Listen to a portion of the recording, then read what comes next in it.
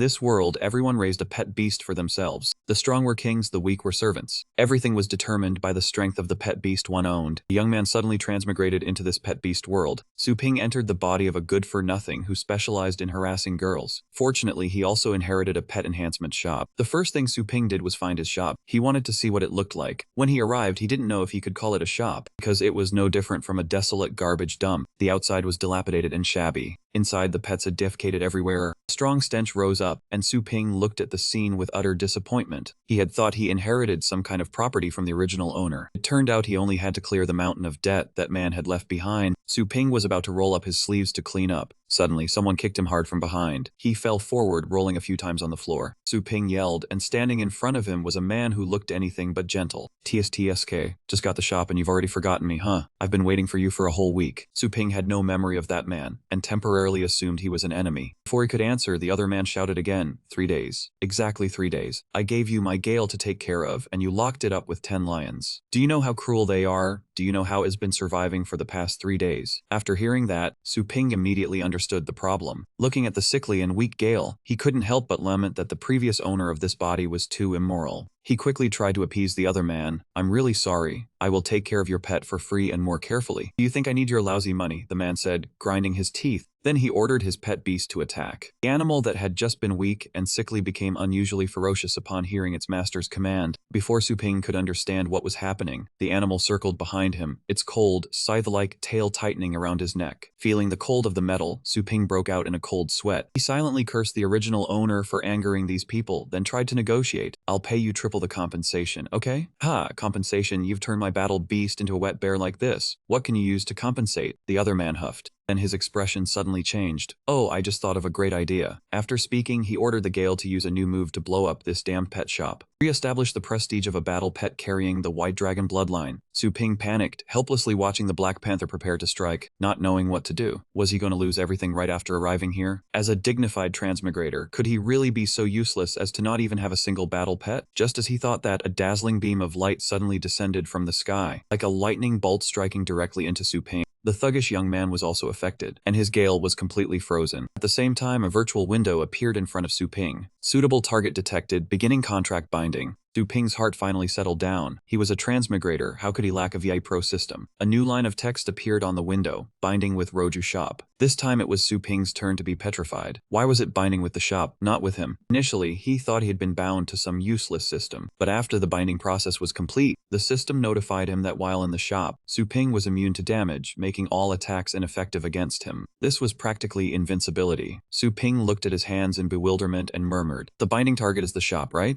The system read his thoughts and replied, it cannot be said. When the shop is bound, the shop owner is also bound along with it. Su Ping was speechless. This system was completely unprofessional. The master recognition process was complete, and time and space returned to normal. The man and his Gale were no longer frozen. The pet beast's attack was activated again, but this time Su Ping didn't stand still to take the hit. He faced the beast with its mouth wide open. The simplest way was to block its throat. Thinking it, he did it, dashing forward like the wind. Then he used his hand to clamp its mouth shut. What do you think you're doing to my shop? Su Ping said with wide eyes, his voice cold. The Gale broke out in a cold sweat, only able to let out a few pitiful whimpers from its throat. Su Ping spoke up again, this time giving an order. Come here. Gale felt wronged but still had to retract its attack and then lie flat on the ground trembling, having lost all its majesty. After dealing with the pet, Su Ping turned to its owner and asked, do you have any opinion on the service quality of our shop? That bastard, who was still aggressive moments ago, was terrified after seeing Su Ping block Gale's move with his bare hands and hurriedly replied, no, I don't. Sensing the fear, Su Ping seized the opportunity to step closer, saying as he walked, if you have no objections, then let Gale stay at the shop for a few more days. I will definitely take good care of it. It was clearly a suggestion. But the man also sensed a murderous aura from Su Ping, feeling as if he was about to be silenced. So in the next second, without any prior signal, both Gale and its owner fled as fast as their legs could carry them. After they left, Su Ping received a system notification that the shop's danger had been resolved, and he had earned the right to clean the shop's condition. Su Ping was extremely satisfied. It seemed this system was quite thoughtful. He immediately clicked to use that right. In an instant, the messy shop became spotless. Everything was so tidy that the floor could be used as a mirror. Su Ping was curious and began to walk around the shop to inspect it. He entered a room and saw that the pet cages had been upgraded to be very modern. Inside there were 2 pets sleeping soundly. However, Su Ping still felt something about the pets, but this place was smaller than he had imagined. Catching that thought, the system explained, "This is a nurturing cage. Stored pets will have their bodies adjusted to a standard form, providing training and healing effects at 2 out of 9 efficiency." Su Ping clicked his tongue in admiration. This upgrade was truly impressive, but he was still worried about how to clean it if that stinky dog relieved itself inside. The system replied, "Pets inside the cage will enter a training state and will not feel hunger, thirst, or need to defecate." Su Ping nodded in satisfaction.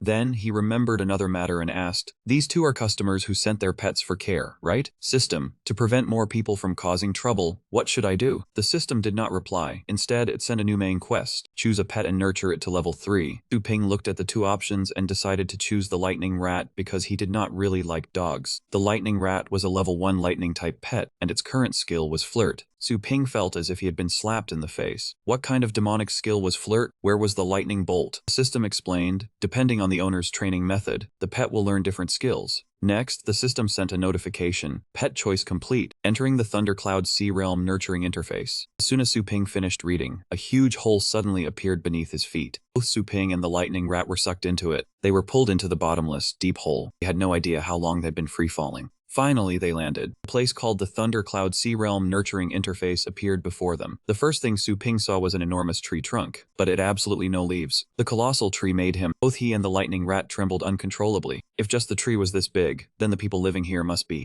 How enormous would they be? The system explained, "The Thundercloud Sea Realm is the territory of many giant beasts, dense with lightning elements. The probability of encountering beasts smaller than 100 m is very high, beasts of 10,000 m is low, and beasts of 10,000 m or larger is very low." Su Ping was quite excited. "This beginner village is terrifying. As soon as I enter, there's a very high chance of encountering a 100 beast." As for the lightning rat, it was so scared its fur stood on end. Their luck seemed poor as a monster suddenly appeared in the sky shortly after. Compared to its size, Su Ping was like an ant, let alone the lightning rat. As soon as the beast appeared, it opened its mouth and spat a bolt of lightning directly at Su Ping. Then everything went dark, and he received a notification that the host had died. When he woke up, Su Ping gasped in horror. What the hell was that just now? He had been one-shotted. The system notified Su Ping that he was killed by a king beast 73 seconds ago, and was now in the rebirth space waiting to revive, along with a warning. If the quest is not completed on time, the evaluation score will be lowered. With a score below 60, he would lose his quest, and leaving the training early would be considered a failure. Su Ping's face darkened. "You damn system, you didn't mention any handicap when I accepted the quest. How many points do I have now?" he asked tremblingly. The system mercilessly replied, "The host's score is too low to have the right to check. Scroll down the notification to see the rewards and penalties." Su Ping did so and saw there were unlimited free revives below. The reward was a primary pet identification technique. The time limit was 3 days and failure would lower the score. Su Ping shouted, "Damn it, you bastard system, you dare to mess with me. How the hell does a king beast appear in a beginner village?" The system replied, "Encountering a king beast is a matter of very low probability. The host should find suitable prey. Additionally, the host's perception ability is too low, so it recommends signing a temporary contract with the pet." That answer seemed to blame Su Ping's bad luck. He was furious, but arguing with a lifeless system was useless. Moreover, the waiting time for rebirth had also. He was brought back to the Thundercloud Sea Realm. The lightning rat was already waiting. Su Ping, following the system's suggestion, quickly signed a temporary contract with it. In a flash, the emotional consciousness between him and the pet was successfully linked. This time he was lucky not to encounter a king beast like before. Su Ping took the lightning rat hunting, and was fortunate to come across a horse grazing. This pet posed little threat to him, but it was still far too intimidating for the lightning rat due to the size difference. After signing the contract, Su Ping sensed extreme fear from the lightning rat, making him suspect danger ahead. Su Ping's intuition proved correct, as another terrifying creature suddenly appeared to attack. That horse had been swallowed whole. After witnessing this, the lightning rat's attitude changed, becoming unusually aggressive. "It seems not more than 100 meters away. We have a chance. Go ahead and take its life, lightning rat." Su Ping gave the order with full aggression. The lightning rat charged forward eagerly, and he ordered it to use a biting attack on the opponent. The lightning rat was very obedient, but the giant centipede-like creature had a thick and hard shell. It slammed into it with all its might. As a result of the collision, it suffered a head injury and died. However, through this battle, it had comprehended a new skill called collision. Su Ping was dismayed again. The lightning rat's combat power was too poor. Fortunately, thanks to his unlimited resurrection ability, he could slowly wear down the opponent. After that, Su Ping continuously resurrected his pet. This time, the lightning rat changed its approach to the goat. Instead of charging straight in, Su Ping guided it to use its small body to dodge attacks. After a period of weaving around, he spotted an opening in the target's defense. He ordered the lightning rat to use the newly learned collision skill, attack with full force at the armor gap between the back and the belly. This time it actually dealt damage to the opponent, but immediately after, the lightning rat was bitten again by that centipede. Time to go selling salt for the second time. Su Ping persistently refused to give up. He continued resurrecting his pet many times like this. In this elemental-enriched environment, the lightning rat had grasped most of the lightning element's power. Now it could use lightning bolts to support the collision skill. From then on, the skill evolved into lightning collision. Su Ping was excited even though his pet had been bullied. The skill had upgraded quickly, and now it could pierce through the demon beast's armor. Su Ping eagerly ordered the lightning rat to initiate lightning collision. The effect was not bad as the overpowering Z creature was finally defeated. Although successful, the lightning rat was exhausted. Its poor stamina allowed it to use the skill only once. Therefore, Su Ping had to let it rest and regain its strength before hunting for new prey. At that moment, the ground suddenly shook violently. Su Ping lost his balance and fell backward, thinking it was an earthquake. Unexpectedly, countless demon beasts emerged from underground. Damn it, they were all allies at Centipede. The Centipedes attacked aggressively as soon as they appeared, and both Su Ping and the lightning rat were blinded by their tails. Su Ping's whole body was thrown and slammed heavily to the ground. The pain was so intense he felt a few bones must have been broken. Those adult centipedes were far more formidable than the larvae, even with his unlimited resurrection ability. But continuing this uneven fight was truly too grueling, especially the lightning rat, which had severe injuries and hadn't yet recovered its stamina. Su Ping helplessly chose to stop resisting, as the number of enemy was too great. Even if he resurrected and continued fighting, it would be difficult to hold out for long. He decided to adapt to the situation. Continuing to level up was the wisest choice. But just as a centipede lunged at Su Ping with its hideous mouth wide open, the lightning rat reacted to protect its master, its whole body trembling from pain. It still charged forward, using lightning collision to slice through the opponent's body. Su Ping was astonished that it could still use the skill while completely exhausted. Moreover, it had launched the attack on its own will, without waiting for his command. Seeing that fighting spirit, Su Ping suddenly no longer wanted to give up. What if the situation seemed hopeless? This was exactly the perfect opportunity for an experience. If the lightning rat hadn't given up yet, he definitely couldn't just stand by and wait for death. Thinking that, he picked up a fallen centipede leg from the ground to use as a weapon for self-defense. In front of him, the swarm of centipedes rushed forward once again. This was clearly an uneven battle, but neither Su Ping nor the lightning rat gave up. And then, no heaven-defying miracle occurred. In the end, he was still defeated. Both of them were resurrected randomly at a different location, escaping the pursuit of the centipedes. The puzzling thing was that, even after resurrecting and spitting blood, Su Ping still felt so tired he could barely breathe. Just as he thought of this, the system sent a notification explaining that, even after resurrection, he had to bear a portion of the mental burden, because his mental strength was too low and he had resurrected many times. Fatigue was normal. The system advised him to also train his mental strength. So that was it, Su Ping murmured as he slumped to the ground. Indeed, no matter how good the will was, it was useless if it was flat. It seemed he still had to leave this body for Zhangqiu. Before he could rest for long, Su Ping suddenly saw Lightning Rat stand up straight, its expression extremely tense. Su Ping also sprang up, glancing around. For Lightning Rat to react like this, could there be an enemy nearby? Thinking this, Su Ping noticed there were many strange-looking mounds of earth around them. As soon as he had the thought, the ground suddenly cracked open as if in response. Su Ping and Lightning Rat immediately somersaulted several times back. This beast was less than 10 meters in size. When it opened its mouth, it spat out highly corrosive acid. One touch and the body would melt instantly. Su Ping adjusted his stance. Then he told Lightning Rat to fight with all its might, to show the enemy how much it had grown. They struggled on like this for a long time, defeating countless beasts. Their corpses piled up into mounds, and Su Ping finally completed the mission. He and Lightning Rat lay on the pile of beast corpses and fell asleep. Suffocation. What truly astonished Su Ping was what happened earlier. Lightning Rat had learned one of the 10 pieces of information. It was the legendary lightning type skill, Shadow Image Evil Subduing Grasp. Astral skills were divided into 6 grades based on battle power, with higher quality meaning greater power. Among those skills, some originated from ancient times, known as secret skills. Legend had it that these secret skills had long been lost. Only exceptionally gifted pet beasts could comprehend them. He never thought this little lightning rat would have such fortune. The Thunder Cloud Sea Realm possessed lightning elements of high purity. After countless attacks, Lightning Rat had activated its potential and learned a secret skill. The system sent a new annotation to explain the confusion. Oh, so that was it. Alright, quickly take me back. Su Ping said weakly, his whole body drained of strength. The system quickly activated, closing the cultivation interface. Su Ping was about to disconnect from the Thundercloud Sea realm, and the temporary link with Lightning Rat was also removed. Su Ping closed his eyes. He truly had no strength left. At the same time, in the real world, the final selection round of the Pet Beast team was underway. This was a competition held once a year at Phoenix Mountain Academy, Longjiang City.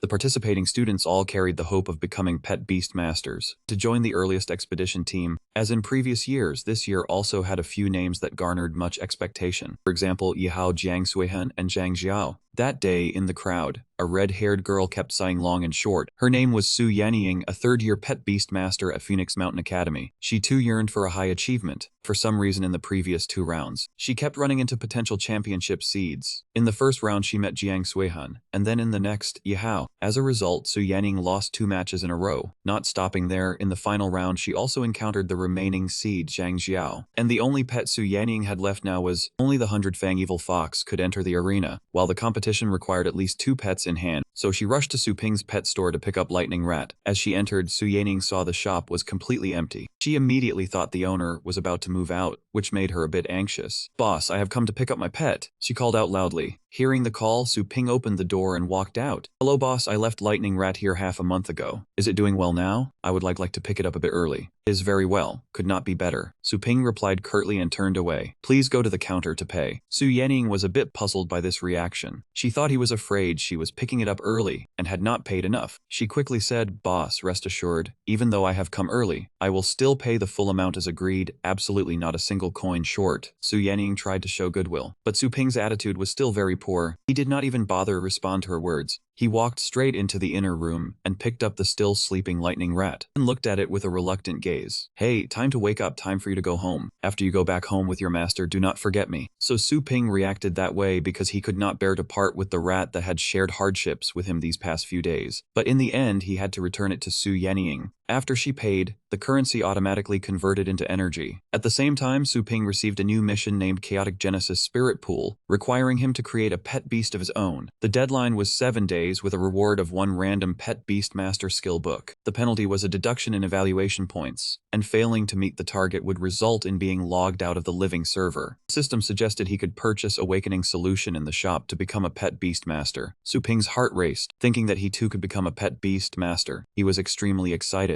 Su Ping immediately opened the system shop interface. According to the system, this was the shop within his consciousness. From now on, to buy anything, he only needed to think of it, and it would appear on its own. The Awakening Solution was located in the very first item slot, priced at 100 energy. Su Ping did not hesitate. He immediately pressed the purchase button. Unfortunately, his energy was insufficient to own that item. The system explained that energy was converted from money earned at a rate of 100 to 1. And today he only had 1 point of energy. That was because Su Yanying's bill earlier was only a measly 108 yuan. After seeing the balance change notification, Su Ping was truly furious. He thought nurturing a pet to comprehend the 10 secret techniques only get 108 yuan. Next, the match between Zhang Xiao and Su Yanying proceeded as usual. The result was as expected. Zhang Xiao's Demon Dragon Hound defeated Su Yanying's 100-fang Evil Tiger in a single move. Amidst the cheering and applause of the audience, Zhang Xiao appeared extremely smug. He acted like a true Chinese elite. He asked if she still wanted to fight. The other was a third-year student from Phoenix Mountain Academy with extremely strong strength. Even though Zhang Xiao asked that, everyone knew this match was no longer worth watching. Su Yanying was once a good seed, but unfortunately, she was unlucky to meet 2 of Phoenix Mountain's aces. Most of her pets were severely injured, nearly losing any chance of victory. One commentator thought she was too weak, that she did not know how to conserve strength for this certain loss, truly lacking any qualification. Another cut in, saying she was an outsider and thus clear-headed, and that this result involved joining the reclamation team. Even without a winning chance, she had to take the risk. Down in the arena, the battle had not truly ended. Although Su Yanying's pet was already knocked to the ground, the audience waited to see if she would choose to surrender or fight to the end. Su Yanying was extremely tense. She herself did not understand how her 100-fang Evil Tiger had lost so quickly. But now was not the time to seek answers, because Zhang Xiao's Demon Dragon Hound on the opposite side was charging into attack again. This time it was the skill Blazing Dragon spits fire. Though not at full power, it was still enough to finish off the recuperating 100-fang Evil Tiger. Seeing the incoming wave of flames, Su Yanying closed her eyes tightly and shouted, "I surrender." A loud noise rang out, shaking the entire bleacher. The attack just now was from Zhang Xiao.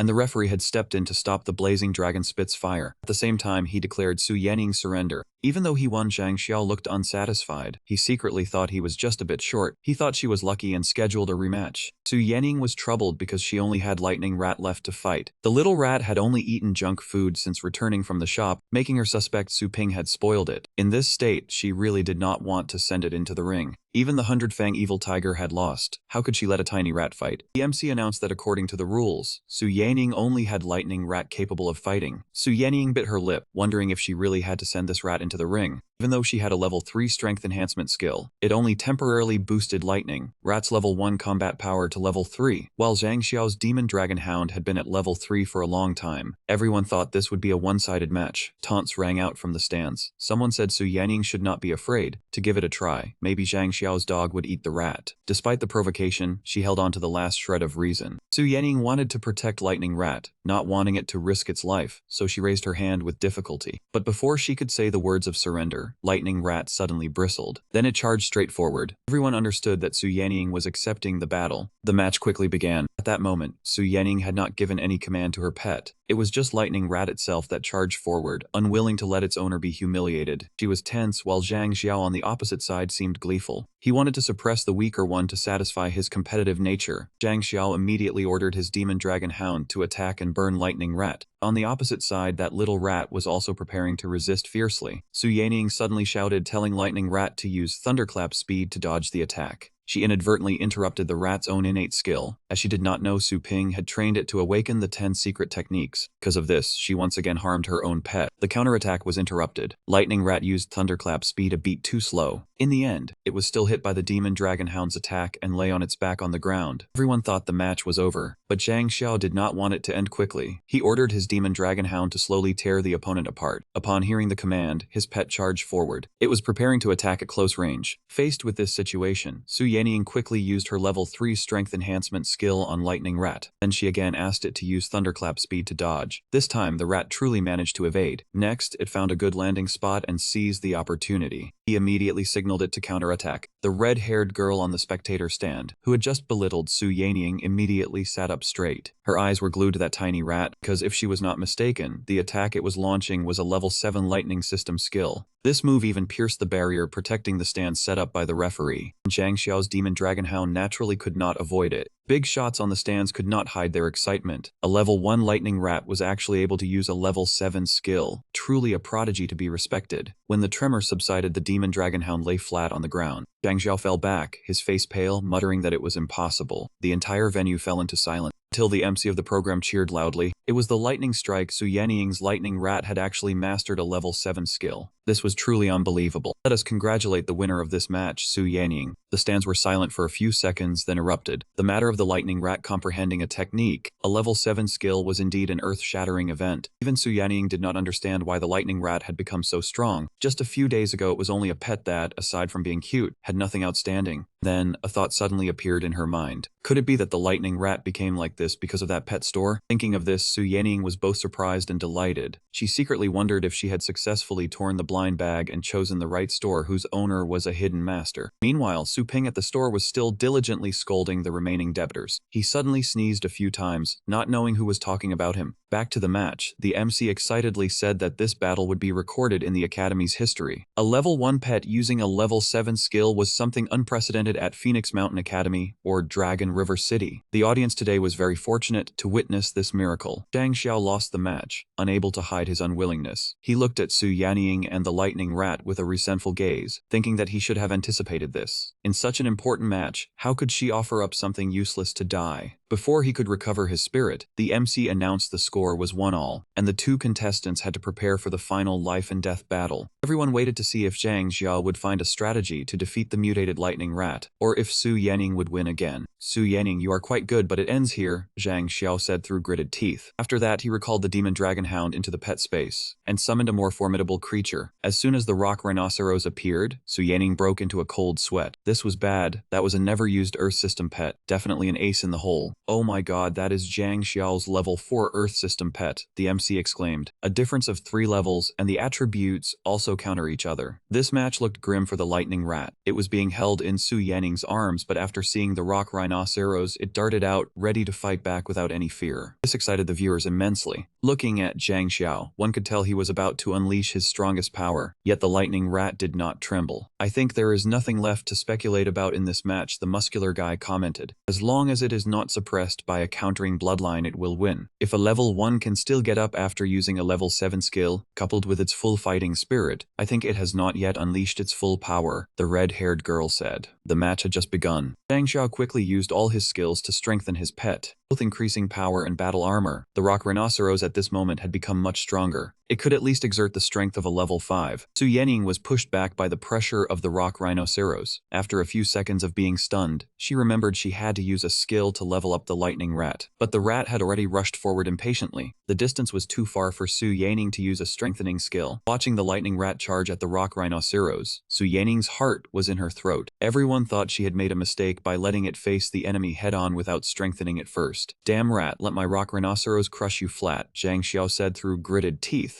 Under his command, the rock rhinoceros lifted its right leg high, then stomped down hard. Everyone thought that with just this one move, the lightning rat would become a thin slice of meat sandwiched between two pieces of bread. But the unbelievable happened when the lightning rat turned into two lightning bolts, dodging the stomp by escaping to both sides. Lightning after image. The few people on the stands widened their eyes in shock. How could this be? The reason they were astonished was that lightning after image was also a level 7 skill. This time they no longer thought Su Yanning was lucky, but began to think of ways to recruit her to their team. Below the stands, after dodging the attack, the lightning rat did not immediately attack the rock rhinoceros. Instead, it slipped past and then rushed straight towards Zhang Xiao. This entire action was initiated by the lightning rat on its own, not commanded by Su Yanning, because it remembered Su Ping's teachings, that when attacking one must aim for the enemy's unguarded spot. Once on the battlefield, one must observe the weak first, prioritizing eliminating them to reduce the opponent's strength. Zhang Xiao did not anticipate this move. Seeing the lightning rat ferociously rushing towards him, he quickly used a level 3 spirit shield skill to create a barrier in front of him. But what is just one level 3 skill? How could it possibly block a level 7 lightning sever from lightning rat? Zhang Xiao's shield shattered before it could even fully deploy. The entire spectator stand shook from the impact. The strike from lightning rat left a large crater in the ground. Everyone held their breath to see if Zhang Xiao could retreat safely. The answer was no, as the referee Feng Shen had to intervene. He clamped Zhang Xiao with both legs and flew up, while the lad seemed to have lost consciousness. And naturally, Su Yanning won this match. She officially eliminated the number 1 seed and advanced past the qualifiers. The stands, which had previously favored Zhang Xiao, now chanted her name in unison. The excessive enthusiasm made her feel a bit unfamiliar. Even though she had won, Su Yanning still felt like she was dreaming that Lightning Rat had learned 2 whole level 7 skills. After it used Lightning Shadow Residual Image, she became more certain that this unexpected result came from that pet shop. That shop owner was truly a deep and unfathomable master. Meanwhile, at Su Ping's home, he had no idea about the earth-shattering match of Lightning Rat, the one he trained. His head now only ached from having to earn $10,000 in 7 days to complete his mission. Relying solely on pet boarding was simply impossible. He wanted to find another way, but the system only allowed 3 types of service: boarding, renting, and selling pet food. Currently, the shop only took care of 2 pet duds, earning a boarding fee of 10 points per hour. The second type was renting out pets, but Su Ping had none, so he couldn't operate that. Finally, there was selling pet food, the only option he could choose, but Su Ping had to personally go a training zone to collect them, then set a price based on quality. He asked the system whether pet food was available everywhere, or only in dangerous places like the Thundercloud Sea Realm. All training zones have them. The Thundercloud Sea Realm is just one of countless high-level zones. The higher the zone's level, the greater the chance of obtaining rare pet food, the system explained. Afterwards, Su Ping also discovered another heartbreaking fact. This training mission had been issued 3 days ago. During these 3 days, he had only been focused on training Lightning Rat, wasting the opportunity to collect pet food in the high-level zones. This couldn't continue. Su Ping made up his mind. In the next 3 days, he absolutely had to become a beast tamer. Thinking this, Su Ping eagerly asked the system to show him the list of training zones. A great many zones appeared before him. They were divided into levels from the peak level, which needed 1,000 energy points. The highest level needed 100 energy points. The mid-level needed 10 points, the lowest being the beginner level, which needed 1 point. Although there were countless choices, Su Ping's remaining energy points were only 1, so he could only go to the lowest level zone. Su Ping couldn't stop regretting it. Last time when he took Lightning Rat to level up, if he had just picked any medicinal herb, he wouldn't be in such a miserable state now. As a qualified host, he should have the awareness to collect everything related to pets, the system coldly criticized. Afterwards, it quickly outlined the most suitable zone for Su Ping, named the Outer Starfield Zone 1-2002. Su Ping was disappointed but did not dwell on it. Instead, he suddenly realized and vowed that from now on, he could not miss any opportunity to level up his pet. He was quickly connected to the outer realm. In the Starfield Zone 1 Rest Zone 102, after landing, the system issued Su Ping a newbie space cube. Inside, there were 3 uses of the temporary skill, Ancient Herb Identification Art. He could take it out at will just by thinking. This searching period lasted 1 day and Su Ping had 30 free deaths. Curious, he immediately tried using his will to take out the first Ancient Herb Identification Art scroll. The skill scroll vanished as soon as it touched Su Ping's hand. It then turned into a beam of light and shot straight into his left eye, causing all the information about the herbs in front of him to appear clearly. For example, the low-rarity stoneflower had a minor healing effect for rock-type pets, or the spike reed grass that created a nest for low-level pets. Phoenix Eye fruit restored a little stamina to the pet after eating it. All were common rarity, low-level recovery herbs. This made it hard for Su Ping to hide his disappointment. However, after walking for a while, he finally found something more valuable. It was a rare rarity lava rock fruit which could increase fire element damage skills. This was the plant that fire-type spirit pets like to eat the most. However, this lava rock fruit tree was being approached by an earth-type boulder snake. Its level was no more than 8, its combat power was only 81 points, and its talent was rated poor with the skill Snake Devour, Earth Thunderbolt, and Earth Protection. Su Ping did not have a spirit pet to fight, but he did not hesitate. He directly charged forward. As expected, valuable herbs lived in dangerous places, and the system's storage space was also limited. Therefore, he should only pick the most expensive ones. Su Ping brushed past that boulder snake. He snatched the lava rock fruit that was about to enter its mouth. He managed to store the fruit in his storage space, and he was bitten by that beast, costing him 1 resurrection. However, to obtain such a valuable plant, dying and resurrecting many times was worth it. Su Ping then traveled all over the map. He snatched plundered with his bare hands a total of 30 times. When he used up his 30 resurrections, the challenge time also ended. The system then sent him out of the training zone. Su Ping returned to reality, breathing heavily. Resurrecting 30 times in 1 day was indeed a bit overwhelming. However, upon looking at the pile of herbs he had picked in the outer Starfield Zone 1002, he felt that this trade-off was truly worth it. Next, he just needed to go sell them. Su Ping's first customer was a relatively wealthy family. The old man's pet bird had not eaten for a whole week, causing him great worry. His caring grandchildren bought the most expensive pet food to entice the bird to eat. Pham Ngoc Kine, his grandson, was a member of the Black Wolf Squad. As soon as it smelled the food he brought back, the pet bird knocked over everything in front of it and rushed over. The moment they fed it the first bite, it painfully vomited black blood. The whole family fell into worry once again. Pham Ngoc Kine's sister grew anxious, saying that Xiao Huo would not even eat the netherworld celestial foot bug, and asked what they should do. She said Xiao Huo's illness was caused by a heart-eating parasite, which could not be delayed, as delay was dangerous. The grandfather became even more anxious, holding the bird in his arms while urging his grandchildren to call a vet immediately. Just then, his wife walked in with a happy expression and something that looked like a medicinal pill in her hand, saying Xiao Huo was saved. Hearing this, the granddaughter immediately stopped her, saying Xiao Huo was seriously ill and needed to go to the city for an urgent checkup. Grandma Pham asked back, confused. Before she could answer, the bird, which was weak in its owner's arms, suddenly let out a cry. It dashed over, snatched the pill, and swallowed it whole. This time it did not vomit blood, but instead became noticeably more energetic. Old Pham and his wife were overjoyed. The grandmother muttered Su Ping's words. Redbeak bird's attribute is pure liver wood. If it eats overly complex pet food, it will cause loss of appetite or vomiting blood. Just feed it regular rock red fruit, and if it does not improve, come back. The granddaughter suspiciously looked at the box of netherworld celestial foot bugs and asked her brother if he had fed Xiao Huo the wrong thing. Pham Ngoc Kine flared up, saying he had never heard of pet food having attributes and did not believe it. After speaking, he turned to ask his grandmother how much she had paid for the rock red fruit. Grandmother replied 130 yuan per piece.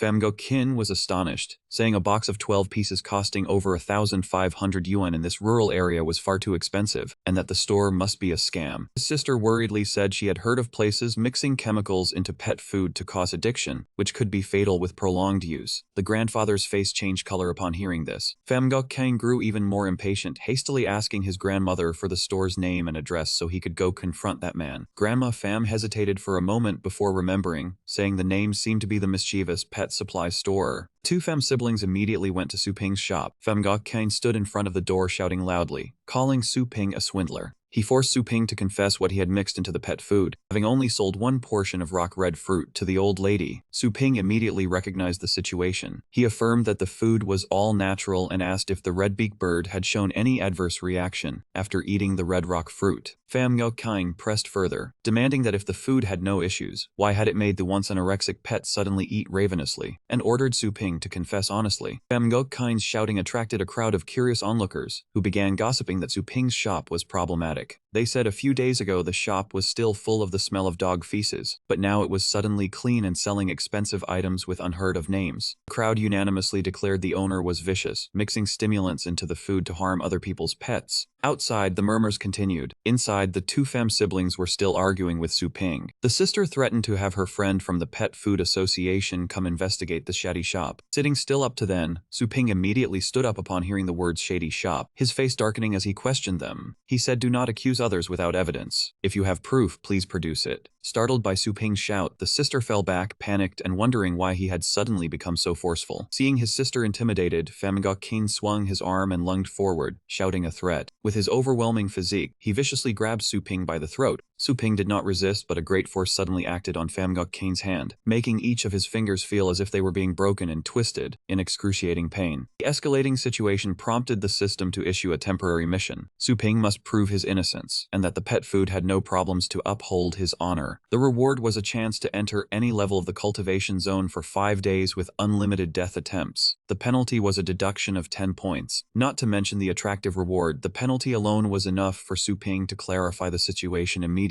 If he did not, he would not only lose points but also affect future customers. Despite being very angry, Su Ping forced himself to calm down. He spoke up, telling everyone to stop the commotion, and guaranteed that the shop's food was safe. Since everyone was suspicious, he would have to reveal his talent. The crowd sneered, saying he had finally shown his true colors, and told him to close his shop for rectification. The demands to close the shop gave Su Ping a headache, and finally he shouted loudly for silence. His pressure was too great. The crowd actually fell silent, none daring to say another word. Su Ping took a container filled with blue origin fruits from the shelf, and asked if anyone had brought a low-level water elemental pet. Quite coincidentally, Pham Ngo Kine's sister did have a suitable pet. Urged by Su Ping, she hesitated for a moment before reluctantly summoning it. It was a level 1 water spitter, low strategy, poor aptitude, its skills only including water, jet, and purification bubble. Su Ping picked up a blue origin fruit and approached, causing Pham Ngo Kine to think he was about to poison their pet. He immediately stepped in front, blocking the way. Su Ping ignored him, crouched down to the water spitter's level, and said this was a blue origin fruit. Feeding it to the pet would show whether the food had problems. As soon as he finished speaking, Su Ping reached out his hand, and the water spitter immediately snatched the blue origin fruit. The crowd stirred again, asking what a blue origin fruit was. Someone said it looked like the blue peel fruit from the supernatural world, but that was only used to treat constipation. Not long after eating the blue origin fruit, the water spitter began to show unusual signs. The two Pham siblings grew anxious to the point of panic.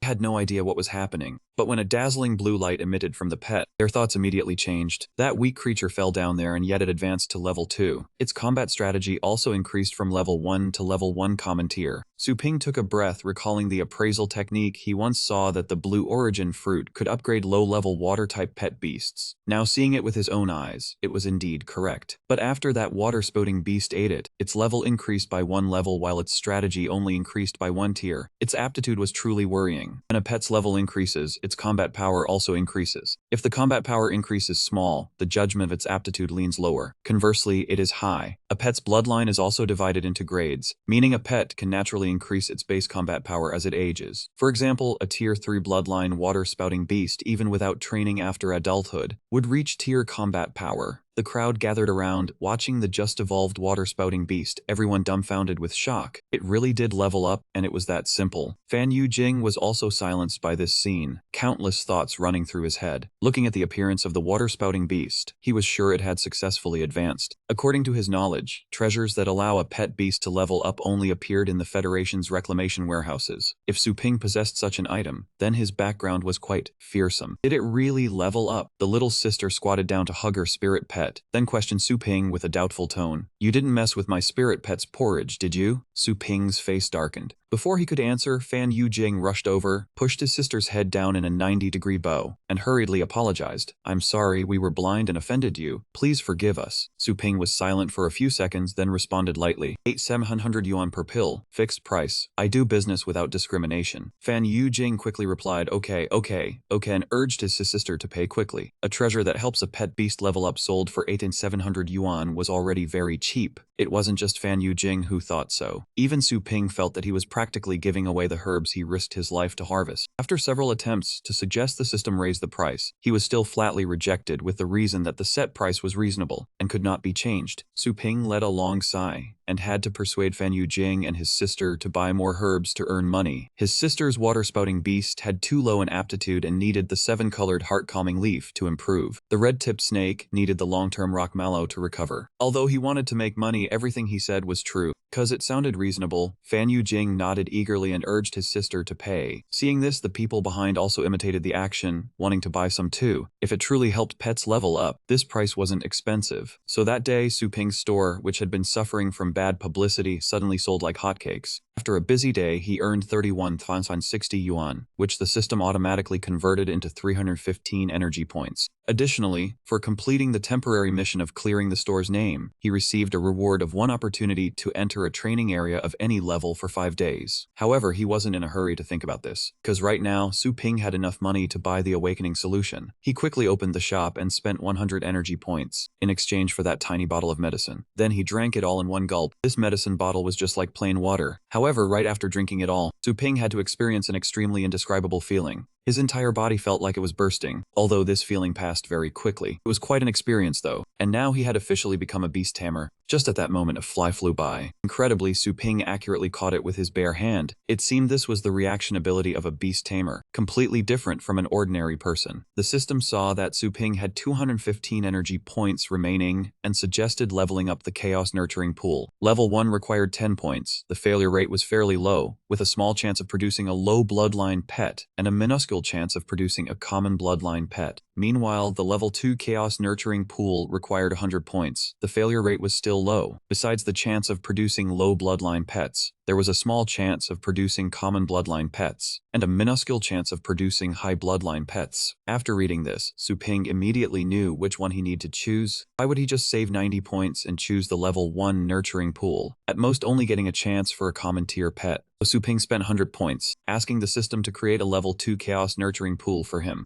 Success or failure was all at this moment. Su Ping took a deep breath, pressed the summon button in front of him, secretly hoping for a high bloodline pet on his first try. The bang, a pillar of light shot straight down from the sky. The chaos nurturing pool was engulfed in thick smoke and dust. The temporarily reduced senses only fueled Su Ping's curiosity. If it succeeded, what kind of pet would he summon? Su Ping held his breath and waited, but what he got was a skeleton. It was a demon-type pet with poor aptitude. Moreover, it was the lowest rank within its type, probably something only a useless person would be forced to carry. Su Ping was speechless with anger, spending 100 energy points to get this. His luck was truly too bad. The first pet summoning nurturing mission was completed. Su Ping received a random beast tamer skill book as a reward. Upon opening it, he got the basic skill Killing Intent, which consumes mental power to evoke the killing heart of a pet, putting it into a berserk state, allowing the pet, even when heavily injured, to maintain an attack fiercer than normal. Su Ping fell into thought. In high-level training, experts were as numerous as clouds. Many basic attribute skills had difficulty escaping the situation of being instantly killed by one move. This Killing Intent skill was suitable for an overcoming the superior with the inferior style of fighting. It didn't seem like a total loss. He would temporarily stop complaining about that skeleton. Afterwards, the system found that Su Ping met the conditions to activate the next main mission. The content was to train his own pet to an upper mid-tier aptitude within 7 days. The reward was Chaos Star Power. Failure would deduct 10 accumulated points. Upper mid-tier aptitude. Su Ping's jaw dropped. He couldn't believe his eyes. This system really knew how to set a difficult challenge. That lightning rat had monstrous stats, and yet its aptitude was only lower mid-tier. This skeleton's poor aptitude wasn't even equal to lower tier. The mission difficulty was too high. It was like asking him to turn trash into gold. Contrary to its master, the ignorant skeleton seemed quite happy. Su Ping finally realized its only good point was that it was somewhat entertaining. Just at this moment, Su Ping heard someone calling him. The voice sounded quite familiar.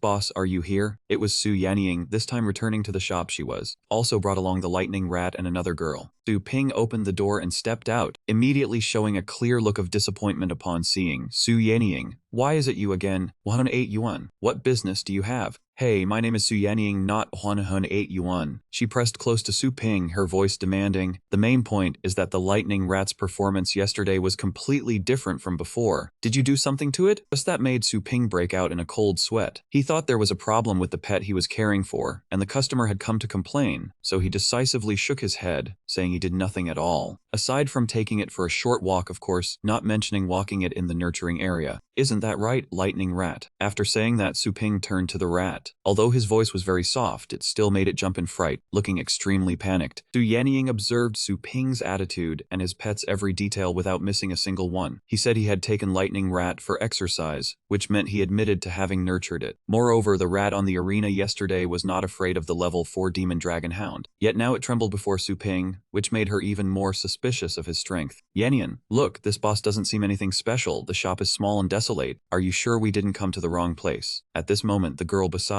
Su Yannian whispered into her ear. Su Yannian quickly signaled for silence and replied even more softly. Shh, I can't explain now, but this boss is very likely a level 7 powerhouse. Don't provoke him, or our lives won't be safe. How do you know? Her friend asked, puzzled, but still listened and kept quiet. Meanwhile, Su Ping, whom Su Yanning had just judged to be at least a level 7 battle pet master, had actually only become a level 1 battle pet master a few minutes ago. He petted Lightning Rat for a while, but the system did not issue a temporary quest. It seemed this time it wasn't that closely related to the pet. Seeing the two girls whispering, he grew impatient and finally spoke up. What's the matter? Did you come to complain that my fee is too expensive? It started as just an ordinary question, but through Su Yanning's lens, which saw everyone as a powerhouse. Su Ping's question was now full of killing intent, turning into an interrogation of them, and it made sense. Lightning Rat had been nurtured so powerfully, and yesterday she had only paid $108, which was truly unworthy. Su Yanning, projecting her own thoughts onto others, believed that Su Ping was definitely testing her sincerity. Therefore, she hurriedly transferred another $1,000, saying it was a small token of appreciation, hoping he wouldn't refuse. But Su Ping refused to accept the transfer. Cold sweat began to form on Su Yanning's forehead. She even thought he found $1,000 too little, so she boldly transferred another $5,000. But this time was also refused by the other party. Su Yanning's face darkened, and she couldn't help but speak out. Still not enough. What are you doing? Constantly transferring money like that? Her friend beside her, seeing this, was very puzzled. You, help me, this is very important, Su Yanning said, and her friend immediately understood the issue, so she transferred more money to her. For Su Yanning, getting to know a hidden master like Su Ping was a rare opportunity. You had to spend money to make money, so she didn't mind spending. After borrowing from her friend, Su Yanning directly transferred $10,000 to Su Ping's shop, but this time it was still refused. Moreover, Su Ping's expression grew increasingly displeased. Su Yanning refused to give up, wanting to latch onto the master at all costs, so she transferred a full $100,000. Su Ping saw the money falling from the sky and was overjoyed, wanting very much to accept it. But when he pressed accept, the system blocked him. Stated that he was forbidden from using the shop's service name to accept money beyond the set amount, because the shop's pricing fell under a binding category with the system and could not be altered. So Su Yanning was refused for the 4th time. This time she was truly about to cry. It was our fault for not recognizing you, great master. How much do you need? Please name your price. Su Ping was furious with regret, grieving over the lost money, but still had to maintain a gentlemanly facade. Stop doing this, it's really not necessary. If you have something to say, just say it. Su Yanning was moved to tears by these words. She never expected Su Ping to want nothing at all. There was still a young man in the world with such strength who cared nothing for fame or fortune. Since Su Ping had said so, she wouldn't hide it anymore. She told him the story of how she had to participate in a competition in 3 days, but all her battle pets were severely injured, and her last hope rested on that lightning rat. Therefore, Su Yanning wanted to entrust Su Ping to nurture it for another 3 days. The opportunity came too coincidentally. If lightning rat returned to the shop, leveling up the skeleton would also be much simpler, so Su Ping readily agreed. Just at this moment, the system sent a new notification, detecting that the customer has a need for pet nurturing. The basic service has been unlocked early. The host can accept orders according to the price list. The cost to nurture a pet from level 1 to 3 was 10,000 yuan. From level 4 to 6 was 100,000. From level 7 to 9 was 1 million, and the highest, a king beast, cost 10 million yuan.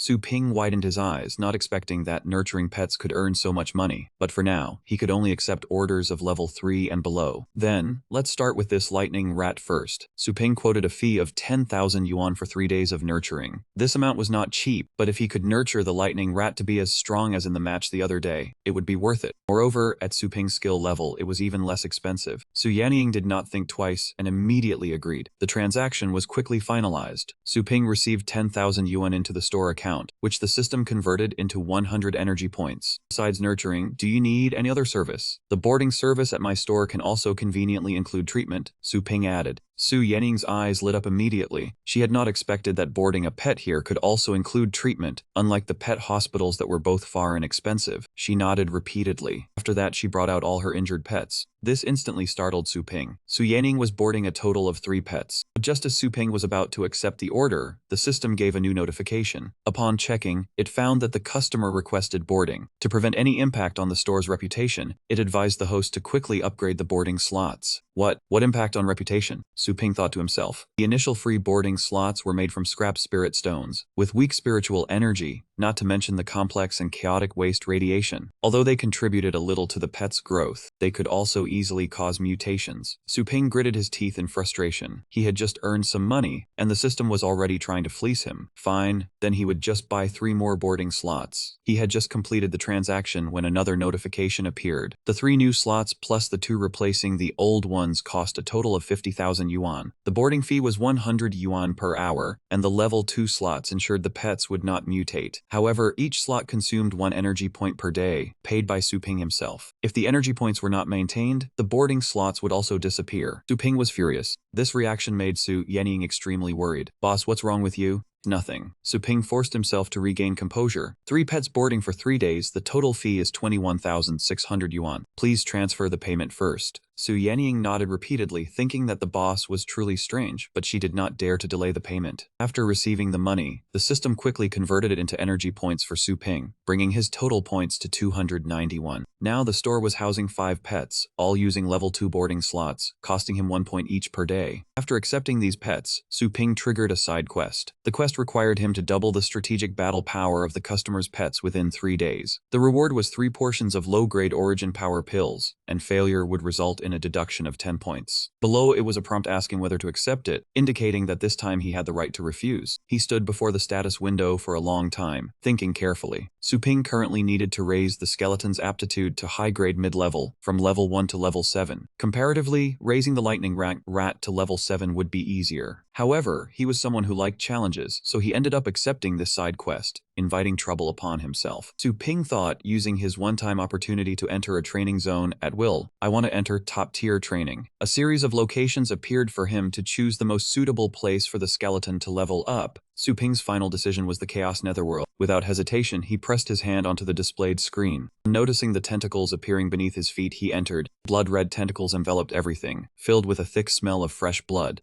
A planet, a blood moon. The shore was littered with human bones, a foul stench rising thickly. That smell made him and his pets groan, unable to look back. The deathly aura was heavy, rendering them helpless. Suddenly, a foot from the giant skeleton trampled the skeleton, shattering it and killing it instantly. The giant skeleton swung its staff straight down at him, an enemy. Lightning Rat immediately unleashed an attack. It swung its staff with force, causing the ground to burst upward. Missing its target infuriated it, and it let out a hissing sound. In the distance, Su Ping gritted his teeth, ordering the skeleton to recover and Lightning Rat to attack. Looking at the skeleton, Su Ping realized that the high-level training ground didn't only have king-tier beasts. The monster attacking him was a giant skeleton, belonging to the demon and combat families. Level 7, battle power level 5, poor talent, and the skills limb reattachment and destruction. The skeleton's shattered bones led to its death. Su Ping worriedly yelled orders. Skeleton resurrect. Lightning Rat used Thunder Strike. Hearing his command, it began to accumulate electricity. Cheat. Fearing a misfire of lightning, Su Ping yelled loudly, appear, training sword. Don't shoot. Swing the sword to cut off its arm. The slash shot rapidly down towards the giant skeleton's arm. It roared in intense pain. One of its strikes caused Lightning Rat to lose nearly all its health, its internal organs shattering, killing it instantly. As if by magic, a strange smoke appeared on its hand. Bone fragments from the cut immediately retracted. The debris on the ground was slowly gathering towards its hand. It used the gem on its head to absorb the surrounding bone fragments to recover. Seeing the gem's effect, Su Ping was excited. That gem enhanced the limb reattachment skill. He ordered, Lightning Rat, Skeleton, resurrect. Afraid of being like before, they both clung tightly to his leg. Looking at them, Su Ping sighed in frustration. His hand moved slightly, a circle appeared, a skill book materialized, and he used it immediately. The book reported, "You have grasped the battle skill Kill Intent, level 1. The skeleton was slowly regaining its form. On this side, he quickly transferred a portion of power to the two pets, enhancing their level 1 kill intent. The skeleton charged rapidly towards the giant skeleton. The opponent, eager for victory, hastily struck directly at him, causing the ground to sink deep. Once again, the skeleton died in battle. Lightning Rat and its master died simultaneously. But how could that kill Su Ping? He resurrected on the spot as usual, driving it mad. Su Ping seemed to have grasped the giant skeleton's weakness. Powerful strikes, but exposed center of gravity. Difficult to maintain balance. He watched it attack Lightning Rat, thinking it was strong, but it couldn't withstand a single blow. Lightning Rat activated its function. The little dryad cowered in the corner. Shadow Afterimage. Another skill was unleashed. Thunderstrike. An idea flashed in his mind. He ordered, "One pet cuts the legs, another bombards its bones. Skeleton provides support. I want that gem." Lightning Rat agreed. Lightning struck directly at its arm. A fatal blow pierced through the giant skeleton from head to toe. The boastful enemy was finished. Its head fell from its neck, and the gemstone also dropped. The gemstone was quickly picked up by the skeleton below. The book announced, "Lightning Rat completes a kill. Battle strategy increased to level 3. Looking at the function panel, Su Ping was delighted. The skill Shadow Afterimage uses lightning force to create 2 short-term clones. High lethality can create up to 3. Well done. On this side, the skeleton's eyes were absorbing red light from the leaves. This astonished him, and he quickly turned to ask, "What is the skeleton doing?" The book explained, "This is the unique soul-draining ability of demon-type pets, allowing them to level up by absorbing the energy of their kin." A moment later, the gemstone completely disappeared. The skeleton became stronger than before. The system reported, "Skeleton's battle strategy increased by 1 level, comprehending the skill Basic Swordsmanship." Delighted, he rubbed its head a bit too hard, causing it to shake slightly. Excellent. He had planned to feed Lightning Rat meat, but now there was also bone soup. Truly a master of not wasting resources. New event occurred. Behind Su Ping, a spaceship landed. Lightning Rat sensed it and sent a signal. A woman who was half human, half skeleton appeared, stunning him. What is that? The power emanating from her was overwhelming. Even the system could not identify her. All attributes, level, battle power, talent, and skills were blocked. Seeing that power, Su Ping broke out in a cold sweat. Could this be a high-level creature from the training ground? Perhaps through her, he could find a top-tier guardian. Her hand was brimming with mysterious power, aimed directly at him as if it were drawing out his soul. All 3 of them had their souls and bodies completely drained by her. The master died, Lightning Rat and the skeleton both died. Su Ping resurrected on the spot, muttering in praise, "Wow, truly strong. The moment we faced off, I was done for." Without hesitation, he questioned the person in front of him. "May I ask if you are the final boss of this place?" She turned around. Su Ping, while recovering his strength, smiled brightly. "Hello there. May I ask if you possess intelligence?" Without hesitation, she continued to drain his soul. Before he could ask, he vanished again. "Wait, let me finish speaking first." The system announced that the host had died again. For the remaining resurrection attempts, it asked if he wanted to revive. Sitting in the waiting area, Su Ping looked at the selection screen in frustration. Revive in place or randomly, it was all gibberish. He felt like a fool, wasting his time. Tired of this place, he decided to change his spot and chose the random resurrection mode. The mode activated and he fell into a new, strangely quiet space. While observing his surroundings, Su Ping suddenly froze. This was below. Hundreds of people moved around like ants. He did not know where he was. Looking closer, he saw the familiar person from before, so he called out. It was that freeloader from earlier. Seeing Su Ping, she looked confused. Like lightning, he lunged down but then cried out in pain. A giant hand tightly squeezed Su Ping. Things were truly dangerous now. It turned out he had been standing on the head of the leader this whole time. He growled, asking who he was and how he got here, giving him 3 seconds to answer. The arm squeezed tighter, choking Su Ping. The pressure was terrifying. He only managed to say he was passing through and asked if he was the leader. The squeezing force was not enough to kill him, making him wonder why he did not finish him off immediately, as if he was probing for something. Being stuck in his hand was not good. Su Ping had to think of a plan quickly. Being instantly killed was still lucky. Resurrecting in his hand meant he had the initiative. But if he was imprisoned, his resurrection ability would be useless, and wasting time would ruin the mission. Seeing him silent, the giant monster spoke. It said Luo Yan approached it without making a sound. He was definitely no ordinary person. It told him to answer, and it would not ask a third time. Hearing the way it questioned him, he realized the truth. It turned out they were wary of his strength. There was still room to maneuver. Perhaps they had never seen a human before and did not know about the system. He decided to use this to his advantage. Without hesitation, Su Ping acted immediately. He claimed to be an avatar of the strongest being in the human dimension, sent to assess their threat level. If it was too high, he would wipe them all out. Hearing this, the group of monsters rushed forward, seemingly wanting to protect their king. The light flashed in the leader's eye sockets. He gently blew apart a group of his own soldiers. Seeing that, Su Ping sneered. He asked him if killing loyal subordinates did not pain him, or if his nature was just to bully the weak. A powerful squeeze caused him to explode like a balloon. The host had died. He stared at the soldiers, angrily roaring that protecting him was an insult. In this world, nothing existed that could threaten him. Just after reviving, Su Ping looked at him contemptuously and retorted. He was secretly pleased that he was so easy to provoke. As long as he was not imprisoned, everything was simple. The soldiers below stood dumbfounded, as if time had been reversed. Unwilling to lose, he raised his ring and pulled a force toward him. A stream of attack came straight at him, burning Su Ping's body. Next, he used a sharp trap to pierce through him. The host had died. This happened again and again. The host had died. As for Su Ping, after each resurrection, his legs healed and he stepped out from the smoke screen. His body appearing intact, he sneered. The stronger the instant kill skill, the less pain he felt, and he had gradually adapted. Seeing him keep resurrecting, the leader's eyes turned red. He wondered just what kind of terrifying existence this intruder who called himself a human truly was. The host died and then revived. He aimed straight for the gemstone. That thing must be quite valuable. He raised his hand, aiming directly at the ring containing the stone. I want to have it. Before completely vanishing, Su Ping's hand managed to touch the stone and take it. As fast as the wind, the stone vanished, and the ring became empty. The leader was startled to discover it was a space-time manipulation ability. Enraged, he left his supreme position. He did not expect to lose to him someone who could simultaneously use two great laws within his own domain. He roared, asking who he really was. The system announced that random resurrection had been selected. Returning to his original spot, Su Ping breathed a sigh of relief. He thought to himself, who would just sit there and keep dying? Pretending and then running away felt so satisfying. He used his hand to revive the skeleton. Putting the gemstone down, he showed it off to him, letting him see this treasure. Seeing the skeleton happy, Su Ping smiled broadly, bragging. He said his pet could not just be gnawing on bone scraps. He ordered it to absorb the stone, preparing for the upcoming battle. Suddenly, a monster appeared from nowhere, lunging at them with a ferocious glare. But the skeleton was one step faster. Before the monster could touch them, it used lightning speed to slash through the enemy with a basic sword art. The system panel immediately displayed a successful kill notification. Battle power rose to level 4, mission progress reached 46%, and 1 day remained. The monster's head was severed, rolling towards another demon. It used its foot to stomp hard on that head. Looked quite angry, stomping repeatedly, crushing the head into pieces. This time an entire army of monsters appeared. Their bodies were covered in purple, their backs spread wide wings, and their eyes shone with extreme cruelty. Su Ping laughed, gently telling the skeleton that there was so much experience here, he was leaving it all to it. As soon as he finished, the skeleton immediately charged in to destroy them. The system's sound rang out. The skeleton leveled up to level 6, and the lightning rat also completed a kill and leveled up to level 6. Mission progress had reached 94%, with only 14 minutes remaining. After a continuous period of slaughter, Su Ping was starting to get tired. He panted, complaining that the monsters were too weak. He still lacked a lot of experience. But just as he was not paying attention, a monster lying on the ground suddenly opened its eyes. The cells in its body multiplied endlessly, and it let out a miserable howl. The monster's body quickly regenerated, like a cosmic black hole pulling all surrounding dead organisms towards it. The monster grew larger and larger. The missing parts of its body were also replaced rapidly, and it roared fiercely. Su Ping was startled to realize he had missed it, muttering to himself, "Isn't it dead enough yet?" He smiled smugly just as the skeleton and the pet beside him also assumed a battle-ready stance. Filled with killing intent, he immediately ordered it eliminated, ensuring the progress was met. The monster casually threw the scythe towards Su Ping and his teammates. Noticing the scythe hurtling closer, he ordered the skeleton to use basic sword art. It immediately swung its blade up, blocking the attack from the scythe. With his skills improving through hunts, the young skeleton cleaved the scythe in two with lightning speed. The monster grew even more enraged, letting out a loud roar and glaring at them. Its hands slammed heavily into the ground, the earth quickly cracking as blue arms emerged, writhing continuously. Those arms tried to grab Su Ping and the pet, hindering their movements. He exclaimed in shock, "What?" The system panel displayed a notification again. Quest progress 94%. Time remaining 7 minutes, almost over. Su Ping frowned in annoyance and replied, "I don't need your reminder." He thought to himself, "Damn it, another troublesome binding spell." Then ordered, "Lightning Rat. Use Lightning Sever to attack its core." The Lightning Rat obeyed, squeaking in response, immediately releasing blue electric currents around its cell. The electric current transformed into a massive pillar of light, carrying immense power,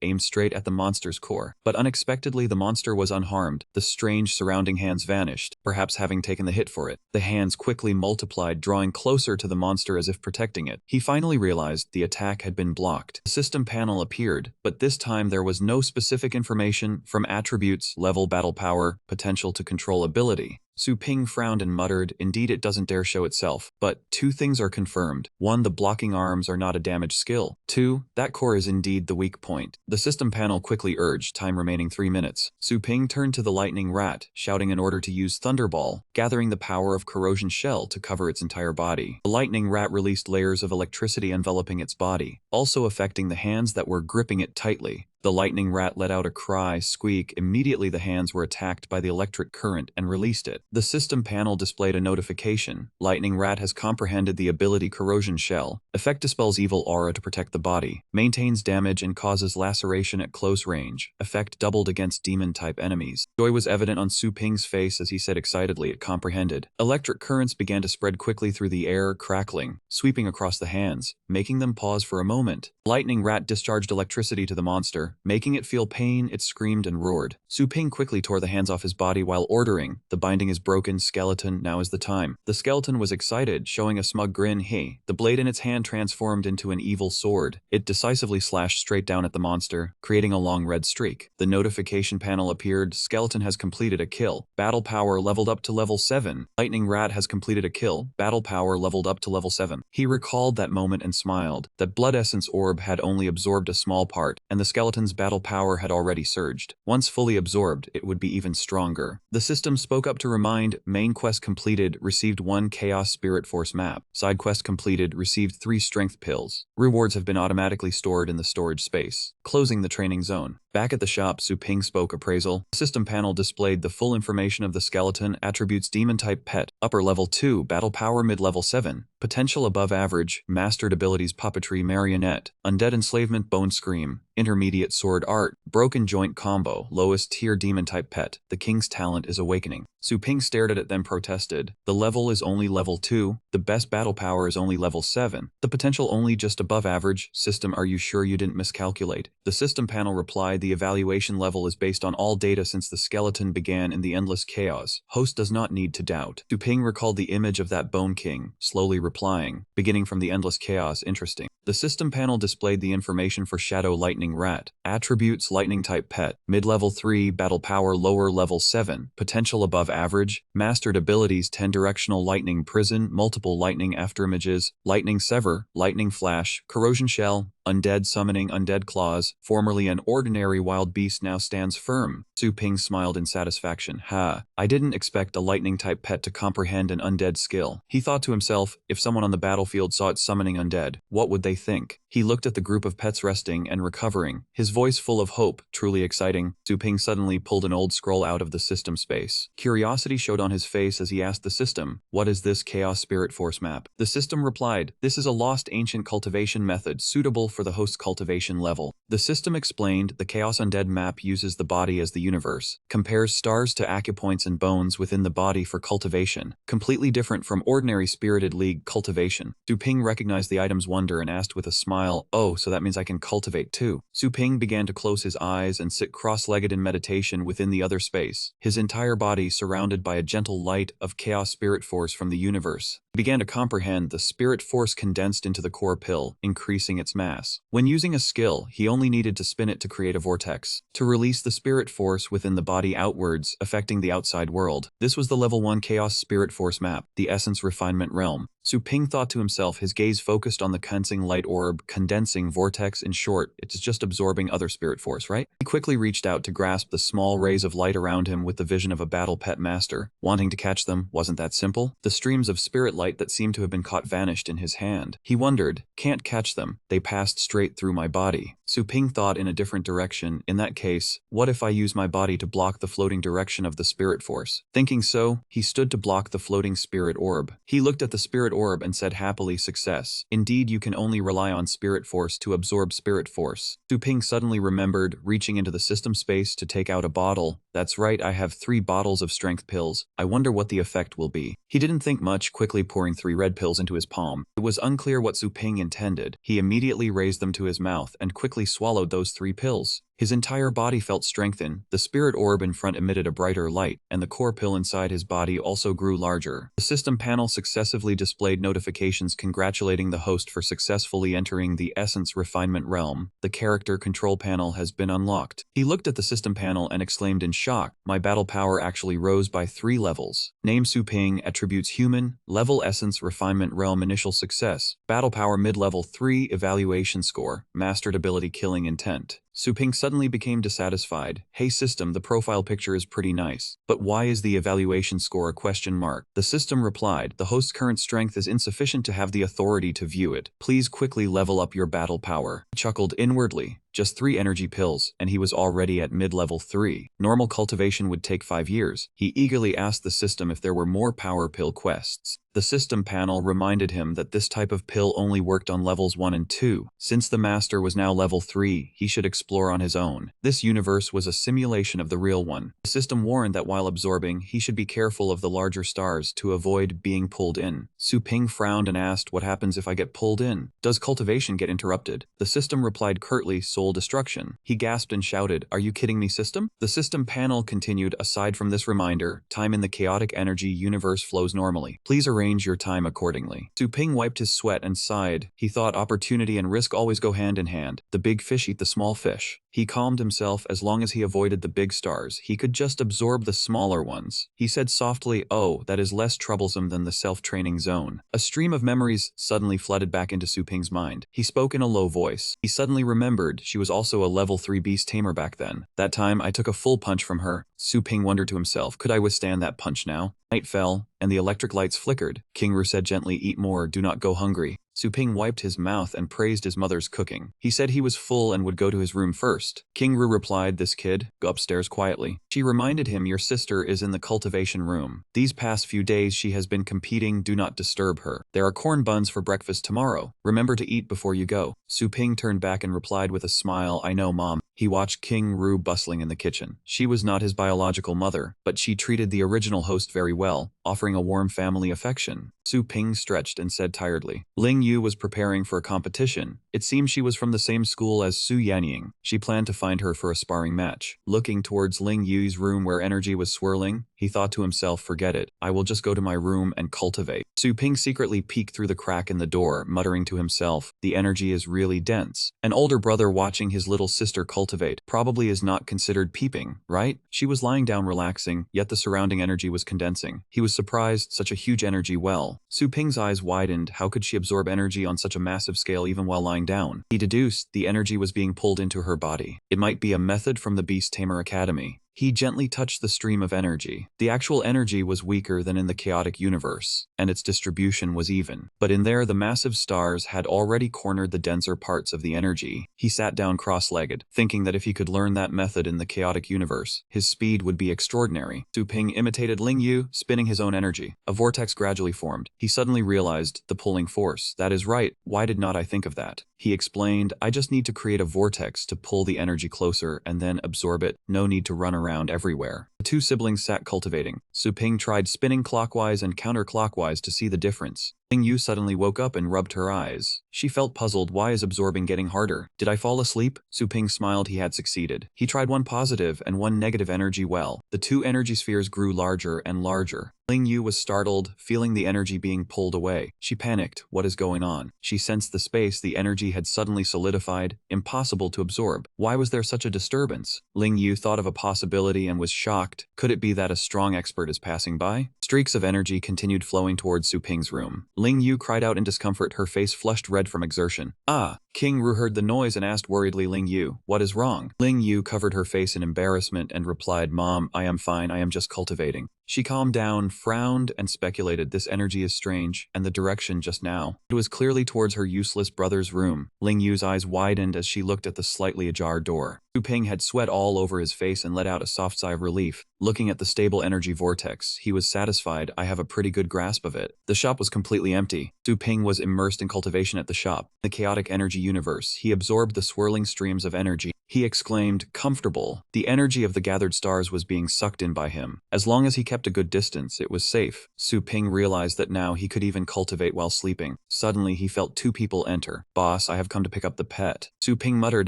this size difference is... He exited his cultivation state, opened his eyes, and greeted them. So it is you two. Su Yanning and Yu Yu blushed and covered their chests. What size difference, boss? He quickly coughed and explained, I meant the energy. Your energy is too weak. You need to cultivate to control stronger pets. Su Yanning asked back in surprise, stronger pets. She thought to herself, could it be that lightning rat has leveled up? Su Ping was worried, sending a level 7 pet back to the academy where everyone was level 3 or 4. Was that really okay? Outwardly, he still said, wait for me. A moment later, he brought lightning rat out for the handover. Take it away, you two already paid last time. Yan Ying received the rat back and thanked him softly. She pondered, its fur color seems to have changed. Moreover, looking at the other pets, she noticed their moods seemed distant. After only a few days away, they were not excited to see their owner. Could they be missing this place? Su Ping sat to one side, waving his hand impatiently. Go on, go on. Su Yanning thought it grew attached after just a few days. Even with an energy contract, the master and pet initially had no emotions, only followed orders. Terminating the contract would break all ties. Yu Yu checked and admired, all the wounds are healed and the fur is shinier. Su Yanning also felt this was a conscientious shop. She sincerely thanked him, saying the care was excellent. How about you recommend some feed for me? Su Ping thought to himself, she wants to repay the favor with this. Forget it, I will not rip her off this time. He then said, buy this one, buy the original for 1,200 for Luo Feng to eat. Su Yanning replied in surprise, got it, 1,200 for the original. A moment later, Su Yanning arrived at an open area and suggested, the match is about to start, I want to warm up first. She thought to herself, the lightning rat's transformation made her very curious. She wondered how much stronger it had become. She said, seriously, Yu Yu, summon your strongest beast, don't hold back. Yu Yu happily replied, yeah, are you that confident? As soon as she finished speaking, she chanted the summoning incantation. Come out now. Yu Yu warned confidently, if you get hurt, don't cry. Yan Ying analyzed seriously, so it appeared it's a humanoid system beast with high-grade bloodline. Yu Yu's trump card. Although not yet mature, its combat power is already level 5. She thought to herself, I hope the lightning rat can endure it. I just want to check its thunder slash and lightning afterimage a bit. Immediately after, Su Yanning gave the command, go. The lightning rat's eyes lit up as it roared, cheat. The lightning rat immediately charged forward to attack. Tuchuo saw this. Yu Yu casually ordered Tang Tang, play with it for a bit. Tuchuo formed seals with its 4 hands, its entire body radiating a source of energy. The ground around them rose into countless stone pillars, attacking the lightning rat. The lightning rat's body radiated lightning, skillfully dodging and approaching Tuchuo. Seeing this, Tuchuo quickly reacted, shattering the stone pillars into sharp fragments to attack the rat. Su Yanning quickly ordered lightning afterimage. Lightning rat immediately obeyed, splitting into 3 clones. Yu Yu was very surprised to see this. It can actually split into 3 afterimages. Su Yanning was delighted, its multiple lightning afterimages. Lightning rat's 3 clones directly ignored Tuchuo and attacked towards Yu Yu. Yu Yu quickly used a shield, shouting in panic, Su Yanning, is it okay for it to fight Tuchuo? My shield is very weak. Su Yanning reassured her, rest assured, I only had the lightning rat approach you. I didn't order an attack. She calculated silently, the earth dwarf is a high-grade bloodline beast, its observation is extraordinary. This is a good chance to test the lightning afterimage. Tuchuo quickly used a skill to block the lightning rat. The moment the lightning rat charged forward was also when Tuchuo launched its attack towards the area below the rat. A loud sound echoed in front of Yu Yu's shield. Tuchuo grabbed the lightning rat in its hands. Both Yu Yu and Su Yanning were shocked it caught it. Suddenly the lightning rat appeared from somewhere else. The lightning rat stomped on Tuchuo's face, while the other clones disappeared. Tuchuo had been completely fooled. Suddenly the lightning rat emitted a terrifying aura that made Tuchuo tremble. Tuchuo fled, howling, oh no. Yu Yu was surprised, what? Tuchuo is scared? Isn't it just that it didn't catch the real one? Tuchuo knew it couldn't win. It only wanted to protect Yu Yu, ignoring her shouts. Tuchuo. Layers of earth and stone began to appear, surrounding Yu Yu and Tuchuo, forming an enclosed wall. Yu Yu didn't understand what was happening, quickly calming her beast, Tang Tang, I'm safe, let me out quickly. Su Yanning was bewildered, this is. Even seeing it with her own eyes, she still couldn't believe that Tuchuo, with its high-grade bloodline and advantageous attribute, had been scared like this by a low-level lightning rat. Su Yanning clenched her fist happily, it's so strong it's hard to believe. On the arena, the announcer opened with enthusiasm. The direct voting for the annual match of Fungson Academy is over. Now the official match begins. The announcer introduced from the left side of the arena, the new dark horse of 5Z, Su Yanning. The announcer turned to another contestant. On the right side of the arena is a veteran who made it into the top 10 strongest last year. The insightful one, Li Ji. He wore a sharp face with a confident smile. He explained the rules. The rules are the same as before. Both sides will bring out 3 beasts each to fight. The one who eliminates all of the opponent's beasts first will win. Before the announcer finished speaking, Li Ji had already summoned his beast. Come out now. Behind him, a monster beast walked out, the water-hidden beast. The spectators in the stands buzzed with discussion. Hey, look quickly, he dared to summon his beast first. Isn't afraid the opponent will target it. That's right. Why would a top 10 from last year make such a basic mistake? Li Ji is too arrogant. Su Yanning analyzed inwardly. A water-hidden beast, a water system beast with mid-grade bloodline, skilled in hiding and assassination. She immediately summoned, Emphi, go. Immediately after, Luo Feng appeared from the rift. Yan Ying said seriously, the attributes of Luo Feng and it counter each other, so it comes down to whose combat power is stronger. The announcer commented passionately, excellent. Contestants who sends out the high-grade bloodline Luo Feng first, against the mid-grade bloodline water-hidden beast. It is truly a strong enemy. How will Li Ji respond? Suddenly, someone raised a hand. It was Li Ji. He calmly declared, I concede. The announcer was surprised.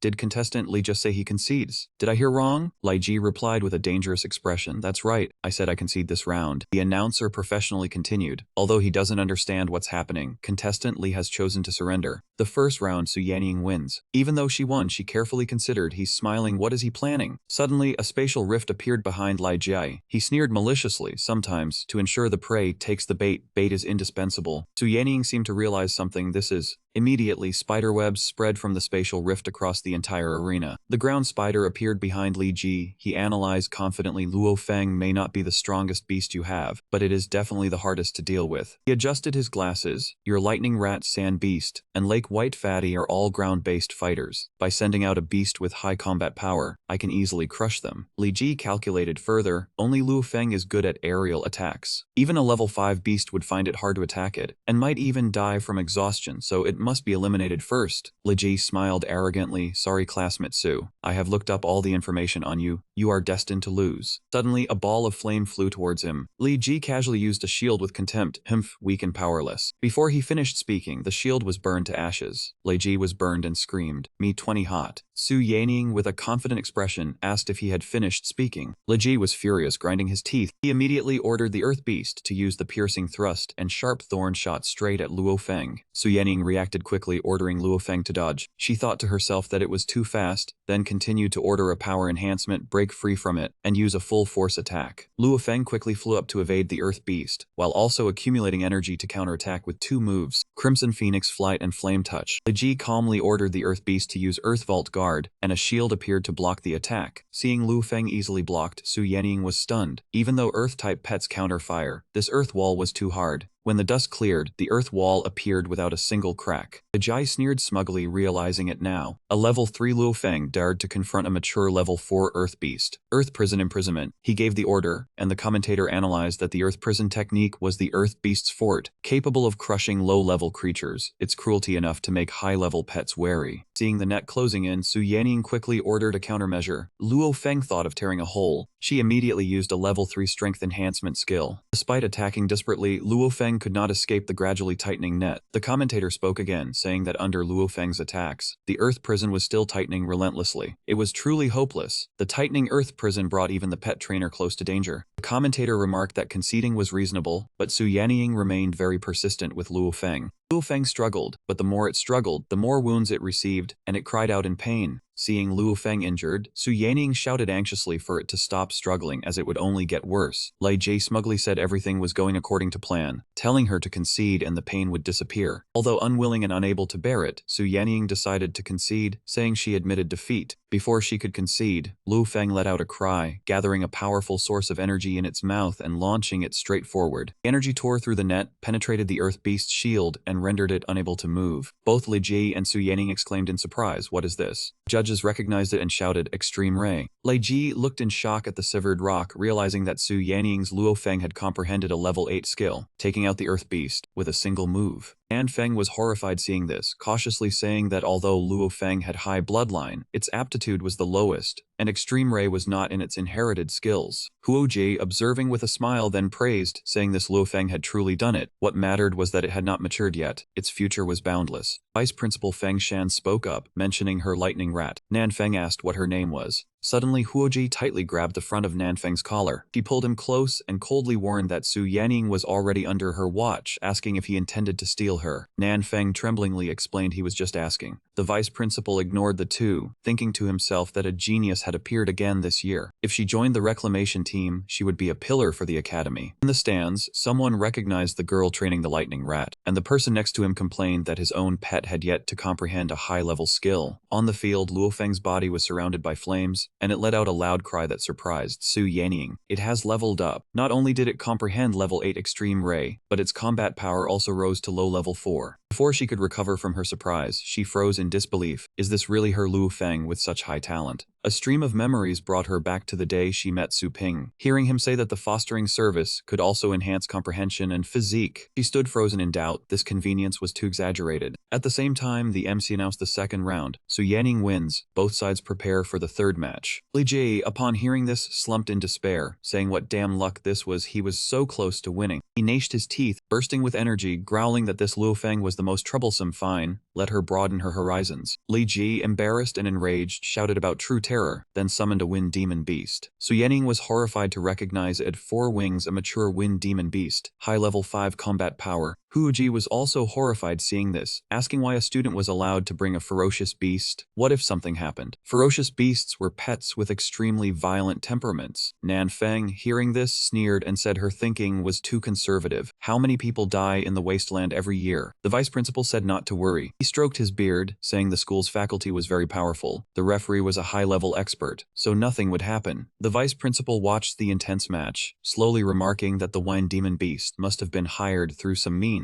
and would be strictly disciplined after the match. Lei Ji used all his might to order the Wind Demon Beast to unleash barrage of 10,000 stings. The Wind Demon Beast heard him but coldly ignored him. Lei Ji saw this and cursed at it, feeling that the organism was truly annoying, thinking that its level was too high, and it wouldn't listen to orders, and controlling a monster like this was somewhat forced. Yan Ying used this opportunity to channel more energy into Luo Feng, helping to enhance his strength and wind power. Gradually, the energy he received grew more and more, and his perception and defense both increased. Good opportunity. Luo Feng directly attacked the Beast Hammer to seize control of the match. The deep, flickering gaze of the Wind Demon Beast had already landed on Su Yanying and Luo Feng. It seemed to use its teleportation ability, rushing forward extremely fast. Small Su Yanying, beneath the Wind Demon Beast's feet, had not even prepared herself before her face turned pale from the sheer speed. The MC focused on observing the match and was astonished to see that player Su's Luo Feng was taken down in the blink of an eye. The sharp claws of the Wind Demon Beast turned to approach Su Yanying, causing her to ask it what it was doing. In a flash, it left wounds on her shoulder and hand, blood seeping out. At the same time, her leg was also torn open, splattering blood. Seeing this, Huoji asked the vice principal in confusion. This round, Su Yanning has already lost. Why has the Wind Demon Beast not stopped? In a corner, no one noticed Li Ji had fainted. Someone shouted loudly, "Damn it, Li Ji is unconscious." At this moment, the Wind Demon Beast madly charged to attack Su Yanning, causing her to panic and cry out, "Stop, stop." The vice principal spoke up to give an order, saying that the Wind Demon Beast had lost control, and demanded the referee quickly suspend the match. Referee immediately ordered the Wind God to advance. Go, Wind God Bird. Locking onto the target, it flew like the wind to stop the tragedy. Suddenly, a red glowing energy source shot over, saving Su Yanning's life. Before they could understand what happened, the judging panel looked on in horror, and the audience also murmured, "So fast, that thing is even faster than the Wind God Bird." Murmuring had not stopped before everything exceeded the limit. When the situation stabilized, everyone could see clearly. The MC spoke up. "It is the lightning rat." Player Su summoned it to block the myriad image pierce. Huoji calmed down, secretly analyzing. No, if it were another beast tamer, they would definitely be dead. Su Yanning did not open a summoning rift just now, so the lightning rat was on the field from the start. If so, its ability to conceal its aura is truly too powerful. Seeing the turn of events, the MC announced the start of the third round of the match. The Wind Demon Beast launched an attack, and Su Yanning analyzed cautiously. The number of wind blades is increasing. How can I dodge this? The lightning rat responded swiftly by using its necromancy summoning ability. A spirit circle appeared instantly, shocking everyone. The audience in the stands buzzed with noise. Summoning a spirit? This lightning rat knows how to use demonic-type skills. Unbelievable. Unbelievable. I want to raise one too. Suddenly, Su Yanning felt herself floating in midair. Then she was pulled by a force behind a shield, avoiding the wind demon beast's attack. The battle grew increasingly tense. The MC did not stop talking. Live long enough, and you will see it all. The lightning rat knows demonic-type summoning skills, and also blocked the myriad image pierce. The lightning rat gathered more strength, accompanied by an oppressive killing intent, as if it were cheating. Facing it, the wine demon beast was no slouch, immediately letting out a fierce roar. Energy bombarded the entire battlefield, tearing the ground apart with ease. The two forces clashed head-on, neither side willing to yield. Seeing the lightning rat engage in a direct confrontation, Su Yanning called its name in worry. The MC was surprised by the situation. Having the lightning rat face a mature upper-rank level 5 wind demon beast head-on player, Su is so reckless. Suddenly silence fell. The lightning rat shot past the wind demon beast ferociously, leaving the MC breathless. What was the result of this recklessness? The wind demon beast had its left side torn apart by the lightning rat, causing an uproar. In an instant, the lightning rat had eliminated the creature that was losing control. The wind demon beast lost all its strength and collapsed. The murmuring buzzed. It was slashed with a wound that big? The killing intent around the lightning rat radiated powerfully, and the audience exclaimed, "Lightning severance." No, its strength is truly terrifying. The referee looked at this scene, mouth agape, thinking, the killing intent is too heavy. Could it be that the lightning rat wants to destroy the wind demon beast? Turning his gaze to Su Yanning, the referee secretly guessed, is this her intention? Su Yanning's mind was in turmoil, wondering, we won, so why am I still this scared? Unless the lightning rat has also lost control? The referee continued thinking, are all the newcomers this young and inexperienced? He gave the order for the wind god to advance. Go, wind god bird. Then thought further, during a match, having the malicious intent to destroy a pet, the lightest punishment is disqualification. Seeing that he could not afford to lose such a promising star, the referee decisively chose not to let the future be cut short. Sensing something, the lightning rat, still radiating killing intent, turned back to look with a sharp gaze. Without a second thought, it immediately unleashed an attack on the wind god. 10 directions lightning prison. Seeing the situation was bad, the referee shouted loudly, "Wind god bird, come back." The wind god was struck painfully, crashing down and howling. The referee was unwilling to accept it. It can injure my wind god bird? Slowly observing, the referee thought, trembling. How is this possible? Among level 7, pets that can match its speed can be counted on one hand, let alone a lightning rat. The audience was thrilled to see the 10 directions lightning prison. They said that anyone locked inside it would be pierced by 10,000 bolts of lightning, and even a rock-type pet could not withstand it. The vice principal was puzzled. The lightning rat, mastering a top-tier level 7 lightning severance, was already amazing, and now it has a level 8 10 directions lightning prison. Anfeng found it interesting and spoke up. Such a top-tier pet skill is taught to a lightning rat, but even with its medium-grade bloodline, it would sell for a high price. Uoji beside him thought excitedly, this lightning rat is not afraid of a level 7 wind god bird. What great courage. Then he spoke up, I am liking this newcomer more and more. The wind god gradually recovered in a terrible mood. The referee called out worriedly, wind god bird. Its rage reached its peak as it accumulated wind to create a massive tornado. The wind god radiated boundless power, charging forward with a roar. The lightning rat was no match either, confronting it ferociously without a hint of fear. The tornado grew larger as if it would sweep the entire arena. The referee hurriedly tried to control it. Wind god bird, calm down. Seeing it was not going well, he thought, this is bad if the wind god bird fights the lightning rat while out of control. Then, the wind god bird had lost control severely, its accumulated power growing greater and greater, capable of flipping the entire arena. Yan Ying turned back in the rain of blood, only then coming to her senses and reacting, she suddenly realized in joy. Lightning rat, you have learned a high-level pet skill again.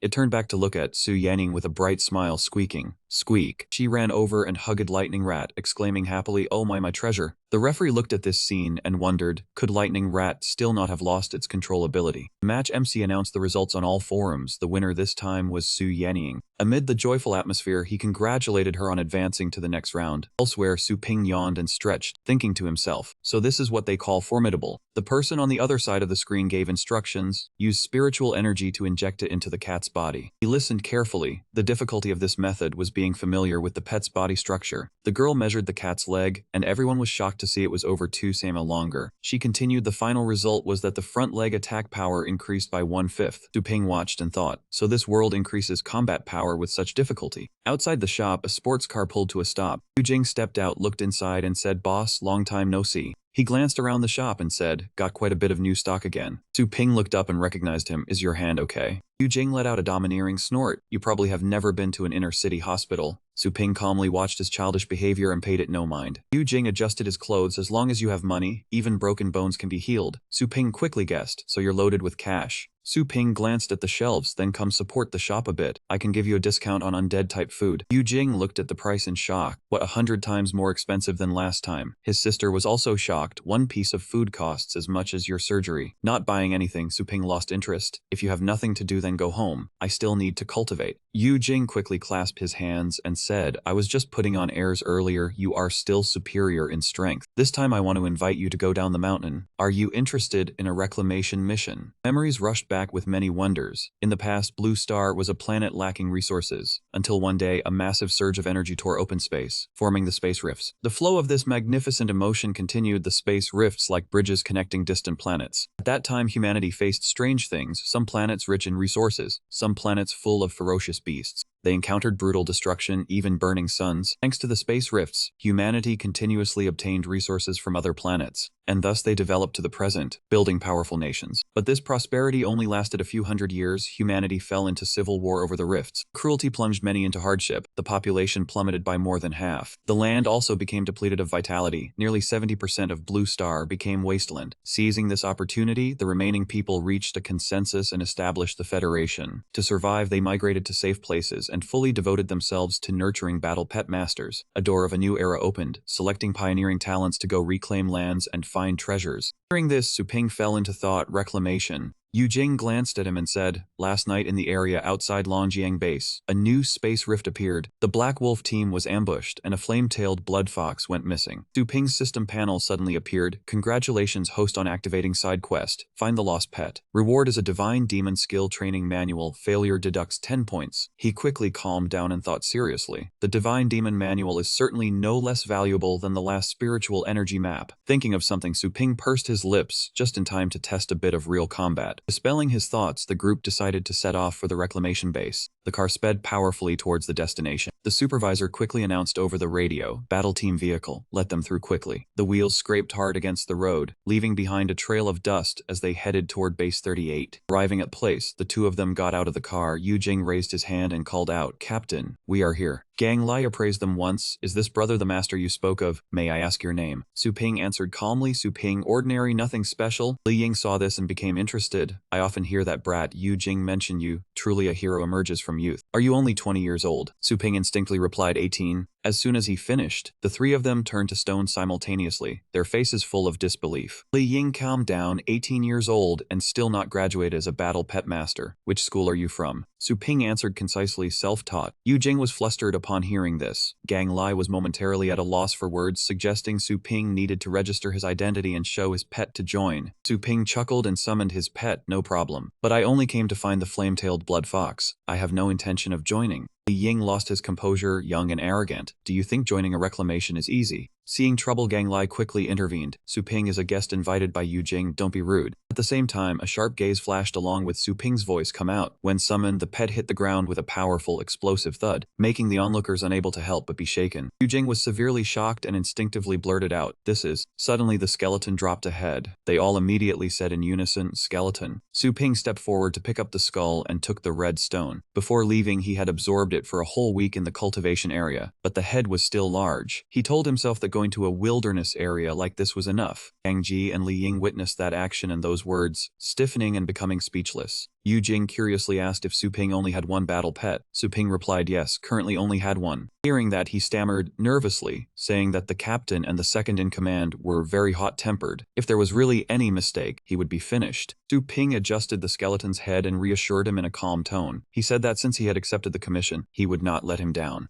Suddenly, he ordered the skeleton to unleash a move, shouting, "Skeleton, draw your sword." The skeleton drew the sword and swiped it a few times, then stopped coldly and decisively. Three people watched that performance, constantly marveling at the speed being too fast. They only saw the motion of sheathing the sword. Before they could think, the places the blade had passed over shattered into large and small pieces, terrifying them. When they entered the base, the system suddenly rang out a notification requiring them to go forward and input their identity information. Su Ping complied, and the system began scanning his face for identification. After the identification was complete, the system greeted him and displayed Su Ping's information: name, age, school, bloodline, family, and a temporary wilderness registration permit. Hearing the notification, he wondered if that was all done. Yu Jing looked at the profile with doubt, unable to believe that he was a self-awakened battle pet master, and only 18 years old. Li Ying saw his expression and immediately reminded him not to be overjoyed too soon. A temporary wilderness developer could accumulate merits. Stepping inside, he added that a temporary person had no privileges. Committing crimes outside would still be punished like an ordinary citizen. Yu Jing saw Su Ping still standing there and invited him to come this way. Yu Jing smugly reassured Su Ping, promising to bail him out if he got caught. He said being a wilderness developer still came with some privileges. Hearing this, Su Ping did not reply, thinking to himself that these people were beyond saving. They arrived at the Federal Wilderness Supply Depot, and the heavy door slowly opened. When the door was fully open, Su Ping glanced inside and immediately exclaimed in astonishment. "This is..." Inside, the depot was filled with strange, unprecedented items. Gang Lai pointed to thousands of treasures behind him and said the wilderness was dangerous, telling Su Ping to pick a few items for self-defense. He offered them as a gift. Seeing Su Ping's astonished expression, he laughed and said of course, but he understood about the expensive items. Su Ping snapped out of it and happily replied that he understood. Yu Jing observed and remarked with admiration that this treasure depot broadened his horizons every time he came. Su Ping approached an item, deep in thought. Some pieces were as beautiful as treasures from the cultivation area, likely also gathered from other star territories. Seeing him hesitating, Gang Lai spoke up and asked if he had chosen yet, as it had been quite a while. Su Ping was not interested in other defensive items, only pointed at the thing beside him and said giving him these would be enough. Yu Jing panicked upon seeing that item. The item in the glass case was a basic level 1, 6-star cultivation method, belonging to the category of 10 labor non-treasures. Seeing this, Li Ying chuckled softly, mocking Yu Jing about the person he had invited. Gang Lai also burst out laughing. Yu Jing, flustered, hurriedly told Su Ping that they were about to enter the wilderness. The captain wanted him to bring armor and weapons, not choose cultivation methods. Su Ping calmly replied that he wanted to rely on himself, did not want to owe anyone too much, and assured them he was confident. Gang Lai quietly observed, thinking a cultivation method was for long-term training. This person either had no brains or understood his own strength very well. He hoped it was the latter. Receiving another item in his hand, Su Ping asked in confusion what this was. Yu Jing quickly explained that the captain had given him an item that could withstand most attacks from level 5 spirit pets. If the Black Wolf team failed, they would lose face. Hearing this, Su Ping's gaze turned profound, and he immediately replied with a single sentence. "I understand." A long period of time passed, and the sky had also turned dark. They moved to the Starry Ravine, a place of dry, cracked rocks that had shattered into pieces, making it very difficult to walk. While walking, Su Ping slightly paused and asked about the Starry Ravine, whether he understood it clearly. Yu Jing looked ahead and replied that the danger level was rated B. Ferocious beasts of the demon system often lurked there, but no precious minerals had been discovered. Hearing the answer, he immediately thought the demon system suited him. Then he asked further about the 2 people who were seriously injured back then. Who was the replacement? Finally, as they ascended, he cautiously reminded him that the remaining person was the second-in-command's assistant, a ruthless man. He absolutely must not anger him. Suddenly, a giant bird's leg shot down. The bird's leg landed right in front of Su Ping and Yu Jing. The bird panicked and lost its balance. Su Ping almost fell and exclaimed, asking who it was. From the other side, not even looking at them, a voice teased, saying they were too slow, that he had waited until he almost fell asleep. Suddenly, the surrounding scene fell silent, as if merging into the darkness. Su Ping caught Yu Jing. He spoke up, still bragging, saying it was a good thing he had good composure. If he had fallen there, even a being stronger than level 6 would be ground to dust. Su Ping thought helplessly, "Stop boasting." Okong stepped forward to shake hands with Gang Li, asking if he heard that his friend's flame-tailed fox blood had gotten lost. Gang Lai sighed and said it was a momentary lapse. If not for the fact that she was daydreaming every day, he would not want to come back in.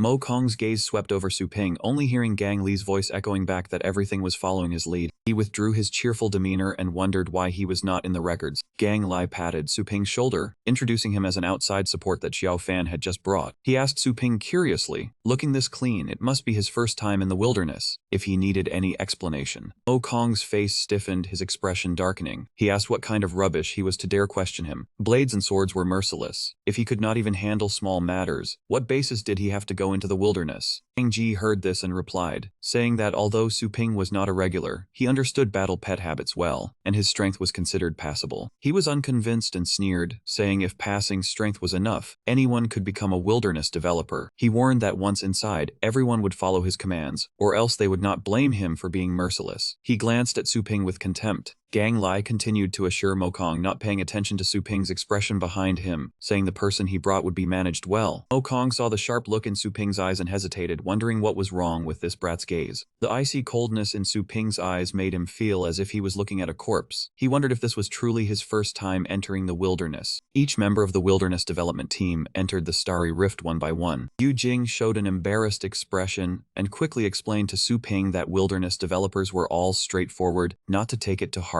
Su Ping looked understanding and replied it was fine. Then he said bluntly that his thoughts happened to be exactly the same as that man's. Everyone entered the rift. Gang Lai ordered to increase the light, saying they were on another planet. Having not seen any fierce beasts yet, they should stick close. Gang Lai instructed that they had to pass through the forest, telling Lei Ying to find the way. He quickly obeyed. The space of the forest was dark and hazy. The water there was red like blood, and alongside it strange battle pets began to appear. At that moment, the scout bird summoned by Li Ying was observing the surroundings. It reported that there was only one small, unidentified pet at the lakeshore ahead. The mist was too thick. Gang Lai asked if there was a detour. Li Ying said no, because the other routes all had fierce beasts. Not willing to recall the pet, he directly said, then let's go over and check it out. If it's a high-level fierce beast, we'll decide later. The night vision device allowed the whole team to see the beast clearly. Hiding to one side, Gang Lai identified it as an adult-scale liger, estimating its combat power at around level 5. Not confident, he said, let's kill it, swift victory. Gang Lai reminded him not to linger long. He replied no problem, the credit would be his. Su Ping sensed something was wrong and stepped in to stop him. Wait, are you sure you're not mistaken? Lend me the night vision device for a look. Annoyed, he questioned back, what do you mean? Are you doubting our judgment? Su Ping calmly explained, scale ligers rarely drink water. They mainly get moisture from small insects. Also, feel the surrounding temperature. In this weather, it wouldn't just come out casually. Yu Jing also agreed. That's right, a scale liger is a tropical beast. It shouldn't appear in a damp, cold place like this. Are you sure you're not mistaken? Li Ying affirmed, I saw it exactly as a scale liger, no mistake. Disdainfully, he said, this is a scale liger, you amateur commander, nonsense, wasting time. He immediately ordered his thorny moss pod to attack the scale liger. Suddenly, the outer skin of the scale liger burned away, revealing a dry skeleton and countless squirming tentacles. Gang Lai quickly realized, that scale liger is already dead. That can't be. Just as he finished speaking, the thorny moss pod had already bitten down hard on the dead scale liger. Seeing this, Su Ping hurriedly warned, Lin Mokong, tell it to let go immediately, pull back right now, unless you want it to die. He angrily retorted, who do you think you are? When did it become your turn to order me around? Suddenly the eyes of the thorny moss pod were invaded by a black liquid. It let out a pained screech and thrashed violently. Gang Lai quickly asked, Su Ping, you just mentioned soul beasts and demon-type pets. Can you explain? Su Ping explained, a mature soul beast has a combat power of level 7. It often disguises itself as a weak beast to lure prey. Once it enters a body, it will quickly dissolve it from the inside. Hearing this, someone replied, Su Ping, if it's level 7, we can all attack together. Su Ping refused. No, the scariest thing is not the soul beast, but the blood soul beast that coexists with it. Yu Jing panicked. Soul beast, blood soul beast. Su Ping, what are you talking about? Su Ping further explained. Where there is a soul beast, there is usually a blood soul beast hiding. In the face of everyone's panic, Su Ping speculated. If I'm not mistaken, that lake is not filled with water at all. It's blood. As soon as Su Ping finished speaking, the pained thorny moss pod was submerged in the lake. The blood soul beast gradually revealed itself. Panicking, he said, the thorny moss pod's consciousness has been cut off.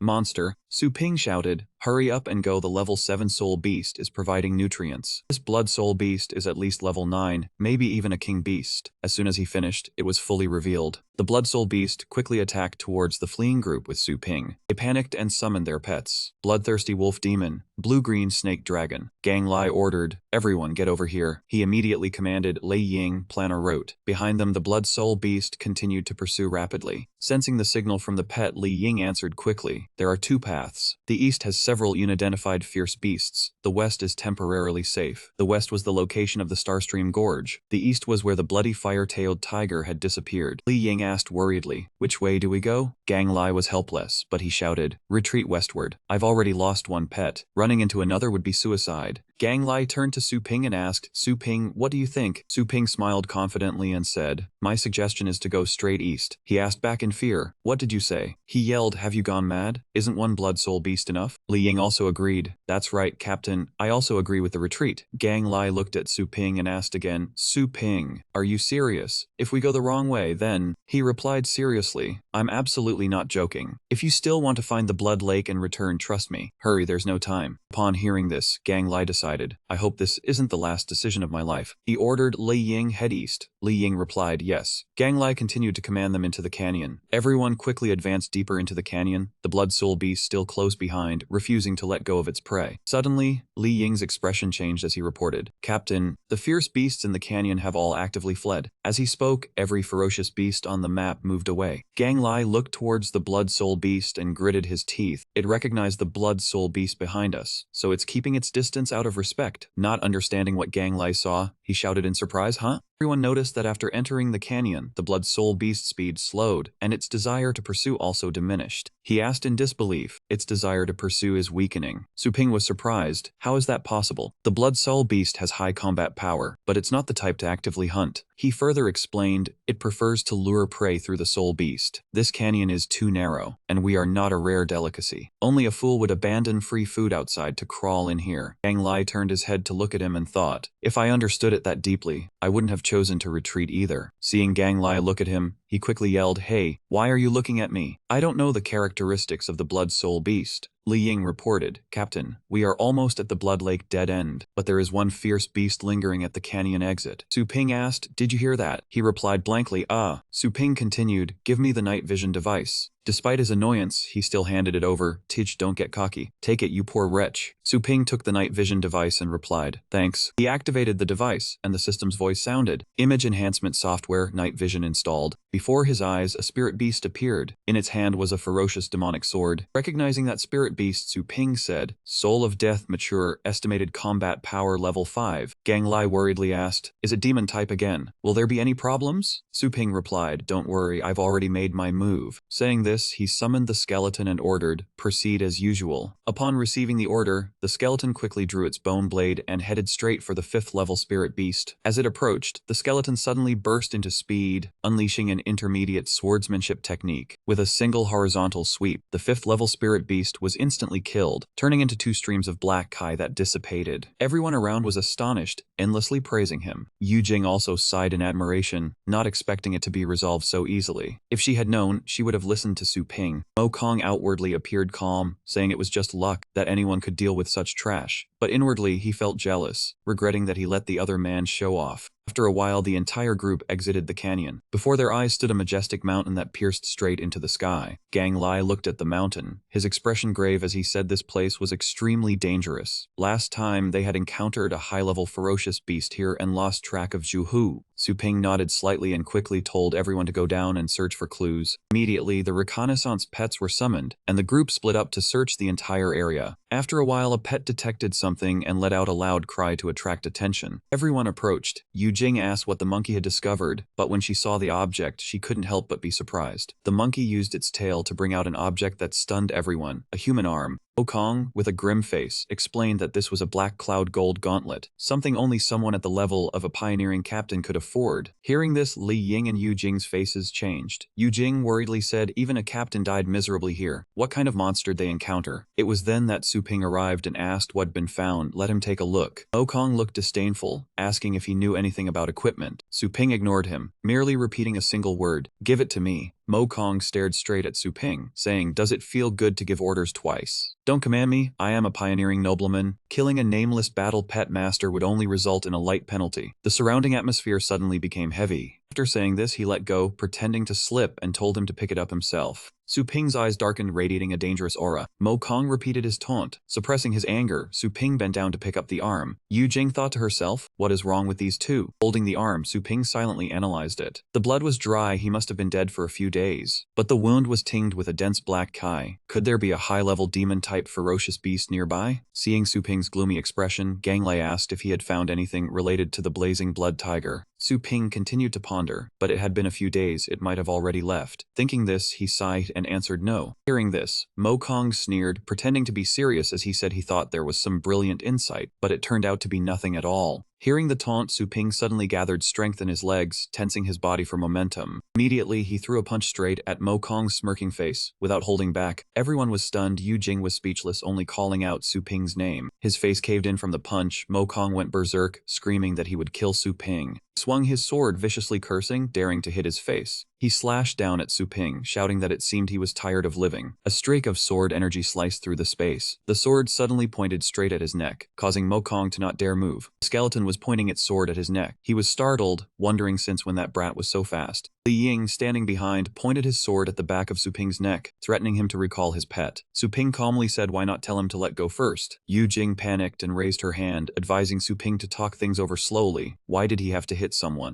Su Ping coldly replied he brought upon himself. Sharp sparks shot from the skeleton's eyes. It said in a harsh tone that Mo Kong had been pestering him time and again. It emitted a heavy killing intent, threatening that he shouldn't blame it for being ruthless. Li Ying thought in fear, such a strong murderous intent. Could he really dare to kill everyone here? Mo Kong shouted loudly, pretending to be fierce, saying don't think I don't dare touch you. Gang Lai turned and said, Su Ping was wrong in this matter, he would apologize on his behalf. Li Ying also said they would compensate for the losses, asking him to do them a favor and complete the mission first. Yu Jing added in a panic, saying in the wilderness, infighting was a major taboo, and in the end, no one would return alive. Su Ping's face darkened, he said, is that so? He thought someone who didn't follow orders only caused more trouble. He added, one less person was better than one useless person. Mo Kong's eyes narrowed unpleasantly upon hearing this. The hand holding his sword trembled violently. He lowered his sword, snorted, and said he would temporarily listen, but once back at the base, he would show him a thing or two. Su Ping turned to ask the vice captain for his opinion on him continuing to command. Li Ying thought to himself, if it really came to blows, that kid would surely not survive. Could he have seen through the situation and could only choose to preserve the greater good? He said he only followed the captain's orders. Please don't ask him. Gang Lai patted Su Ping's shoulder, saying it was good to be proactive, but if he caused trouble like this again, he wouldn't be so forgiving. He whispered in Su Ping's ear, saying he could see his skill, so he had no objection, but that Mo Kong wouldn't let it go easily. Be careful, he might play dirty. Mo Kong turned away with a dark face, powerless to do anything. Su Ping smiled faintly, did as the man said, and answered that he understood. A dazzling red light shot into the sky. Everyone looked up, and Gang Li exclaimed in surprise. He shouted loudly that there was a situation. Quickly go check it out. Yi Chenshan supported Gu Sui as she stood up with difficulty. She said not to worry about her anymore, to quickly run.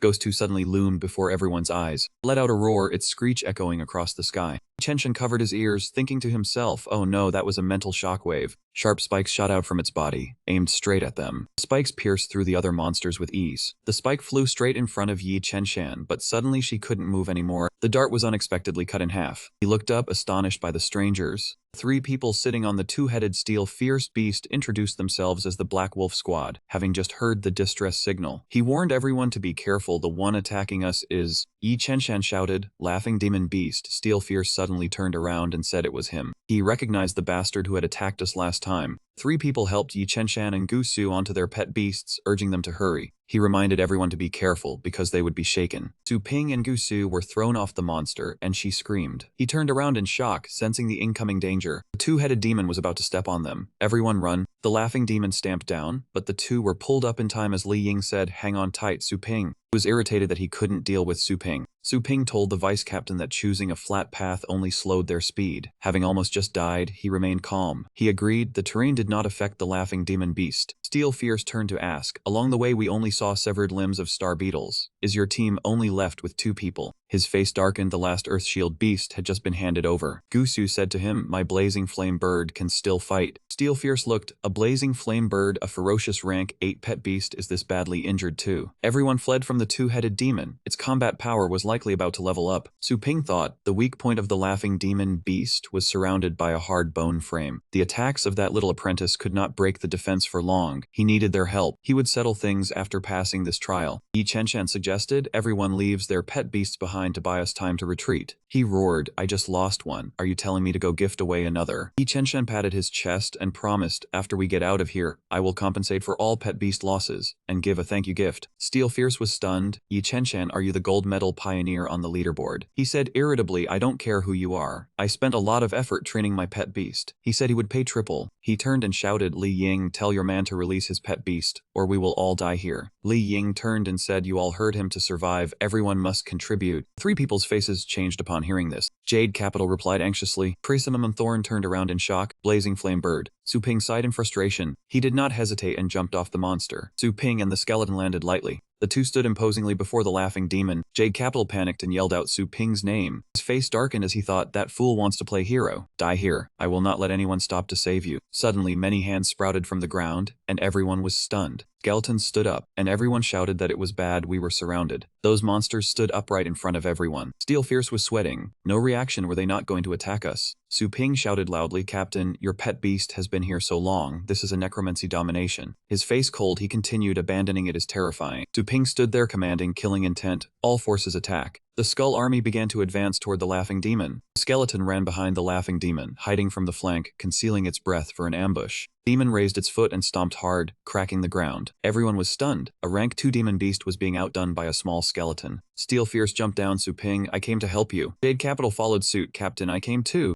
Li Ying announced, the captain has charged in, we go as well. His face darkened with displeasure, telling me to go help that kid. He replied, deserting would make us a laughingstock. Kill the laughing demon, and the merits can be traded for several pet beasts. He clenched his fist and roared, I am so furious. He snapped, being bossed around by this newcomer again. Steel Fierce said, bloodthirsty wolf beast. Jade Capital, canyon beast. Li Ying commanded, winged dragon snake. Guxu stood up, blazing flame bird. He commanded 6-armed ape charge. All the monsters charged towards the laughing demon. 6-armed ape charged forward, unleashing an intermediate spear technique. It swung a blow aimed at the 2-headed demon's eyes. Blazing Flame prepared to unleash Extreme Ground Line. Winged Dragon also unleashed Frostbone Breath. The two beasts unleashed their skills on the laughing demon. Canyon Beast unleashed a destructive punch. The Hound Demon was battered, its teeth scattered on the ground. Yu Jing said happily it was good to beat all its teeth out. He also remarked that the wild beast wolf was truly bloodthirsty. The 3-headed hellhound also took the opportunity to charge, rushing into the hunter team. It lunged forward and unleashed an attack on the Hound Demon. Someone suddenly cried out in shock. Seeing this, Su Ping immediately understood, and his sturdy rib cage opened up. Gusu yelled for them to hide quickly. That was a mental shock, and Yi Chenshan quickly created a shield in front of the two of them. The Hound Demon swung its arm, flinging the monsters far away.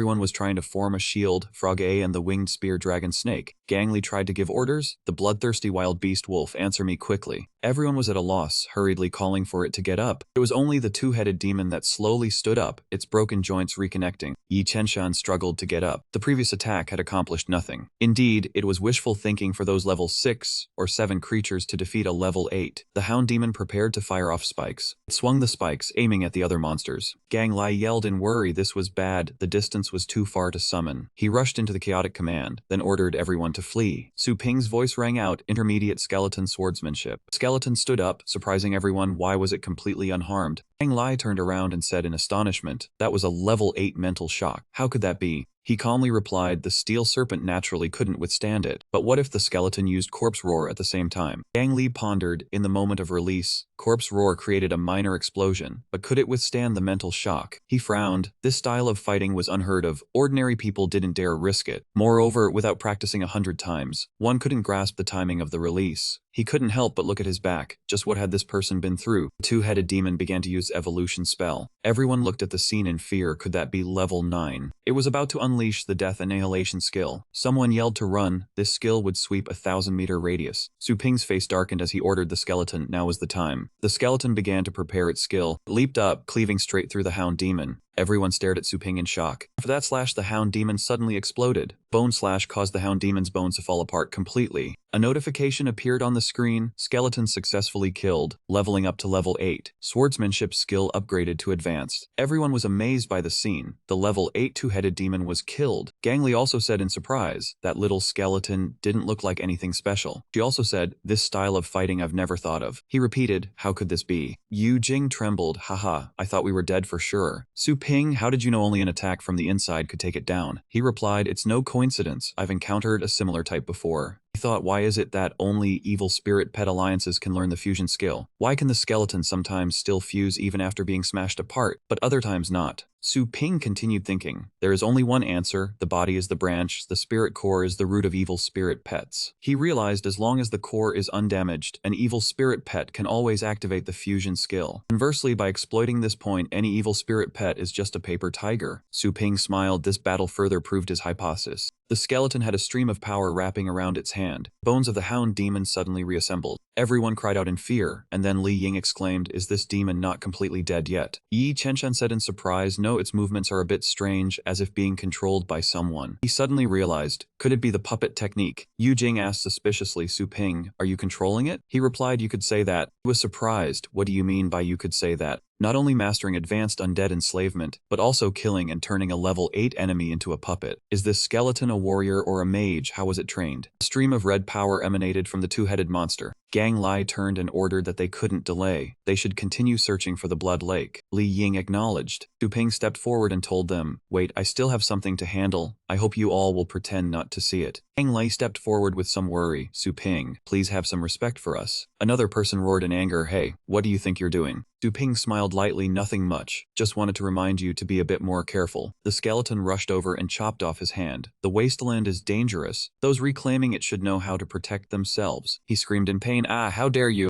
Su Ping threatened with a dark face, "Out of respect for your team leader, get lost." He added, "Don't let me see you again later." Holding his severed arm, he was in disbelief from the pain. Su Ping glared fiercely, "If you don't disappear on your own, I would be very happy to lend you a hand." His face was pale as a banana leaf, trembling with fear. He gripped his shaking arm and ran as fast as he could. Gang Lai sighed helplessly. Yu Jing immediately shouted, "Su Ping, what are you doing? That's too much." Uxu thought to herself, keeping this scheming man around would only bring trouble. Driving him away was the wise decision. Li Ying spoke up, "We are looking for a blood fox flame tail. Do either of you have any leads?" Yi Chenshen replied that he had no impression of the blood fox. A girl thought for a moment, then said, "Send me a picture. I've seen its footprints in the forest." He looked at the two of them and asked eagerly, "Where?" "In the night sky, where the purple moon illuminates this mystical land." Su Ping and Skeleton were sitting on the skeletal remains of a hell bone when Skeleton suddenly noticed something. It immediately jumped off Hell 2 and ran away. Su Ping thought to himself, something in the cave attracted Skeleton. He turned and said to Gusu, "Let me borrow the signal gun for a moment." Su Ping took the gun from her hand, raised it, and fired straight into the sky. The light from the flare brightly illuminated everything around. Everyone saw a demon beast lying there, and it was... Gang Lai showed his joy, "Found it!" Everyone slid down from the cliff edge one by one. He patted its head and said, "You made me search so hard." Gang Lai turned around and announced, "Mission complete, get ready to head back." He raised a hand, "Wait a moment." The other man wondered, "What's wrong, Su Xuandi?" Su Ping touched the stone in front of him and replied doubtfully, "It seems like something is hidden here." Yu Jing approached the stone and turned on her device. "Let me take a look." The analysis screen showed unknown elemental content 91.214%, uranium 2%, gold 2.9%, silver 1.123%, iron 3.231%, nitrogen 1%. Yu Jing turned and said, "No matching results found in known elements. This is an unfamiliar mineral." Gang Lai heard this and replied, "Understood." Su Ping saw their reaction and asked in surprise, "Why don't they react at all?" Yu Jing squinted and explained, "I forgot you just got here.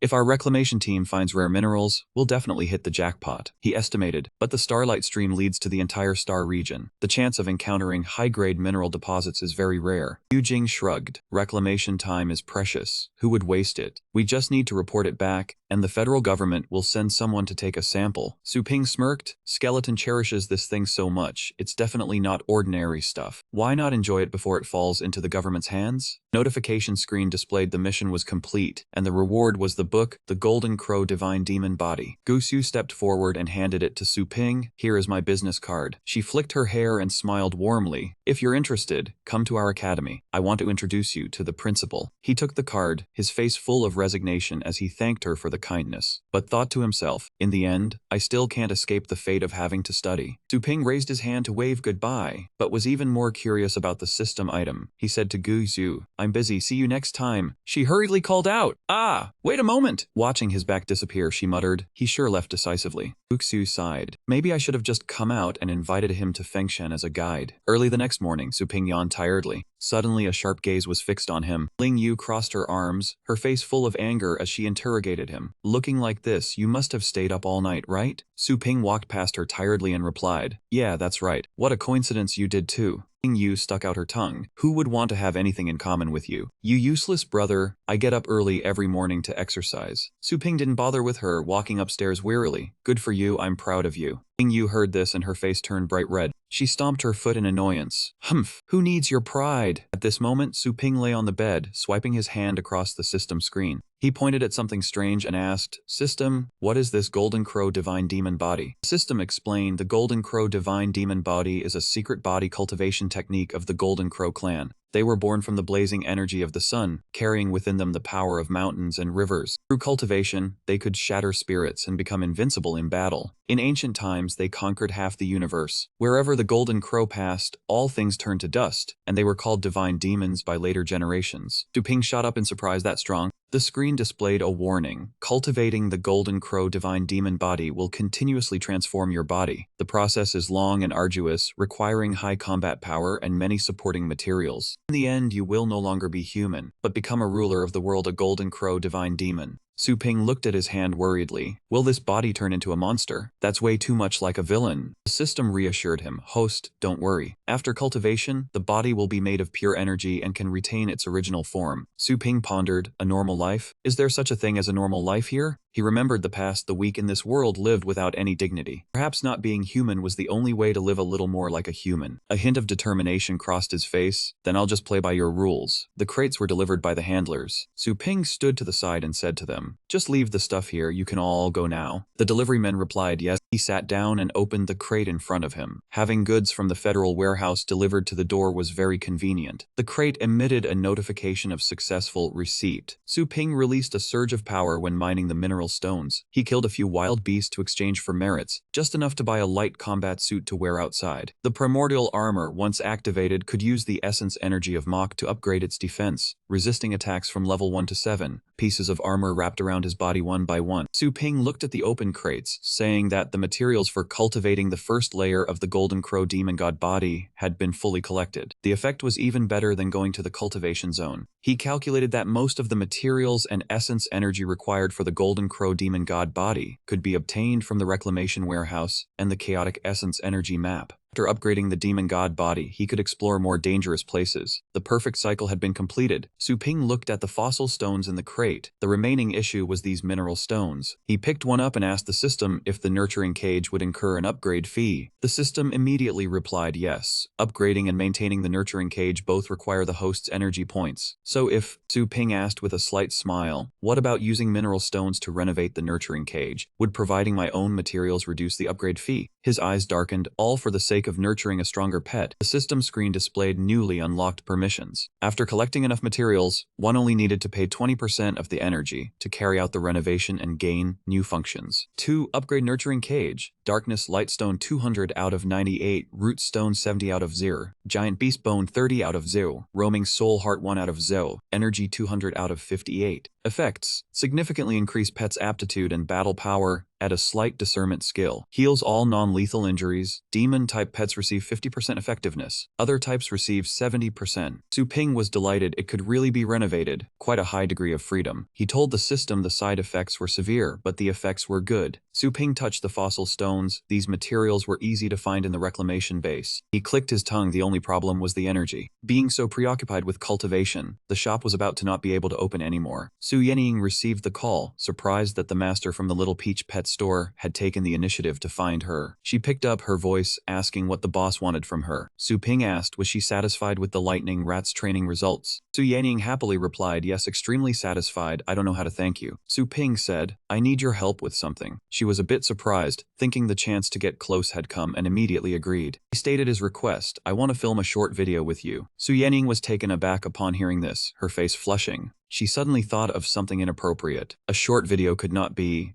She blushed and asked, "What is the video for?" Su Ping replied, "To get famous, of course. Are you coming or not?" Su Yanning shyly covered her watch and said to keep his voice down. He lost patience and said if she did not want to, he would find someone else. Her face was bright red. Finally she replied, "Yes, I understand." Su Yanning arrived wearing somewhat revealing clothes. She said, "Boss, I am here." Su Ping, sitting at the desk, replied, "Ah, you are here." Looking at her, he gave a light cuff. "You look quite nice today." Su Yanning embarrassedly replied, "Did you not say you wanted to film a short video?" Su Ping calmed down. "Ah, as long as it does not affect your performance. Quickly summon the lightning rat." Su Yanning was stunned and asked back, "The lightning rat?" He covered her mouth in panic. "Surely not with me. That is not practical." Su Ping was puzzled by her words. "Why is it not practical? I just want to film you summoning the lightning rat and then releasing thunder slash and lightning flash." Su Yanning was dumbfounded at this point. "Huh? Just filming these things?" Su Ping said, "Otherwise what? What else did you think we were filming? Only the lightning rat can prove the training results. You did not bring it, did you?" She broke out in a cold sweat and quickly replied, "I brought it. I brought it." The lightning rat poked its head out at this moment. Su Yanning seemed to remember. "Oh right, the semester competition is over, but there is an exhibition match coming up between the champion and the runner-up," she said excitedly. "The champion Yahello will be fighting me." Su Ping pondered. "An exhibition match? If you go on stage with me, the promotional effect would be very good." He agreed. "Okay, the champion Yahello? Did you not win the championship?" Su Yanning explained, "The 9th tier bloodline of Yahello's Silver Snake Thunder Dragon is too strong. But I was only aiming for the top 20. I did not expect to get second place. It was far beyond expectations." Su Ping was intrigued. "A 9th tier bloodline? I did not expect someone to defeat the lightning rat." He let out 2 words, "Interesting." The morning was clear, sunlight shining down on the city and Fengshan Academy. Everyone was busy taking care of their pets. Su Yanning walked ahead to lead the way. Su Ping followed, observing, noticing that lightning beasts were quite popular. Su Yanning turned back, clasped her hands and said, "During the competition everyone saw the lightning beast's potential. Now it is a star. While the match has not started, should we hand out flyers?" Su Ping averted his gaze. "No need. The students raising lightning beasts are just following the trend, hoping to achieve great results with little investment." Su Ping glanced past Su Yanning and said with eyes closed, "Once the trend passes, they will abandon them because of the price." Hearing this, she shrank back. "Right, I have not even paid off my debt yet." The two walked past a group of female students noisily surrounding Yahello. They competed to ask him after graduation, "Are you joining the royal expedition?" The top teams have already sent invitations. Wow, so jealous. Yahello paid no attention, letting his gaze drift around, ignoring the praise. He estimated his strength would see him in the first team within half a year, possibly a direct entry. Suddenly, Yahello broke away from the female students and walked towards Su Yanning, calling, "Wait a moment. Classmate, I have something I need to ask you." Su Yanning stopped and asked, "What is it?" Yahello replied,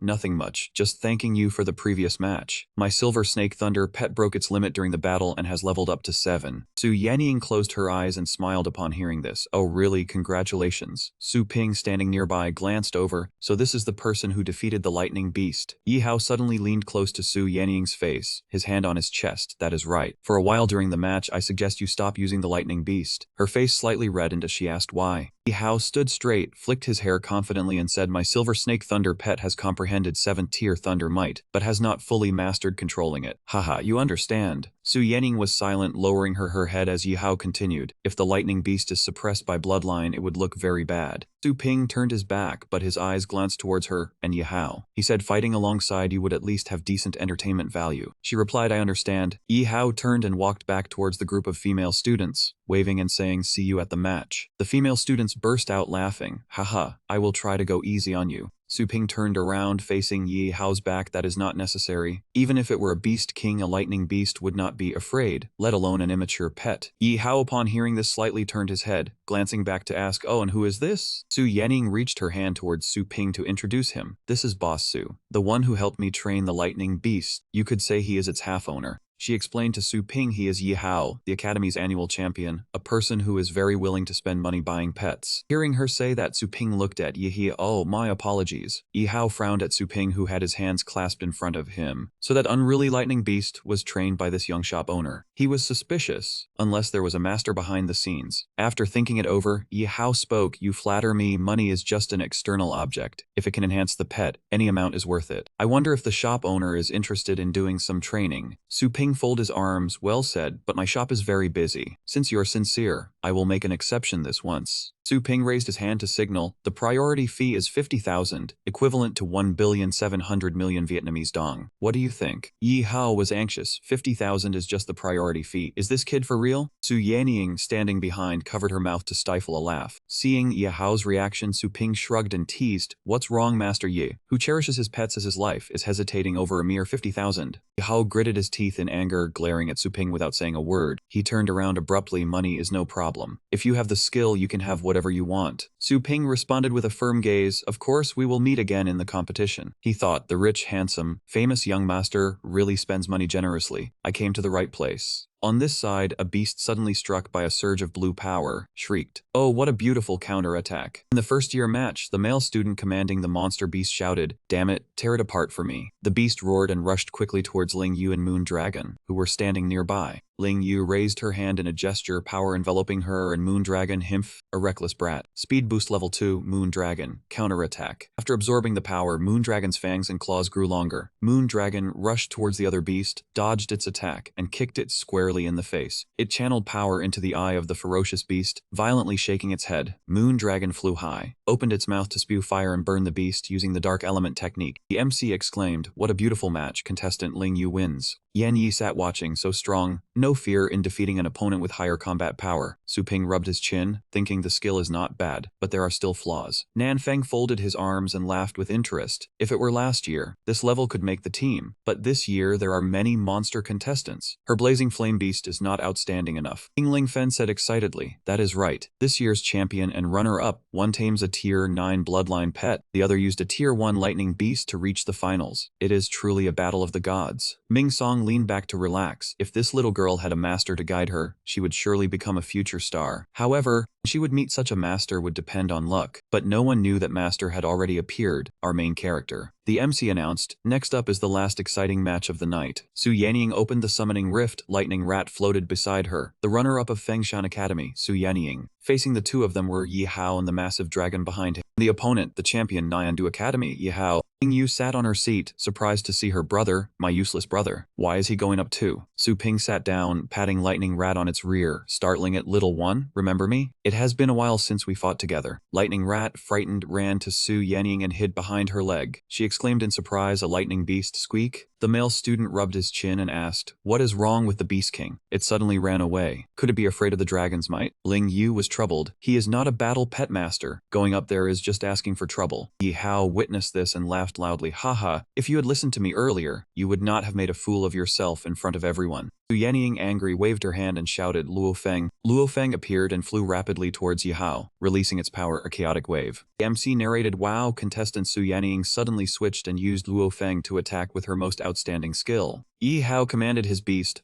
Silver Snake Thunder Dragon, go play with it. The Thunder Dragon rushed forward, raising its claws towards Luo Feng, while Luo Feng howled, releasing a wave of power towards it. The beast roared and unleashed its power, which Luo Feng could not withstand. The MC was shocked. What? A single roar broke through a tier 8 pet skill, as expected of a tier 9 bloodline Thunder Dragon. Su Yanning worriedly ordered Luo Feng to try again. Hearing this, it began to absorb power again. Yi Hao raised his hand and mocked, not giving up. Perfect time to show you the gap. Silver Snake Thunder Dragon defend. Luo Feng, having absorbed enough power, shot towards the Thunder Dragon. The Silver Snake Thunder Dragon intended to block it. Was this the confidence of the strong or carelessness? Under the tremendous force, the Thunder Dragon was only slightly injured in a small area. It slowly lowered the wings it had raised for shielding. Su Yanning's face darkened, her eyes wide. Lueng's full power attack had not caused any real injury to the king. She helplessly lowered her head as the words of praise still echoed. Ah, it is too hopeless. The harder you try, the more bitter it is. This is the pressure of tier 9 bloodline. The audience exclaimed in shock, oh my god, so strong. A tier 8 chaotic wave is like a scratch? A man on the chair watched, even with mastery of a tier 8 pet skill. A tier 5 Luo Feng is still far inferior to the Silver Snake Thunder Dragon. The two-headed Thunder Dragon absorbed power, waiting for Yi Hao's command. Silver Snake Thunder Dragon, show her what you can do. The Thunder Dragon spat a massive flame and a blast of cold ice towards Luo Feng. Dragon Flame Sweep, Silver Wing Storm, Freezing Sea Binding. The MC said with interest, the Silver Snake Thunder Dragon used 3 pet skills consecutively: fire, ice, and control. Such proficient control. Even though they were not aimed precisely, the area of effect was very wide. Luo Feng, surrounded, was terrified. Su Yanning tried to calm it. Luo Feng, Don't be scared, speed boost. The flames rushed towards her. Su Yanning quickly created a shield. The MC was worried, under threat, contestant Su prioritizes protecting herself. It carelessly revealed an opening. Luo Feng made a mistake, it got hit. It fell. Luo Feng was struck by the wildly fired pet skills. Su Yanning rushed over and cried out. This is the champion of Nine Du Academy, the power of a king. Completely overwhelming. Yan Yai knelt beside Luo Feng. Lightning Rat ran over. The Silver Snake Thunder Dragon is stronger than last time. There is no way to fight anymore. I am afraid even the Lightning Beast. Yihao sighed, so boring. Training pets only to this level and you dare to charge such a high fee? Su Ping could no longer stay still. He stepped forward one by one towards the dragon. A source of red power enveloped him in Lightning Rat, a killing intent. Lightning Rat became ferocious, staring at the dragon. Su Yanning was surprised. The Lightning Beast's aura has changed. Su Ping's face hardened as he gave the order, go destroy it. Lightning Rat received the order and shot forward like lightning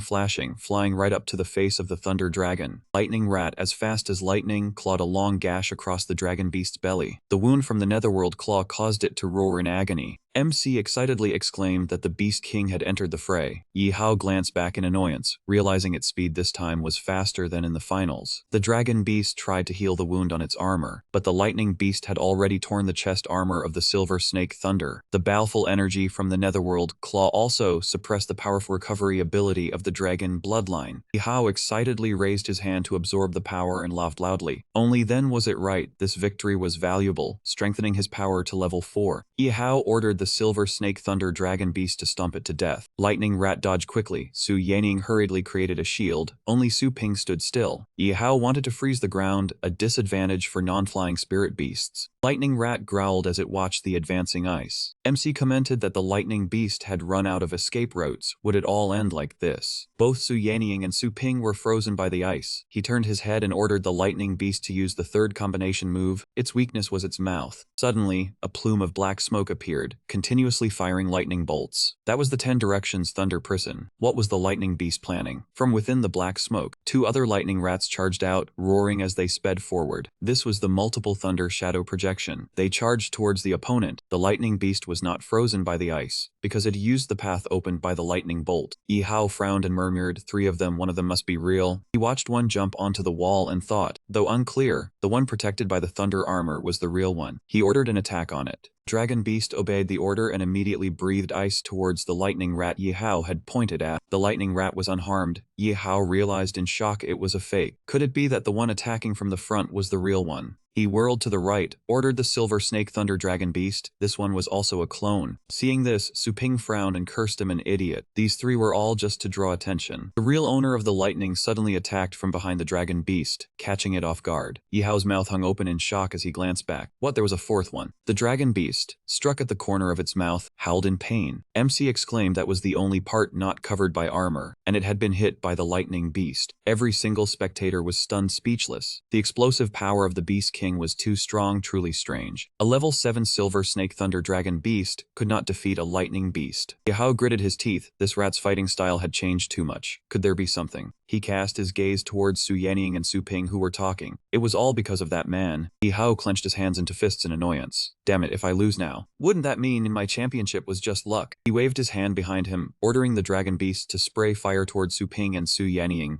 The Dragon Beast immediately opened its sharp fanged jaws, prepared to breathe fire on the 2 of them. MC hurriedly narrated the situation. The Silver Snake Thunder Dragon Beast attacked the Battle Spirit Master directly, but half their bodies were frozen, unable to dodge. Su Ping saw the scene and helplessly exclaimed that it was truly unsightly. Lightning Rat flew over quickly, generating power to block the Dragon Beast. Lightning Rat opened its mouth and fired its power directly into the wound at the corner of the Dragon Beast's mouth. The pain made it like a thief who not only failed to steal the chicken, but also lost the rice. The wound was violently attacked again. All the spectators and judges watching were stunned, their mouths agape. The Dragon Beast couldn't take it anymore and fell, surprising everyone. The Silver Snake Thunder Dragon Beast lost. It was hard to believe the Lightning Beast had won. In the stands, everyone was dumbfounded. The commentator announced that the Silver Snake Thunder Dragon Beast had suffered a miserable defeat. What was happening here? Yi Hao stood dumbfounded in the arena. The Lightning Beast won so skillfully. Could the finals have just been a cover of its true strength, or was it because of that man? The commentator's voice rang out again with praise. As expected of the Beast King Su Yanning, washing away the shame of the finals. Su Yanning sighed inwardly, thinking that everything was over. Su Ping stood within the ice, smirking as he asked if she was satisfied with his strength. Then he asked if the 500,000 was cash or bank transfer. How, with a reluctant expression, promised to transfer the money later. But first he wanted to ask one question. Could his silver snake thunder dragon beast be as strong as the lightning beast? The ice broke. Su Ping freed himself and replied that of course it could, but it depended on my mood. Seeing Su Ping about to leave, Su Yanning awkwardly called out for him to wait. The Eagle Master observed everything and analyzed. Did you notice? That young man accompanying the little miss had extraordinary strength. The flame engine seated in the judge's seat replied that he had seen it long ago. Behind the battle was that man's command. Even the frozen sea prison couldn't stop him. But unfortunately, this year's enrollment was already full. He turned to Ming Song and asked which class that student was in. The vice principal smiled and replied that the kid was modest, so he should ask himself after the match. Ming Song thought to himself that he had absolutely no impression of this person. Such an excellent student, not inferior to Yahello. Yet the supervising teacher didn't report it. Truly irresponsible. Must be severely punished. Elsewhere, in the vice principal's office, Su Yanning's worried voice rang out telling him to get up quickly. She said this was the seat for honored guests. The supervising teacher said some big shot wanted to meet him. They would arrive shortly. She urged Su Ping to stand up. Su Ping calmly poured tea, and if this was the seat for honored guests, then it was just right. He wanted to find her principal to discuss business. As he spoke, Su Yanning pulled him up. At this moment, Gu Zhu led the way respectfully. Ming Song cheerfully said he didn't expect the academy to have someone worthy to meet with the Lord. He had prepared fine tea. White Crane smiled and said after watching the match, even old man felt spirited. White Crane said this young man was very much worth cultivating. Su Yanning pulled Su Ping up and told him to step back quickly. It would be trouble if the vice principal saw them. He still held his teacup and calmly retorted, did they let themselves off? White Crane laughed and said the young man was very good, his aura so pure and strong it made Yan Yan tremble. He remarked that the aura of a strong person was truly pure and deep. Ming Song immediately inquired after the young man. Judging by his age, he was probably a second-year student. Who was his supervising teacher? He said if he told him, he would arrange the highest grade dormitory. Guxu reminded him that this kid was not a student of the school. Su Ping saw an acquaintance and asked her Luo. Ming Song laughed and said there was no rush. He invited the kid to study for free, and upon graduation, would even gift him a high-grade bloodline spirit beast. Su Yanning was shocked by such a generous offer. The Eagle Master thought to himself, this old fox had been pretending to be friendly just a moment ago, and now this. Su Ping calmly savored his tea and replied that he was not interested. Ming Song thought to himself, what, such good conditions and he wasn't interested? Then we will give you an allowance every month. Before he could finish, Gu Xu smiled and introduced him. Vice Principal, do you remember that time I went to the wild waterfall and encountered danger, and a young man beheaded a sea devil beast to save me and Yi Chen? He was startled and recognized him. Wait, could it be? Was the young man in front of him. Su Ping calmly poured tea and asked why they were all looking at him. Did everyone want some Highland tea too? Beheading a level 8 sea devil beast, saving the wild waterfall explorer Sun Zhangjin, and Yi Chen. Everyone marveled at his terrifying combat power. Which family's young master was this, out to experience life? Even the 4 great families had never seen this person truly humble. Could he be the youngest son of the Yi family? Su Ping replied, what Yi family? He was not a member of that family. People should not arbitrarily change someone's surname. Hearing him speak, Su Yanning was afraid and stopped him because the shop owner's tone was too heavy. If they angered them, their lives would be hard to keep. Iron Hand thought to himself, so he was just an ordinary person. Forget being a student, join our battle team. You could go straight to the first squad, and we would give you double the benefits. Hearing this, Yan Yi was surprised at the offer of entering the first squad directly with double benefits. The contract the battle team signed with her only mentioned being assigned to the 4th squad, a temporary wasteland hunter, and there were no benefits.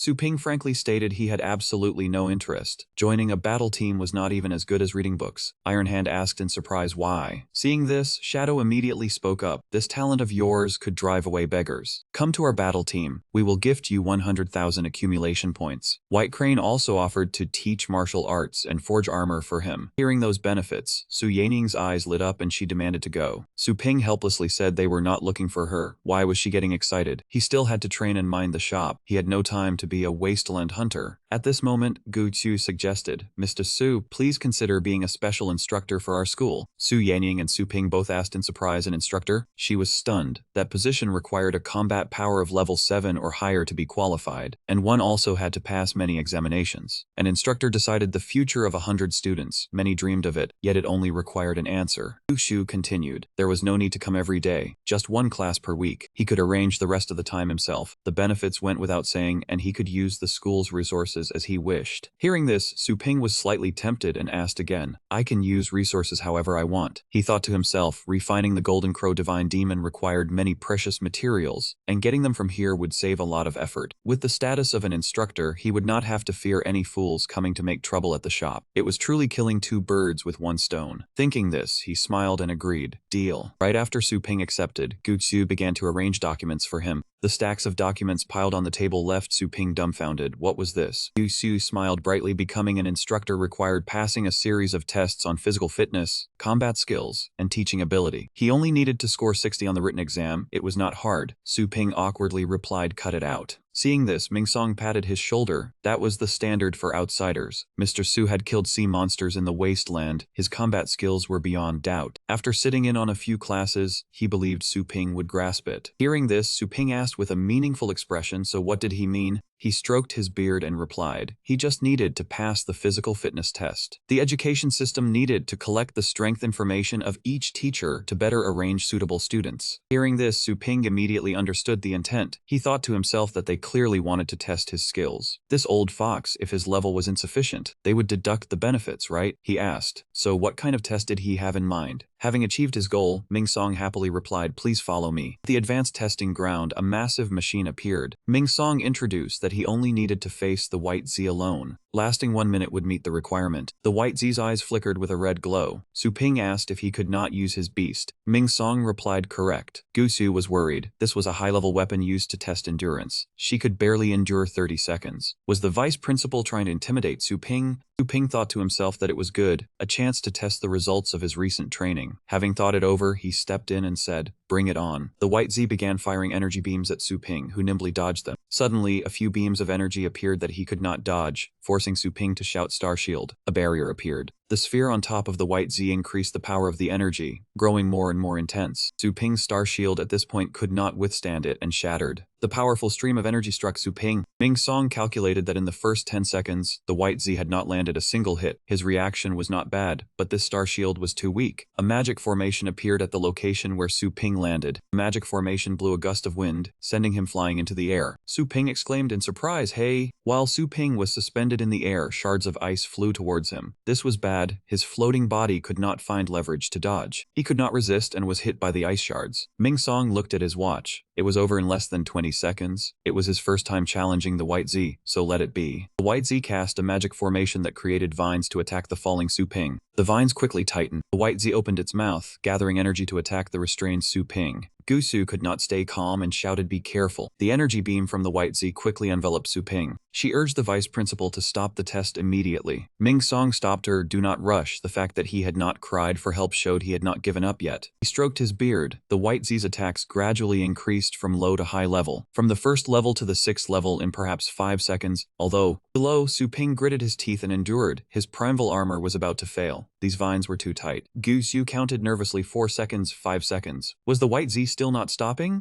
She turned to Ming Song in panic and shouted loudly. He was also surprised. 10 seconds had passed and it still had not stopped. This firestorm was probably already at the 8th level. Why was there no reaction at all? At this time, Su Ping was still tightly bound by the vines within the energy flow. Could it be that Su Ping had lost consciousness? As soon as Ming Song finished speaking, a yellow crack appeared on Su Ping's skin. Immediately after, golden light flowed all over Su Ping's body. A golden energy flow surrounded Su Ping, destroying the restraining vines. Su Ping landed heavily, cracking the ground beneath him. The energy flow from the White Z was split in two. He clenched his hands into fists and roared, troublesome machine. Su Ping immediately rushed towards the White Z, tearing through the energy it fired, creating a golden line that cut through the air. He threw a punch, the powerful blow shattering the White Z's face. Gutsu. And Ming Song exclaimed in surprise. What? Not only did he withstand the attack, but he also fought back. He wondered, when facing the White Z, they all had to stand still and take the hits. Could the machine be malfunctioning? The White Z at this point looked no different from a pile of scrap metal. Su Ping asked himself in confusion, what was this feeling? The system chimed in with an explanation. The first level of the Golden Crow Divine Demon combat body was unstable, normally only slightly enhancing physical attributes. Only in special situations could the incomplete Golden Crow form be activated. Seeing this, Su Ping looked at the remaining golden light on his hand. Incomplete just a little bit? This little bit of force that the system mentioned had turned the White Z into a pile of scrap metal? Bai Z gave the test result result, his spirit energy value reaching the 3rd tier mid-range, attack power the 7th tier mid-range, defense the 8th tier low-range, and the final strategic evaluation was the 7th tier high-range. When Ming Song and Gu Su walked past the rubble, Su Ping lowered his voice and asked, "So, is this enough qualification?" Ming Song kept clapping in praise, saying that Su Ping's ability was also enough to take on the role of a senior mentor. Upon hearing this, Gu Su was startled and asked, "Huh, a senior mentor?" Ming Song continued that the electronic mentor card would be updated tomorrow and welcomed him to join Phoenix Mountain. Su Ping coldly looked at him, thinking to himself that Bai Zi's strength was originally something ordinary people could not handle. If he did not have the divine demon body, he would definitely have been crippled. This old sly fox. Ming Song saw his unpleasant expression and asked, "Oh, it seems Master Su is not feeling well. Is it because your clothes are torn?" Su Ping thought to himself that he was still playing dumb, but since the result was done, he was too lazy to argue. He turned around and politely said, "If there is nothing else, I will leave first." Ming Song hurriedly said, "Let me take you in a special car." Su Ping replied curtly, "No need." Ming Song smiled and waved, reminding him, "All right, remember to hold a class every week." Gu Su beside him exclaimed in astonishment, "Attack and defense at senior level 7 and 8, but spirit energy is only level 3. This is too strange. How can this happen?" Ming Song slowly analyzed. There is only one possibility. He possesses a kind of secret technique but has not trained for long. He squinted and added, "There is an expert guiding him. Remember to rope him in normally. If there is a chance, you must get to know the expert behind him. His shop very likely has clues. First, think of a way to get the shop location." Gu Su happily replied, "Okay." At this moment, Su Ping had not left yet. He poked his head in and calmly said, "No need to go through so much trouble. If you want to know, I will send you the location. Just help me introduce some wealthy students." The sudden voice startled him. "Master Su, you haven't left yet?" When he got home, his mother saw him in such tatters and panicked. "How did you end up like this? Are you hurt?" Su Ping immediately replied, "Mom, I am fine." Seeing nothing to worry about, she teased, "Oh, when did our Ping Ping get these muscles? Let me take a closer look." He awkwardly said, "Mom, stop touching me. Let me change clothes first, then explain later." Seeing Su Ping running away, Then Yu said, "You little brat, what are you shy about? Did you forget who bathed you when you were little?" Entering the room, he went to the wardrobe and hastily picked out a set of clothes. While changing his shirt, Su Ping looked at the item on the floor and lamented, "The primordial armor is broken too. I wonder if there is a warranty." Suddenly, Ling Yu pushed the door open and barged in, demanding, "Su Ping, you have spirit energy, don't you?" Su Ping froze for a moment, then quickly admitted, "Yes, so what?" Before he could regain his composure, Ling Yu saw the scene and blushed. You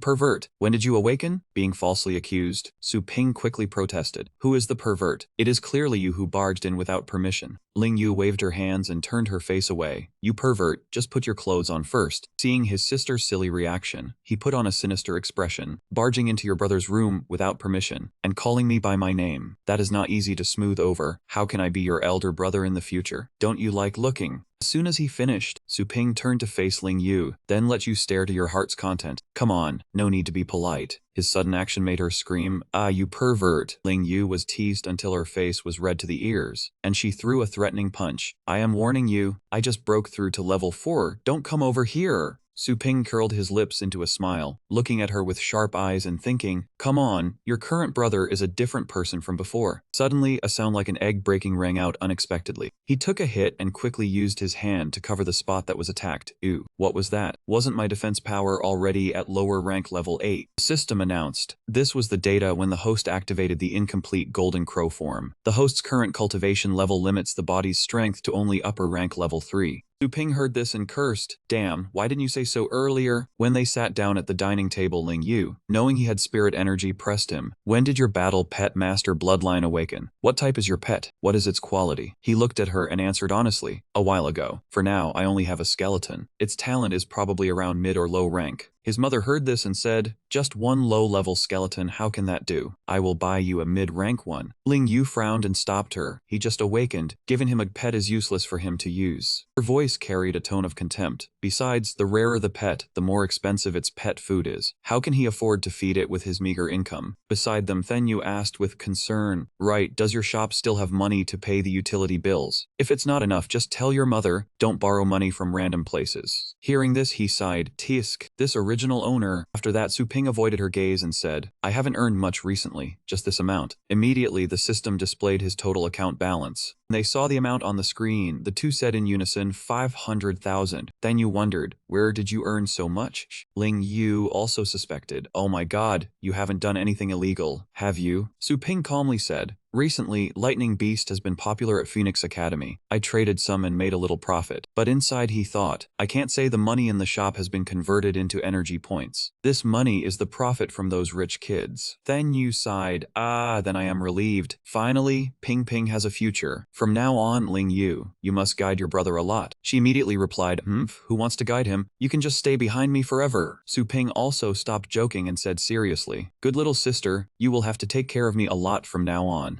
Next day at the shop, the sound of a girl's footsteps suddenly came from the entrance. Entering, she looked at Su Ping and asked, boss, I heard you are the one who trained the lightning beast, is that right? Hearing the customer's question, he rejoiced secretly.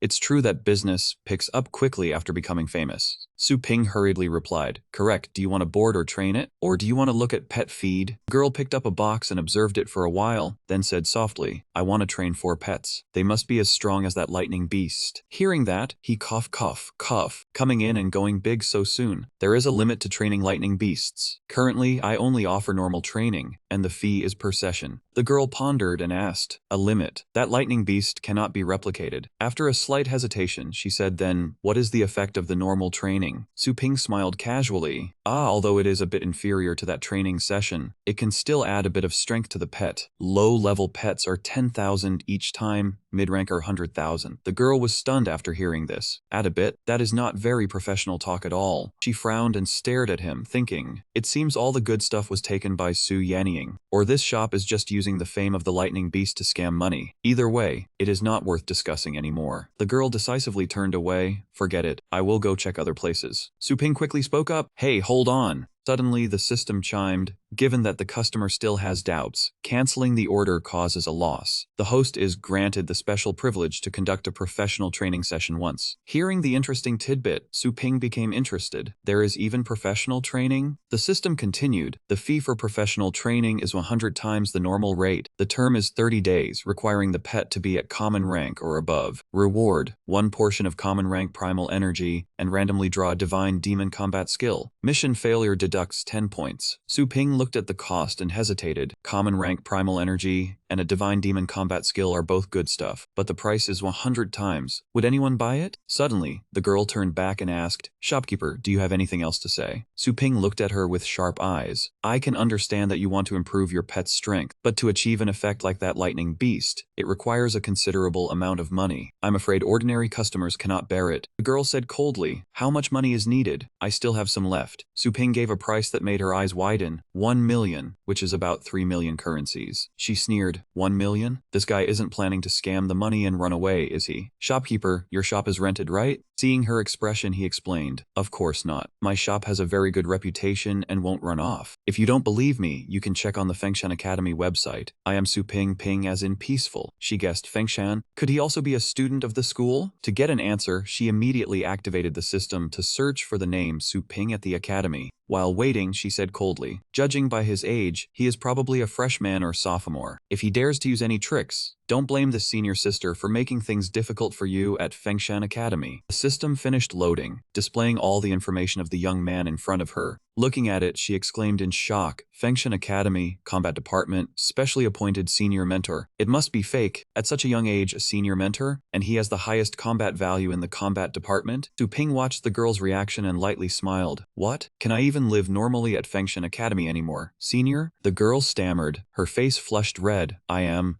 sorry, Instructor Su. I was disrespectful just now. Please forgive my ignorance. He silently sighed in admiration. Indeed, having the status of an instructor was more convenient. Then Su Ping said, just call me shopkeeper. If you want training, go prepare the money first. The girl replied awkwardly, yes, shopkeeper is right, but I don't have that much money. After speaking, she summoned her pet beast for training, which was the heavenly fragrance piglet. The system reported, detected 1 million astral coins, converted into 10,000 energy. Current total energy, 10,048. Upon hearing this, Su Ping was stunned. Just took 1 million like that? Wait, I must have charged Yahello too little for 550,000. Seeing his unpleasant expression, the girl asked, "Instructor Su, you don't look good. Are you not welcoming me?" "Don't mind it. After the training I'll give you a thank you gift." Su Ping regained his cool demeanor, thinking to himself, "Truly a plump sheep. No, a good customer. I must not overcharge. No, I can't welcome them enough." He put on an imposing air. "Don't worry, Su Ping treats all customers equally. I'm starting the training now. Go home, come back next month to pick it up." The girl was surprised, not expecting him to not mind the previous incident and actually agree to train a tier 7 pet beast in 1 month. Truly generous. She bowed her head and sincerely said, "Thank you for the cultivation, Instructor Su." The system once again rang with notifications about upgrade fees and remaining energy. Looking at the meager amount of energy, Su Ping was dejected. How am I supposed to spend this 10,000? Upgrade spiritual wisdom or the shop? He seriously considered. The entry ticket to the Thundercloud Sea training ground costs 1,000 energy. To unlock the lightning beast form requires at least 2 trips. But the energy is not enough for upgrades. This is a one-time opportunity. I must be cautious. The system panel displayed additional information. The training space can let untaken astral pets rest without occupying a boarding slot. Seeing it was vague, Su Ping ordered it to explain in detail. The system explained, the basic avatar simulates the host's actions, taking the astral pet into standard training. Each use deducts 50% of the training income. Su Ping was amazed. This function is powerful. It costs 50 energy each time, but with enough customer flow, training is uninterrupted. 10 orders a day recoup the cost in 20 days. He was pondering, not noticing people outside discussing. "Is it this place? Seems like it. Let's go in and see." Hearing the noise, he looked up and saw a commotion outside the door. The crowd, both noisy and boisterous, surged toward the front of the shop. Su Ping saw the excitement and speculated. Could all of them be customers? They entered all at once, each speaking at once. "Shopkeeper, do you accept astral pet training?" "Shopkeeper, I want to board one." Su Ping beamed with joy, pressed the upgrade button, and said, I can accept all of them." The system announced that they had entered the training ground. Star fragment number 9527, revive 30 times, duration 7 days, consuming 10 energy. With a touch, Su Ping and the pet beasts simultaneously entered the training ground. As soon as they set foot, the system panel displayed again. Host must complete 1 training session to unlock the avatar function. He immediately activated the replication system, initiated the avatar, consuming 200 energy. The clone of Su Ping caused the pet beasts to curiously gather around. With half-closed eyes, he wondered, is this the avatar function? The clone stared at the pet beast, as if seeing a strange object. Why do I feel something is off, or is it just my imagination? After a while, Su Ping and the pet beast arrived at the lava area. The elemental environment was very important. The thicker the fire, the more beneficial it was for practicing fire-type pet skills. Here, lava surged continuously, with heat and flames everywhere. Seeing the lava was 2,000 degrees hot, he was satisfied.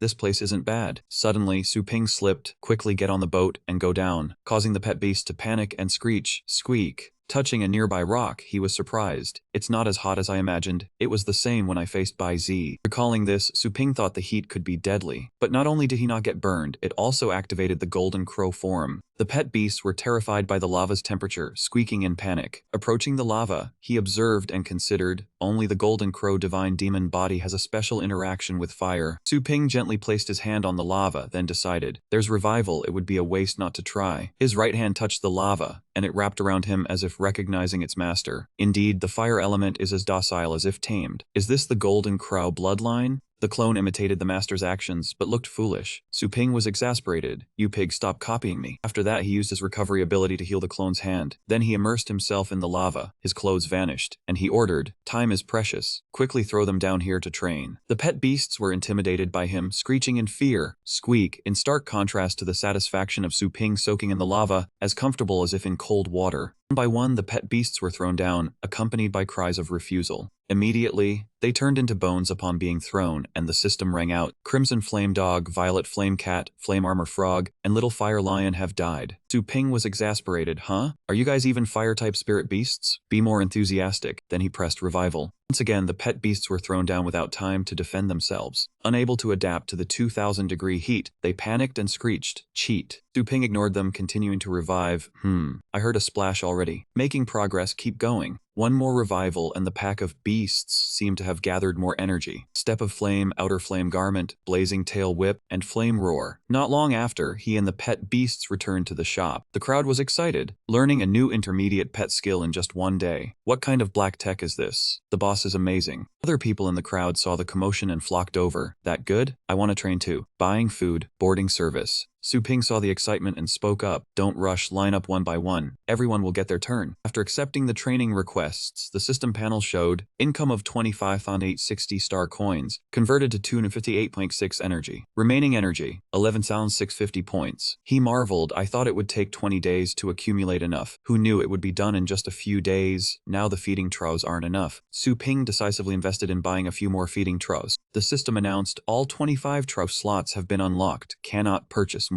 Do you wish to upgrade to level 2? Upgrade cost, 1,000 each. Su Ping's face fell, but he then understood no upgrade. Su Ping thought of the female guest's pet, so he prioritized training the fragrant pig. The entrance fee for the high-level training ground was too expensive. Training only that one beast would be a loss. Suddenly, he had an idea called the system and wanted to upgrade the chaotic nurturing intelligence. The system immediately displayed a notification board, deducting 10,000 energy points, leaving only 1,650 points. As soon as the announcement ended, the system vanished, leaving behind a strange trail of blue light. A moment later, the system continued to display. When chaos is raised to 1,000,000th, the probability of nurturing a king-beast bloodline is very low, costing 1,000 energy points each time. Seeing the notification, he muttered, one draw costs a full 100,000 spirit coins, so expensive. Last time, he only got junk. Su Ping pressed the nurture button, comforting himself that he did not need a king beast. At least give him a mid-level 6-star pet or above. When he opened another space, thick pitch-black clouds gradually covered every ray of light. Dark clouds rolled in and the sky became more turbulent than ever. People looked up, finding it strange that the weather changed on a whim. The lightning bolts grew increasingly fierce, tearing apart the sky above the city. Suddenly, from within them, a ferocious dragon emerged. Facing that scene, Su Ping was horrified and froze on the spot. His eyes were fixed on it, and only after a long while did he utter, "This is..." The energy around the dragon gradually dissipated, revealing the true form of a pet. To his astonishment, it was a Zhu with attributes of dragon and fire types. Bloodline level 9, average combat power level 3, abilities dragon breath control and dragon might. Su Ping excitedly rubbed its head. A real item came out. Level 9, one more step and it would become a beast king. Thinking about the money, he became even happier. Suddenly, the dragon roared fire, its proud dragon clan dignity not allowing the weak to touch it, especially its head. Seeing it attack with flame breath, Su Ping thought to himself, the head might not be big, but its spirit was not small. He immediately pinched its beak hard, causing it to freeze. Su Ping used a threatening expression, a pity, in my shop, I am invincible. Sign the contract obediently. If you understand, blink. The dragon quickly shrank back and agreed. The contract was signed. About 2 hours later, Su Ping received a message, Instructor Su, you have a public discussion with Nanba, please arrive before the start time. A dead silence enveloped the entire Fengshan Academy. In the room, the head of the combat department looked at his watch with annoyance. 2 minutes left, and on the first day, he had broken the rules. Guchu quickly lowered her head to explain, Instruct Su is not familiar with the roads, he must be lost. Please proceed without him. He looked at her with dissatisfaction, I have only been away for a few days, and the department has become this chaotic. I heard the newcomer was recommended by you. Now you are the big boss. Guchu dared not answer. Inside, she was boiling, silently praying for Su Ping to arrive quickly, not to anger the head. She said cautiously, Head, I am truly sorry. If he is late, I will take full responsibility.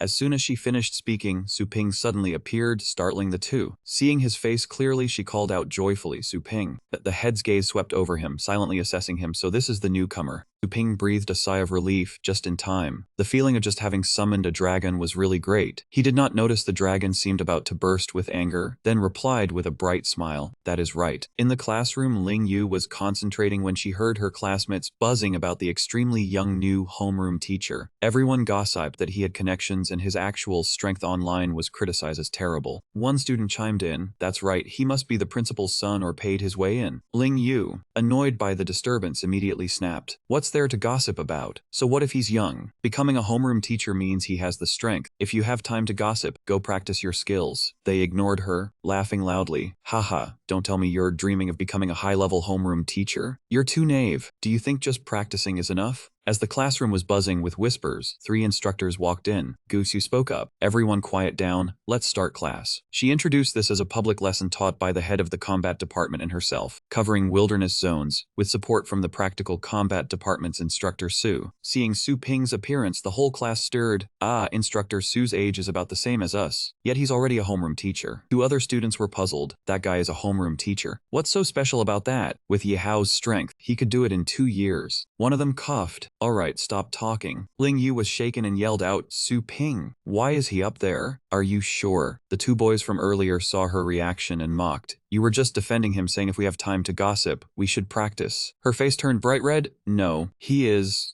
Suddenly, a guy stood up and raised his hand. Instructor Su, is it true you chopped off the head of a sea demon beast? Tell us the details. The classroom became noisy again. What is a sea demon beast? I heard it's a rare high-level ferocious beast, no one has seen it, and anyone who does dies. That powerful? I don't believe it. Su Ping waved his hand, a smile on his face, and said slowly, of course I can, but this isn't the focus of the class. I'll tell you the details another time. The head standing next to him laughed, haha, you haven't even worked a full day and you're already acting like a celebrity. The group of students cheered excitedly. Show us your skills. Otherwise, how do we know you have the strength to teach us? That's right. The other side, Yahello assessed quietly. Last time we fought, I couldn't quite see through his foundation. I'm also curious about his real strength and whether my new pet training can catch up to his. Ling Yu thought worriedly, oh no, he just woke up. What does he have to do with a sea demon beast? This is going to be so embarrassing. As everyone doubted, Gutsu spoke up. This is class time. Don't yell. I can vouch for the instructor's strength. Before she could finish, the head cut her off. With your recent combat record, can you really convince them? Instructor Su should still do a demonstration. Hearing this, the students couldn't help but get excited. Without any authority, she blushed. Sorry, head, I spoke out of turn. He turned to look at Su Ping and said, Instructor Su, you should still do a demonstration. Otherwise, the rumors that you got into Fengshan through connections won't be good. Su Ping grumbled inwardly, whether in the team or the academy, they never let me rest. Then he sighed, my price for making a move is very high, you know. He used his ability to summon a skeleton, which emerged from a rift. Seeing the scene, everyone exclaimed, that's just a skeleton. Haha, show us some god-slaying power, it's just a cute little thing. I had one of these when I was 10. The head held back a laugh and said casually, Instructor Su, don't worry. As long as you don't attack the students, you can do whatever you want, and I'll take responsibility. Afterward, he turned and ordered not to harm anyone else. Ling Yu didn't dare to look now, quickly covering her face with her hands. What can the lowest level demon pet possibly do? Is this supposed to be a skill demonstration? He had the skeleton swiftly swing its sword in a single slash. Where the blade passed, water splashed in a large arc, drawing everyone's attention. The skeleton's sharp cuts left a deep groove. The onlookers witnessing the scene were instantly shocked. After the skeleton slashed the water, it stepped onto the lectern and quickly withdrew. In the stunned silence, the entire room fell completely quiet. Everyone clamored, what just happened? Did that skeleton do that? What skeleton? I clearly saw it was just a garden skeleton. Yahello observed from his spot, impressive. My silver snake would probably not last 2 moves against that skeleton. Ling Yu was also surprised. Is this the strength of a level 1 skeleton? Didn't he just awaken not long ago? Su Ping asked back with an expressionless face. What? Do you need another demonstration? The head of the combat department broke into a cold sweat. Are you kidding? Gutsu, standing nearby, smiled faintly. He added, this classroom is made from special materials, worth no less than 10 million, with strength to withstand level 8 bombardment. Yet it was cut by a skeleton's blade. The blue light on the skeleton gathered. Su Ping said loudly, anyone else who isn't convinced, just raise your hand. You're welcome to come up here and study with me. Everyone looked at each other, speechless, their spirits already doused with a bucket of cold water. He narrowed his eyes at them. Why is everyone bowing their heads in silence?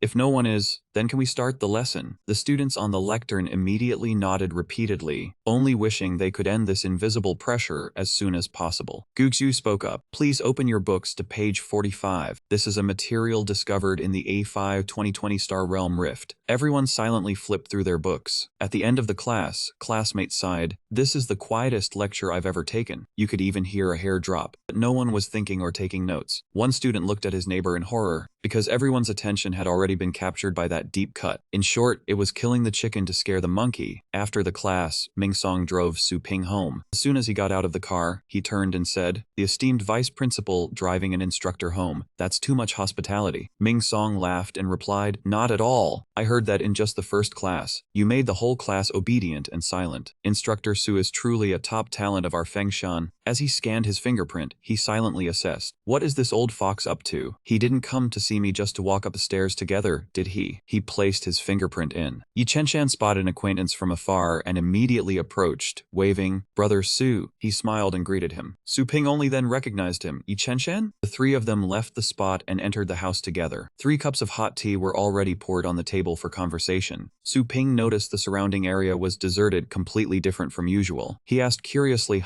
it's so quiet quiet this afternoon, not a single customer. Yi Chenshan spoke up. Yi has a confidential matter to discuss with Su Ping, so he had people clear this road. Of course, Yi will compensate for the business losses. He smiled meaningfully at Ming Song. Ha, Vice Principal, my friend here says he has a confidential matter to discuss. Hearing this, the man forced a strained smile. Ah, actually, I also came to see Instructor Su about something. His eyes grew sharp. The Global Elite Round Robin Tournament will be held soon. Ming Song explained in detail. The Elite Pet Trainer Round Robin Tournament is held every 3 years, and only battle pet trainers with strength at level 7 or below can participate. The champion of the Elite Round Robin Tournament, besides a generous prize, can also receive guidance from a legendary level battle pet trainer. He stated, past champions have almost all smoothly advanced to the titled level. Among them, several prodigies even became respected legendary level battle pet trainers. They protected the safety of an entire continent. As he spoke, his tone carried excitement mixed with pride. Ming Song then made an enticing offer. If Instructor Su agrees to participate, I can approve a 1-year leave of absence. Salary and benefits will still be paid, and there will be a bonus after the tournament. Su Ping immediately refused. No need. I don't have any plans to compete right now. He was surprised. What? As a battle pet trainer, how can you have no interest in the Elite Round Robin Tournament? He narrowed his sharp eyes slightly. Am I stupid? Becoming champion means being known by the whole world. With my current fame, I'm already making good money. If I get more famous, I might catch someone's eye. It's safer to rely on the system to level up. Yi Chenshan also spoke up after hearing this. Yi originally intended to Su Ping to explore a secret realm. Unfortunately, he inadvertently participated in the Elite Round Robin Tournament, so it's just a thought now. Su Ping then became curious. What is that secret realm? Ming Song took the initiative to say, are you talking about the 3 unique secret realms of the entire Asia district? Yi Chenshan asked in surprise. The matter of the secret realm is a secret to those below the silver medal pioneer rank. How did you know? The old man stroked his beard and laughed, ha, before retiring. I was also considered a half-gold medal pioneer. Su Ping lost patience. Stop being cryptic. Just tell me. Yi Chenshan began to explain. The passages to the Star Realm rifts are all ordinary star fields. Even if treasures are discovered, they are mostly at the level of minerals or primitive life forms. He described the locations in question, the 3 Star Realm rifts of Longtai Mountain. Based on experience and knowledge, he delved deeper into the secret realm of Jinggu River. They are connected to star fields where civilizations once thrived alongside, even surpassing Blue Star. Yi Chenshan emphasized seriously. Although those civilizations have long perished, it is said that the divine artifacts unearthed inside range from priceless small items to items that can alter the current world structure, even help comprehend the universe's higher laws. Listening to his explanation, he felt his horizons broadened. It truly was a concept of a different spatial dimension. Ming Song added a warning, but there are too many ferocious beasts and mechanisms guarding the secret realm. Countless strong individuals who tried to enter have never returned. The inner area of the secret realm is forbidden, and the outer area is only open for a short time, so it's sealed by the federal government. Only before the global round-robin tournament is the relatively safe outer area opened for top-tier pioneers. A look of regret appeared on Yi Chenshan's face. That's right. Yi was lucky enough to obtain the qualification to explore the outer area of the Longtai Mountain secret realm, and he is looking for teammates for this matter, namely Su Ping. Su Ping, resting his chin in deep thought, cut in. Although I have no interest in the Elite Round Robin Tournament, but the two turned their heads to look at him simultaneously. Curious about his answer, he calmly assessed. The training system encompasses all phenomena. Maybe this Longtai Mountain secret realm is within it. Those unknown ferocious beasts and mechanisms, in front of the infinite revival system, aren't they a piece of cake? A hint of cunning flashed across his face. I could consider this secret realm a bit. Sky gradually fell into night. The waning moon brought a gentle light that enveloped everything. Su Ping wanted to close up shop, but the customers outside were still reluctant. Boss, it's my turn. Boss, I want to train. Boss. He gently smiled and refused. Feeling too shy, the shop was already closing time. Customers who had lined up but hadn't reached their turn were asked to come earlier tomorrow. One customer burst into tears, so angry. Knowing this, he would have come earlier. He wanted to wait until dawn. No one should fight him for the first spot. The other customers were also excited. Someone said he must go stay at a nearby hotel. Huh, wait, he wanted to go too. Su Ping stretched and moved, his voice slightly tired. Suddenly having so many customers like this was really unfamiliar. 3 days without time to cultivate. His expression suddenly changed. Coldly ordering system. Open the special training interface. Su Ping was immediately transported to another space. He requested, search Dragon Platform Mountain Secret Realm. The system reported no results. He replied, then search all special trainings with the word dragon at high level. The system panel appeared. It was the Illusionary Heritage, Dragon King Heritage Hall, costing 2,000 energy. Su Ping muttered, illusionary heritage, huh? He silently assessed the shape of this dragon skeleton should be correct. Su Ping asked further, system, how is this heritage secret realm different from that special training? The system panel displayed information. Illusionary heritage is as it sounds. The illusion is false aside from combat and cultivation training. The host cannot take anything away. Su Ping stared. The entry fee for the illusion is double that of the Thunder Cloud Sea realm and the Chaotic Nether realm. What logic is that? The system panel displayed more information. Second, each heritage site has a king's soul of a fallen god, awaiting a strong practitioner to inherit after passing the trial. The king's soul is a supreme object. How can it be defiled by replication? The heritage site, only the strong or the stronger can survive. The weak and the strong together have no place for training. They are all the same. Su Ping helplessly looked at system panel. The king's soul cannot be replicated, but replicating other treasures a little should be fine, right? Su Ping returned to the real world, gently opened the door. A mysterious purple light immediately struck his eyes. He said softly, if I only take the skeleton, it is too much of a loss. In the room, many magic beasts were resting in glass cages. They were heavily silent, sleeping a very deep sleep. He stepped over to a lying dog. Its owner had exceeded the pickup time, if not due to illness or forgetfulness. Then it was that. Su Ping gently placed his hand on its forehead. A red light from his hand quickly seeped into its forehead. A red mark appeared before its eyes. As if sensing him, it immediately woke up and stared fixedly. A system panel appeared, contract signed. Its information was fully displayed. Moonhound, level 1 combat type, strategy level 1, low-grade talent, skill steelhowl base tier, thick skin and fat, loyal nature, is a beginner battle pet. Su Ping pondered for a moment. Indeed, its owner had died unexpectedly. He gently opened a passage to another space, turned back and said to the dog, having played white on my foster tray for so long, from now on follow me properly. It replied with a sound, go. Magic beasts quickly followed him into the other space, all squeaking in unison. Su Ping immediately arrived at the secret realm. The system panel announced, deducting 2,000 energy points. Host is connected to illusionary heritage, Dragon King Heritage Hall, duration 7 days, death 10 times, please explore on your own. He quietly observed the secret realm. There was no life here, only fossilized dragon skeletons and withered tree stumps. Suddenly from within the dragon skull emitted a strange golden light. A majestic voice rang out, you all. Have you come to receive my heritage trial? Su Ping and the magic beasts withstood the overwhelming force from the golden light. On his face was only determination. Except, as soon as he finished speaking, deep cracks appeared on the ground. Shimmering was an unusual binding light. Suddenly from underground, a tall tower rose up. A golden dragon coiled around the tower's body looking extremely majestic. Su Ping was stunned looking at the scene before him, his eyes wide open. The mysterious voice sounded again, the dragon pillar with 9 sections. The 9th section is the largest. Climbing to the 9th section means having the qualification for the inheritance selection. He looked up at the tall tower, curiously asked, only the qualification for selection? Then what does it take to receive the inheritance qualification? Dragon spoke, when I fell my flesh and blood turned into the sky. My scattered scales transformed into 109 land masses that became the earth. It turns out, those farming lands were polluted by foul air giving birth to countless demons. All the demons need to be purified. Only then can I restore the king's soul. The dragon radiated a powerful light. By then, the one who climbs to the 9th section will receive the final trial. He silently pondered the words again. An existence of such a level cannot allow just anyone to receive the inheritance. The complex trial beforehand was reasonable.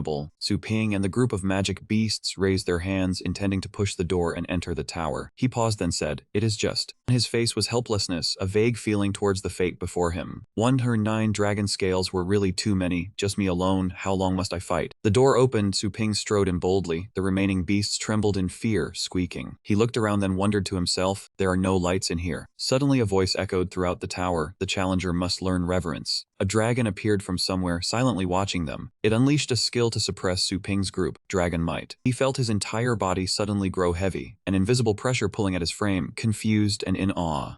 Such a strong sense of oppression. Su Ping's beast let out a cry, a low howl. He found it strange, struggling to call it amidst the pressure. The Moonhound. He quickly sensed something was wrong. Didn't the Moonhound follow me in? Why is the sound coming from inside? The chaotic sounds from the group of beasts behind him made it impossible for him to pinpoint their location for a moment. Harsh, yes, similar. Su Ping was momentarily bewildered, things coming in rapid succession from different locations. Could there be a ghost? He immediately pressed his watch. Flashlight panel appeared. He muttered suspiciously, could there really be a ghost? As the flashlight illuminated the area, he was stunned by the scene before him. This is an extremely colossal statue appeared before Su Ping, its lines exquisitely detailed, holding a sword in its hand. He was puzzled. A statue? The light spread further, illuminating the surroundings. Only then did he realize there wasn't just one, but 2 identical statues. statues. The pets seemed frightened by the darkness within the tower, panicking and bumping into the walls, letting out a few pained cries. Seeing this, Su Ping let out a sigh of relief, his voice full of helplessness. So they just bumped into the walls while fumbling around. He slowly approached the statue. The peculiar structure of this wall face was likely the cause of the sound distortion. A somber expression appeared on Su Ping's face. Is the first floor really this simple? The challenger must learn fear. What does fear mean? After inspecting the statue, he turned his attention to examining other areas. Suddenly, the statue behind him moved, its eyes glowing a fierce red. It raised the sword in its hand and thrust it downward toward him. Su Ping noticed the strange sound and whirled around. The skeleton had already taken a blow from the statue for him. He quickly heightened his vigilance. If this statue guard was alive, then the other one must be too. But the statue's attack speed was too fast. It drove its sword through his shoulder. Su Ping gritted his teeth against the pain. Damn it. Fresh blood gushed from his body, splattering onto the statue's sword. At that moment, the system panel announced that the host had died. Remaining revivals. 9. Resurrect on the spot or randomly? Without hesitation, he chose to resurrect on the spot. He was too slow to react. If he had focused all his power into activating the primordial armor just now, he might have withstood this blow. Unfortunately, it was too fast. Good thing the skeleton blocked it, or he wouldn't even know how he died. Su Ping's body and his pets were quickly restored and completely regenerated. He stared intently at the two statues before him, remaining still, not daring to make the next move. The statues also returned to their initial state, as if nothing had happened. Su Ping increased the flashlight's brightness, shining it directly at the two statues ahead. Unexpectedly, the two statues charged straight at him, their swords held firmly, pointed toward him. Su Ping's eyes instantly became sharper.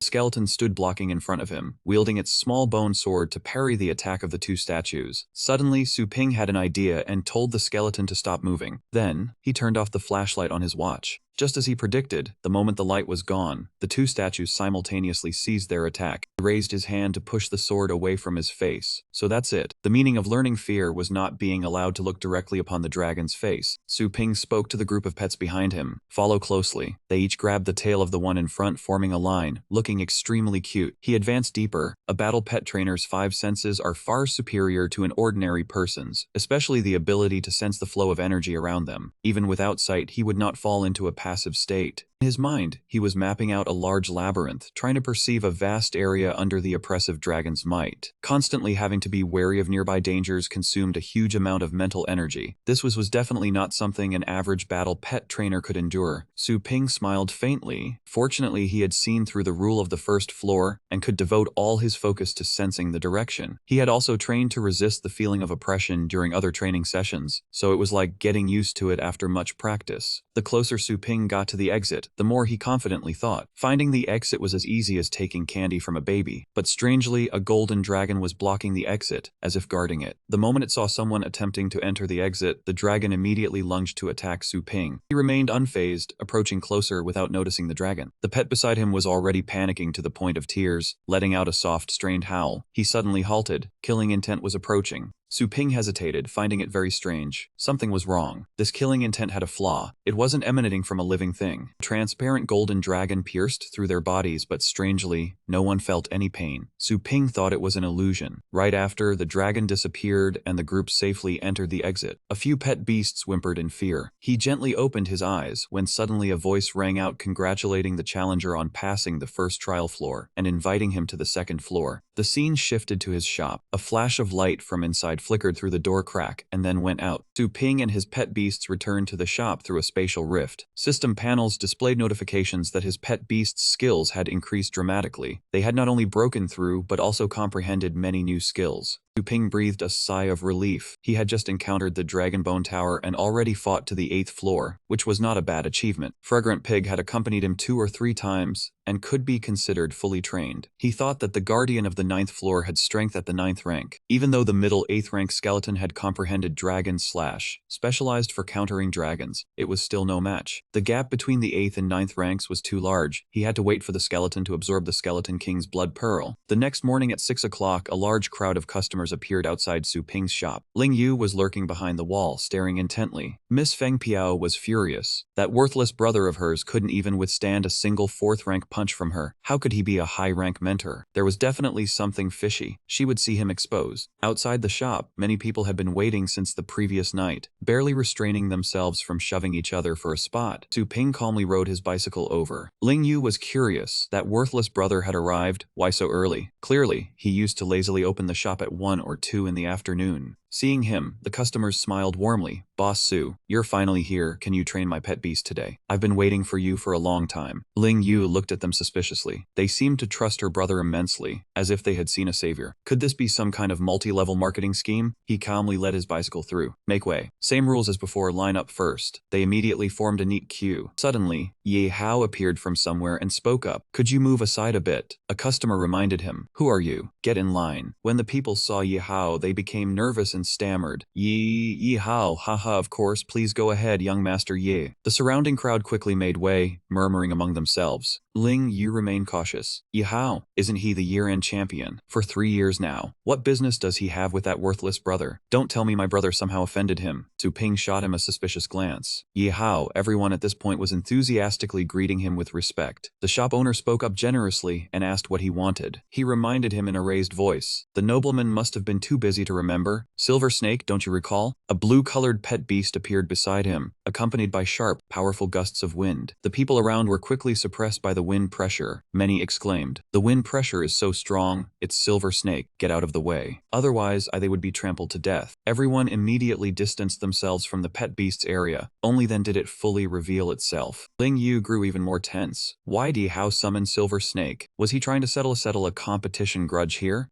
Hao looked at Sung smugly, snickering. After seeing Silver Snake's handsome appearance, you remember the training matter now, don't you? He confidently brought up the training matter again with Su Ping. Seeing this, Su Ping felt helpless and bored. I thought it was something serious. He silently thought to himself, then asked the system. The Silver Snake Lightning Dragon Beast is a 9th rank bloodline. When will the service for high rank pet training be unlocked? The system panel replied, must complete 1 professional training session and upgrade the shop to level 3. The prerequisite is that the host must expand the shop area to 3,000 square meters. Su Ping protested, 3,000 square meters. Is this opening a shop or a factory? Many customers chatted enthusiastically. Amazing, this is my first time seeing a 9th rank dragon beast so close. Even Yehao's Silver Snake has come for training. Still, since he has the ability to train the perfect lightning rat and skeleton, it's not surprising. The fool said that 9th rank bloodlines are rare and dragon beasts are even rarer treasures. They can't be compared to common beasts. Even if a master trainer is stationed here, if he has never guided a dragon beast before, the training is just theoretical. That's right, it seems we haven't seen the boss train any high rank pets yet. Su Ping overheard every word they said. Yihao asked him, Su Ping, you haven't ever trained a dragon beast before, have you? Su Ping thought, Yihao can afford a high-rank bloodline pet, so he's definitely a quality customer, and his friends' backgrounds must also be impressive. Yihao thought instead, if he reveals he can't take on high-rank pets, he'll lose potential customers. He replied coldly, I haven't trained many, just occasionally did a few. Everyone was immediately affected by the aura from the spatial rift, raising their hands to block the rushing wind. What is that? Such a strong aura. Ling Yu, standing far away, hugged herself and shivered. That smell is so rotten. What did that worthless brother raise? A dragon emerged from the rift, its whole body radiating a gloomy evil aura. Only then did everyone recognize it as Zhu Long. It raised its head and let out a loud roar to the sky. All the people, not excluding Yihao, struggled to withstand the roar. They were terrified. Dragon might, the pressure is so intense. Silver Snake also prostrated itself. Yihao was shocked. It's submitting just from the dragon might. Yihao was bewildered. Clearly my Silver Snake is a whole size larger. Su Ping gently waved his hand to signal Zhu Long to stop its roar. You miscalculated. The reason Silver Snake submitted is not the dragon might, it's the bloodline. Hearing him finish, Yihao then looked up. What did you say? Su Ping explained. The 9th rank is a level of strength with an enormous gap. That gap even surpasses the total gap between the 1st and 8th ranks. A hierarchy of bloodline suppression naturally exists between high rank and low rank beasts. And the dragon race is the most strictly hierarchical species. I can use Zhu Long and your Silver Snake as a specific example. Su Ping continued, the clearest proof is that Silver Snake learned dragon might through hard training, while Zhu Long knew it from birth. Yihao blushed with embarrassment, his voice growing quieter. I see, I've learned my lesson. Su Ping has not only trained a 9th rank dragon beast, he even knows the characteristics of dragon beasts like the back of his hand. I was truly foolish to question him. I want to crawl into a hole. He placed his hand on his shoulder.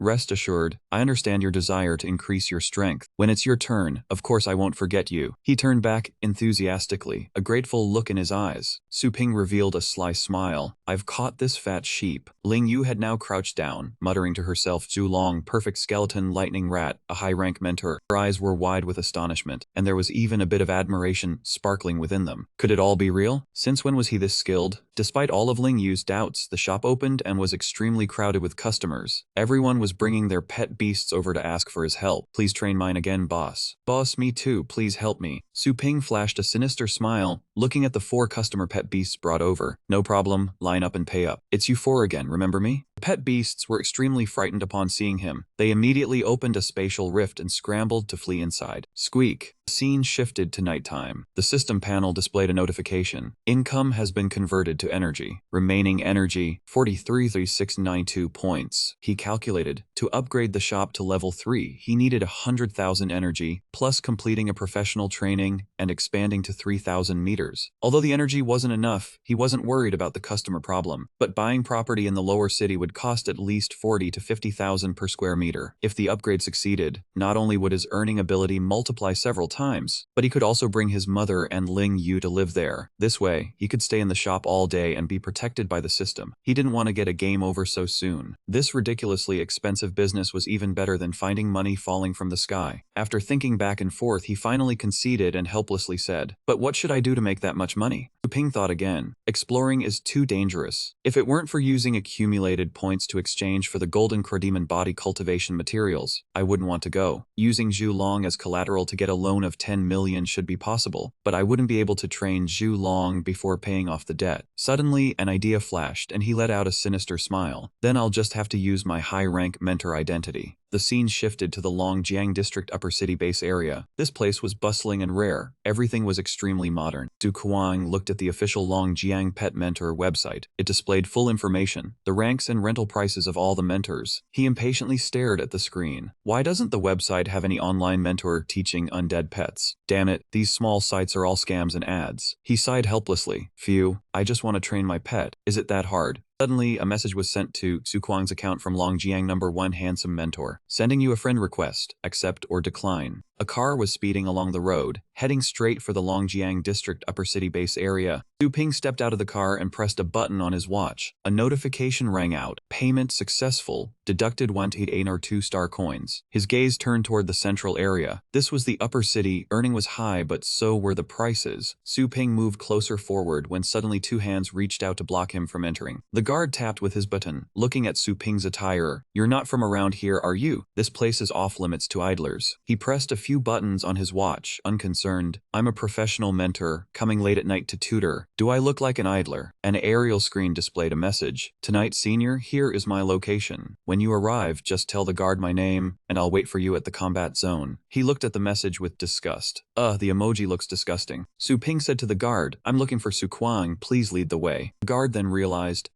your young master Shu's guest, please come this way." Su Kuang was training with a robot. A notification rang out. Guard level adjusted to upper 3rd rank. Su Kuang complained, "Still not enough." The notification continued. Guard level adjusted to upper 4th rank, executing Langjia Fist combat module. The robot suddenly increased its combat power and quickly charged straight at Su Kuang. He reached his hand back, clenched it into a fist, and slowly closed his eyes to gather power. Right when the timing was perfect, Su Kuang threw a powerful punch at the robot, splitting it in half. The robot immediately displayed a notification that it had lost over 80% of its power and ceased operation. A guard came in to report young Master Xu. "The guest from last time has arrived." His clothes were soaked with sweat, making it clear Su Kuang had been training very hard. He smiled and greeted Su Ping. "Oh, senior, you've finally come." He looked around assessing the luxurious training ground, so different from Phoenix Mountain. Seeing this, the guard teased Su Kuang, "I won't disturb your training anymore." He waved his hand to signal the guard to leave, then looked Su Ping up and down. He thought with dissatisfaction, "Why is the person who came so young?" Su Kuang asked coldly, "Are you an assistant or a student of the #1 handsome man in Longjiang?" Su Ping calmly replied, "I am the #1 most handsome man in Longjiang." Su Kuang's face was full of doubt, darkening as he said, "You are the senior, the #1 most handsome man in Longjiang?" Su Ping smiled, "That's right. Are you Su Kuang? In the files, you train the undead system. I have some understanding of this system's pet beasts, and I can give you some pointers." Su Kuang muttered to himself, releasing killing intent. "Guide me. This person has an unusual aura. I can sense his energy, but he's definitely not stronger than me. He might not even win a fight, yet he comes pretending to be a title rank to teach. He was so angry his face twisted. I called him senior, sent cute icons. The great young master of the Xu family acted spoiled for a scum like this. How embarrassing. Su Ping found it strange and asked, "What's wrong with you?" Su Kuang gritted his teeth and answered, "I want to kill someone." Su Ping put his hands in his pockets and asked, "You just tried to probe my energy, right?" Su Kuang was startled. How does he know? His energy is clearly weaker than mine, so how could he sense it? Su Ping laughed. "From the look on your face, I can tell I'm right. If I couldn't sense that kind of action, my training in the chaos energy chart would have been wasted." He waved at Su Kuang. "I know you're not convinced. Infuse your energy into your right hand and try to hit me once." Su Kuang squinted. "You want a beating? If I hit you, you won't even have the strength to call the police." Su Kuang smiled confidently, energy rapidly gathering in his hand. "Don't regret this." He suddenly felt something strange. Huh? Why is the energy harder to condense than before? Could it be from overtraining? Su Ping opposite him let out a rare, sinister smile. Right behind Su Kuang, he was silently siphoning the energy towards himself. Su Kuang nervously clenched his fist. "What's going on?" "The energy feels like it's frozen, so close yet refusing to be guided." Seeing that enough energy had gathered, Su Ping swung his hand, emitting a golden light. He said softly, "Go." Su Kuang was hit by the unexpected counterattack, only just seeing it coming towards him. He was pushed back a long distance, letting out a yell. Su Kuang looked at him with a strange expression. What was that? Only an energy master can influence the flow of ambient energy. Reaching the 9th title rank allows for ultimate control, telekinesis, and air walking. Isn't energy weaker than mine? Why is the energy within my body acting so strangely? Su Kuang stood still without moving. He must be hiding his true strength. Can there really be a title rank master this young? He magnified the image of Su Ping to be several times more frightening. The more Su Kuang thought, the more scared he became. Only 9th rank masters are on the title list. He asked timidly, "May I ask what your title is?" "Senior." Su Ping praised inwardly. Smart kid, he knows to ask about the title. "But I can't go into detail to avoid exposure." He smiled and deflected. "You are not yet worthy to know my title. If you're unconvinced, you can try another 2 moves. Su Kuang immediately agreed. "All right, please guide me, senior." Beside him, 2 spatial cracks appeared, indicating he was about to summon his pet beasts. 2 pet beasts shot out from the space towards him. Su Kuang yelled out his command. Su Ping took a step back, recognizing them, a Jiqingba corpse beast and a soul-devouring beast, both with tier 6 bloodlines. The soul-devouring beast spat out a cloud of black smoke, obstructing his vision and movements. Su Ping quickly realized this was a visual obstruction miasma and raised his hand to cover his mouth. The Jiqingba corpse beast fiercely charged in for a frontal attack. Su Ping nimbly dodged the blow. He thought, Jiqingba corpse beast, its name describes its combat environment. This terrain is hard and dry, restricting its movement. It can only utilize tier 5 strength. Su Ping tensed his muscles and grabbed the beast's hand tightly. He utilized the Dragon King inheritance terrain, constantly using the Golden Crow Demon God body, steadily releasing 7/10 of the incomplete Golden Crow's power. My current actual combat strength is around mid-tier 6. Thinking this, Su Ping used all his strength to fling that pet beast far away. Su Kuang's jaw dropped in shock. The Jiqingba corpse beast was thrown away with bare hands. The pet beast crashed into a pond, splashing water everywhere, crying out in pain. Su Kuang frowned and complained, "Damn it. I was planning to use the soft part of its thigh to mask my footsteps." Su Ping smiled and replied, "Not a bad thought. But if you can't mitigate the side effects, it's just empty theory." On the other side, the soul-devouring beast was hiding in the black smoke, waiting for an opportunity to attack. A golden light flickered in Su Ping's eyes, and he said coldly, "Still sitting still? Watch me drag you out." He raised his hand and channeled the energy from the Dragon King inheritance. Hearing a roar, he enhanced it slightly with energy to see the effect. Suddenly, from within his body, a golden phantom dragon appeared. It let out a loud roar, releasing a shocking oppressive aura. Soul-devouring beast let out a sharp shriek, as if struck by a mental attack. Su Kuang covered his ears, coughing in fear. That is, a dragon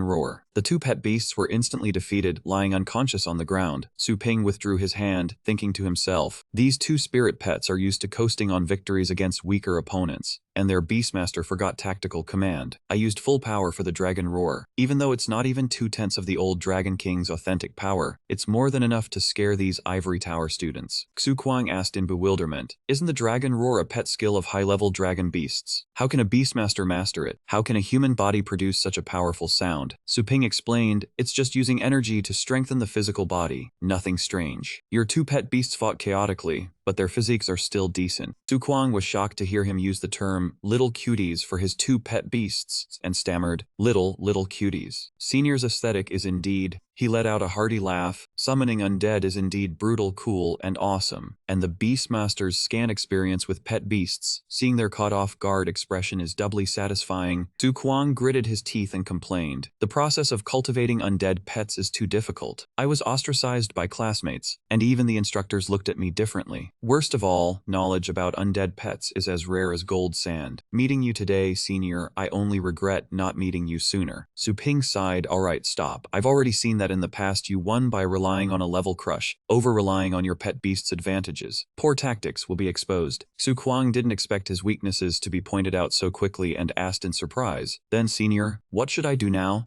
Su Ping took out a strange lotus flower from inside his clothes, its whole body covered in a green light, and held it up in front of Su Kuang. This. Su Kuang was astonished. You don't mean to say this is the legendary Hell King Bone Lotus? Su Ping nodded. Correct. This item greatly increases the insight of undead pets. Mastering more skills can allow for tactical changes. I will tutor you in command ability. Su Kuang had seen this item on the market for 5 million, and it couldn't be bought, so he grinned. Thank you, senior. Su Ping waved his hand. Thank me for what? Guidance fee for the 9th rank, 1 million. Pet food will charge an additional fee, 120,000, plus the taxi fare, 3,604. Pay first, service after. Su Kuang's eyes widened. These costs? Gulp, you know your goods. In the future undead system pet food, I can sell a lot to you. Su Kuang carefully considered it. The Hell King Bone Lotus is only sold for 120,000. The total cost is still much lower than the market price, and he also intends for long-term supply. Where else can I find this? He became visibly happier, knowing he had struck gold. Yes, senior. A while later, Su Kuang saw him off to the car. Before leaving, Su Ping reminded him, remember, next time a bone beast meets a flying pet, first stack a few layers of bone spears. Su Ping closed his eyes and continued. While the bone spears block its attack, you can counter-attack. Finally, use the mist to increase the blood spirit's conversion range on the frontline target, slowly wearing it down. Su Kuang hurriedly wrote it down. Understood, senior. After the reminder, Su Ping left a farewell. I'm off now. Su Kuang replied gratefully. Farewell, senior. When the car had driven far away, Su Kuang suddenly remembered. Damn it, wait. I don't think I got senior's contact information. The scene shifted back to Su Ping's house. As he stepped out of the car, he pushed open the door and entered, saying softly, I'm home. His mother saw him come back and asked, Why are you so late today? You haven't eaten yet, right? Let me reheat the food for you. Su Ping replied to his mother, Yeah, I was a bit busy, as he sat down at the table. Seeing the table full of food, he was curious, huh? Is it New Year's today? Why so many dishes? Su Ping wondered what Ling Yu was scheming again. Normally, that girl only leaves me a bit of broth. He glanced over and saw her hugging a pillow, curled up in a corner of the sofa. Su Ping let out a satisfied smile, picked up his chopsticks to eat, and silently praised,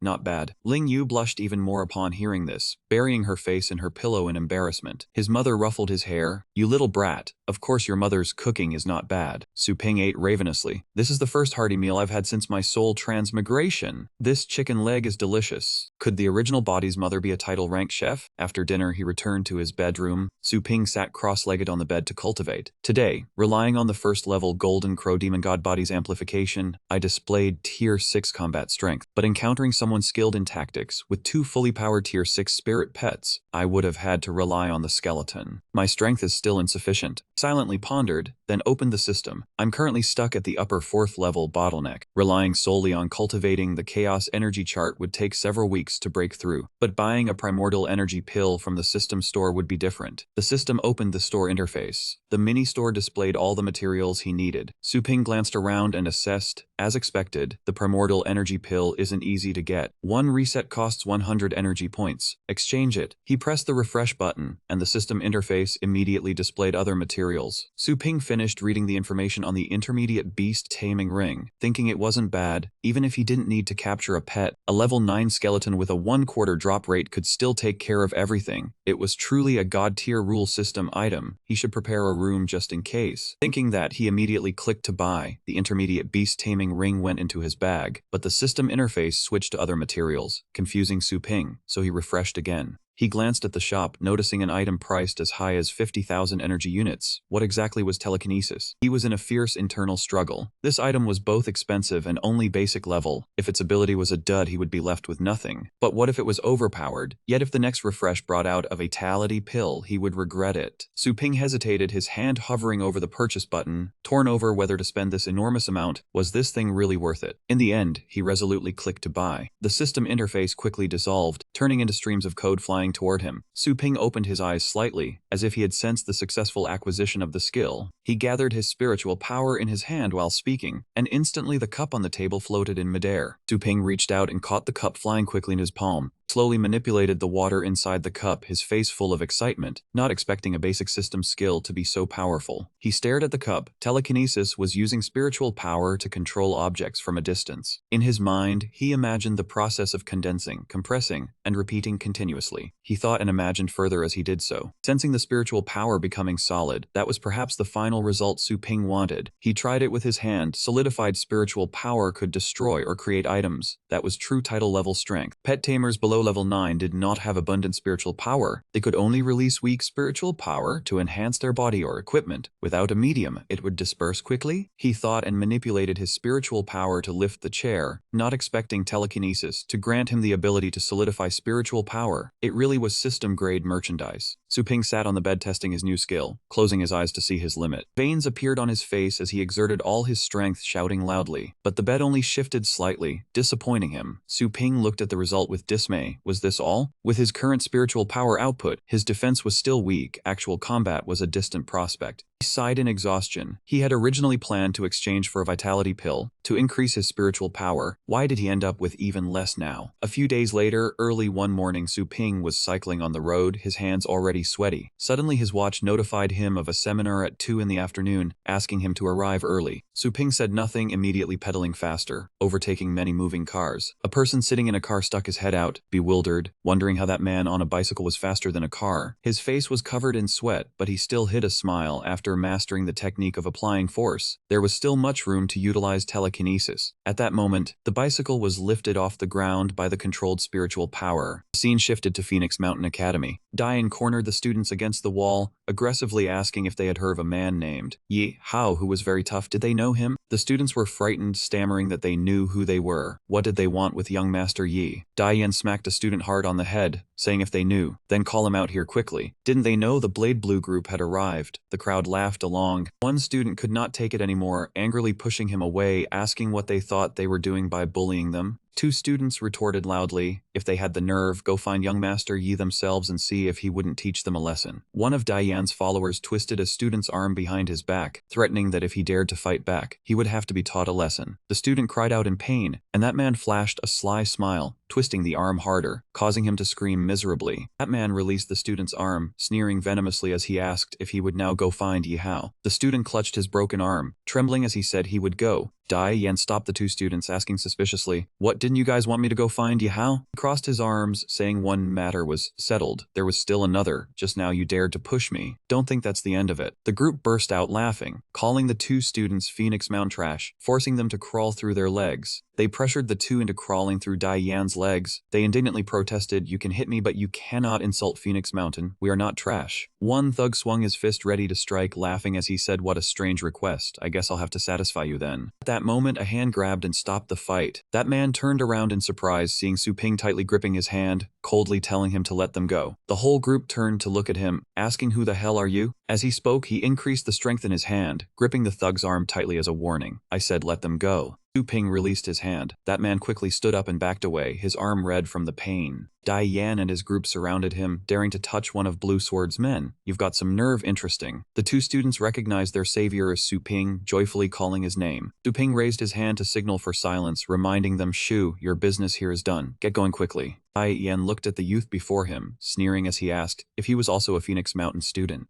The group laughed scornfully, telling him he was still riding a vintage bicycle from the last century. With this kind of look playing the hero, go home and suck on your mom's milk. He raised his hand to his chest, taking a light breath to calm himself. He started using his hands and feet, rudely stomping on his bicycle, laughing as he said, "Don't ride a bike anymore from now on. Walking suits you better." Streams of black energy emanated from Su Ping's body, his expression shifted. "Is that so? I think you're more suited for getting lost." Diane only then noticed the strange atmosphere. Suddenly his body felt heavy. A suppressing pressure forced him to sprawl flat on the ground. He lifted his face from the ground, confused and not understanding what happened. "Damn it, what just happened?" One thug laughed loudly, teasing Diane, saying he was really clumsy falling on flat ground. He angrily cursed back, "What the hell are you laughing at?" Luo Fengxian silently observed Su Ping, thinking to himself that something was wrong. He hadn't seen his movements just now. A thug pointed straight at him, pressing for what he had done just now. He smiled and replied, "Nothing." Ping. He bumped into me, I bumped him back, that's all. That thug rolled up his sleeves and charged forward, saying you think you're tough, play with me a bit. Diane stopped him, saying he is my prey. He crawled up from the ground, glaring at Su Ping. You dare to lay a hand on me, I will personally break your legs. Then he opened a space to summon his pet beast. An enormous golden bear emerged from a ripple of water, roaring fiercely. He said, you actually forced me to play my trump card, the suppressing claw golden bear. You should be honored. Diane burst out laughing, but you should still die. Su Ping looked at him with utter disdain. Troublesome. If it weren't for the salary from Phoenix Mountain, I wouldn't bother getting involved. He checked his watch, seeing time was almost up, and he was about to go to class, so he asked, can you guys come along? I'm in a hurry. At the vice principal's office, Yun Chan asked Old Tong if he had heard about a genius student named Yahello, who reached level 5 in his third year, leading the Silver Snake attack. The old man looked at Ming Song, speaking with hidden meaning that in this exchange pet battle tournament, they should go easy on each other. Ming Song chuckled, saying that news travels fast. Since the trump card he cultivated has been exposed, there's no point hiding it anymore. He frowned, saying that in previous exchange tournaments Blue Sword has won many times, now it's time to let Phoenix Mountain earn some fame. Yun Chan replied with a laugh, it's not like they won every time, wasn't a draw. Ming Song retorted, teach enough useless talk, we'll meet in the arena. Gu Sui was speechless watching the two vice principals. She cut in to ask where the competing students from your school were. It's almost noon and they need to register. Yanbo calmly replied it was no problem. They said they wanted to go for a walk to prepare for the competition. He would call them over immediately. When they arrived, their faces were all swollen and bruised. Diane dejectedly greeted Vice Principal Chu, greetings, instructors. Yanbo shouted loudly, startling the group. He loudly asked what Diane's group was doing. Did they not know they had to compete tomorrow? How could they end up in such a state? Behind him, Ming Song and Gu Zushan were amused by their appearance. Yanbo was furious, silently cursing them for still daring to laugh, you bastards. He yelled at Diane, did you take it all? Speak quickly, dare to act, but not to own up. Diane mustered the courage to raise his hand and report, we were attacked. The Fangshan students ambushed us. Then he pointed at Ming Song's face to accuse him in front of the two vice deans. He asked back in doubt, our students? He himself was wondering when they had such strong students. Yun Tang's face darkened, his voice heavy. What exactly happened? Who hit you? Speak clearly. Don't slander Fangshan's reputation. Diane grew more fearful. We were chatting, that person heard, we were exchange team members. Attacked without a word. We were caught off guard so. The old man added, if you dare lie, I will definitely deal with you severely without mercy. Yun Tang then looked at the people behind Diane, questioning sternly, is what he said correct? He quickly turned his face back, glaring to signal them. They immediately understood, stammering in reply, yes, that is correct. The old man slammed his hand on the armrest, turned to criticize Ming Song, fine, is this the Fangshan way of treating guests? Ming Song asked suspiciously, do you know the name of the one who attacked? What did he look like? Diane recalled, replying, he was a male student, not much different in age. His surname seemed to be Su. Ming Song was startled, not expecting it to be him. He muttered, oh. The firmly clore ended a tiring day of work. Inside, Su Ping received a call from Ming Song. Vice Dean, I am cultivating. Is something the matter? He asked seriously. Instructor Su, did you hit some Jianlan students today? Su Ping answered frankly. Yes, is there a problem? Ming Song snapped. A big problem. He said angrily. The ones you hit are some of Jianlan's better students sent to the exchange event. Now Jianlan people are looking for you to settle the score. Su Ping did not care much, scratching his ear. I just taught them a simple lesson. Did I not still hold back a hand for them? They dare come find me? Ming Song silently listened to his explanation that they attacked first, with two Fengshan students as witnesses. He replied, I found those too, but they cannot testify. Su Ping questioned, why? Ming Song said helplessly, because someone wanted to cover it up and silence them first. Su Ping's face darkened and he frowned upon hearing this. He said in a deep voice, want me to give you an explanation? Ming Song said seriously, I believe you would not attack without reason, but the Jianlan people may not. I will think of a way to handle it. He reminded, do not come to the school recently. If they make a move, I may not be able to protect you. Su Ping was silent. Su Ping touched the device on his hand. The system displayed a line of text. Long Jiang base area, mentor network. A message appeared. When do you have time to come? Su Kuang message. Help me with something. The MC spoke loudly, attracting attention. The annual pet battle exchange, Jianlan Academy versus Fengshan Academy begins. Over the past 9 years, Jianlan has maintained an excellent record, 8 wins and 1 draw. Can Fengshan break Jianlan's undefeated myth this year? Let us wait and see. The MC gestured to the right to introduce. Feng Shan sends out 3 level 53 pet tamers, each a heavy hitter in the annual tournament. Cheers went up. Go Yishao Gosu Senior. The MC quickly turned and Jianlan. What? The MC could not help but be astonished. Jianlan only sent out 1 FIA level contender. The Jianlan students buzzed with discussion. Did we not select 5 contenders? Why only 1 person? Where is Diane's group? I was waiting for his golden claw bear to dominate the arena. Suddenly they turned and shouted loudly at Feng Shan, catching Ling Yu's attention. Heard they were ambushed and injured. What? So despicable. Even if you want to win, you cannot do this. They said in unison. Feng Shan plays dirty. We demand an investigation. Apologize. Ling Yu pointed back and shouted, show your evidence, do not slander people. The group said in a contemptuous tone, I saw Diane's injuries with my own eyes. You think they are fake? Haha, Feng Shan is truly disgusting. She angrily slammed her hand on the railing. Yu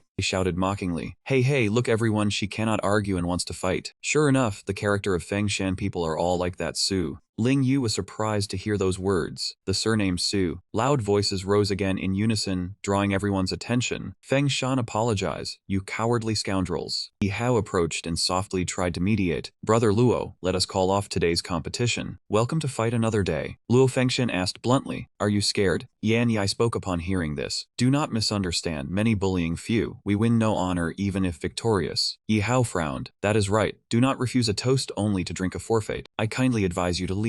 Luo Fengshan lowered his head and laughed. Haha, I see you do not understand the situation. He recalled the scene of Su Ping hitting the Jianlan people. He passed right by him without a care. Move aside please. The meaning of this match had changed from victory and defeat. After the interrogation, without another word he summoned his pet. Yi Hao was startled and frowned. Such a powerful aura. Ming Song was also shocked. Could this be a level 9 bloodline, black dragon? Yun Tang, sitting by, snorted coldly. If you continue to shield that person, do not blame me for being rude. Yi Hao shouted, do not underestimate the enemy. Everyone summon your main dragon. Luo Fengshan swept his gaze over them. Do you really think the 5 of you combined can beat me? Instantly, the dark hidden dragon charged. The entire arena filled only with the roars of the main dragons. The MC exclaimed in shock. Defeated, in the blink of an eye. Feng Shan was defeated. The gap in strength between the two sides is like heaven and earth. Feng Shan students whispered, such a huge gap, even Yi Hao. The black dragon's strength must have reached level 10. Those Jianlan people are relying on strength and are truly overbearing. Diane, sitting in the stands, shouted loudly. Well fought. Luo Fengshan, make them taste some more pain so Feng Shan understands the price of messing with us. Ling Yu covered her mouth in shock. Ah, this is no competition. It is clearly a massacre. Yi Hao was covered in wounds, being held tightly by Luo Fengshan. Ming Song stood up worriedly. Enough. I demand the referee stop this immediately. Yun Tang said haughtily, gloating. Useless. Have you forgotten? The referee this time is our man. I want to see how long you can hold out. Ming Song turned his head and said in a low voice. I told you the witnesses are still unconscious. Once they wake up, the truth will come out. Yen Bo said angrily, Himph, what use is saying that? I ask you, when will they wake up? Ming Song momentarily felt pressured. The person who attacked hit them very hard. If things go smoothly, maybe within half a year. Yun Tang was dizzy. Half a year, in half a year all the students will have changed. Yen Bo ordered, Luo Fengshan, teach them a bit more. I do not believe that Su Turtle won't come out of his shell. Luo Fengshan immediately replied, understood. Yi Hao trembled and grabbed the man's hand tightly, speaking in a low voice, do not dream of throwing dirty water on us. Ling Yu said worriedly into the device, are they still not stopping, brother? Her voice was anxious. Where are you? Over there, Su Ping comforted her gently. Do not worry. I roughly guessed this would happen. I am already at the arena. He spoke from behind Ming Song and Yun Tang. Tieska. I just did not expect the battle situation to be this brutal. Ming Song turned his head in panic. Su Ping, why are you here? Did I not tell you? Yun Tang stroked his chin and sneered slyly. So you are that Su brat. Coming to me willingly saves me trouble. Su Ping grinned and replied, just taking a casual stroll, what do you want with me? Ming Song said in a low voice, damn it, did I not tell you not to come? Su Ping glanced down. No choice. Who told my lovely little sister begged me to come? Ling Yu remained silent with tears streaming down her face as she glanced at him. Yen Bo reached out towards him unreasonably. You injure our students and still dare to be so arrogant. Raise your hands and surrender. Ming Song darkened his face and grabbed Yen Bo's hand. Yen Bo raised his voice. What is the meaning of this? Are you shielding this brat? Ming Song replied coldly. This is my territory without evidence. How dare you arbitrarily arrest someone? Yen Bo frowned and yanked his hand away. Old man, I advise you to hand him over obediently. Otherwise I fear you may not leave here in one piece.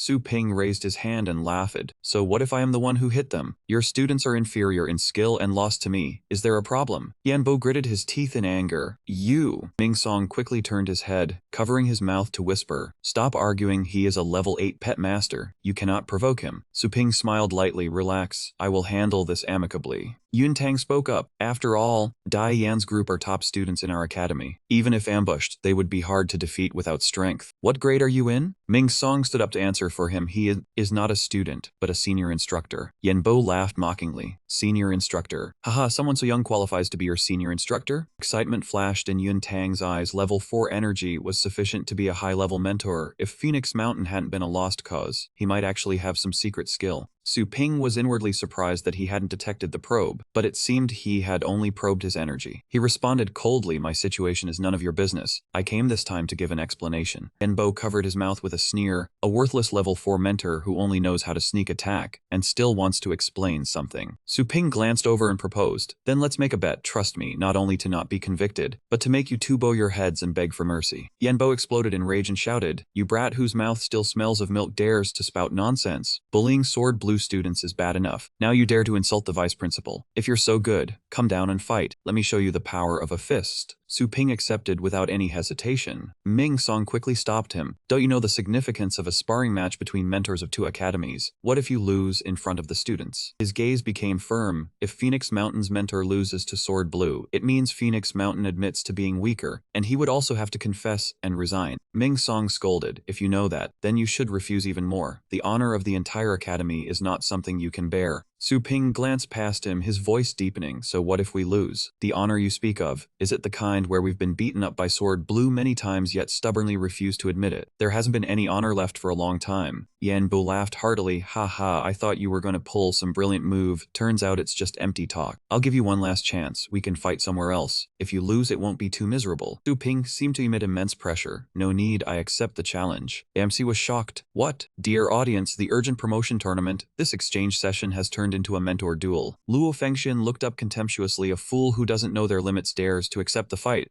You will soon learn the gap between a mentor and a student. Diane's side burst into provocative laughter. Haha, daring to fight old Devil Fei, you're dead for sure. Mentor Fei, please teach him a thorough lesson. Sword Blue students folded their arms arrogantly. How old is that young mentor? Same age as us. How could Mentor Fei with decades of experience lose to a brat? Ling Yu held his aching head. It's all over. Why did Big Bro have to fight with a Sword Blue mentor? The Phoenix Mountain people who were sent away earlier, an announcement rang out, inviting the competitors who just finished their matches to leave the arena. The MC raised his voice to stir the crowd. Next up is Sword Blue high-level mentor Yanbo versus Phoenix Mountain high-level mentor Su Ping. Please enter the arena. Hearing this, Yanbo took a running start. I'll go on stage first. With that, he leaped away like a frog. He landed heavily on the ground. The MC cheered. What a mighty aura. Worthy of a rank 8 Beastmaster. Such destructive power from just one jump. The MC turned to the other person. Please welcome Su Ping. Where is mentor Su Ping? At this moment, Su Ping was floating high in the air. The MC corrected himself. In the sky. Mentor Su Ping is flying in midair. Unbelievable. He is standing on the wind. Could he have reached rank 9? The legendary rank? Su Ping only looked down calmly. Yuntang Mingsong both exclaimed in shock. What? The legendary rank? He landed gently below. Yanbo couldn't believe his eyes, thinking how could there be such a young legendary strongman? Didn't he only have level 4 energy? Fu Tian's expression over here was also grim. Turns out Diane's fallback then wasn't because the move was too fast, but because controlling energy didn't require any motion. Ling Yu pinched his own cheek. My brother is of the legendary rank. Ouch, that hurts. Yi Hao's eyes swept over, his voice trembling. My mentor so powerful. Diane's group's mouths hung open. How could this be? How did Phoenix Mountain hide someone like him? Su Ping raised his hand politely. Please begin rank 8 Beastmaster, Mentor Phi. The MC continued to stir the atmosphere. Next, the two mentors will summon their first battle pets. Yanbo's eyes moved as he calculated. After all, he's just a 20-year-old kid, at most 10 years of cultivation. He probably only focused on training his energy to be able to fly. Combat skill is likely his weak point. Can't match my decades of combat experience. Having thought that, he lowered his stance and shouted, come on. The battle pet Purple Shadow was summoned. It roared loudly. Yanbo commanded, go take care of him.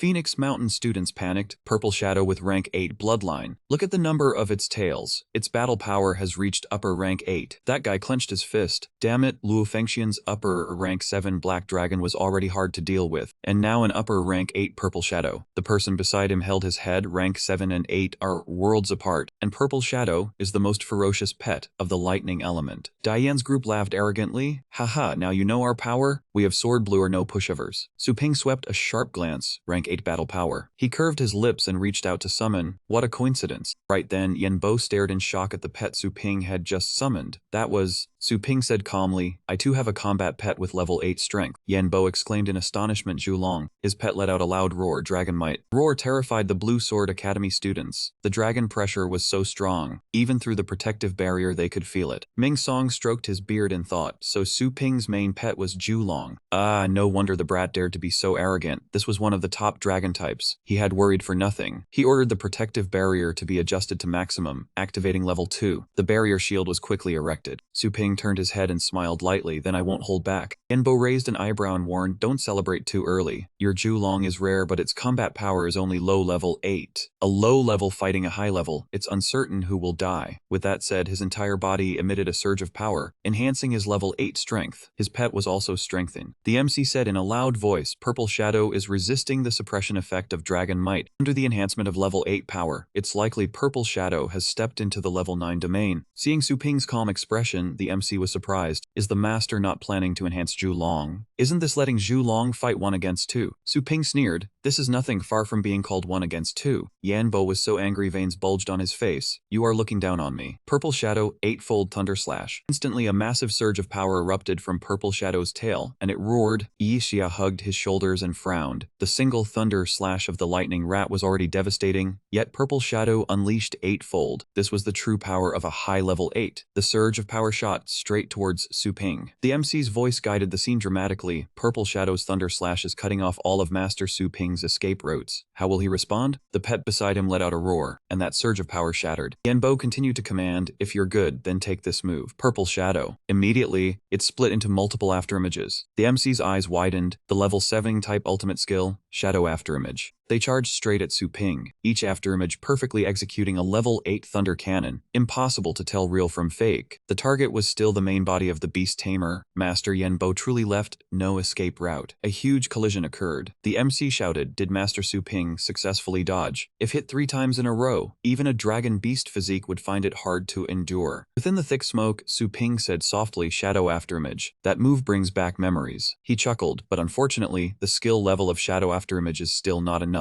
Purple Shadow's loud roar rang out. It was clamped firmly by the neck by Zhulong. The MC was stunned. The main body was discovered right before their eyes. Yanbo waved his hand. How is that possible? Purple Shadow break free quickly. Immediately, it fired a thunder cannon to counterattack. Su Ping turned his head. Humph. Watching Zhulong get hit, the MC said urgently, dear heavens, being continuously bombarded by level 7 thunder cannons at the head from this distance, the consequences would be dire. A group of Daiyan laughed gleefully. Hey, blow its dragon mouth to pieces. Daring to compare with Master Fei, let it learn how to spell death. Ming Song angrily slammed the table. Indeed, combat experience was too great. He shouldn't have let Su Ping fight. Yun Tang glanced over. That sound, all the thunder cannons have hit.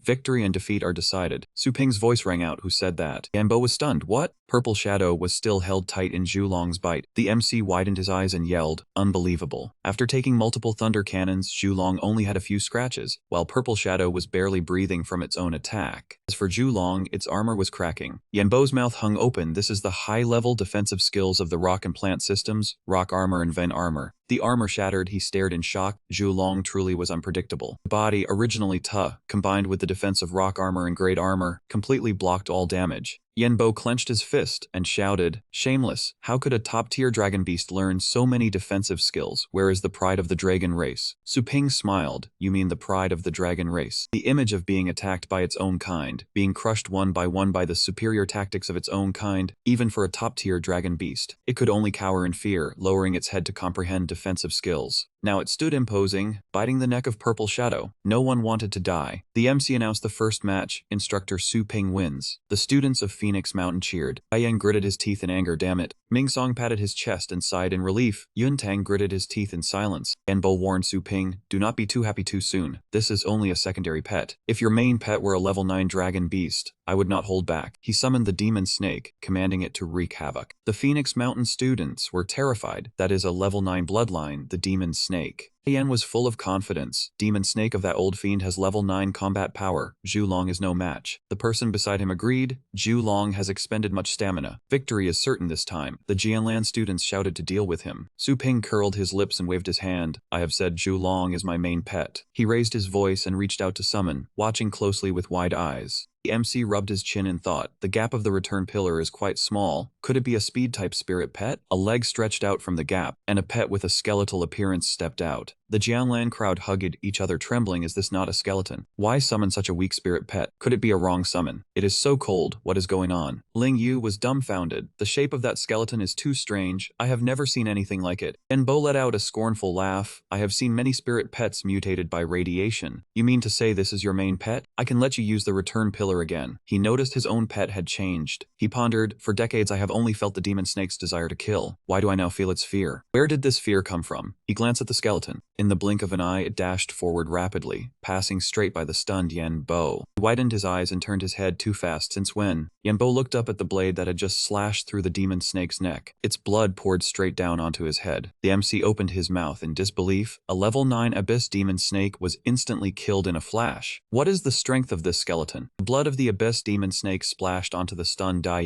group. Su Ping recalled a shield from the pillar. He reminded Yan Bo, who was kneeling on the ground, to quickly recall his spirit pet for treatment. Yan Bo clenched his fists unwillingly. How is it possible? A level 9 demon snake was defeated by a low-level skeleton. He looked at him firmly. Tell me, what exactly is it? Su Ping curled his lips. You want to know? He turned his head and said with a teasing tone, but I have no obligation to tell you. The Phoenix Mountainside cheered excitedly. We won. Instructor Su Ping won. Finally, a victory in 10 years. Jianlan side gritted their teeth listening to the cheers. Dai Yan stood up abruptly and pointed. Do not let him go. He injured members of our exchange group, and now he has seriously injured an instructor's spirit pet. Without an explanation, do not think of leaving. Jianlan Academy immediately supported him. Right, you are not allowed to leave. Lowlife, apologize and explain. Su Ping looked towards the stands. Sorry. He calmly opened a video call on his device. You want an explanation, right? I will give you one. Su Ping turned and said to the MC, help me connect to the big screen. The MC smiled lightly, a small matter. Xu Kuang's face appeared. He grinned happily. Finally, master is calling. The Dai Yang group was confused. What is this? Who is that person? What does he want to do? Su Ping gave a light glare. Enough. I have not agreed to be your master. Step aside a bit so those two can get into the frame. He obeyed and stepped aside, revealing two people with their eyes closed. Lackey pointed worriedly. Brother Yan, they will not expose us, will they? Dai Yan laughed confidently. Huh? I already expected this. He showed a sinister expression. I struck so heavily. Those two have long been vegetables. They cannot pose a threat. The two people below slowly opened their eyes. Su Ping said softly, the hospital in the upper city district has some skill. The recovery is not bad. Can you speak? The two weakly replied, greetings Grandmaster Su. Dai Yan opened his mouth in shock. What? How is this possible? Yun Tang leaned forward. Who are these two? Dai Yang group tried to slip away. Damn it. Let us go. They were stopped by the Phoenix Mountain students. Where do you think you are going? Su Ping calmly said to the two, briefly explain what happened that day. The other person rubbed their head and explained, that day we were surrounded by some Jianlan students. They wanted information about young Master Yi. We refused to talk, so they attacked us. The Dai Yang group stood frozen with dark faces. Then Grandmaster Su saved us. But in the afternoon after school, those same Jianlan students ambushed us. And when we woke up, we were here. Jianlan side stirred. How could this be? Those Dai Yan people we really lost. Ling Yu yuted and shouted, so it was you who struck first, and then you even had the nerve to falsely accuse. Dai Yan quickly waved his hands. They are lying. They colluded beforehand. Yun Tang slammed his hand in anger. Dai Yan. They fell hard onto the floor in fear. Chu, Vice Principal Chu. He roared, I told you what the outcome would be if you deceived me. He tremblingly replied, expulsion, revocation of Spirit Beastmaster bloodline, permanent ban from touching spirit pets. Yun Tang turned and bowed with a sincere expression. Old friend, it is my fault for not teaching well. I will take responsibility for the medical fees and future expenses of those two students. I hope you will not hold a grudge. Jianlan and Phoenix Mountain will forever be friends. Ming Song grinned and stroked his beard. Fine.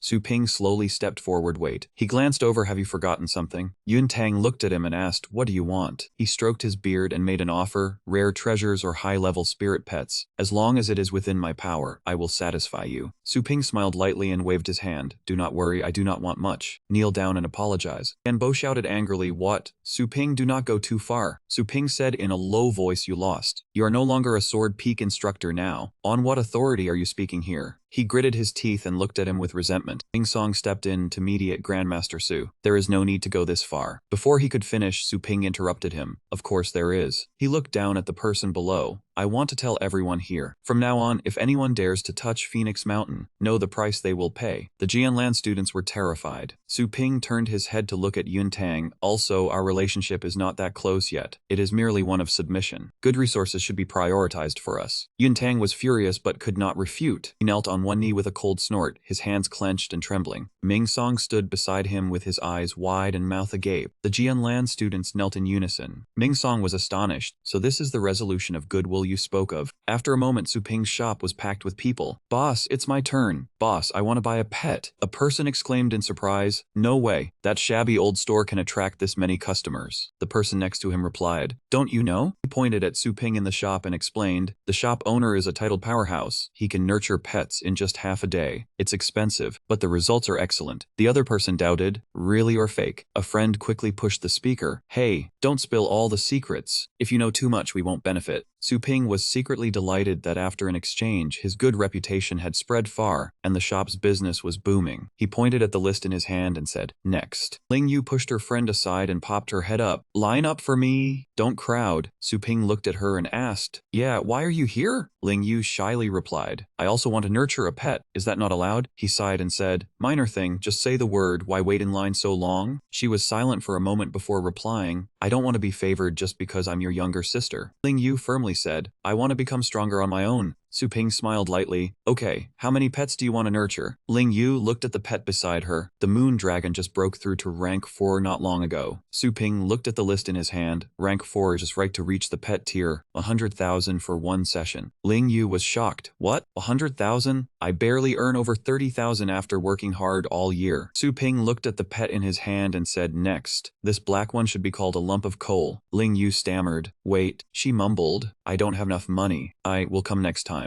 Su Ping calmly said, no problem. Suddenly, the system panel flashed a warning. The price cannot be changed. Personal discounts are not allowed. Host must return the pet to the customer. Su Ping glanced at it. The money is on me. It's not like I'm short a single coin. His eyes turned a few degrees colder. Of course, everything as you wish. Since you want to nurture a stronger pet, I hope you can turn a blind eye. It was silent for a while before replying. There won't be a next time. Su Ping said to Ling Yu, I once learned some of your cultivation techniques. Consider this my way of repaying that favor. Ling Yu tilted her head in confusion. I only cultivate at home, though. How did he learn that? Besides, back then, wasn't he already at domain rank 9? I have only just started learning to cultivate spiritual energy. In a tower emitting several waves of power, the challenger learned to dodge the golden scale's attacks, persisting for 10 minutes. Su Ping looked at the golden scale that had reached rank 9. He smiled lightly. After I reached the 6th belt, I can finally confer information about a high-level pet, skeleton. Instantly, the skeleton appeared and dashed forward quickly. Golden Scale immediately resisted, striking straight towards Su Ping. Both sides instantly created protective barriers. Su Ping commanded the pets, don't mind it, everyone assist the skeleton attack from its blind spot. Immediately, the other pets charged forward. The Golden Scale also quickly emitted rays of light. Su Ping shouted loudly at that moment. A painful roar rang out, and the Golden Scale was cut in half. It seemed like everything was over, but a surge of golden light burst forth, and something happened that surprised everyone.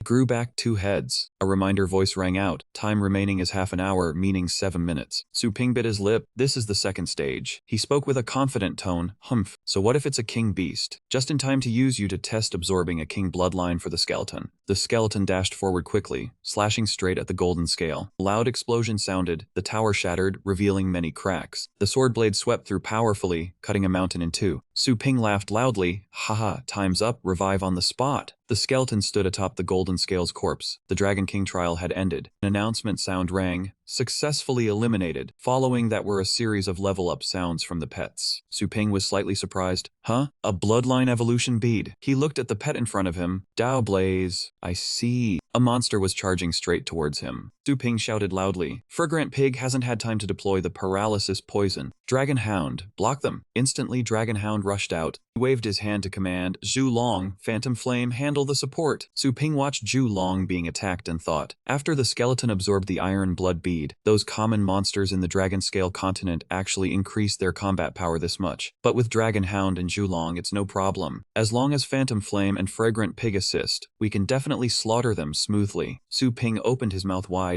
Zhu Long, Dragon Hound, go for a fatal strike. As he finished, 2 heavy slashes were struck down. The level up announcement for Dragon Hound sounded. Su Ping gently rubbed its head. Oh, just in time. I was short of a way to sniff out treasures. Right on time. From now on, when choosing food, just let it smell a bit, and we'll know which is the top grade goods. Level up announcement for Zhu Long also sounded. He rubbed his chin and thought, the turtle retracting its head move again. Have you died so much that you degenerated from a dragon into a turtle? One by one, the level up sounds for Phantom Flame and Fragrant Pig also sounded. He looked at the 2 pets in front of him. One is a rank 8 fire type with the strongest attack range. One is a rank 8 spirit type with the most vicious single target attack. Perfect match. The system reminded. The exploration time for the Dragon King inheritance ground has ended. Returning. The next morning, the front of the shop was again bustling, no different from yesterday. Boss, it's my turn. Boss, I want to buy a pet. Ling Yu hugged her pet, surprised. So fast. The girl next to her was equally shocked. Didn't the boss say it would be after a month? Su Ping didn't even glance at them, secretly sighing. How could the ticket costing 2,000 energy for the Dragon King inheritance ground not be fast? Besides, I have to quickly increase my strength anyway. The crowd stared in shock. My god, look at its muscles. Is this still my Fragrant Pig? My Phantom Flame too. How does it have such muscles? Su Ping held the list in his hand, cheerfully saying, next. If you don't believe it, go ahead and try. People behind anxiously wanted to throw the 2 girls out. Stop trying, our turn. Register quickly. Don't hold things up. That's right. Su Ping's style has always been like this. What's there to doubt? Wait, they angrily yelled. Go try somewhere else. Don't waste Su Ping's business time. The 2 girls stood far away, mumbling. So scary. Su Ping curled the corner of his mouth. Now I don't even need to mention the proof part anymore. System's voice sounded. Nurturing mission completed. Received intermediate vitality pill. Random divine demon combat technique. He stood still, watching it appear. Su Ping couldn't help but be intrigued. What combat technique is this? Claim. As soon as he spoke, a great surge of power erupted from the book. Su Ping extended his hand towards it. Demon God. Divine Fist. He touched the book, causing the power surge to slowly merge. Su Ping was shocked to find himself in a desolate place full of ferocious beasts. Holy crap, this is... He looked at the thing in front of him and exclaimed, this ferocious beast is huge, judging by its appearance. Each one's terror level must be on par with a king beast. A beam of golden light appeared, drawing their attention. A fist emerged from that light. It suddenly shot straight downwards. A punch caused the ground to shatter, and the group of monsters was also stunned. Su Ping exclaimed, that figure is terrifyingly strong. He looked at the thing standing arrogantly with folded arms in front of him. It slowly explained, the demon god Divine Fist consists of 5 forms. The first form, Full Circle Time. It can kill a rank 9 enemy. But when this fist is unleashed, it is an extreme attack, unrivaled in its dominance, and its defensive rebound is also extremely powerful. Ordinary people can only execute the first stance. Using the second stance would cause their bodies to suffer backlash, at best breaking bones, at worst shredding flesh and shattering bones. Suddenly he was startled, realizing that only the pure golden bird bloodline could withstand the backlash of the 5 stances of the demon suppression Divine Fist. He stared blankly at the 2 words before him, then burst into laughter. With his golden bird divine demon body, what technique could be more suitable than the demon suppression Divine Fist? Su Ping reached out and pressed the training button. It also laughed heartily. Fine, haha, it has been a long time since I met someone as bold as you. The spheres of light fell near Su Ping, one after another. The first stance, demon subduing. The second, demon taming. The third, demon suppressing. The fourth, demon eliminating. And the fifth, demon void. It reminded him that once the first stance was mastered, he could learn the next stance. Su Ping pondered. A secret realm was different from the regular wildlands. It was bound to have experts. If he only had the skeleton, he feared he would be overwhelmed by multiple enemies. He needed to increase his strength by another level to be safe. He cupped his hands over his mouth. Alright, in a few days, he would wipe out all the monsters in the Dragon King Inheritance Hall. 2 days later, inside the training hall, Su Ping was breathing heavily, covered in wounds. The Dragon King Inheritance Hall. He and his 2 pet beasts stood atop the corpse of a fierce beast. The first stance of the Demon Suppression Divine Fist had reached great mastery. The system sounded a notification that the remaining energy was insufficient, and asked if he wanted to return. Su Ping remained calm. So fast, he was still a bit short of full mastery, but the Golden Bird Divine Demon Body had broken through quite a bit. He was about to reach the 2nd level. He hoped this strength would be enough. In the morning at Wild Base number 7, a voice echoed. Team leader, how could a strong team like Bo Chen's invite the 2 of us? At the table were 2 people. One was Elder Ming, a high-ranking level 8 battle pet master. The other was Chen Long, also a high-ranking level 8. Aren't you afraid we'll take your treasures? Bo Chen laughed and replied. Strong strength? Haha, to be honest with you, I came here this time for a certain kind of treasure. Said seriously, according to my investigation, the treasure is guarded by an ultra-powerful, fierce beast. The Bo Chen team has a reputation, but in reality, only 3 people have reached a high realm, myself, Yi Chenshan, and Xiao Zhu. To safely seize the treasure, we need at least a level 8 expert or above. Hearing this, Chen Long sneered inwardly. So he wants to hog all the good stuff. Elder Ming also had a plan ready. Perhaps we can offer a price. Chen Long stood up and placed his hands on the table. I will definitely do my best to help. But the secret realm isn't just filled with fierce beasts. Many people also want to monopolize this item. If we succeed, you must let us each choose a treasure for ourselves. Bo Chen completely accepted the condition. If we succeed, Elder Ming chooses first, then you and the rest will be divided according to combat contributions. He thought to himself, having a greedy wolf in the team will lead to trouble. Hearing that, Bo Chen laughed and refuted. Elder Ming is wrong. The first to choose is not me. Both of them were surprised. What? The faces of Chen Long and Elder Ming darkened. Besides Bo Chen, who else is qualified to compete with us? Outside the door, Su Ping was led in by Yi Chenshan. Bo Chen gave a signal. Team leader Su Ping is here. Elder Ming asked Chen Long, who is that person but Yi Chenshan? Chen Long observed, his spiritual energy reaction is so weak, he probably hasn't reached level 6. He couldn't have gotten in through connections, could he? Seeing him, Bo Chen hurriedly shook his hand in greeting. Brother Su, welcome. He quickly guessed that this must be team leader Bo Chen. He nodded and turned to the other 2. Let me introduce you. Chen Long questioned suspiciously, team leader, you don't mean to say this young brother is the one who gets to choose the treasure first, do you? Bo Chen put his arm around Su Ping's shoulders with a bright smile. Brother Su once saved Xiaoxu's life and killed a high-ranking level 8 bone demon beast. You won't refuse to choose first, will you? Seeing his sincerity, Su Ping readily agreed. Elder Ming praised him, a young man with impressive achievements. He is qualified. At dawn, the 6 of them were climbing the entrance to the Dragon Ascension platform, a secret realm within Longtai Mountain. Bo Chen, leading the way, turned to ask Su Ping, the Dragon Ascension platform is high, and the air is thin. If you feel unwell, tell me and I will slow down. He replied calmly, climbing stairs isn't tiring, walking like this just wastes time. Can't we fly the Dragon Ascension platform? Su Ping's words upset Chen Long behind him. Don't talk nonsense, I don't want to be dragged down. Bo Chen quickly mediated. Haha, Su Ping just arrived and doesn't understand the rules. He recounted the rules of this place. The Dragon Ascension platform is dangerous and prone to accidents. If you fall, unless you have a flying pet, even a level 8 would be terrified. Therefore, there is an unwritten rule, no fighting or summoning pets up here. Having said that, Bo Chen glanced at him. So keep it down. In the distance, a man and a woman were engaged in a fierce battle. Bo Chen immediately recognized the 2 young masters of the Jiang family and the Tang family. Su Ping asked suspiciously, didn't you say fighting wasn't allowed? He explained, the rules only apply to ordinary people. The big families do whatever they want and don't care. The management also turns a blind eye. The terrifying force caused rocks to shift. Bo Chen guessed that the Jiang family probably wanted to seize the top spot on the Dragon Bone Heavenly Bridge ranking from the Tang family. Rocks fell from above them. Someone behind shouted loudly, damn it, we're caught in it. He could quickly calm them down. Don't worry. Chen Long and Elder Ming behind him sneered. No need for warning. How could falling rocks hit us? Without saying a word, Su Ping shot forward like an arrow, startling Bo Chen. Su Ping. He punched straight at the rocks. Quickly smash these things to pieces. We can dodge them. The rock fragments shattered. Su Ping shouted loudly. Can the others dodge them? Seeing him do this, he also followed suit. Alright, I'll go up too. Bo Chen, Yi Chenshan, and Gu Su also exerted themselves, helping him break apart the boulders. Moments later, at the place where they had been, rocks fell like rain. Looking at Su Ping in front of them, Chen Long and Elder Ming assessed him highly. His judgment and command abilities were so strong that in just an instant, he had boosted the entire team's morale. At the summit of this Dragon Ascension platform, the area was crowded with people.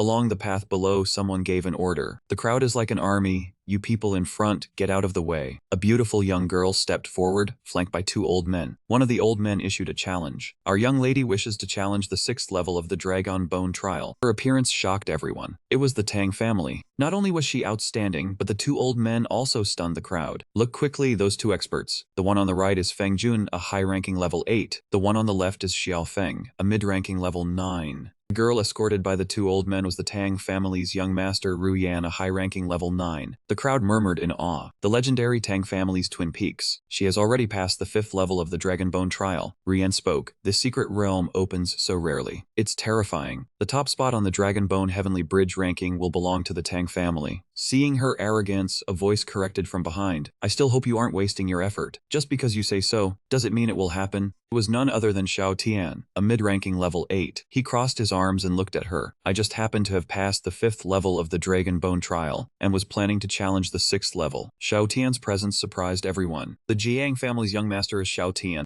Seeing someone challenge her, Ru Yan gathered her power and retorted, haha, this fight is worth watching. The only one qualified to challenge the Tang family is probably the Jiang family. Xiao Tian was not to be outdone, and continued to provoke. What happened on the mountain just now was just a game. We haven't settled the outcome yet. So they both charged forward. Ru Yan looked at him, wanting to continue. He did not hesitate to mock her. Woman, I was going easy on you just now. Don't take it seriously. Tired of talking, someone shouted loudly, words are useless. Make your move. In the sky above, someone was observing them, just as I intended. That person was the Blade Venerable. The Longtai Mountain secret realm had opened. He gave permission. Fight! The crowd was in an uproar. Hurry up and enter. Let's go, don't make him angry. Since it was an order from the Blade Venerable, enter quickly. Before they could enter, they were stopped by a beam of light that struck the ground, creating a line of water. Standing before them, Feng Jun spoke angrily. The Tang family hasn't spoken yet. He warned further, I'd like to see who dares to take a step forward. Just as someone's foot was about to cross the line of water and step forward, no one else. It was our main character, Su Ping. He walked forward calmly, causing Feng Jun's face to darken with anger. From behind, someone said, who is that person? He dares to enter ahead of the Tang family. Seeing his defiance, Xiao Feng with disheveled hair channeled his power and roared, do you want to die? A powerful push from his hand flew towards him, sending the water splashing. Take this palm strike from this old man. Su Ping stood there calmly watching. From above, a surge of power descended, striking down Xiao Feng's palm strike. It left everyone around with their mouths agape. The strike split the ground, creating a boundary between him and the old man. The surroundings panicked. The Blade Venerable has made his move. In the sky, the Blade Venerable raised his hand and said calmly, settle your grudges elsewhere. Do not act recklessly here. He immediately bowed respectfully. Thank you, senior. Su Ping's heart was filled with admiration. His blade techniques were truly formidable. He hadn't even used any pet beasts, yet his combat power was already this strong. Ignoring him, the Blade Venerable replied, no need to thank me. Whether ants get trampled to death has nothing to do with me. I was just correcting a few ants who violated the boundaries. Besides, could that ant's attack have actually hurt you? Hearing this, Su Ping turned and walked away with a smile. The dragon's mouth was wide open. The Dragon Mountain platform had opened, and a beam of light continuously shot out along the stairs. So it was Feng Jun and Xiao Feng. Both were furious. How dare you disrespect our Tang family? Don't run. The 2 old men charged straight into Betty's open tray. The crowd, blocked by the rift, stood outside watching, astonished by the young man's audacity. They murmured that if the knife's sovereign had not intervened, he would have been torn to pieces. Everyone wanted to know his name and his team. Bo Chen laughed it off, saying the kid was both brave and carefree. Gu Sui also chimed in, stating that his demeanor showed no fear of authority.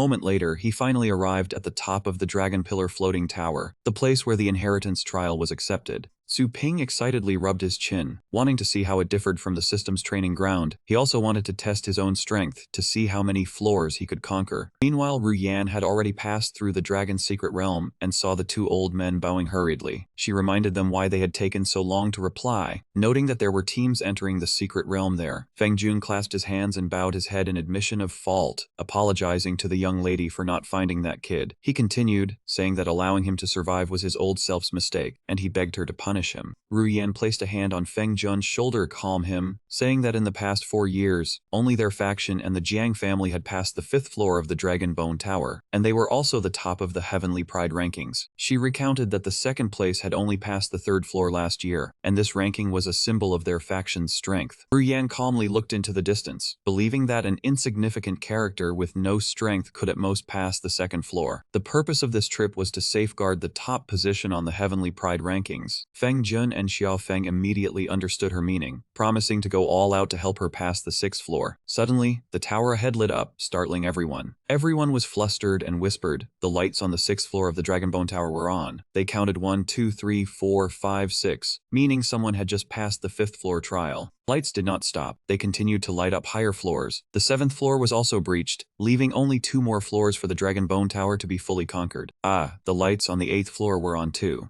Ru Yan and the 2 old men also arrived, all 3 stunned as they watched, wondering who had such incredible strength to consecutively break 8 floors. Feng Jun trembled with anger, demanding whether it was the Yi or the Liu clan. Not only had they let that kid into the secret realm, but even the top spot on the Heavenly Pride rankings was breached. A powerful strike shattered the final floor. The 9th floor had been passed. The Heavenly Pride received the qualification for the inheritance selection, and the remaining challengers could also enter. Bo Chen witnessed this in shock. It was all cleared through, and the tower top had also been smashed by him. Impossible. Not even the Jiang family or their faction would dare to reach such a peak level. The sight made Ru Yan pale. Peak level. Xiao Tian also looked on helplessly, wondering which family possessed such astonishing strength. Without hesitation, the crowd below rushed in. Go take a look. It turned out that Su Ping was the one who had shattered the main floors. So this was the demon-suppressing divine strike. Holding immense power in hand, he laughed. One move had eliminated all the bosses, using only the second stage, incredibly domineering. Done with the task, he prepared to return to the group. He had already checked, and the system's training ground was just like this. The others were lured into the Dragonbone Tower. Now was the perfect time to go back and seize the treasure. Taking advantage of the moment Bo Chen's group was chatting, Su Ping stealthily descended behind them. From behind, he asked whether the captain thought they should take action. Chen Long was startled and turned to look at Su Ping. Bo Chen ran her over joyfully, saying it was good that he was back, as the whole team had been preparing to search for him. Su Ping immediately claimed that he had gone to warm up, then told everyone to enter the Dragonbone Tower first. Hearing this, Yi Chenshan and Gu Shu were both startled, suspecting that he had some hidden purpose for entering the secret realm first. Chen Long criticized him for doing whatever he pleased just because the captain valued him, which was truly irritating. Elder Ming advised him to wait for an opportunity to intimidate Su Ping. Bo Chen's group had arrived at Dragon Scale Continent number 92, a mountainous region covered in volcanic rock. Bo Chen assigned Elder Ming to handle the ground while Guxu took charge of the air and cleared a path for the spirit beasts. She obeyed and summoned the sacred flame eagle. Elder Ming also agreed, but mentioned the earthfire dark-eyed beast. Su Ping also summoned a spirit beast, the dragon hound. Elder Ming angrily asked what he meant by summoning a 7th rank bloodline dragon hound when a 9th rank earthfire dark-eyed beast was already present. Ignoring Elder Ming, Su Ping stroked his spirit beast and told the dark dragon hound to listen for nearby enemies. Chen Long sneered that the dragon hound was too large for scouting, and bringing a 6th rank pet into the secret realm was simply ridiculous. The dragon hound growled. After receiving its signal, Su Ping immediately informed the captain that enemies were approaching. Bo Chen was startled and asked again. Elder Ming refused to believe it and ordered the earthfire dark-eyed beast to use earth listening. Bo Chen anxiously asked whether anyone was there. Elder Ming shook his head and said there were no enemies, claiming Su Ping was spouting nonsense. Guxui also returned and reported that the sacred flame eagle had detected nothing unusual. Chen Long seized the opportunity to mock Su Ping, saying he was merely trying to impress everyone, but nobody would believe him. Suddenly, a swarm of snake-shaped beasts appeared in the distance and attacked. The 2 spirit beasts belonging to Guxu and Elder Ming cried out in alarm. A vast swarm of beasts, dense as ants, was flying toward them. A swarm of blazing wind bats had already drawn near without anyone noticing. Bo Chen judged that their threat level was no lower than rank 9. There was no time to escape, so he ordered everyone to prepare for battle. He summoned the demonic evil beast, which possessed a 9th rank bloodline and lower 9th rank combat strength. Bo Chen ordered Chen Long to use the Earth Colossal Dragon to protect the battle pet warriors, while the other battle pets followed his demonic evil beast into combat. Everyone obeyed at once. Spirit beasts appeared one after another, including the fallen feather sacred flame eagle, which possessed a mid-8th rank bloodline and combat strength. Chen Long summoned the Earth Colossal Dragon, which had an 8th rank bloodline. Next came Elder Ming's 9th rank Lone Guardian with lower rank combat strength, and Yi Chenshan's 8th rank Withered Scale Spear Beast. Everyone stood upon a massive stone platform created by the Earth Colossal Dragon and erected a 4-fold earthen sanctuary. Once Su Ping's group entered the safety of the shelter, they began defending their position. Guxu suddenly remembered that Su Ping's dragon hound had not entered. Chen Long reassured her that 2 9th rank combatants were outside, so there was no need to worry. She remained uneasy because the blazing wind bat swarm was too large and wanted to bring the dragonhound inside. Qianlong explained that opening the earthen sanctuary might allow the enemies to fly in, then asked whether risking their lives for a 7th rank pet was worthwhile. Yi Qianshan defended Su Ping, saying the dark dragonhound had been the first pet to detect the danger, and Su Ping was their benefactor. Su Ping looked at everyone gratefully and said there was no need, but he appreciated their kindness. He calmly introduced his dog as nothing more than a mixed breed, adding that its combat strength was only about that much. He smiled faintly at Qianlong and said that once the leader was killed, the rest would naturally scatter, so they might as well gather them together and make one grand move. Elder Ming thought he was merely boasting, saying that a 7th rank dragon hound with upper rank combat strength would likely be torn apart before a 9th rank swarm. Qianlong agreed and wanted to teach him a lesson. Elder Ming immediately summoned the Earthfire dark-eyed beast and ordered it to use concealed burrowing. It appeared and growled several times. Gu Sui observed it and realized that the beast's skill could conceal their presence. A transparent glass-like layer appeared within the earthen sanctuary. Elder Ming admitted that he had concealed the sanctuary so everyone could observe the chaotic battlefield, where Bo Chen's demonic beast was slaughtering the enemy. All the remaining spirit beasts launched fierce attacks. Inside, Gu Sui searched for Su Ping's spirit beast and was surprised that the dark dragon hound was nowhere to be seen. Yi Qianshan pointed into the distance. A faint light flickered amid the bat swarm in the distance. Gu Sui was stunned when she realized it was the dragon hound. It was none other than the dragon hound, still alive and fighting among the bats. That light was probably a protective barrier. All 5 of them were astonished. Gu Sui had never imagined that a 7th rank astral pet could move freely within a 9th rank swarm. Qianlong was bewildered by Su Ping's claim that it possessed only a little combat strength. The ruler of the bat swarm, an upper 8th rank blazing wind azure bat lord, appeared and attacked the dragon hound. A powerful strike shattered the surrounding earth and stone. Everyone grew worried about the dragon hound. Unexpectedly, it remained standing firmly within its protective barrier. Elder Ming and Qianlong were stunned by its terrifying defense, which was even tougher than Qianlong's earth colossal dragon. The dark dragon hound gathered momentum. It charged straight toward the leader's back. A sharp scratch appeared on the skin of the blazing wind azure bat. Qianlong looked down on it and said that the dark dragon hound only possessed defense, lacking offensive skills like the earth colossal dragon. Suddenly, the blazing wind azure bat widened its eyes and let out a howl. It plummeted from the sky, green liquid spilling from its mouth. Its body trembled, its complexion turned pale, and foam covered its jaws. Elder Ming shouted that it had been poisoned. Qianlong was shocked that the dog possessed both armor and poison. The 2 of them clicked their tongues in amazement, saying it was far too domineering. The dark dragonhound gathered momentum once more. Its powerful horizontal swipe caused blood to gush from the blazing wind azure bat. Su Ping laughed inwardly, thinking that it had fought far stronger monsters in the Dragon King's cultivation ground. These mixed breeds could be handled by the dragonhound alone, so he urged it to end the battle quickly. After finishing it off, the dragonhound released a thunderous dragon roar. With their leader dead, the bats immediately fled. The entire group shouted in celebration, having achieved complete victory without suffering any injuries. Bo Chen praised the dragonhound for being incredibly powerful. Qianlong stepped forward with an awkward smile and complimented Su Ping's dragonhound as a supreme specimen.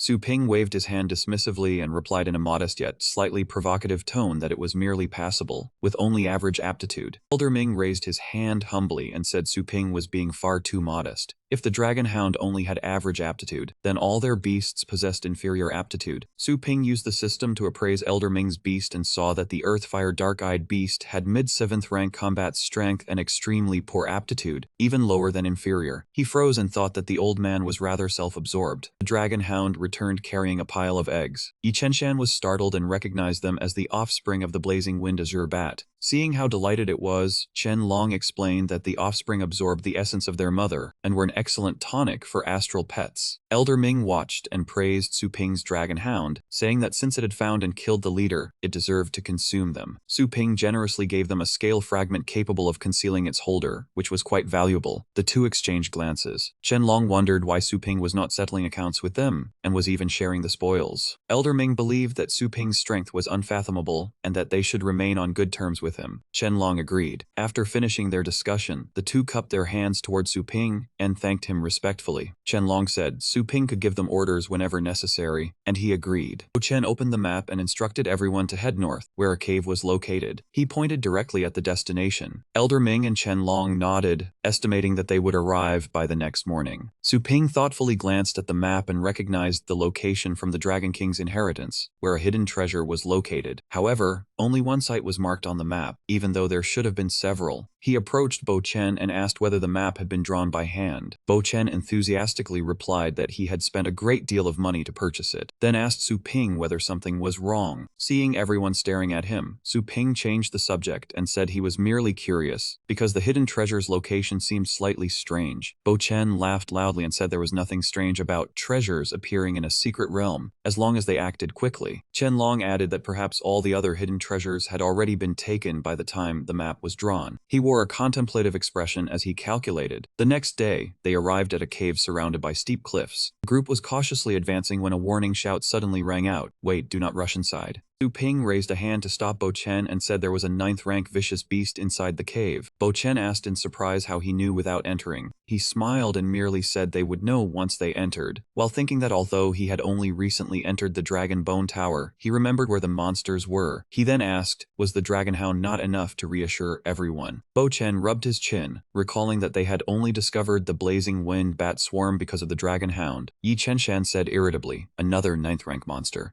Uxu broke into a sweat. The Blazing Wind Bat Swarm possessed 9th-rank combat strength as a whole, but each individual was only rank 7 or 8. The creature inside the cave was a true 9th-rank beast, and they did not know the terrain. Elder Ming agreed that the difficulty had risen considerably. Even with Su Ping's powerful pet, striking the snake's head would likely be difficult. Bo Chen confidently proposed, then we will force the snake out of its hole. Yi Chenshan agreed and suggested setting a trap outside the cave entrance. The moment the vicious beast showed its head, they would strike before it could react.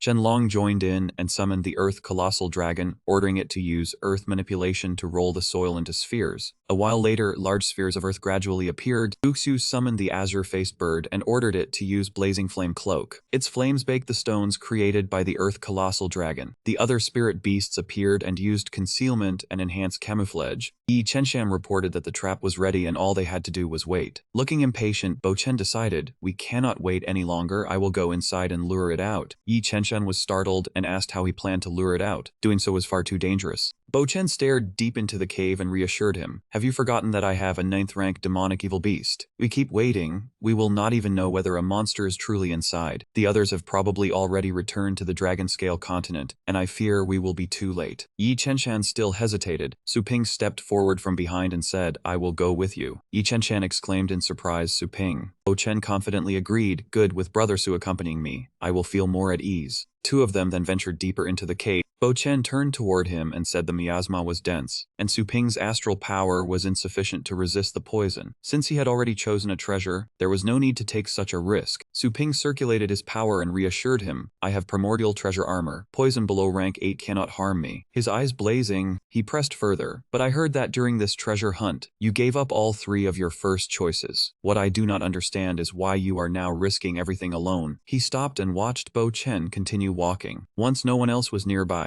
Su Ping raised his voice and said, perhaps you should explain. Bo Chen laughed awkwardly, haha, as expected, I could not hide it from you. He hurriedly explained that there was a starfall spirit tree inside the cave. This tree bore starfall spirit fruits, which could awaken the potential of battle pet warriors below rank 8 and even help them break through realms. It was an extremely rare treasure, and he had to obtain it. Su Ping was astonished and said, so you gave up 3 chances to choose treasures and entered this danger alone merely to seize the spirit tree. Bo Chen suddenly became serious and replied, exactly. Memories surged through his mind, revealing a girl lying beside a hospital bed. He said, Su Ping, some secrets are better left unasked. Bo Chen then declared, I must obtain this spirit tree. His eyes shone brightly as he warned Su Ping, even if you are the benefactor of Yi Chenshan or Little Issue, I will show no mercy if you want it as well. Su Ping rubbed his chin and chuckled softly, thinking that Bo Chen wanted the Starfall Spirit Fruit, which resembled an Origin Energy Pill. Yet it seemed extremely important to him. This man was not bad. Since he did not desire anything precious, he might as well lend a hand. He said, I have no interest in that fruit, but I should warn you. The monster inside is a subdragon species with upper 9th rank combat strength. It is called the Flame-Scaled Blood Serpent, and it is extremely cunning, specializing in mental attacks. If you directly enter to take the fruit, you will most likely die. Bo Chen trembled in fear and said, what upper 9th combat strength and mental attacks? How do you know so much? How many secrets are you still hiding? Su Ping advised, Captain, some secrets are better left unasked. In any case, follow me if you want the fruit. A single punch shattered the stone, leaving Bo Chen astonished. It turned out to be the soul-shaking lamp. Su Ping introduced it. This can resist most mental attacks. Bo Chen asked how he knew it was hidden there.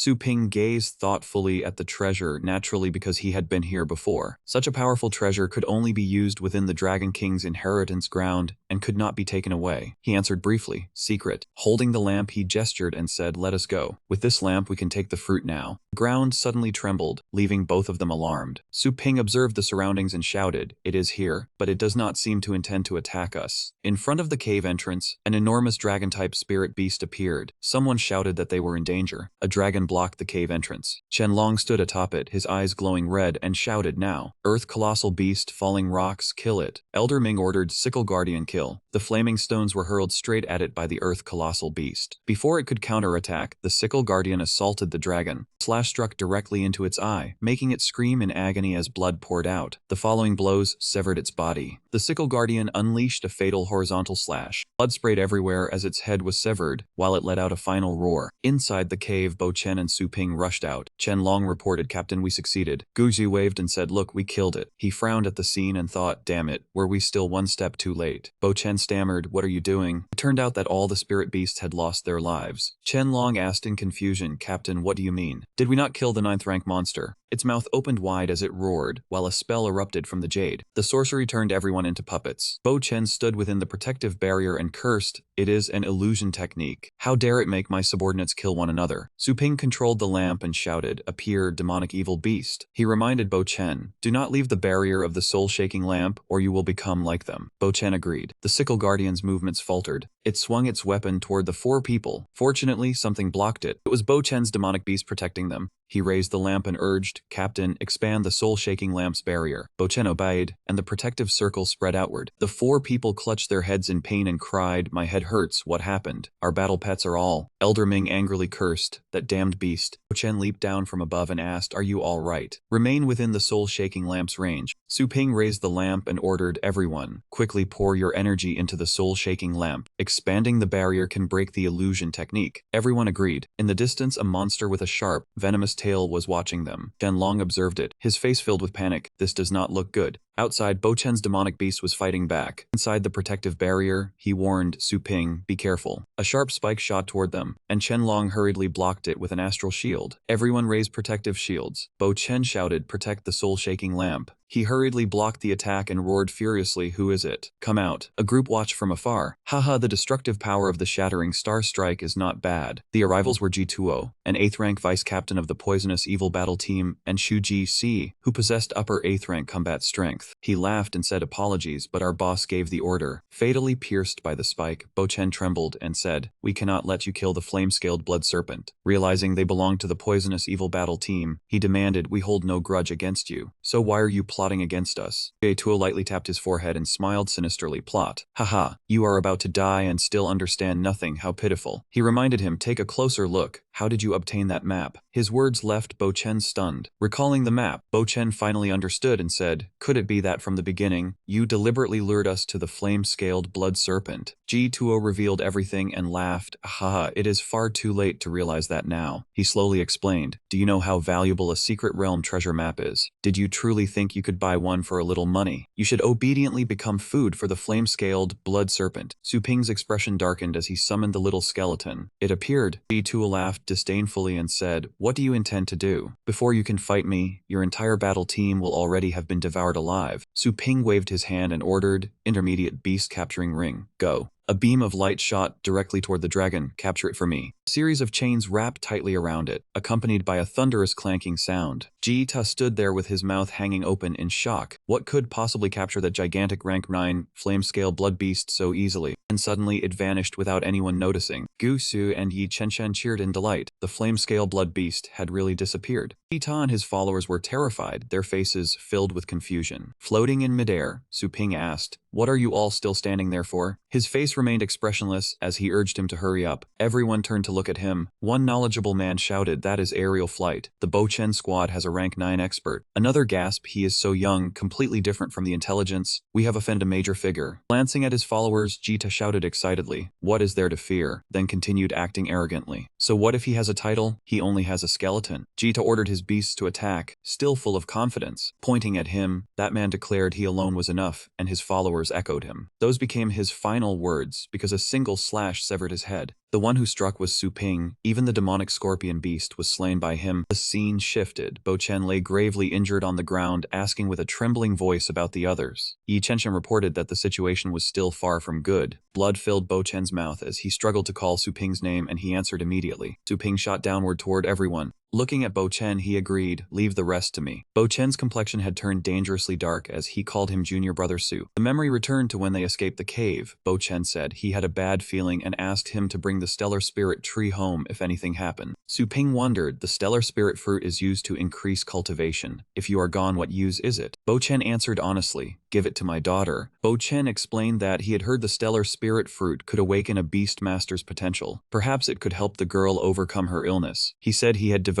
his entire life to the battlefield and never had time for his daughter. This was the only thing he could do for her. Back in the present, Bo Chen lay on the ground, stammering as he called Su Ping and entrusted everything to him. Su Ping charged aggressively into the cave while Gu Sui and Bo Shan anxiously called for their captain. With sharp eyes, he promised he would return. A treasure appeared before him, and someone ordered everything to be taken. It turned out to be another group. One man shouted that the spirit tree was too large to move easily, and the leader cursed him for being useless. The man before him was the captain of the Poison Evil Squad, an upper rank 8 fighter. That man believed that if he could not have it, no one else would either. A follower holding a club laughed loudly, agreeing with the captain. Suddenly a glowing sharp object shot toward them. It pierced straight through the man's neck. Follower collapsed on the spot, dead instantly. The surrounding men looked around in confusion, suspecting Bo Chen's people had arrived. Luo Fan sat before the corpse and insisted it was impossible. The rank 9 middle tier flame scale blood beast was outside with the second brother assisting it, unless an immortal had appeared. Looking at the wound, he became slightly fearful. Damage like this could only come from a rank 9 expert. Luo Fan glanced around cautiously and invited the hidden master to negotiate, willingly offering half the treasure. 2 more men fell before his eyes. The remaining men huddled together in fear, shouting who was hiding there. What kind of skill was assassination alone? His eyes were lifeless as he activated his power, turning spiritual void energy into solid form. With a light snap of his fingers, the remaining 5 men also died. Seeing Su Ping, Luo Fan shouted that he had finally found him, accusing him of refusing a respectful offer and choosing punishment instead, then ordered his spirit beast to attack. Suddenly, his entire body froze. Little Skeleton had already rewarded his spirit beast with a single slash. The unexpected turn made him collapse to his knees trembling. 2 lower rank 9 battle pets had been killed in an instant. Realizing Su Ping was no ordinary person, his face turned pale as he begged for mercy and offered all his treasures. As the mist cleared, Su Ping appeared, and he asked if he had come not for treasure but to kill. Luo Fan did not want to die at the hands of a stranger, asking for his name so he would know who had killed him. Su Ping responded coldly, firing one shot that pierced his head and sent him to his grave. His expression remained blank as he thought, anyone marked for death would never be given a chance to resist. Let them die in confusion. Afterward, he piled all the corpses together. With a casual wave of his right hand, he summoned a spirit beast to burn everything to ashes without leaving any trace. Su Ping walked toward the glowing tree, released his magic power, and collected it. He reflected that people had already targeted him from the very beginning. Fortunately, the Qianlong Association had kept him alive. In this wilderness, everyone fought over everything. He had to adapt quickly. Returning to the building, he asked what they planned to do next. Holding his wound, Gu Sui answered that they had to return and bury the captain. While bandaging his leg, Yi Chenshan reminded them to deal with Elder Ming and Qianlong's matters. Looking at Su Ping, Yi Chenshan was filled with gratitude. "I owe you again." He sighed that he had not wanted him to see them like this. There had been too many casualties, and they could not continue exploring. Finally, he asked if he wanted to return with them. He refused without hesitation. "We part here, I still have things to do." Pointing at the tree, he instructed them to prick it carefully and give the fruit to the captain's daughter. Yi Chenshan was stunned. "This is the rank 9 stellar spirit tree. You really do not want it." Gu Sui wondered how he knew the captain had a daughter. Su Ping refused to explain, saying such small details were not worth asking about. This was the captain's final wish. "Can you do it?" Both of them answered in unison that they could. Hearing that, he felt relieved, then pointed at the remaining items. "Sell these treasures for money and divide it as compensation among the families of the fallen." His actions brought tears to Gu Su's eyes. "Teacher Su, you really are not taking all these treasures." Put on an act, saying the captain had sacrificed himself to earn them a chance to live. Inwardly, he calculated that he had already taken the most valuable item, giving away the rest in exchange for a little humanity. Suddenly, the system announced that anyone leaving the mechanical zone had to submit their treasures for inspection. Anything not inspected could not be taken out. Seeing that Yi Chenshan was exhausted, Gu Su asked about his condition. He offered to escort the two of them. At the inspection room, a group recorded the treasures from the necklace. Rank 6 Ferocious Beast Crystal, Rank 8 Heavenly Authority Battle Technique, Rank 7 Profound Bronze Saber, Rank 6 Fine Demon Charm, Rank 7 Wind Blaze Azure Fierce Scale. Everything was successfully entered into the records. In the distance, Chen Ying, Huolan, and Sui Fengguai listened to a report. Rank 5 Poison Blood Rock, Rank 6 Dark Knight Beast Material, Rank 6 Grand Rainbow Stone. One of them even let out a huge yawn. Finding it strange, he asked, and Yi Chenshen quietly explained that they supervised the inspection site and were considered the leading figures here. The one in the middle was a Rank 9 expert, while the other two were peak Rank 8. Another item finished inspection. The Rank 9 Stellar Spirit Tree was successfully recorded. Sui Fengguai was stunned, Chen Ying's eyes lit up, and Huolan reminded everyone to maintain order. Chen Ying immediately offered to buy it. Yi Chenshan waved his hand to block the tree. Sorry, this is not for sale. Everything else can be discussed. Seeing him remain stubborn, Sui Fengguai kicked him, cursing him for making trouble and telling him to get lost with 5 million. The two reached out intending to pick the fruit. Just one fruit would let them advance. Suddenly an arm blocked Sui Fengguai's hand, gripped tightly by Su Ping. That man flew into a rage. Who is this person who dares hold my hand? He shouted, what do you want? With icy eyes, he answered calmly, nothing, we are not leaving anymore. The inspection is over. Inside he cursed, safety inspection my ass. This bunch is just waiting to steal valuable treasures. Even the management has their eyes on them. As he prepared to leave, his path was blocked. Chen Ying smiled and asked where he was going while Sui Fengguai shouted angrily. Without another word, the two threw punches that blasted him away. The blow sent him crashing through a wall. Yi Chenshen rushed over while Gutsu cried out in panic, Teacher Su. Everyone stared in shock. What is happening? Are they fighting? He slowly stood up and dusted off his hands. Do not worry, I am fine. Chen Ying acted knowledgeable and loudly recited Article 72 of the Administrative Regulations. According to him, anyone obstructing security inspectors could be subdued by force. If the circumstances were especially severe, they could be executed on the spot. The two secretly thought that an opportunity to advance to level 9 was right before them. So how could they let him leave? Seeing Su Ping break the rules, the crowd mocked him. Another fool actually dared oppose the security inspectors. The last one had already been beaten into a cripple, and this one was in serious trouble. Another man recognized him and shouted, that dark-haired brat looks familiar. Someone else reminded him, I remember now. He was the one who submitted some to the path of departure. Suddenly, a voice echoed out, that brat is being rather excessive. Everyone froze and looked around for the source. The voice came from above. It continued, blindly concealing your strength will only invite the contempt of mediocre fools. The man reclining atop the structure sipped his wine and advised Su Ping, young man, if you wish to enter a broader world, then boldly show them your claws. Someone recognized him, Dao Zun. Holding a wine gourd, Dao Zun smiled faintly and assured him, they will naturally clear the way for you. Su Ping seemed to understand what he meant. A broader world, he replied, thank you for your guidance. Su Ping remained standing still, while the two could no longer wait and charged at him wildly. Where did you come from, and what do you think you are doing? Huh. He thrust both fists straight into their faces. This was, after taking the punches head-on, they finally realized astral power projection. A single punch sent both of them crashing face first into the floor, blood spraying everywhere. Chen Ying clutched his face in shock, a title-level expert. Seeing Su Ping standing there so imposingly, everyone began discussing him without pause. He was so young, yet he had already reached level 9. Impossible. Even the young masters of the 4 great families had not reached upper level 8. Just who was this man? Su Ping kept one hand raised and said, rise. It turned out he was using astral power to lift the treasure tree. Standing before the two men, he drew the treasure tree toward himself. That astral power astonished everyone. Look, it is telekinetic astral force. Kong Feng's eyes widened as the tree vanished. Could he also possess a spatial secret treasure? He looked at Chen Ying and nodded faintly. Spatial secret treasures had always been priceless rarities that money could not buy. Just what kind of background did this man have? Chen Ying also stood frozen and admitted defeat. How would I know, damn it? I thought we had found an easy prize, but instead we provoked someone important. They hurriedly rose and approached Su Ping. Chen Ying forced a fearful smile. We failed to recognize Mount Tai despite having eyes. Kong Feng, still holding his staff, added, we were somewhat disrespectful earlier. We deserved that slap, so please show us mercy. Su Ping's eyes glowed crimson while he smiled brightly. Mercy. That slap was revenge for my friends. He reminded them calmly, now we settle the real account. Kong Feng cautiously quickly offered compensation. Then would 20 million astral coins be enough? Huolan stepped out from the shattered wall and rejected the amount. How could 20 million astral coins possibly be enough? Each of you will pay 30 million. As he walked over, he analyzed the situation. If word of this spreads, neither of you will keep your security inspector positions. Both men froze. Chief Inspector. He cursed angrily. I usually let you act freely as long as you do not cause a major disturbance. Yet you still manage this. I have no wish to say more. Huolan ordered them to return, recuperate, and reflect on themselves. During this, Su Ping thought, trying to use money to silence me will never work, but money was important, so he reconsidered. Upgrading the pet shop this time would require a considerable sum, so 60 million was barely acceptable. He displayed his account code and agreed, fine, transfer the money. Su Ping's action stunned both men,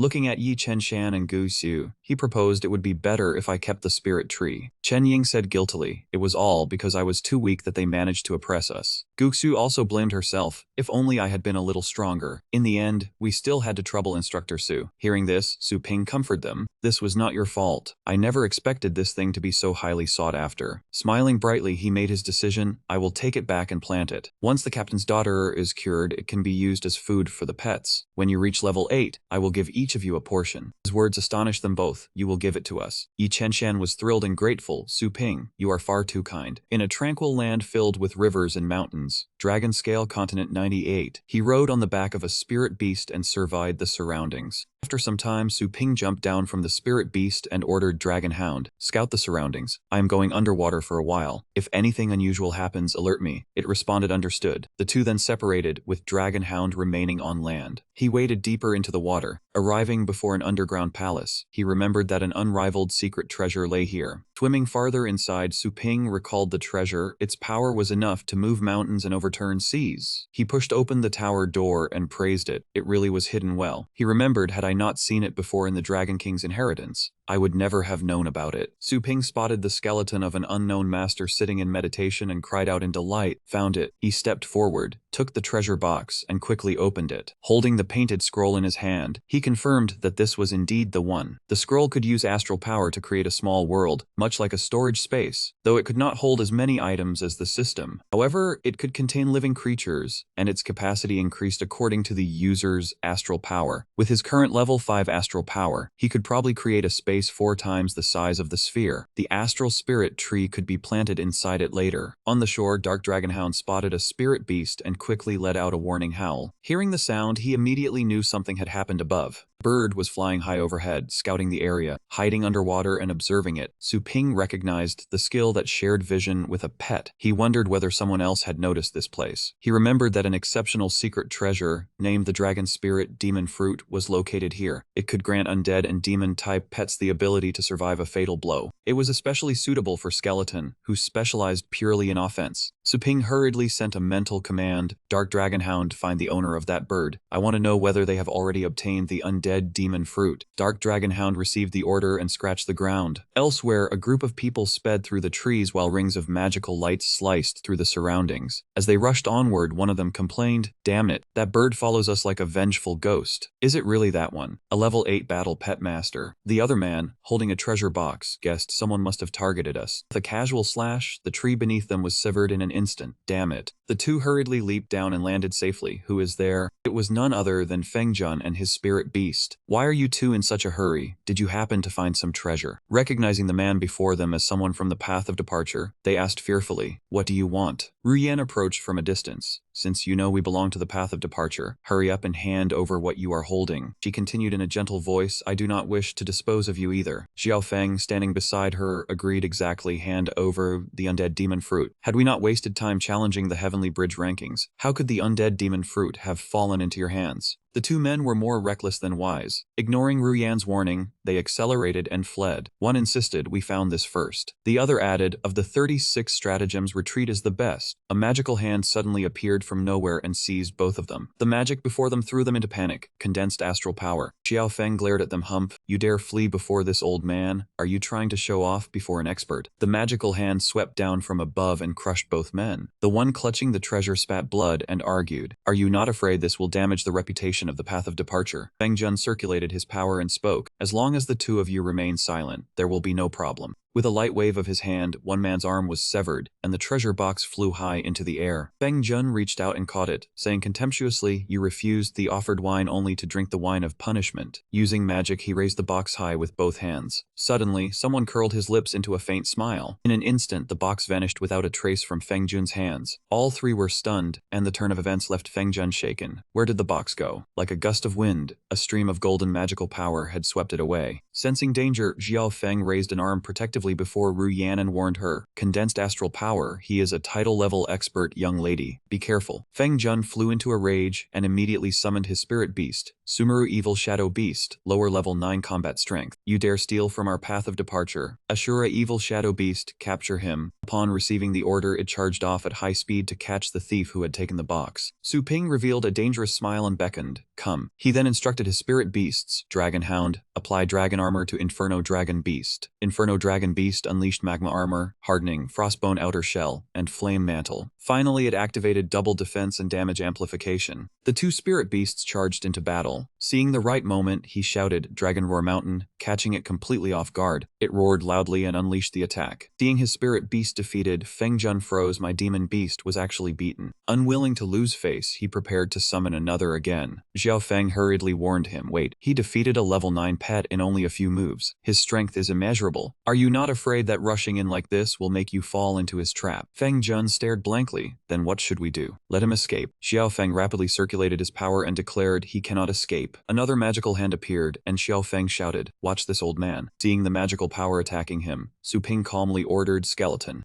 With a casual slash, Skeleton dispelled the man's attack. Holding the treasure box in his hand, Su Ping said smugly, "Defeated so quickly. Letting you use this treasure would only be a waste." His words made Feng Jun grind his teeth in fury.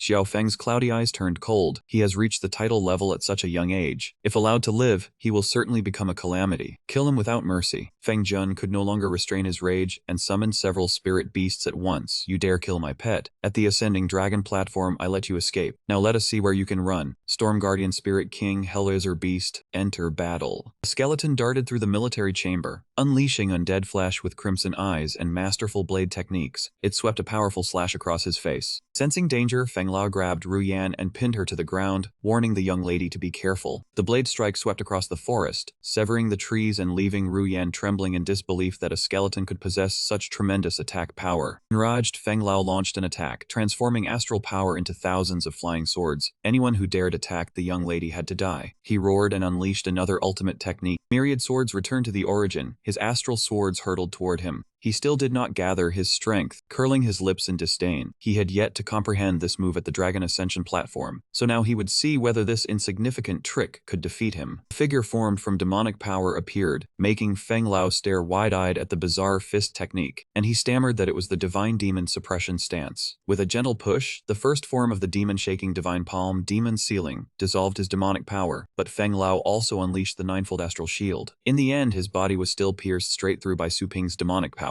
Feng Lao coughed up blood from the blow. Ru Yan anxiously called out to him, realizing that man's strength was unfathomable. He summoned a beast to hold her inside its mouth for protection, then signaled the Dragon Bamboo King to take the young lady away. But Su Ping would not let them escape, ordering Dragon Hound to capture her. Feng Lao responded with the dissolution art, saying the outcome had yet to be decided and mocking him for becoming distracted while fighting this old man. Seeing Feng Lao dissolve into purple mist, Su Ping immediately guessed that it was some kind of secret escape technique. Transformed into a soul-devouring phantom, leaving Ru Yan stunned. This was a final killing move that sacrificed the physical body. Su Ping had forced Feng Lao into a dead end. Feng Lao transformed into a skeletal cloud of smoke and roared for Su Ping's life. Su Ping was also about to send all three beasts charging forward. Seeing that the attacks could not touch him, Feng Lao mocked him, saying physical attacks could never stop him, and Su Ping could only blame himself for opposing his escape technique. His eyes blazed as he opened his mouth wide and charged desperately. Even if he were shattered into pieces, he would drag Su Ping down with him, his roar swelling beyond his body. He took out a lamp that created a protective barrier, leaving Feng Lao staring in stunned disbelief. Feng Lao was shocked that he could not break through, then recognized the treasure in his hand as a secret artifact that defended against mental attacks and roared in fury that he would kill him no matter what. A magical load inside the mouth of Feng Lao's beast It opened its mouth and released Rian. She sensed something was wrong and wondered what had happened, whether Feng Lao's dragon bamboo king intended to eat her. But before she could ask, a purple beam suddenly pierced through and blasted the earth and rocks apart. Su Ping sneered, saying she had finally come out, young Master Ru. Ru Yan sat on the shoulder of the dragon bamboo king, a mid-tier 9th rank beast, while it held the tail of Feng Lao's beast in one hand. Furious, she warned him not to call her young master because he was unworthy, then suddenly froze in worry after losing all sense of Feng Lao's aura, overwhelmed by an ominous feeling.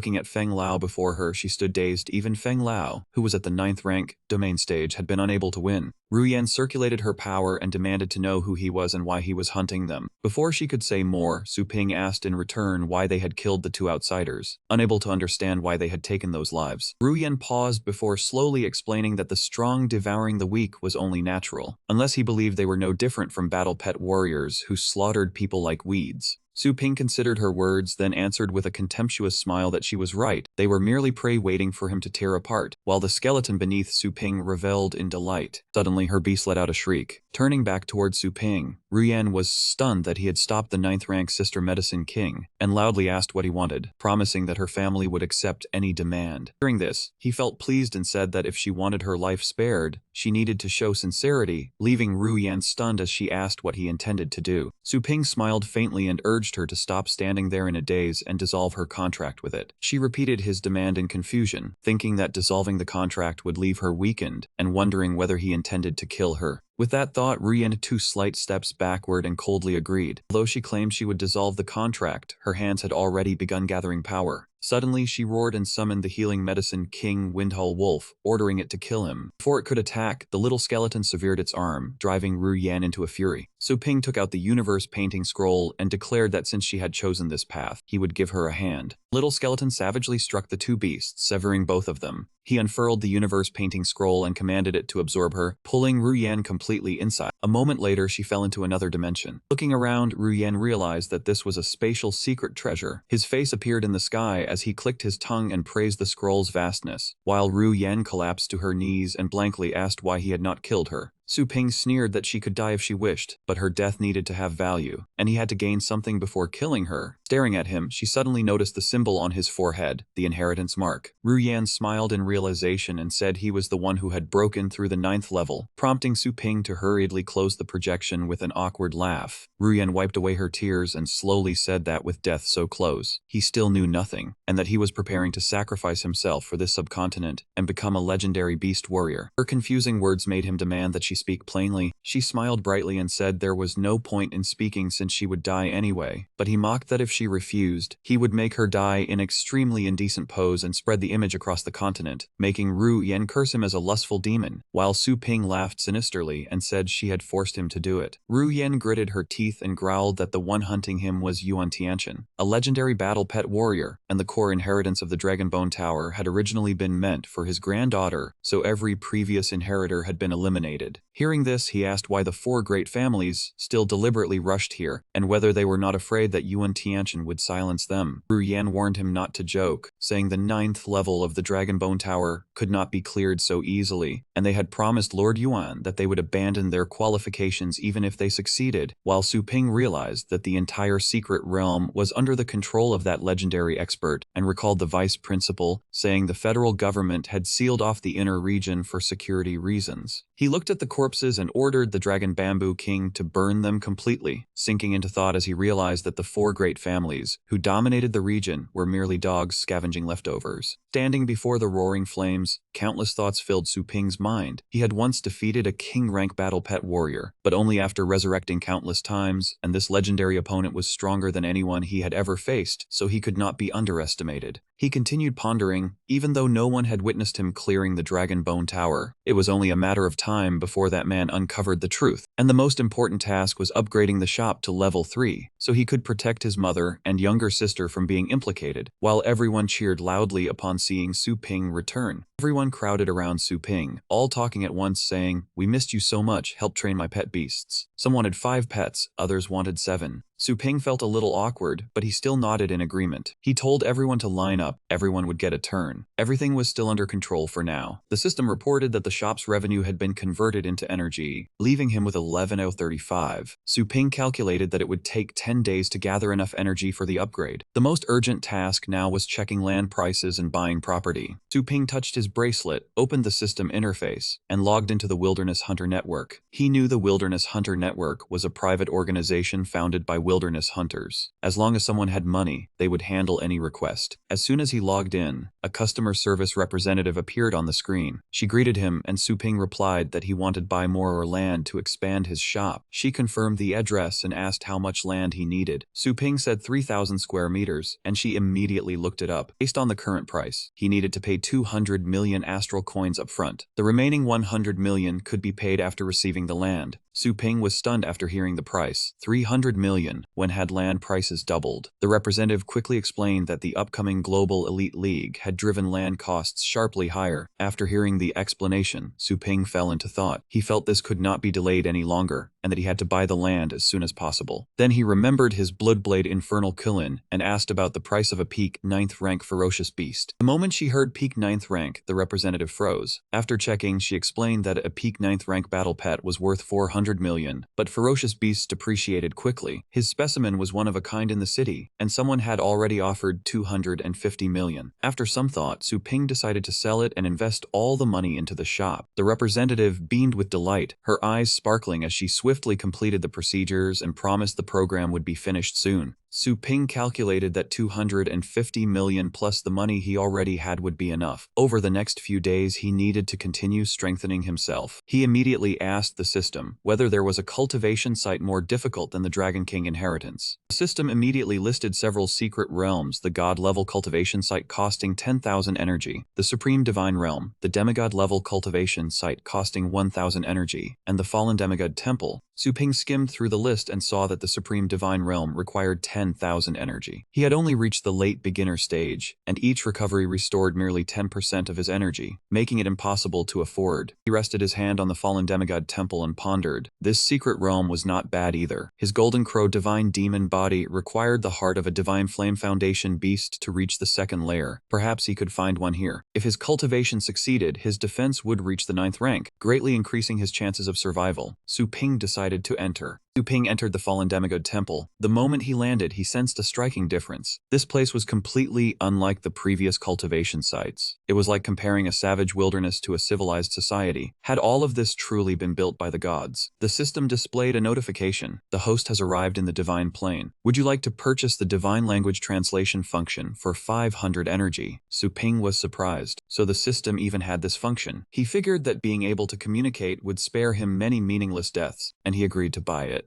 The system accepted the request and announced that the Divine Language Translation function was being installed, asking him to wait. A person suddenly appeared walking across the lake behind Su Ping. That person spoke an unfamiliar language, seemingly the language of the gods. Hearing the movement, Su Ping turned around. The system abruptly announced that the translation installation was complete, and the host could now communicate normally with the divine race. Anna of the divine race controlled the flowing water while softly humming a melody. La la la la. Seeing the eye-watering scene, Su Ping's face darkened in embarrassment. Damn, what am I supposed to say now? Anna sensed the energy fluctuations and wondered. An insect. When she turned around, she discovered it was a human. She hurriedly covered herself with cloth before charging forward to attack, shouting, "Despicable creature, die." Caught in a sudden attack, Su Ping immediately defended himself and summoned Skeleton, an infernal dragon beast. The instant Zhu Long appeared, Su Ping immediately called out, "Advanced blade technique, infernal dragon flame." Skeleton charged forward to attack. But when Skeleton and Zhu Long were struck by Anna's attack, both were blasted backward, and Zhu Long was killed. Witnessing that strike, Su Ping could not help exclaiming, "So powerful." He immediately used the undead spirit fruit, gaining damage immunity. Su Ping's skill instantly restored Skeleton and Zhu Long where they stood. Skeleton had just been revived. It swiftly blocked Anna's attack aimed at Su Ping. He calmly assessed the situation and realized he lacked enough energy for another resurrection. The best option was to speak. "I mean no harm, let me explain." Anna rejected his words. "There is no need to explain, I already know you came from another world."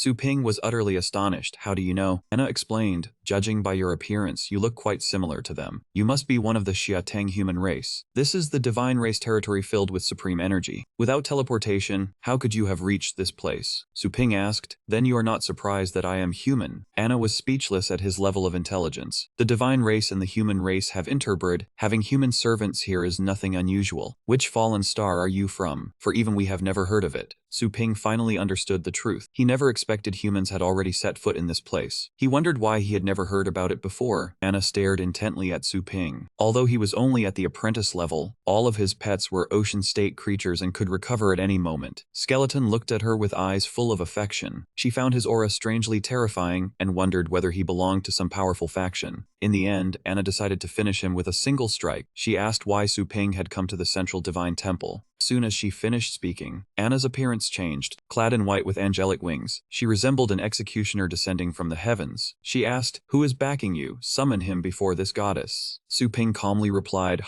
the central divine temple." He asked again, "This should be the fallen demigod temple, right?" Anna froze after hearing that, never expecting him to know so much. Without any warning, Anna unleashed a fatal strike at Su Ping, reducing both him and Skeleton to pieces. The system announced the host has died. Su Ping left the secret realm, clutching his aching chest. He thought that expression of hers, was she unwilling to accept being called the fallen demigod temple? He pushed the thought aside. His main goal was to grow stronger. He had to return there as quickly as possible. Before Su Ping could even step back into the secret realm, the system repeatedly displayed notifications. 500 energy deducted, 5,035 energy deducted. The moment he landed, he sensed something was wrong. Why was the ground beneath his feet sinking so deeply? Su Ping looked ahead and realized he was inside a gigantic mouth. Before him were the razor-sharp teeth of a monstrous beast. Its wide-open jaws surrounded him, with rows of sharp bones enclosing him on every side. It had thought today would bring a satisfying feast, but Su Ping escaped by the narrowest margin. Su Ping used Demon Shaker giant body, then threw a gigantic punch into its mouth. The attack shattered the monster's razor-sharp teeth into countless fragments. It roared in agony. Standing high above it, Su Ping looked down and asked, "You wanted to eat me?" Then he used appraisal. He discovered it was a beheaded evil clan creature. Attributes: Starry Sky Left Tribe. Level unknown, combat strength at peak 9th rank, mortal grade aptitude, skills unknown. Su Ping had not expected it to possess peak 9th rank combat strength, as expected of divine race territory. He immediately summoned Skeleton, Zhu Long, and the Dark Dragon Hound, ordering them to attack. At the same time, he instructed the Dark Dragon Hound to protect Zhu Long, while Zhu Long supported Skeleton with Infernal Dragon Flame. Su Ping closely observed the battle, issuing commands one after another. Zhu Long attacked the head, Dragon against the mountain, Skeleton move. Skeleton used Zhu Long Slash, causing the monster to scream in agony. Su Ping still felt it was not enough, so he ordered, Skeleton Dragonhound charge. Skeleton roared as if replying, understood. As it drew near, the monster's eyes suddenly gleamed. Petrification manifestation was activated, freezing Skeleton in place. Skeleton's body shattered like smashed stone, and the Dragonhound also died. But Su Ping had learned from the previous battle. He reacted instantly using the Spirit Fruit Ring to greatly enhance defense and critical power. Su Ping was thrilled to see that after being revived, Skeleton returned to its unused state. He sighed that every resurrection was truly amazing. Then he ordered, Dragonhound, revive where you are, Skeleton. Take the opportunity to attack. The monster screamed in agony once more as Skeleton gouged out both of its eyes. Su Ping ordered everyone, finish it with a fatal blow. He also charged forward as a coordinated assault began. Zhu Long, burn it. Su Ping rushed forward and slammed a punch into its head, Infernal Wind Fist. With a single punch, its body was pierced as though by a razor-sharp sword, instantly splitting into 3 pieces. The monster's body dissolved into a pool of blood, and Dragon Hound found a glittering object amid the mess. Immediately rushed over, picked it up in its mouth, and brought it back to Su Ping. He examined the object, and according to the system's explanation, it was a divine crystal, an energy crystal left behind by the divine race after destroying the evil race. It contained powerful divinity that could allow a battle pet to undergo divine beast transformation. When Su Ping saw the system mention divine beast transformation, he immediately requested a detailed explanation. The system explained that after a battle pet underwent divine beast transformation, its lifespan, physique, and comprehension would increase. It would also suppress demons and undead creatures, while gaining a chance to master divine skills. The system added that its power could enhance ordinary skills by 5 to 10 times. Su Ping had never expected it to be so powerful. Su Ping thought the item was quite useful and could enhance a battle pet. He handed the divine crystal to Dragonhound, saying, "You found it, so it belongs to you." Seeing Dragonhound about to receive an upgrade, Skeleton immediately flew over with sparkling eyes full of envy. Su Ping had to remind it, "Hey Skeleton, you already possess a high-level bloodline, mind your image." He advised Skeleton to focus on learning more from Zhu Long and stop thinking about the divine crystal. After Dark Dragonhound was upgraded, its appearance did not change much. According to the system, it was at lower rank 6 divinization, possessing dragon and dark demon attributes. Its combat strength had reached upper rank 8, while its aptitude was average. Its skills included Dragon Armor, Dragon Roar, 100-mile Soul Pursuit, Death Venom Surge, Wind Guardian, Earth Beast Guardian, Ironhide Outer Shell, and Lightning Mantle. Its divinity had reached 1 out of 10. Su Ping saw that the data had barely changed, with only 1 point of divinization added. He wondered whether something else was required for Divine Beast transformation, but then decided to eliminate this monster first. Suddenly a terrified scream rang out. "Is anyone there? Help us." Su Ping realized the sound was coming from below.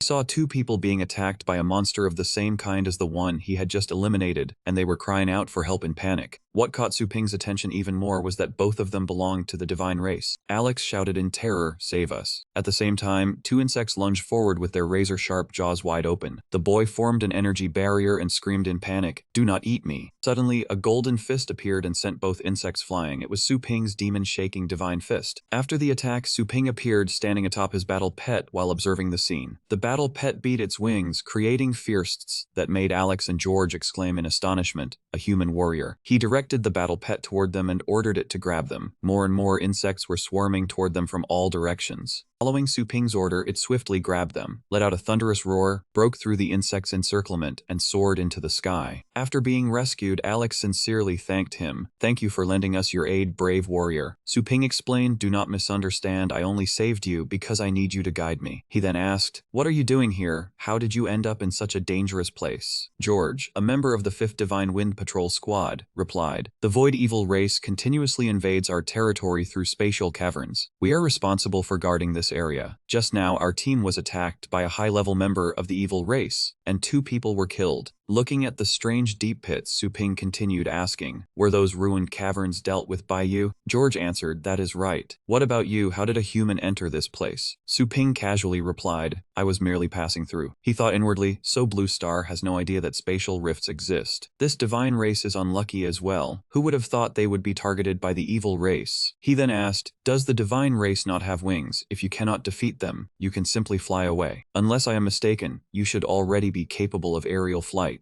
George clenched his fists and said firmly, "How could we use divine wings for such a cowardly act? Sacrificing ourselves while fighting the evil race is an honor for warriors of the divine race." Beside him, Alex sighed and explained, "There are only 10 pureblood gods with divine wings in this entire divine realm. Furthermore, we demigods cultivate different techniques. We cannot fly whenever we please." Hearing this, Su Ping recalled Anna and thought, "The divine wings of the person I met earlier mean that Demid carries the bloodline of a pureblood god." Thinking about the attack that had nearly killed him, he reflected, no wonder her strength was so extraordinary. If she were a battle pet, her aptitude would surpass even skeletons. "I truly want to train that woman as a battle pet." Su Ping then asked, "Do you know anything about the demigod Fallen Land?" Alex asked in return, "What place is that? We live at the edge of the divine land and have never heard of it." At the mention of this topic, the boy became excited. However, there is a legend in the divine realm about the supreme divine realm. Would the brave warrior like to hear it? Josh felt speechless and snorted coldly. "Here you go again. Only an idiot would believe in your supreme divine realm. Cultivating there for 1 day equals cultivating here for a year. That is merely the fantasy of the weak." Hearing this, Su Ping recalled the image provided by the system. He thought, the supreme divine realm is only a legend. Judging from their tone, they seem to believe that place does not exist. Suddenly, Alex lowered his voice sadly. "For many years, the Central Divine Land has been searching for traces of the supreme divine realm in order to eliminate the void evil race. It would be wonderful if I could cultivate there, even for a moment." Josh mocked him. "After all these years, have they found it yet? Or is there not even the slightest trace? Instead of indulging in fantasies, you should cultivate diligently." Suddenly, streams of purple energy shot toward them like arrows. Su Ping's battle pet could not react in time and was pierced through, causing everyone to fall. All 3 landed safely, although Alex landed face first. George angrily gritted his teeth. "It is that thing they chased us all the way here. It was a centurion of the evil race." As soon as he finished speaking, a powerful astral beast commanding the surrounding insects began gathering energy for another attack. Alex collapsed in despair, clutching his head as he lamented, "When will we ever finish killing these things? We are all going to die here." George continued advancing with all his strength. "You two should leave quickly. My moment of glory has arrived." Seeing this, Su Ping thought, this divine race has a strong sense of loyalty. However, I have already set my sights on their divine crystals. He shouted, you have not even seen the supreme divine realm yet. Are you truly willing to die like this? As he spoke, he opened several spatial gates and summoned his battle pets. Seeing this, George thought in astonishment, what is happening? How can a human apprentice warrior possess such overwhelming pressure? Su Ping unleashed his power, spreading his imposing aura in every direction as he shouted, go. George cupped his hands. I never expected humans to be so powerful as well. In that case, let us fight together. George said, take care, brave warrior. Then he and Alex quickly left. Looking at the swarm of insects, Su Ping smiled. Seeing these insects again is truly nostalgic. He recalled his first encounter with them, the sensation of his blood boiling and his potential erupting under the threat of death. This was exactly what he wanted. With that thought, Su Ping took his stance and prepared to charge. He immediately shot forward and ordered attack. Hearing the command, his battle pets also surged ahead. Su Ping's entire body was surrounded by blazing energy. His battle pets were all ready for an exhilarating battle. Sometime later, Su Ping lay panting inside the system space as the system's sound echoed. Whir. The system announced, 535 energy points deducted. He said warily, I only have one revival left. I never expected those creatures to be so powerful. All 9 revivals have already been used. As expected, the higher the rank, the harder it was to fight above one's level. Outside, all the subordinate insects had been eliminated, while their leader was severely injured. Looking at the spoils, Su Ping reflected, I obtained quite a few divine crystals, so this was not a loss. The scouting period is almost over, continuing the battle will bring no benefit, or rather, I cannot defeat it. He selected random revival, saying, I should explore another area. Elsewhere, a voice rang out, little white tigress is the sweetest. A white tiger having its cheeks rubbed cried out happily, roar. It was the girl Su Ping had encountered earlier, Anna, playing with her pet. Bite this, my little white tigress, haha. He was randomly revived in the space directly beside them. When Su Ping appeared, both of them were stunned. He blurted out, what a coincidence. Anna activated her power and divine light flashed. Gritting her teeth in fury, she shouted, you shameless human. Immediately afterward, her divine wings and spear appeared. She swung the divine spear against Su Ping's neck and demanded, you have followed this goddess again and again. What exactly do you want? Her pet also entered a combat state and growled threateningly. Grr. Faced with this situation, Su Ping thought, I will have to adapt to the circumstances. There is no time to summon skeleton now. He then gave a bitter smile and explained, it is only a misunderstanding. I truly am not your opponent. Could you lower your guard around me? Hearing this, Anna kept the divine spear in place and continued questioning him. You are not this goddess's opponent. Then why are you standing here unharmed after clearly being pierced by my spear? You even look completely at ease, as though nothing happened. If even half a word is false, I will throw you into the divine prison of 10,000 sins and let you taste agony worse than death. Su Ping thought, I cannot simply tell her that I revived. I need to think of another explanation. After thinking it over, he said with a serious expression, I know about the supreme divine realm. Hearing this, Anna also became serious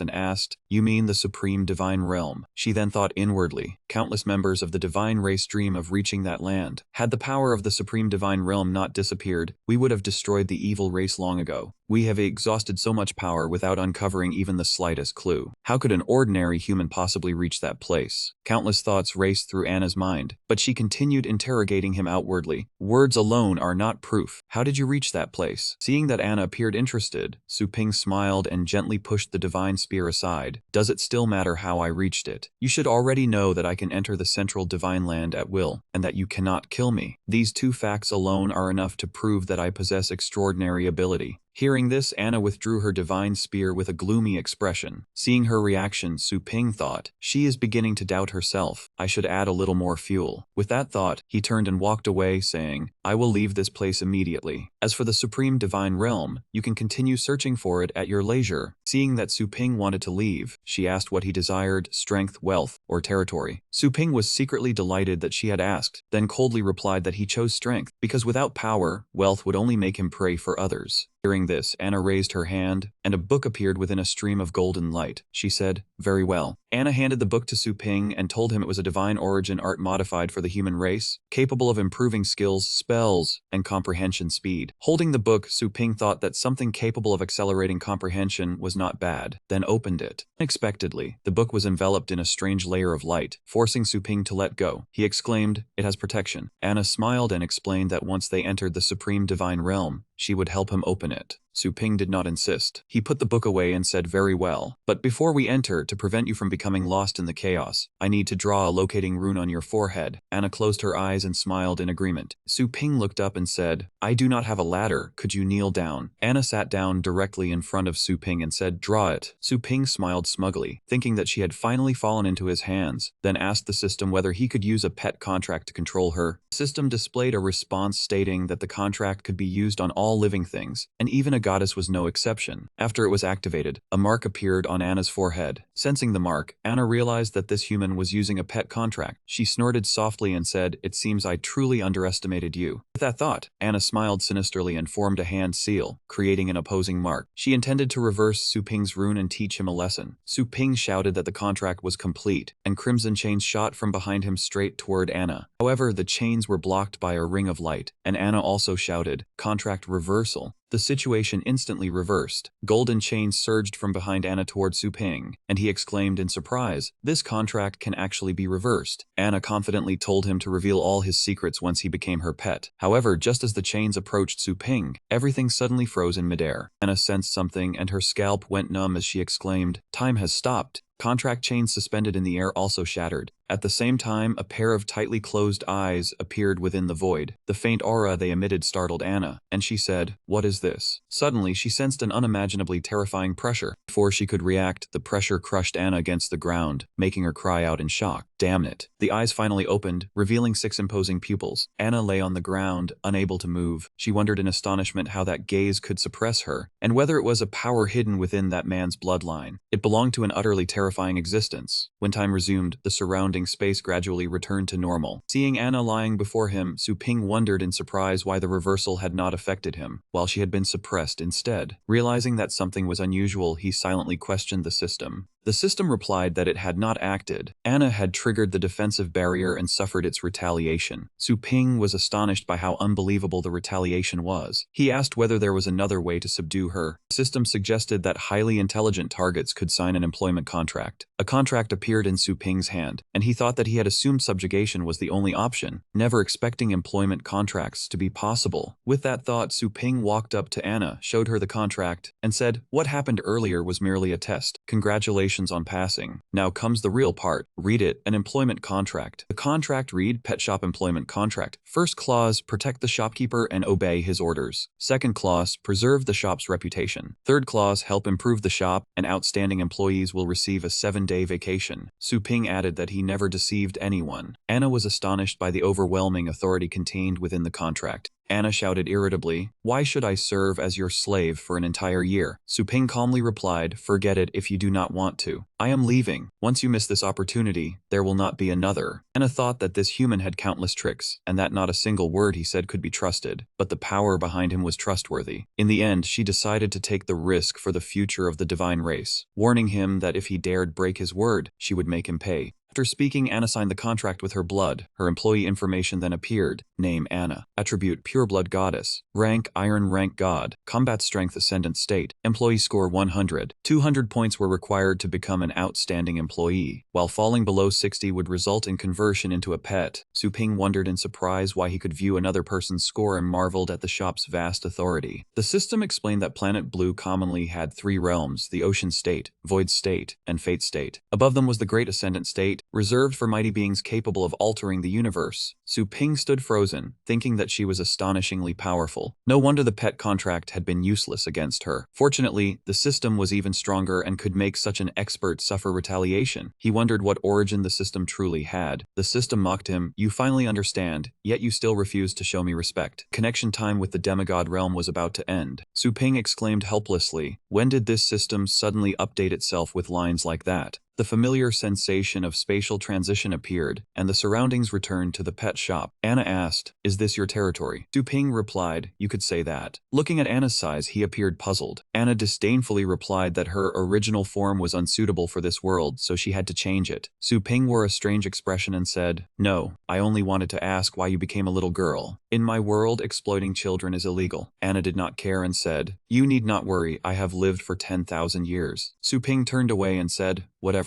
Prepare yourself, the shop is about to open for business. Anna asked in surprise, customers. Only then did Anna sense her surroundings and discover many suspicious people outside the shop. Su Ping turned his head in surprise and said, "Could they be Yuan Tian's men? They arrived so quickly." He immediately called Li Qingru while calculating the situation in his mind. He bitterly realized that he had underestimated how swiftly a legendary rank expert could act. He worried that bringing his mother and sister over would cause trouble. Suddenly, an unfamiliar face answered the call. Su Ping asked in surprise, "Who are you?" The man did not answer. Instead, he stated Su Ping's name and said that he was an ordinary person who had only recently awakened as a battle pet warrior. The man asked whether he was the owner of the pet shop. Seeing the image on the screen, Su Ping realized that the background of the video was his home. He cautiously asked, "What do you want?" Suddenly, the image changed, revealing Qingru and Ling Yu lying unconscious. The man's voice sounded again as he listed each member of Su Ping's family. Su Ping roared furiously, "What exactly do you people want?" The man replied that Lord Yuan wished to meet him, and as long as he obediently appeared, they would not harm his family. Su Ping silently reassured himself that their target was him. Gritting his teeth, he replied, "I am outside the shop. Come here if you want to meet me, but you must bring them along. I want to see them first." The man replied, "Very well," then revealed a sinister smile and said that letting him see them was nothing, since none of them could escape from Lord Yuan's grasp. That man contacted Yuan Tian and reported Su Ping's location. Through the screen, Yuan Tian smiled smugly, eager to see which brat had dared steal the inheritance position of Dragon Platform Mountain. Before long, numerous figures flew across the sky, astonishing the students of Fengshan, who recognized them as titled rank experts. When they landed before the pet shop, everyone retreated in fear, wondering what had happened to make so many experts gather there. Beast Emperor stroked his beard and asked whether there had been a mistake, wondering why someone who had conquered the Dragon Bone Tower would live among such trash. Hui Zui questioned Lord Yuan's intelligence, while Dufang believed the brat had merely been fortunate. Shi Xin concluded that anyone who dared steal something from Lord Yuan had only one fate: death. At that moment, the legendary rank Yuan Tian appeared, possessing Ocean State combat strength. The titled rank Blade Master, possessing peak 9th rank combat strength, ordered them to end the matter quickly and not waste time. The students outside the shop recognized Blade Master and trembled in fear, exclaiming that he was terrifying. They suspected that the old man beside him was a legendary rank expert, as even a single glare from him carried murderous intent. The group of old men advanced toward the shop with Beast Emperor at the front, shouting for the juniors to get out of the way. He bent down, intending to force the rolling shutter upward, and said, "Lord Yuan has arrived, yet you still refuse to come out." After speaking, he exerted his strength. Crimson energy surrounded his entire body as he shouted, "Watch this." Before the watching elders, the rolling shutter did not move even slightly. Beast Emperor was astonished, while Hui Zui wondered whether the shop was protected by an advanced formation. Suddenly, the rolling shutter opened automatically. Su Ping stood behind it and said, "Do not touch things without permission." The shutter slowly rose, revealing Su Ping and Anna standing behind it. His voice was icy as he said, "The people I wanted, you delivered straight to my door." Taozun exclaimed in surprise, never expecting it to be him. A youth with extraordinary talent whose strength was no weaker than any young master of a sect. He had originally intended to nurture him, but who would have thought he would become a thorn in the eye of a legendary rank powerhouse? Snake Heart circulated his astral power and shouted, "You are already at death's door yet still dare speak arrogantly. You are not qualified to negotiate with us. Come out." As he spoke, his astral power transformed into an arm that tightly grabbed Su Ping and tried to drag him outside. The arm formed from astral power instantly shattered. Su Ping replied coldly, "Come out for what?" With his attack broken, Snake Heart suffered a backlash and coughed up blood. He coughed repeatedly, astonished that it had been neutralized so easily. Seeing this, the others became cautious and quickly formed a battle formation to prepare an attack. Hui Zui shouted, "Surrounded by us yet you still dare resist. Everyone attack together and teach him a lesson." Yuan Tian gently descended behind them.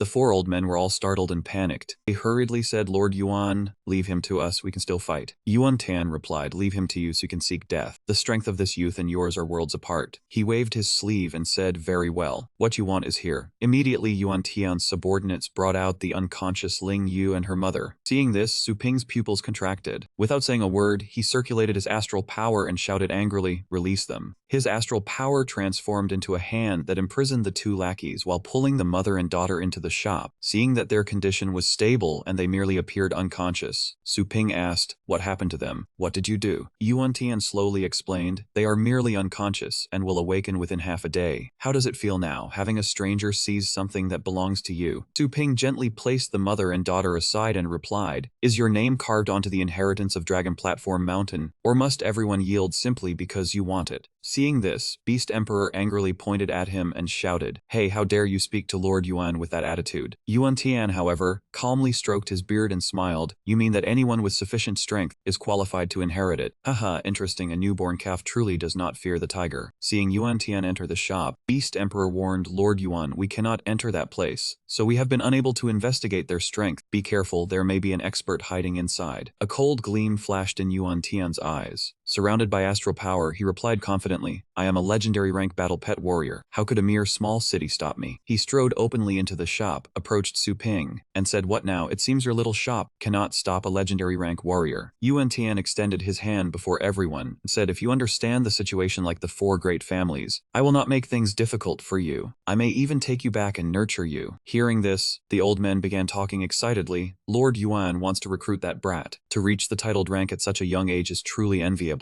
Standing to the side, Taozan thought to himself, "Courtesy before force. This is indeed Lord Yuan's way of handling matters." Although he appeared amicable on the surface, his aura was continuously oppressing the surroundings, even the four great families. At the same time as Taozan's thoughts, Yuan Tian released an oppressive aura and said, "Leaving the resources in the secret realm untouched would only waste them. Only when they are gathered into the hands of outstanding people can their full power be displayed." Xu Ping secretly looked upon him with disdain and thought, "Outstanding people? You mean the people you have already chosen?" After thinking this, he replied coldly, "I despise people who regard everything as their own, then hunt down anyone who manages to take it." Astral power surged across Yuan Tian's entire body as he retorted, "Ridiculous. If one possesses the ability, then naturally one should hunt them down. The truly ridiculous thing is that brats like you think you can stand on equal footing with me." Immediately afterward, his astral power transformed into a gigantic sword as he roared, "I will ask you one last time, submit or die." He remained cold-faced and calmly replied, "The answer will be the same, no matter how many times you ask." Hearing this, Yuan Tian raised his hand and said, "Very well, then die." As his hand descended, the gigantic sword attacked Su Ping. Anna hurriedly stepped in front of him and calmly extended one hand toward the massive sword. An invisible force immediately shattered Yuan Tian's astral sword in midair. The old men outside the shop stared in astonishment and began clamoring. Even 9th rank combatants would have to be wary of Lord Yuan's move, yet that little girl stopped it with one hand. Could she also be at the legendary rank? Has a legendary rank warrior actually appeared in the remote city of Longjiang? Inside the shop, Yuan Tian was so shocked that he nearly fell backward. "How could this be? Such well-concealed astral power, you almost fooled me. Are you his master?" Su Ping and Anna seemed to understand one another and ignored Yuan Tian's question at the same time. He demanded, "I did not tell you to act." Anna replied, "Rule 1, protect the shop." Anna continued, "If I just protected it myself, then according to the rules, you must give me points so I can be promoted to a full employee. If you do not follow the rules, points will be deducted as punishment." Seeing himself ignored, Yuan Tian became extremely furious. Ignoring the enraged Yuan Tian in front of her, whose cold aura radiated in every direction, Anna continued, "You were planning to let yourself lose points just now, were you not?" "Well," Su Ping replied helplessly, "Ah, that works too." At the same time, Yuan Tian's fury reached its limit and erupted. He immediately formed a hand seal and attacked while shouting, "You dare ignore this old man, you wish to." Before he could finish speaking, a dazzling beam of golden light sent him flying out of the shop. The strike caught Yuan Tian completely off guard and blasted him into the wall across the street. The attack left him flattened against the wall like a pancake, unable to stand, causing Taozan to stare in speechless astonishment. Only then did the old men react, turning their heads and shouting, "Lord Yuan." Anna stepped forward and said coldly, "You dare interrupt while I am speaking? Do you wish to die?" Seeing this, Su Ping hurriedly reminded her, "This is not the barren realm. Do not kill anyone. Those youngsters have ties with me, so do not touch them. As for the rest, do as you please." She circulated her astral power and asked, "Leaving Mu Chen short one arm will not be a problem, right?" Then streams of golden light appeared around her. She activated her powerful energy and said, "If I pass judgment, I will not control my strength. It will be difficult not to kill them." Seeing the two of them appear like demons, everyone trembled repeatedly and cried, "Demons, they truly are demons." Even the employee possesses such terrifying strength, then how terrifying must the shop owner be? They never imagined that such a powerful existence would appear on Blue Star. On the other side, Yuan Tian struggled to recite an incantation. Darkness surged and transformed into a heavy axe. A spatial gate immediately appeared. Yuan Tian commanded, "Come out, my strongest battle servant." Yuan Tian emerged from the spatial gate, followed by the Shadow Nether King Beast, a king beast with ocean state combat strength, holding all kinds of weapons in its hands. He shouted loudly, "This is not over yet." Shadow Nether King Beast fusion. The King Beast's body began separating into countless fragments.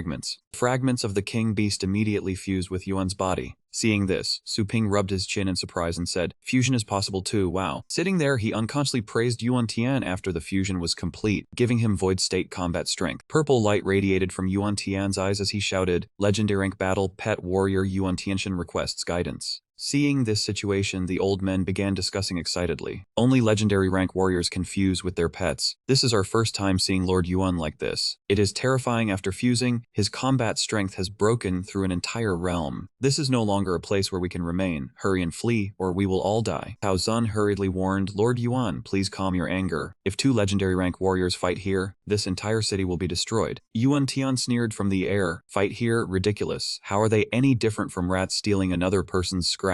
After speaking, he unleashed his speed and instantly appeared behind Anna. Raising his spear high, he said arrogantly, only 1 strike is needed. Linked beads of the King of Hell will annihilate all of you. As Yuan Tian spoke, he swung his spear downward. At that moment, Anna did not even turn around and casually caught the spear with one hand. She immediately crushed the spear in her hand. Disdain appeared in her eyes as she said, what is wrong? Was that not your full strength? Yuan Tian could no longer remain calm and exclaimed, what? Divine spear condensed in Anna's hand. The divine spear instantly tore through the air and pierced Yuan Tian's body, which had fused with his pet beast. He groaned in pain. Anna calmly said, divine spear, an offering for you. As soon as she finished speaking, dazzling divine light erupted, causing Yuan Tian to cry out in agony. Su Ping hurriedly reminded her from the side, enough, do not kill him. Anna pulled the divine spear from Yuan Tian, who was kneeling on the ground, and replied, do not worry, I only burned his divine soul. It will take him at least 35 years to recover his cultivation. The old men and Tao Zun, who had been watching, were utterly astonished. Defeated in a single move, how could this be? He smiled sinisterly and curled his finger in invitation. Why are you still standing there? Come over. A while later, Ling Yu awakened from her unconscious state. Su Ping, who was sitting nearby, immediately asked, you are awake? Do you feel uncomfortable anywhere? Ling Yu replied, no, my head is only buzzing a little. She asked him, what happened to mother? Sitting opposite her, Su Ping replied, she is probably too tired, so let her continue sleeping. Suddenly, Beast Emperor appeared with a wide grin, startling her. Haha, Miss Su, greetings. Ling Yu cried out in alarm, who are you people? The old men respectfully introduced themselves one after another. Miss Su, you may call me Little Mu. I am Little Qin, Little Liu, and Little Tang. Ling Yu stared at them in astonishment. Little. Then she turned to Su Ping and asked, seriously, brother, what are they doing? Why are they in our house? What kind of scheme have you come up with now? Su Ping sighed and calmly replied, they are people your brother captured. No, they are the new tutors I hired. Ling Yu said helplessly, huh, you just said captured. She added, and what tutoring? My grades are in the top 10. Do you take me for an idiot? Su Ping replied, but have you reached first place? He gestured toward the old men and continued, besides, the Elite League is about to begin. During this period, they will teach at the academy. Ling Yu's eyes drooped as she turned toward them and asked, then may I ask, what will you be teaching? Du Fang cupped his hands respectfully and said, this humble one bears the title Du Fang and can teach you 9th rank poison arts and detoxification. Huigu also replied, this humble carries the title Huigu and can teach you 9th rank healing and body strengthening arts. Shi Xin introduced himself. This humble Tang bears the title Shi Xin and can teach you 9th rank hidden weapons and mechanisms. The Beast Emperor held his pet and replied, this humble Mu can teach you how to control 9th rank astral pets and will also give you a young moon dragon. Ling Yu looked at the young dragon in astonishment and said, they are all 9th rank. This feels like a dream. Can I really raise it? Doubting reality itself, she turned to Su Ping and asked, are they telling the truth? Can they be trusted? He smiled and replied, of course. 3 hours earlier, Yuan Tian had been kneeling on the ground after losing consciousness. The group of fools panicked and said, we sincerely apologize, we failed to recognize Mount Tai before us. They all bowed respectfully and begged him to spare their lives. Su Ping quietly asked Anna whether she had any curse arts or evil artifacts. Anna replied that it was ridiculous. The noble god race had no need for such filthy tricks. He remained indifferent and gestured toward the 2 employees. Anna narrowed her eyes and said, you want to keep them alive, do you not? Su Ping praised her and said, clever. She extended her hand as a vortex of golden astral power appeared and said, watch carefully. I shall bestow a divine miracle upon these ants. The elderly men stared as though seeing a god and clamored that it was a deity. They had seen it. It was the divine radiance of a god. Blade Venerable was astonished and thought, a high-rank titled warrior has the appearance of a child. I have never seen this technique before. Could this person be from another star system? Perhaps this expert is not the only powerhouse inside the shop. Su Ping asked what she had done to them. Anna explained that the divine seal blessing implanted a mark of obedience that allowed its caster to command them at will. Anna calmly added that anyone bearing the curse who disobeyed would burn for 10 days and nights before turning to ash. Su Ping secretly marveled at how ruthless she was. He turned toward the elderly men and said, "Good, I will now place an obedience seal upon you. You must never offend anyone under my protection." The elderly men answered in unison, "Yes." Watching them kneel in worship, Su Ping said to Blade Venerable, "Senior Blade Venerable, since you have come here, could you teach me your blade techniques?" Blade Venerable was surprised and said Su Ping was too polite. Did a shop owner of his strength still need to learn blade techniques from him? Su Ping cupped his hands and said, "Of course, I still hope Senior will instruct me." Blade Venerable said seriously, "If you insist, I agree. However, there are two issues. First, my destructive power is immense, so we need a suitable training ground." Looking at Su Ping, he said, "Do you truly wish to learn from what I have seen? You mainly use fist techniques." He smiled and replied, "Rest assured, leave me your contact information and I will call you in a few days." Returning to the present, Su Ping said to Ling Yu, "Just study under them. I am going back to the shop." At that moment, a message notification sounded. A notification appeared on the screen. "Mr. Su, the location you reserved for the Scarlet Scale Blood Dragon is ready. Are you available?" He praised them and said, "Very professional. The efficiency is certainly different." He then said, "Deliver it to the shop." 10 days later, Su Ping was closing the store. The system announced that converted energy had been received, with 125,348 energy remaining. Su Ping thought to himself, "Open the upgrade interface." He calculated that after unlocking a level 3 shop, the highest rank of pets he could nurture would rise from 7 to 9. He could accept million credit orders from wealthy customers like Yahello, so his income would certainly increase. At that thought, he was overjoyed and smiled. The shop could also sell pet-related services and would increasingly resemble a true battle pet store. Upgrade. The system issued another notification. 100,000 energy had been deducted, leaving 25,348. The shop had expanded to a total area of 3,078 square meters, and the neighboring streets had been incorporated into its protected territory. The system asked whether he wished to divide the area into zones. After division, each zone would automatically generate its own environment. Su Ping smiled and said, "It even has this function. Cultivation facilities can become more efficient." He marked out one area he now needed to ensure his mother and younger sister had somewhere to live, so he designated 300 square meters as the residential area. The system immediately announced that the command had been executed, and objects rapidly materialized. Anna thought to herself, a mysterious force is creating these objects, but what it creates is far from ordinary. They possess a permanent nature that even the highest gods cannot achieve. Where does this energy come from? Su Ping continued marking zones on the system, setting aside 1/10 of the remaining area for reception and work. The system announced that the command had been executed, and the required objects were created. Su Ping considered the layout and designated 1/5 of the remaining area as the feeding zone. The system again announced that the command had been executed, and objects appeared one after another. He decided to use all the remaining space as nurturing grounds and laboratories. The system announced that the command had been executed. The system announced that zoning was complete. The limit for nurturing vessels had increased from 25 to 50, and asked whether he wished to purchase more. Su Ping hesitated slightly and said, "Purchase 25 level 2 nurturing vessels." The notification announced that 25,000 energy had been deducted, leaving 348. He then asked what permissions employees possessed. The system replied that employees could use nurturing vessels, nurturing spaces, the clone nurturing function, and could enter the nurturing realm with the shop owner for 1 hour each week. It then asked whether he wished to assign these permissions. Su Ping smiled and said, "Assign them." He thought to himself that from now on, this would be enough to keep the shop operating. Sometime later, Ling Yu exclaimed in astonishment and asked her mother whether they had come to the wrong place. Her mother was equally surprised. Standing before the magnificent shop that was many times larger than before, with 2 dragon statues flanking its entrance, Ling Yu asked in disbelief whether it had been completely rebuilt. Su Ping walked out of the shop and greeted them enthusiastically, saying they had arrived and asking whether they had brought their belongings. The men replied respectfully that they had delivered the belongings and would take their leave if there was nothing else. Su Ping gestured and told them to return while the belongings were moved inside. Ling Yu pointed at him in dissatisfaction and said, "Brother, the teachers even moved everything out of our house. What are we supposed to do? I still need to attend school." Su Ping's mother also tried to persuade him and said, "That is right, Ping Ping. How did our shop turn into this?" Su Ping pointed toward the shop and replied with a smile, "I will request leave from your school. Now let us go inside." Inside, customers crowded the shop and one said, "I want 3 pets nurtured." Another asked whether he could have Anna's number. Anna coldly replied, "No, you insects." He reminded her that she could not address customers like that. Anna wore an employee uniform that drew the attention of the young men. She replied that they were still nothing but insects. then asked where he intended to go with so many customers present. Su Ping turned around, waved, and walked away, saying he had something to handle, and she should watch the shop herself. Upon reaching the pool, Ling Yu exclaimed in delight, "Wow, there is even a private swimming pool here." Su Ping said proudly that there was much more. Su Ping led Ling Yu to her new room and introduced it, saying this would be her room and asking what everyone thought. Tang Rian sat on the mattress and remarked that it was extremely comfortable and much softer than the one at their old home. Ling Yu added that their old bed had indeed been very hard. His mother asked worriedly, "Ping Ping, this room must have cost a great deal of money." He replied that all the money came from serving wealthy customers. Su Ping continued, the pets he nurtured last time had left them extremely satisfied, so this small amount of money was no problem. From now on, they could live here without worry, and he would hire a housekeeper. Tang Rian refused, and there was no need. She was free and could handle the housework herself. Ling Yu teased him and asked who the beautiful woman standing in the shop earlier was. Su Ping replied helplessly that she was merely a newly hired employee. Thinking about the earlier scene, he was left speechless. His mother nudged him and said she understood, then asked why he had not invited the girl upstairs for dinner. Su Ping froze and told his mother not to joke like that. Sometime later at the dining table, Anna politely greeted them, saying, "Hello, mother, hello, little sister." Tang Rian gently asked the girl her name. She replied that she was Anna. Ling Yu praised her hair and asked whether she could touch it. Before he could stop her and warn her not to, Anna had already replied that she could go ahead. Ling Yu exclaimed in satisfaction that it was incredibly soft and smooth. His mother placed some food in Anna's bowl and continued asking where her home was, how old she was, and whether she had a boyfriend. Anna answered professionally that she was from abroad and had only just turned 18, and that she had no plans to find a boyfriend. Tang Rian expressed her disappointment and said it was such a pity. He whispered that she was doing well and behaved unusually gently in front of them. Anna replied that it was an employee's duty, and if he disliked it, she could add something strange. Su Ping coughed lightly and said, "I like it. This is excellent." He thought she was truly heartless. Tang Rian asked worriedly whether the shop currently had only the two of them and whether they were too busy. Anna replied that with the current number of customers, 2 people could manage it, while 1 person alone would become somewhat exhausted. Ling Yu praised her and said, "Big sister, you are amazing. I saw more than 10 customers here when I came in earlier." Su Ping thought to himself, with Anna's abilities, she only needs 1 assistant, then he will no longer have to remain in the shop all day. He looked at the portrait within the system and smiled as he calculated, Rian is still trapped inside this. Perhaps he should release her. It would also make planting the astral spirit tree more convenient. Would that work? A notification appeared on the screen. The staffing request has been reviewed, and a temporary contract has been issued. Temporary employees have no authority to use the shop's functions. Upon accumulating 200 points, they will be promoted to permanent employees. If their score falls below 60 points, they will be forcibly turned into pets. Su Ping folded the paper smugly. Perfect. Rian emerged from the blank sheet of paper. She retreated into a defensive stance. "What do you want?" He said, "Unto yourself first, then we can talk, otherwise you will be responsible for cleaning from now on." Rian looked around. This place resembled an ordinary bedroom. Could it be that man's home? She looked at him and continued thinking. Moreover, he is alone, without any pets, and she cannot sense the aura of any experts nearby. He is completely unguarded, meaning that if she seizes the opportunity and breaks through the window, she can escape. She thought anxiously, so be it. After returning, I will train every skill of the path of departure. Rian continued thinking, I will make you understand the price of imprisoning this young lady and provoking the path of departure. She charged forward, only to slam her head into the window. Ah, she rubbed her aching head. What kind of window is this? Why is it so hard? She complained, damn it, I must have become this weak after being imprisoned for so long without food or water, that despicable bastard. Su Ping's eyes glowed crimson as his expression darkened and he slowly approached. She clutched her stomach and curled up. You scoundrel, what do you want? Su Ping smiled faintly, naturally. I am thinking of how to squeeze every last bit of value from you. Rian ordered him stop beating around the bush. Su Ping raised his large hand before her eyes. She hurriedly covered her face with both hands. I will never let you obtain what you want. Su Ping held a steamed bun before her. Rian stared at it in surprise.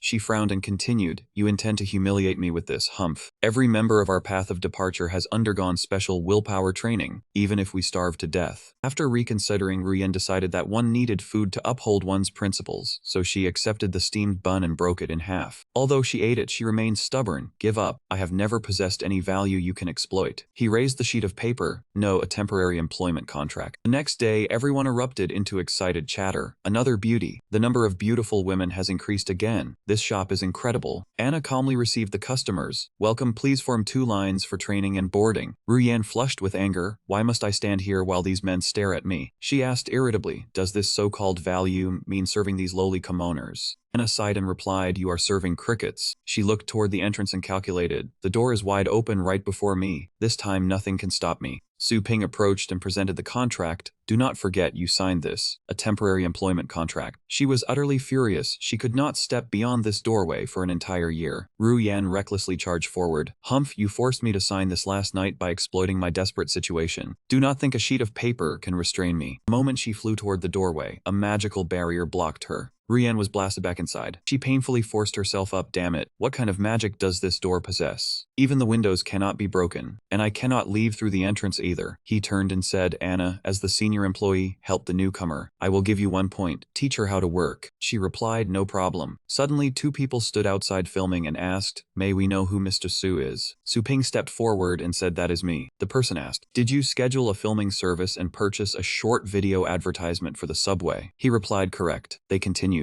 "Where would you like us to film? And is there anything else you need recorded?" He considered the matter. Most of his current customers were returning clients whose pets were below level 6. He needed to attract new customers seeking training above level 7. A dragon appeared, and he said to the crew, "Film this one." The crowd erupted into commotion. "The smell of blood is overwhelming. This dragon beast's aura is terrifying. Heavens, what is he planning to do? This is astonishing. Could they be filming a movie?" Someone tremblingly stepped forward to interview him. "Mr. Su, what slogan would you like?" He calmly replied, "No slogan is necessary. Simply capture the dragon beast and the shop's name." He thought, "Zhu Long ranks 3rd among its bloodline tier and is the greatest attraction. Any advanced battle pet master familiar with dragons will recognize it at a glance." Ling Yu approached and called out, "Brother." Her appearance surprised him. "Why are you not attending class today?" She recalled everyone's reactions at school. Those were title-level experts. She quickly returned to the present and complained, "I did, but they kept following me, even waiting outside the restroom. Their auras were so powerful that the teachers and students were scared half to death." Su Ping laughed loudly, "Ha ha ha." She stared at him in confusion. "You are still laughing? What exactly is happening?" He quickly reassured his younger sister, "Do not worry, they mean no harm. I asked them to protect you." Ruyan watched his departing figure in confusion. "Is that Senior Shi-Sin?" She folded her arms and thought, "Wonderful, I actually encountered Senior Shi-Sin here." "Humph, Su Ping, do you think I cannot contact my family? Had my communication device not been confiscated, even though you defeated Elder Feng, you would only rank 8th within my path of departure." Senior Shi-Sin, however, is ranked 3rd. The concealed weapons hidden in his hands are extraordinary, and he can kill someone from 100 miles away. Ruyan used a voice transmission technique. "Senior Shi-Sin, is that you? I am Ruyan." Shi-Sin immediately recognized it. Astral voice transmission. "That voice belongs to." He transmitted his voice back. "Young mistress, why are you here? The family has searched the secret realm for you for a long time." She hurriedly pleaded, "Senior Shi-Sin, it is a long story. I was captured and imprisoned here by a vile man. Hurry and save me." Shi-Sin stared blankly and pointed at Su Ping. "What, you were also brought here by him?" She was startled also. Su Ping turned around and cast a dangerous gaze in her direction, startling her into panic. Rian hurriedly hid. "He nearly discovered me. What did Senior Shi-Sin mean by also?" She peeked out and saw Su Ping instructing the 2 men. "Even if you must remain at the academy for 3 days from now on, be careful not to disturb her." The 2 respectfully replied, "Understood." He continued, "Our main specialty is now training, so you may take turns coming here." Du Fang and Shi-Sin obeyed as meekly as pets. "Understood." Seeing the 2 men obey him, sweat covered her brow. As expected of Senior Shi-Sin's family, even Senior Du Fang of the old Lu family is here. They are both among the highest experts in this city, yet Su Ping still controls them. What exactly happened? The screen displayed Anna's accumulated score has increased by 1. Total score 104. Su Ping was secretly delighted. Anna's score increased again. With the system supervising her, she cannot shirk her duties behind his back. Exchanging 1 point for such a well-trained employee is certainly worthwhile. He used his power to produce a massive tree, whose roots burrowed deeply in the cracked ground. He sighed to himself. This tree managed to find fertile soil as well. A notification appeared on the screen. Instinctive evolution can be achieved through spiritual awakening. Unfortunately, this astral spirit tree possesses extremely poor aptitude. Despite living for over 10,000 years, it has not completed even 20% of spiritual awakening, and its consciousness has yet to awaken. Su Ping sank into thought. After more than 10,000 years, it has not even reached 20% and only displays this much potential. Once its spiritual awakening is fully completed, perhaps it can be used directly by spirit pets. He smiled faintly and continued thinking, I heard that an astral spirit tree takes several decades at the shortest and hundreds of years at the longest to bear fruit once, making commercialization extremely difficult. If it can evolve into an astral pet as the system claims, then combined with specialized nurturing to enhance its healing ability, perhaps it can bear fruit every year. A system notification appeared reminding the host that he has not learned spiritual awakening. Please become a trainer first. Realization suddenly dawned on him, so that is how it is. After becoming a battle pet warrior, the next step is to become a trainer. Although he has learned considerable knowledge from operating a pet shop, he has studied very little about actual training. At present, his training methods rely entirely on the system's power, so he truly needs to learn more about this field. Su Ping decided not to bite off more than he could chew, but he had no time to dwell on it now. Although some time had passed since the incident involving the origin celestial god, there was no guarantee that nothing unexpected would occur. His priorities were increasing his combat strength and reputation, so he immediately opened the training plane. He placed his hand on the training plane, yet his mind remained immersed in thought. Although he did not seek fame and could stay home developing through the system's abilities every day, his mother and younger sister needed normal lives. He could not let them spend their entire lives confined within the shop under constant surveillance. Therefore, he needed to become even stronger. Anna noticed it. That power has appeared again, this familiar aura. He lay sprawled across the bed and sighed, my entire arm is aching from fighting, and I resurrected more than 100 times, but I finally killed that monster. Ping stood up and complained to himself. Ever since the free beginner resurrections ended, I no longer dare to fight so recklessly. The shop's energy reserves are not abundant either. I will take a bath, then continue fighting. Anna entered from outside, carrying a tray of food in her hands. She introduced 3 samples for him to choose from. He wondered why she was so enthusiastic, but decided to ignore it, thinking there was no issue inside the store, and even poisoning would be useless. He gulped down the bowl of soup. Anna hesitantly asked if he had just used the law to the edge of the divine domain. Su Ping thought to himself that her senses were sharp. He played with his cards face up, knowing she already knew, and told her to speak if she had something to say. She crossed her arms and demanded that next time she bring him along. She said she had the central divine domain authority to help him increase his cultivation. He looked at her suspiciously, certain she had an ulterior motive. She seemed to understand his concern and quickly explained, rest assured, this time it would not require employee points, only for him to help her handle some personal matters. Tu Ping was still thinking she was probing the store's limits, having many schemes. But under the contract's restrictions, this transaction could also bring him profit. He stood up abruptly and asked where Ruyen was. If she went with him, who would watch the store alone? She calmly replied that everything had been arranged. At the moment, Ruyen had fallen asleep, talking in her dreams, saying the senior snake heart saved her, and she did not want to level up. Anna confirmed that unless something harmful happened, she would sleep until morning. Su Ping turned to praise her, saying she worked quickly. As soon as he finished speaking, he took her hand and pulled her along. She asked if they were going now. He urged her to hurry. Su Ping brought her into the training ground and headed to another world. Anna widened her eyes in surprise, realizing it was truly the tree world returned. She had only wanted to scout for leads. She did not expect that activating such a large space would only take a wave of his hand. His strength was far too great. She hoped to take the opportunity to enter the Supreme God realm, crushed her illusion, telling her to stop laughing foolishly, as she was far from being an elemental employee. He gestured with his hand, asking where to go now, as he did not know the way. Anna replied unhappily, saying he did not know how meaningful that energy was to her family. Forget it, she had already spoken to the main god, and he would come to pick them up. Su Ping asked what realm the main god was in and how their classification worked. She crossed her arms and sneered, saying his question was too basic. A pure-blooded god clan would naturally grow to the true god realm, like the spider she fought with strength equivalent to a level 10 spirit pet. Anna explained that the great god realm was not as complicated as his, only having 6 layers. He lowered her head sadly and continued that after the disappearance of the supreme god, fewer and fewer people broke through, and now only 5 layers remained. He heard this and thought that with the boundaries shrinking, many would start coveting it. No wonder Anna was risking so much. A winged person flew over, knelt respectfully, and asked the princess who he was. Anna replied that he was her honored guest, and to bring him along. He reached out his hand and said, "Hold my hand tightly." Then he led the 3 people, jumping down from floating island to floating island, the magnificent scenery no different from a painting. Arriving at the place, Anna told him he could leave. He respectfully complied. The 2 entered the palace, with divine subjects on both sides kneeling respectfully. Anna ordered them to prepare the divine selection, and they chorused in agreement. Su Ping saw this and thought to himself that the divine selection was quite well prepared. Even before leveling up, one needed to undergo purification. The 2 opened the door and stepped into the room. In front of them were giant beings bound by chains. The next action everyone watched and understood. Its blood essence flowed down into a large, boiling cauldron. him. He exclaimed in surprise, saying the blood essence was flowing down. Anna calmly explained that the divine selection could cleanse impurities and increase insight and talent, with very good leveling effects. He continued that only peak geniuses could bathe in it once a year, saying she had been generous to him. He chuckled. Anna said that after he finished bathing, there were changing rooms and a fighting arena nearby for him to practice. He replied that it was great, and if he could bathe regularly, it would be even better. Anna turned to state the condition that there must be a transaction. Each time he brought her along, she would let him bathe once. That way, he would not kill the evil clan spirit pets anymore, right? Su Ping asked why they were always fighting the evil clan, and if they had the same goal, why stop him? She said sternly that it was because she could smell the divine essence scent on him. He sniffed himself, asking divine essence scent. Why could he not smell it? Anna turned her back and hinted that when he first arrived, he must have noticed the world tree, right? He replied with a hum. She looked up and explained that it was their mother. After a god clan member died, their body transformed into divine power and returned to the tree. Mother would fuse and purify us, then transform into new individuals. She asked, a wise man like him probably understood, right? Su Ping pondered that after a god clan member was devoured, the divine power in the form of divine essence flowed within the evil clan's body and could not return to the tree. She clenched her fist and agreed, saying that was correct. The higher the cultivation, the more divine power after death. The divine power of the entire pantheon must be increased beyond a certain limit. If it was eaten by the evil clan, the divine power would be lost and the balance would be restored. She continued that the supreme god realm had vanished, and no one could break through to the supreme god anymore, so they could not return to their glorious era. Anna lowered her head sadly and explained that she was telling him this too. Suddenly, he grasped her hands as if to comfort her. Su Ping placed a large precious gemstone into her hand, saying it was today's share. She looked up at him in surprise. He smiled gently and nodded. Then Su Ping raised his hand to activate the promised ability. She understood his meaning, that he would avoid absorbing all the divine essence like the evil clan, and from now on, he would not touch them anymore. He continued that his goal of improving strategy was already enough by bathing in this. Quickly send them to the arena, and let them taste the means of the god clan. Su Ping jumped into the blood pool and exclaimed, "Ah, this is the feeling of being reborn, right?" She had cheered up by now and thanked him for understanding. She said she would go ahead now, and to call if anything came up. He spun around 180 degrees, looking pitiful, and pulled her back. Wait, have you ever heard of the divine blazing flame? I could not find this thing on Blue Star. She was also helpless, but agreed to help as a good deed. She knew it was the inner core of a true god realm divine blazing extreme flame beast. Although rare, if he needed it, she would go find it for him. Su Ping lay back to enjoy himself and said, hurry up. My combat body needs that to break through to the second layer. This water activates my full potential, and my cultivation will surely be twice as fast. Hearing this, she bowed her head respectfully. Anna ordered the team leader on the other side to follow her. Thinking of the profit she just received, her eyes lit up. She had not expected him to have earned so much after fighting for half a day. An ordinary true god warrior could not earn that much, even after fighting for 2 or 3 days. He had unhesitatingly given it all to her. To make the entire clan prosper, she must maintain a good relationship with him. Su Ping activated his space opening ability. Inside were many precious gems, and he immediately thought of finding a hidden place to secretly eat them. A moment later, the two returned to the old space. Su Ping's entire body was brimming with power. His Goldbird divine demon body broke through to layer 2, with his physical strength equivalent to a high level being at level 9. The demon suppressing divine palm from the previous battle had reached the peak of layer 1. At full power, he could instantly kill a level 9 expert, plus he gained flight ability. However, his mental energy had only reached low level rank 6, which allowed him to disguise himself as a rank expert. He remembered the primordial heaven god, who had been greatly injured during the fight with Anna, and was probably already kicked out of the tidal sea realm. Now, the remaining threat was only an elite level being, and his own strength had already surpassed it. He rubbed his hands together and called for Ru Yan to prepare. I spent so much on advertising yesterday. The store will be bustling today. Get ready for work, she replied. Okay. Ling Yu arrived at the shop and saw him sitting alone by the door. She sighed at how quiet it was. She happily ran over and asked, brother, are we off today? He pointed at the system screen and said, can you not see I am still working? Why are you still here? Ling Yu sat down with a frown and said, does it look like it anywhere? Our class is over. Tonight there is still the point of Master Du Fang. Screen appeared in front of the two, and she was surprised. The Extraordinary Pet Shop, Top 10 Explosive Giveaway. She was furious, saying they dared to use such tricks to attract customers. They had over a dozen branches in the city. Even if they compensated, they would still earn a ton. Su Ping burst out laughing. She turned around and asked, is it not true? What are you laughing at? He turned to tease her, saying he only found her appearance just now quite cute. Ling Yu blushed shyly and said, What nonsense are you talking about? I just found it unfair. Feeling a bit embarrassed, she justified herself by saying it was simply a gentleman's sense of justice. Su Ping's face turned serious as he continued. He also found it unfair, but their methods were not simple. They had even hired last season's champion as their spokesperson. That was the key to attracting customers. He predicted that all the customers in the city would be devoured. She immediately refused the idea. Or maybe they too could pull some tricks like them. Su Ping suddenly had an idea and said if they were going to do it, they should play big. They would give away each champion. A hot breaking news item appeared on the search bar. Little Tao Qi brought the city the champion title, and the pet store entered the city's top 10. Everyone was buzzing that Little Tao Qi had started being nominated. Moreover, it was the champion title. Extraordinary had so many people, but only 3 nomination slots. Might as well try your luck at Little Tao Qi. Someone angrily slammed the table and cursed. Where did this lousy store come from? They stood up in displeasure, objecting that they were even nominating the first position. It was clearly a provocation. President Liu, let me teach them a lesson. President Liu, do we need to add more slots to keep the customers? Li Yao raised his hand and said, everyone sit down, why bother with a bunch of clowns? Do they not want to be famous? Use public relations to force them to hand over the information on the nominated person, then release it. He laughed maliciously, telling them to promote the store and the strength of the nominated person for him. The more exaggerated and the more enemies it made, the better. The group laughed loudly, praising President Liu for his ruthless skill, killing without blinking, not spending a single soldier. As long as that person failed, the store would surely collapse. The higher they climb, the harder they fall. President Liu wanted them to have no place to stand in Longjiang. At the Zhao residence, this topic was also discussed fervently. Interesting, very interesting. Where did this little naughty pet store come from, daring to nominate the champion? The elders of the Zhao family said, hearing rumors that the owner claimed to train someone to the first rank in a day, possessed countless titles, and could kill a legendary level with one finger. Tian Xiao said in a deep voice, this store is truly reckless, daring to compete with the Lu family, looking down on the 4 great families. Zhou Ji echoed, we have been fighting the Lu family for years. Take this opportunity to weaken their power. At the same time, a shout rang out at the Liu residence. How dare you speak arrogantly? Who opened this little naughty? What is their background? The kneeling person reported, the owner's surname is Su, a senior instructor at Phoenix Mountain Academy, with no special background. The Liu family elder said, Su is not among the 4 great families, nor is he from a minor family. A person whispered to the heavenly patriarch, Patriarch, I heard that Lord Yuan once went there, and afterwards was carried back, and hasn't stepped out of the mansion since. The patriarch asked back, you mean that Lord Yuan at the legendary level? Is this true? The person continued, the matter concerns a legendary's honor. The witnesses have been secretly dealt with. If the Poison King hadn't personally carried him back, we would still be in the dark. The heavenly patriarch said with a serious face, do not let this leak out. Before investigating the true situation of Little Naughty, do not provoke him, just observe quietly. A few days later, in front of the store, the screen showed the nomination for the first round of the champion. Everyone was shocked. What? Nominate the champion?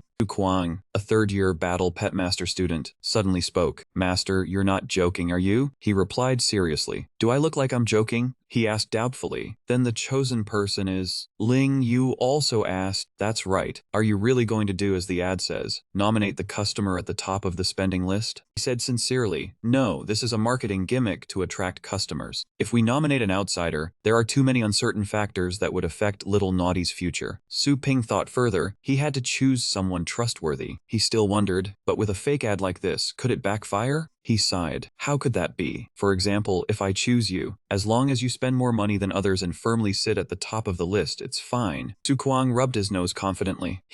This is a piece of cake for me. Ling Yu was not inferior. She patted her chest with determination. Brother, I want to be number 1. No matter how hard the training is, I can endure it. Please train me. He called out in surprise. Little Master's wife. Seeing their eagerness, Su Ping calmed them down. Don't make a ruckus. The champion nomination isn't that easy. With the teachings of Old Man Xu and Moon Dragon, you will take the field step by step. The top 10 is not a problem. She suddenly realized, the top 10 isn't enough for me. I want to get stronger quickly and catch up to your pace. She analyzed, where I can't see, you must have trained hard to get your current strength. If I just follow my current state, I can't become as strong as you. Su Ping advised, you're only a first-year student. The top 10 in the elite round is already promising. Why are you in a hurry? Being nominated for champion means the whole city sees you as an enemy. He stood up and said seriously, not to mention the 4 great families. The competing stores will definitely use dangerous methods. At that time, passersby, even old friends, the way they look at you will change. Su Ping continued. Not to mention this competition. Ling Yu straightened up, bracing herself. I have to sign a life and death pact. I've thought about all the things you said ever since I became a battle pet master. The day my mother fell into a coma, I stepped into danger. A battle pet master's intuition is very sharp. Ling Yu confronted him. It was you who silently protected us. Ling Yu said firmly, I'm not a child who just stands behind waiting to be protected. I can't give this opportunity to anyone. I also want to protect the people beside me. Seeing that being firm didn't work, he had to soften. You must have thought it through. Suddenly, a loud shout was heard. We have guests. At the same time, the system screen displayed that a malicious person slandering the store had been detected. Temporary mission. Restore reputation. Kill the culprit. Reward. A legendary level skill book. Failure. Score reduced by 5-5. Time limit 24 hours. Cannot be refused. Su Ping was surprised by the system's attitude. Kill to death. First time I've seen the system react so violently. What's happening outside?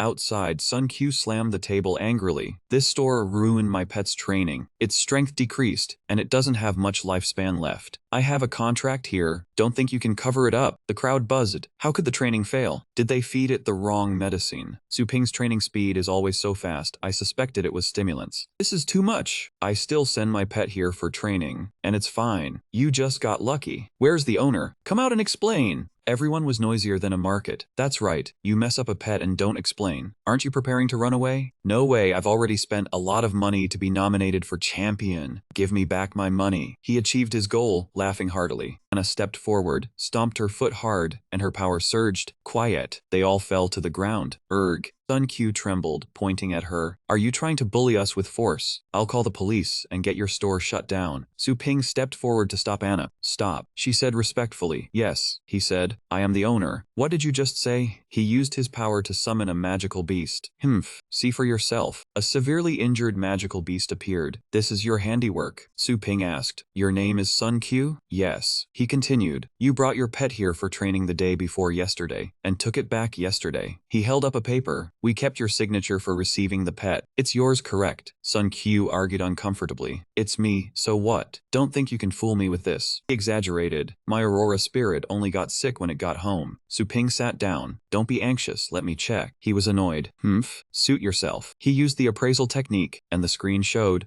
Aurora Spirit Ice Lightning type, level 6, Battle Power lower level 4, Poor Talent, Skills Aurora Beam, Thunder Bullet, Thundercoat Armor, Protect Master Drill Technique. He realized that its battle power had indeed dropped sharply, but this state didn't look like an illness, but rather like it had been poisoned. Su Ping turned and asked Anna, do you know healing techniques? She nodded. A little. Sun Qiu continued to berate. I already took it to the city's pet hospital. The doctor said it's a mutation caused by random training and drug abuse. Don't talk about healing, even surviving. Before he finished, Anna slapped him. So noisy. Get out of the way. He held his face. How dare you hit me? Anna began to use healing magic. The Aurora spirit woke up, stood up, and let her rub its head. Good little one. The crowd buzzed. Look quickly. It's so miraculous. It was so weak just now, and now it's standing up all healed. The system announced the new status. Aurora spirit, Ice Lightning type, level 6, battle power middle level 7, talent lower rank. Skills, Aurora Ray, Thunder Sever, Thundercoat Armor, Ice Drill Technique. He exclaimed in admiration. Impressive. Not only did it detoxify, it even raised its talent by 1 grade. The Aurora spirit licked Sun Q's face. Su Ping glared him darkly. He turned and said,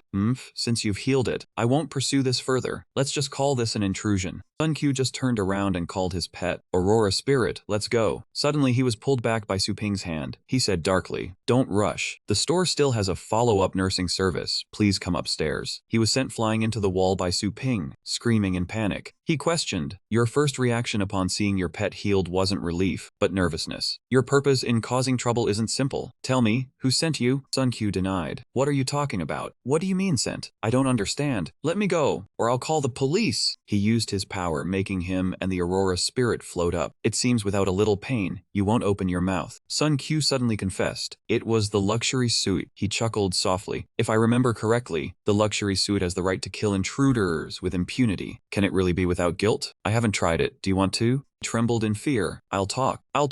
It was Liu who did it. Su Ping asked again. The Liu family? Is the Liu family behind that extraordinary pet store? Speak clearly. He held his arm, recounting in detail. My pet was injured in a match yesterday. I needed a lot of money for treatment before the tournament. Someone from Liu came to me, saying that if I just blamed this on you, they would pay the fees. I asked for their name and what they looked like. He panted. I don't know, they were wearing a mask. I couldn't even see their face clearly. He whispered to Anna. Do you have mind-reading magic? She affirmed. Our divine race does not use such lowly tactics. He dropped 2 fingers, 2 points. She asked. He's confessed. Are you afraid he's lying? Su Ping deduced. No mistake. He confessed too smoothly. The cause and effect were too detailed, like it was prearranged. If the extraordinary store uses such low-level tactics, once it's turned around, we'll be the ones to suffer. Anna stood in front of him. He fearfully covered his face. What do you want to do? Aurora Spirit, save me. The Aurora Spirit spat out magic. Magic was blocked by Anna. She used her power to search his soul, reading within him. The training effect is too amazing. It must have a good ranking. Where do you think you're going, Sun Q? I believe the debt you owe us is due for principal and interest now. Can you extend it for a month? Wait until I get the prize money. No more talk. This is level 9 Black Hellfire Venom. Just inject it into your pet, blame it on Sue, and the debt will be cleared. Sun Q trembled as he looked at the syringe. But this venom causes sores all over the body, death and agony, with no cure. At this moment, the man from Zhao whispered, Isn't it just a level 6 pet? If the frame-up succeeds, I'll reward you with a level 8 bloodline pet. Sun Kao seemed entranced, walking toward the tier 8 pet, truly failing the Aurora Spirit. Hearing this, Su Ping angrily gritted his teeth, wanting to strangle him, cursing him as deserving death. Sun Kao fearfully begged for mercy, saying he too was forced and had no choice. The Aurora Spirit saw its master threatened and let out a fierce roar. It lunged forward and bit down hard on Su Ping's hand. I beg you, please spare me this time. From now on, I will definitely treat it well. It cannot live without me. Su Ping ordered, Miss, sever their contract for me. The woman used her power to manifest a weapon, replying yes. The Aurora Spirit was biting his hand hard, but it suddenly sensed something and let go. Seeing this, Sun Kao tried to pull the pet back, calling for it to return. He claimed he was its master, but Su Ping spat, saying he was no longer worthy. Sun Kao trembled in fear, begging Su Ping not to kill him. He dragged the man high into the sky, saying killing him would only dirty his hands. They both shot upward into the air. The people saw this and pointed, telling each other to look at the sky. Su Ping grabbed the man and 3 pets, flying to the leader's location, who claimed to be at the enfeoffment level. They asked the expert what business he had at the Chu residence. He coldly ordered, calling for the head of your clan to come out. The owner of the small shop has come calling. The subordinates respectfully said they had reported it and asked him to wait a moment. Su Ping sneered, saying his patience was exhausted, then gave an order to Zhu Long.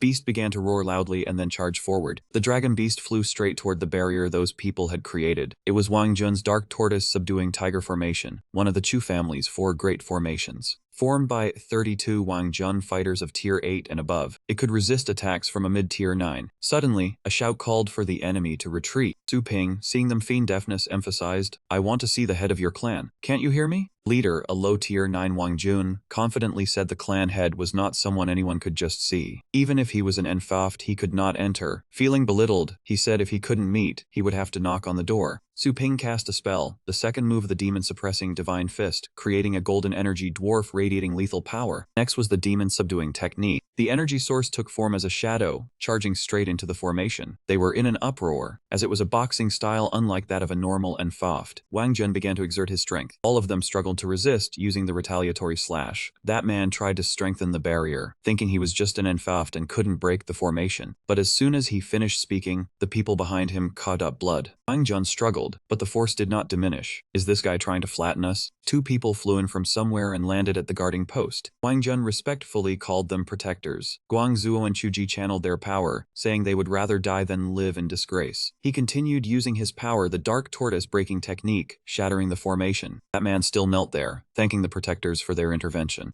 Yan Xiao criticized Wang Jun for being useless, given that the lowest requirement for an elite disciple was a tier 7 battle pet master. He continued, saying that even a young enfeoffment couldn't stop them. He humbly bowed his head, admitting his helplessness, and requested permission to drive back the enemy to atone for his fault. Su Ping landed with his battle pets and asked if he was the Chu family patriarch. He immediately settled the score, saying that your men harmed my shop. Hand them over. Gongta angrily shouted that he had trespassed into his residence and dared to give orders. Chu Ji also chimed in, called out his battle pet, the Chaos Dream Demon, with a combat power of mid-tier 9, and then yelled, seeking death. After that, he ordered Wang Jun to mobilize everyone, leaving him with not even bones remaining. Su Ping sneered that rotten shrimps and fish like that were useless no matter how many there were. Guang Ta mocked him as a frog at the bottom of a well, then shouted to form the formation. Everyone respectfully replied in unison yes. They began to deploy the formation, each person taking their position. Wisps of green light transformed into the head of a dragon. A green dragon carrying an ancient sword appeared in the sky. It was the blue dragon suppressing immortal formation. Su Ping curled his lips in admiration, so it was actually a dragon. He asked the Chu patriarch if he was sure he wanted to shield the criminals. Tian Xiao stroked his beard, saying that he was still arrogant even on the verge of death. He secretly calculated that the gap within Tier 9 was huge, like a low Tier 9 fighting a high Tier 9. He analyzed that Su Ping's combat power was at most high Tier 9, but Su Ping interrupted, saying that the Blue Dragon Immortal Suppression formation was at the limit of Tier 9, half a step into enfouffment, comparable to a Blade Saint. He called out his two pets, Zhulong and Dragonhound. Following the command, they charged out at incredible speed. Su Ping ordered them to use their extraordinary abilities to deal with it. The two monster beasts rushed towards the source of power. Sun Q trembled in fear, shouting for help. Yu Ji was astonished, unable to speak. The Blue Dragon Law, equivalent to a limit Tier 9 attack, was blocked. The defense was simply monstrous. He closed his eyes and said enough. He didn't even want to reason anymore. The skeleton ran over from somewhere. Unexpectedly, it was very eager to fight. It shot up into the sky. Tian Xiao, not understanding the situation, wondered what the skeleton carrying a broken-toothed sword intended to do. It raised the dragon-slaying sword. Tian Xiao planned to deal with it, but that was a move that countered a rare lineage. Not good, that was an extremely rare move that countered a lineage. He croaked, saying the skeleton could not be underestimated, then channeled his energy to create the blazing vermilion bird armor. The skeleton's dragon-slaying sword pierced the armor, shattering it. Su Ping said it was too late to remember now. The skeleton charged forward aggressively, and another massive flash of light burst forth. It completely shattered the armor, causing Tian Xiao to spit blood. He was stunned. One slash had finished it. Guang Ta was injured and worriedly asked if he was okay. Chu Ji angrily thought, wanting to harm the shop. Why did they bring disaster upon themselves instead? Su Ping stood high above, calmly asking him if he still intended to shield them. Patriarch.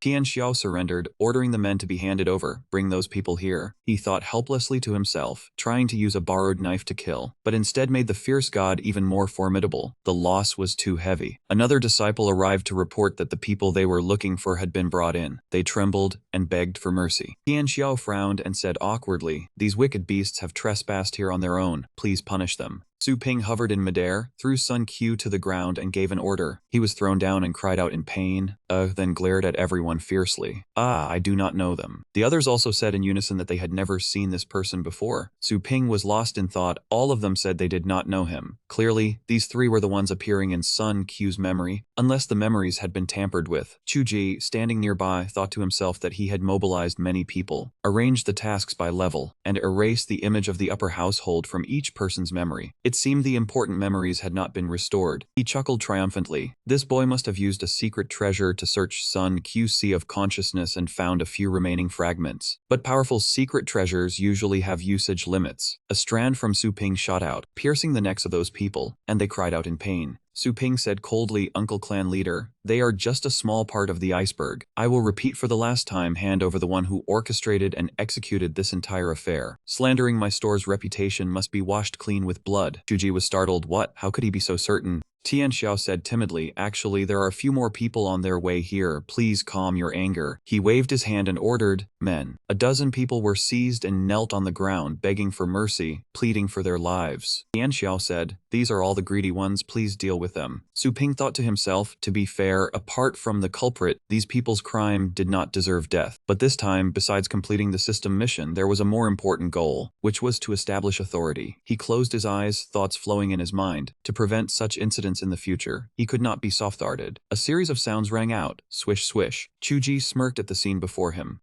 Killing so many people. He should have vented his anger. Finally, they could send this god of death away. The system screen displayed a notification. The mission executors were all dead, but the culprit was still alive. Time remaining, 20 minutes. Su Ping lowered his eyes and called the skeleton. The skeleton leaped and slashed with its sword, and a dent appeared on the ground. In an instant, the elder's manor was ruthlessly destroyed. Guang Ta shouted angrily, "Hey, the people involved have all been handed over to you. Why are you still destroying my family's ancestral home? This is too unreasonable." Su Ping swept his gaze towards him and said blandly, "Did I say I came to reason? You have not handed over the one who orchestrated this affair, so I have no choice but to use the process of elimination." The black dragon appeared behind him, and Su Ping continued ruthlessly. Then let's start with you, clan leader. Tian Xiao waved his hands in fear. No. His face darkened, thinking to himself losing the left protector was like losing an arm, and because he tried to protect his left arm, now his whole body was paralyzed. Tian Xiao said in a low voice, Uncle Ji, step forward. Chu Ji, pointed out, was extremely shocked. Su Ping glanced at him and said in an icy voice, you are the culprit, is there anything to say? He was so angry he laughed. Haha, how could such a thing happen in this world? That slandering a small store would bring such disaster upon an entire clan. Chu Ji pointed at Sun Q and shouted loudly, I have devoted my entire life's effort to the Chu family, and I consider myself without fault. If not for you, my perfect plan would never have been exposed. He swung his arm and charged forward, shouting loudly, if I die, you will be buried with me. Chu Ji stabbed into Sun Q's chest, and blood splattered immediately. The little skeleton slashed mercilessly from behind him, and Chu Ji cried out in pain. Su Ping said coldly, Julong, burn it clean. Flame erupted and burned Chu Ji, who screamed in agony. Guangtai and the others thought in fear, truly terrifying. Fortunately, they had not gotten involved in this matter. Tian Xiao was no exception. He thought in dismay from now on. The path of the Xiao Tao Qi store would certainly be listed as forbidden territory for the Chu family, and he would absolutely never provoke this person again. The system screen announced, successfully killed the culprit. Remaining fragments of Sun Q and Chu Ji scattered with the wind. Tian Xiao, now terrified, bowed respectfully and said, Honorable Strong One, all matters concerning your store's reputation have been resolved. Please calm your anger. Su Ping crossed his arms, not yet satisfied, and said, it is not over yet. I only dealt with those who did evil deeds, but the negative impact on the store remains. The Chu family must issue a citywide announcement, admit to everything, restore my store's innocence, and also compensate for the losses from that morning.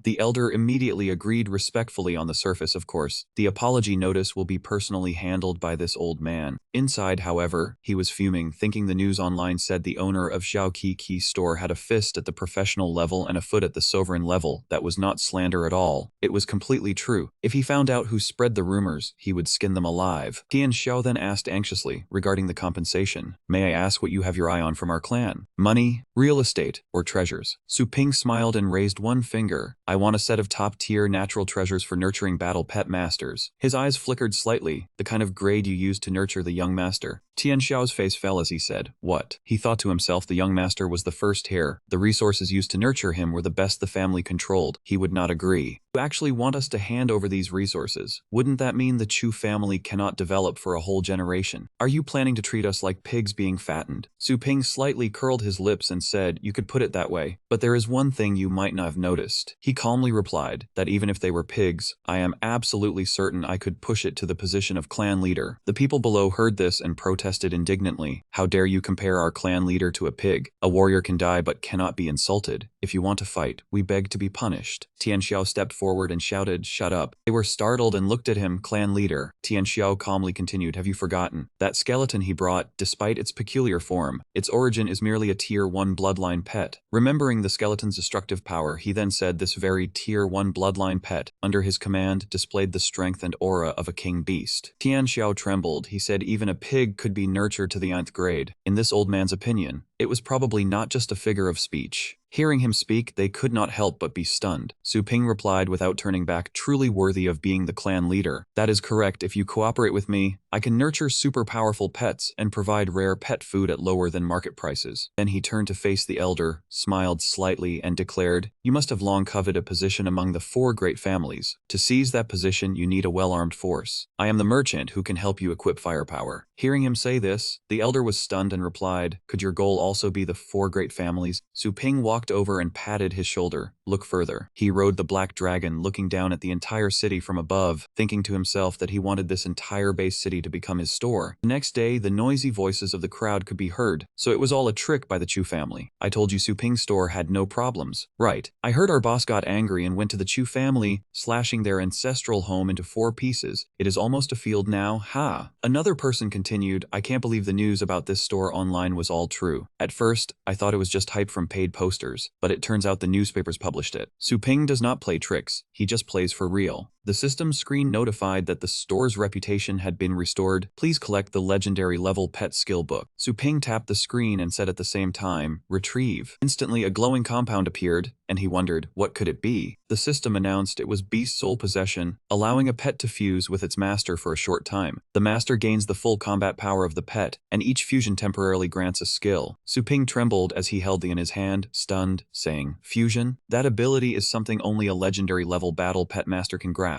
This reward is somewhat intoxicating. He felt a bit anxious. Such a fearsome skill book. Which pet should he use it on? Su Ping pondered. If he fed it to Zhu Long, he could transform into a dragon warrior, spew dragon flames, and have dragon wings to fly. That would be quite cool. But he immediately wanted to reject it. He was already used to flying with spirit flight. Turning into a dragon would also attract attention. Su Ping continued to think, what if the dragon hound ate it?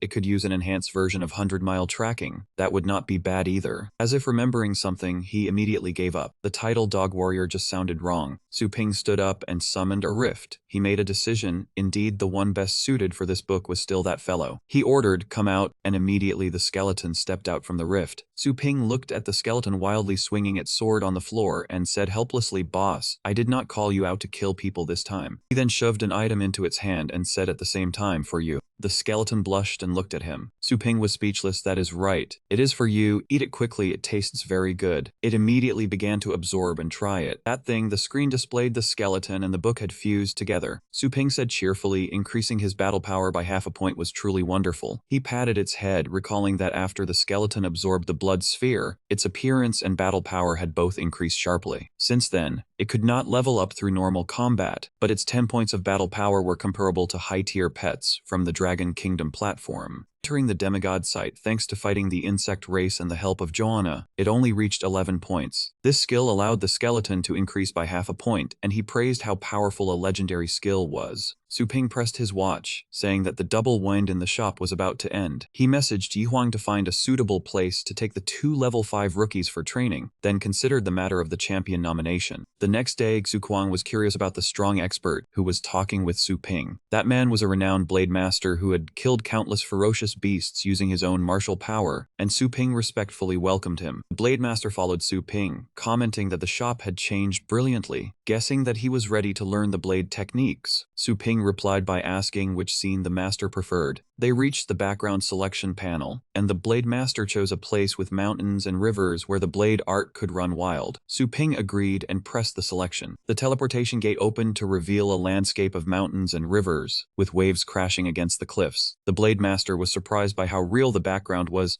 able to smell the salty scent of the sea. Su Ping humbly said it was just a minor trick not worth mentioning, and that the training ground could be used with peace of mind, as even if it broke, it would be restored immediately. The blade master drew his blade, saying that many people had wanted to learn his blade art before, but their foundations were insufficient. He challenged him to draw his blade if he had the ability. Su Ping was ready to adjust his skills and respectfully addressed the blade master senior, then immediately summoned the skeleton to the battlefield. System announced that a wild skull monster had appeared. The blade master was surprised by the appearance of the skeleton and asked if it was the one that would learn the blade art. The opponent that appeared was a level 11 skeleton with full energy and a level 9 blade master. Su Ping excitedly confirmed, asking him to guide it while he was away. Su Ping offered the Star Essence spiritual fruit as compensation, saying he would not let the master work for free, and asked him to accept it. The blade master took the fruit and was surprised by the Star Essence spiritual fruit, an item that could increase the spiritual power of a battle pet master below the 9th rank by 1 realm. He thought that while it could not help him break through to legendary, this item would shorten 2 years of cultivation and was too precious and hard to buy. He raised his sword, saying the issue was not the compensation, because the chaotic star reincarnation blade required a foundation from the 9th rank or above. Su Ping gave the command and the skeleton shot up high.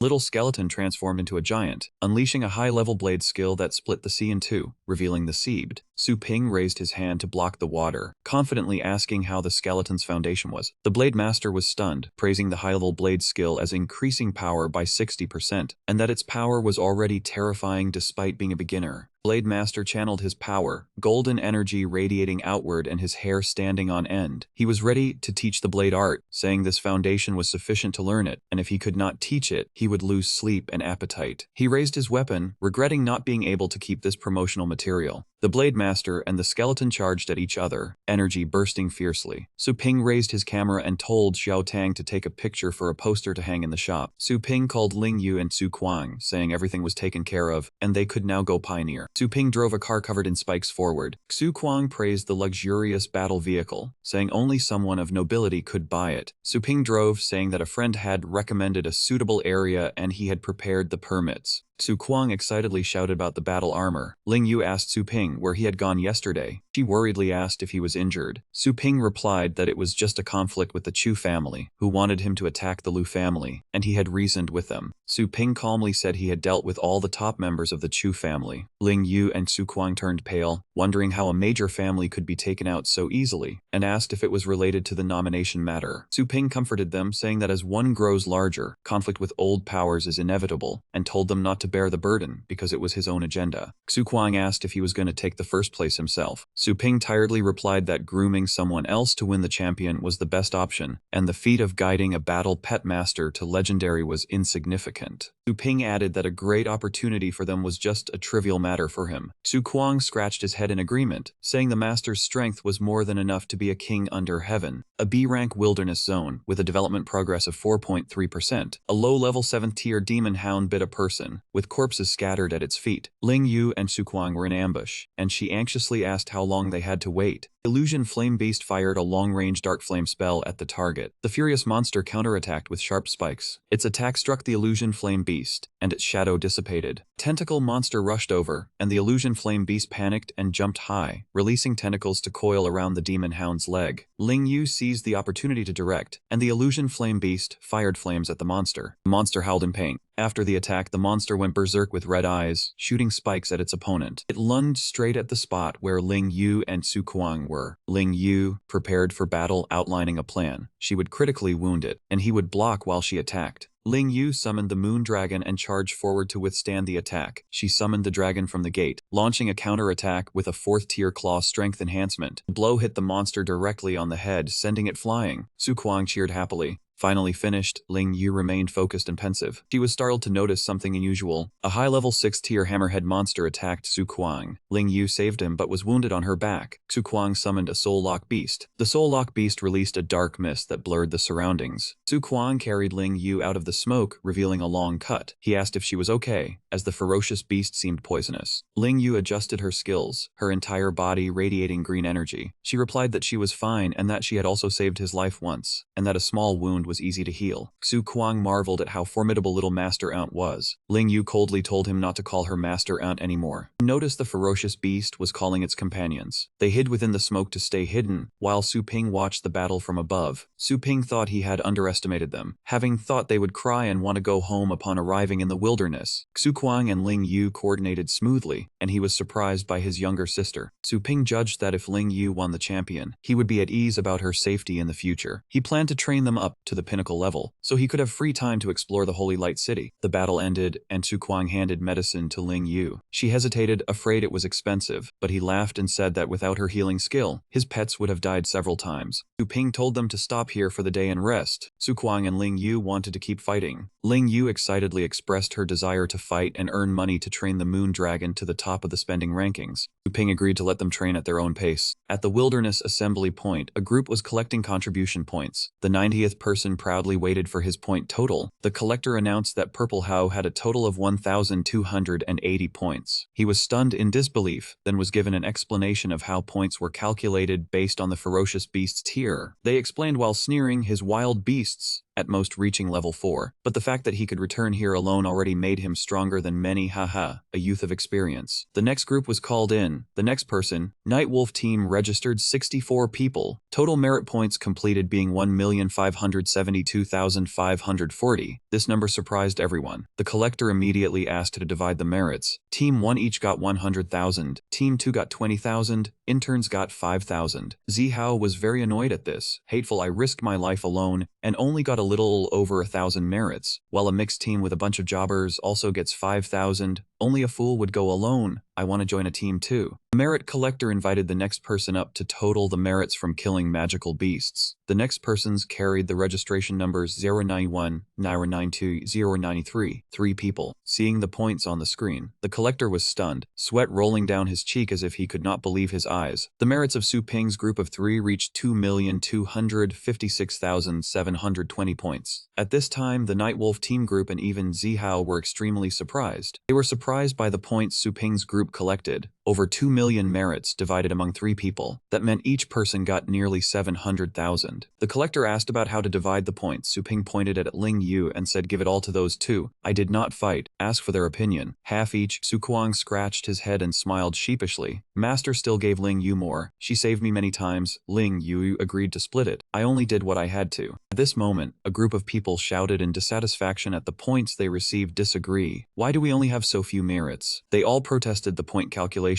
This time we killed so much, we should have gotten 1,000,000 merits too, right? They shortchanged us, each only getting 5,000. Not fair. Tuoxu remained silent. The girl next to her asked indignantly, "Tuoxu Senior, why are you not saying anything? Are you willing to let your efforts of these past few days only exchange for that bit of merits? It is buying a few secret treasures will wipe it out." The Nightwolf team leader stepped forward and shouted, "Silence." Everyone around had to cover their ears from that powerful shout. 2 teammates in the Nightwolf team mocked those with fewer points. These rookies this time do not know the rules at all. First time participating, traveling with the team. Expanding their horizons as interns is fine, but they still want a lot of merits. Clinging to the leader's leg, we are not annoyed enough by giving back the merits. The people in the team heard this and strongly objected. Clinging to legs, we recognize students who do not understand a few matters, causing trouble for the team. But the level 8 calendar flame dragon elephant was killed by senior sister Tuo's thunder light palm. How can you all split it for others? Right, we want our merit points back. Ling Yu felt it was unfair and wanted to speak up for them. Brother, Su Ping then raised his hand to signal, "Do not judge too quickly." He was cautious, wanted to continue listening to the story. Keep listening. That group of people still quarreled noisily. Rookies do not think killing a few wild beasts makes you good. What killing wild beasts to earn merits is the natural thing. The leader spoke up to defend Team 1 and Team 2. If we talk about killing wild beasts, those 2 are much more experienced. This harvest is very plentiful. The leader shouted with a fierce expression, "But do not forget, how did you all manage to return?" He began to talk about the effort they put in. Scouting, commanding, healing, support. What have you all done yet? At this moment, the faces of the intern students were all silent. The leader crossed his arms and presented a sharp theory. If you want to join a team, we have to ensure your safety, even compensate for injuries, but in return, you have to share the merits with the team members. He loudly corrected the complaining members. If you are not satisfied with this number, you can go in by yourselves next time. Everything has its price. Ling Yu had a thoughtful face at the declarations of the Nightwolf team leader. Su Ping glanced at her and thought, this boss is straightforward, though not bad. If faced with true strength, he is easily shaken. Joining this team is just for training. He turned back to urge, still spacing out. Our path is much harder than theirs. Quickly go collect the merits and then return to the shop. Only 1 month left. Every week, I will bring the 2 of you here to earn money. Ling Yu replied cheerfully,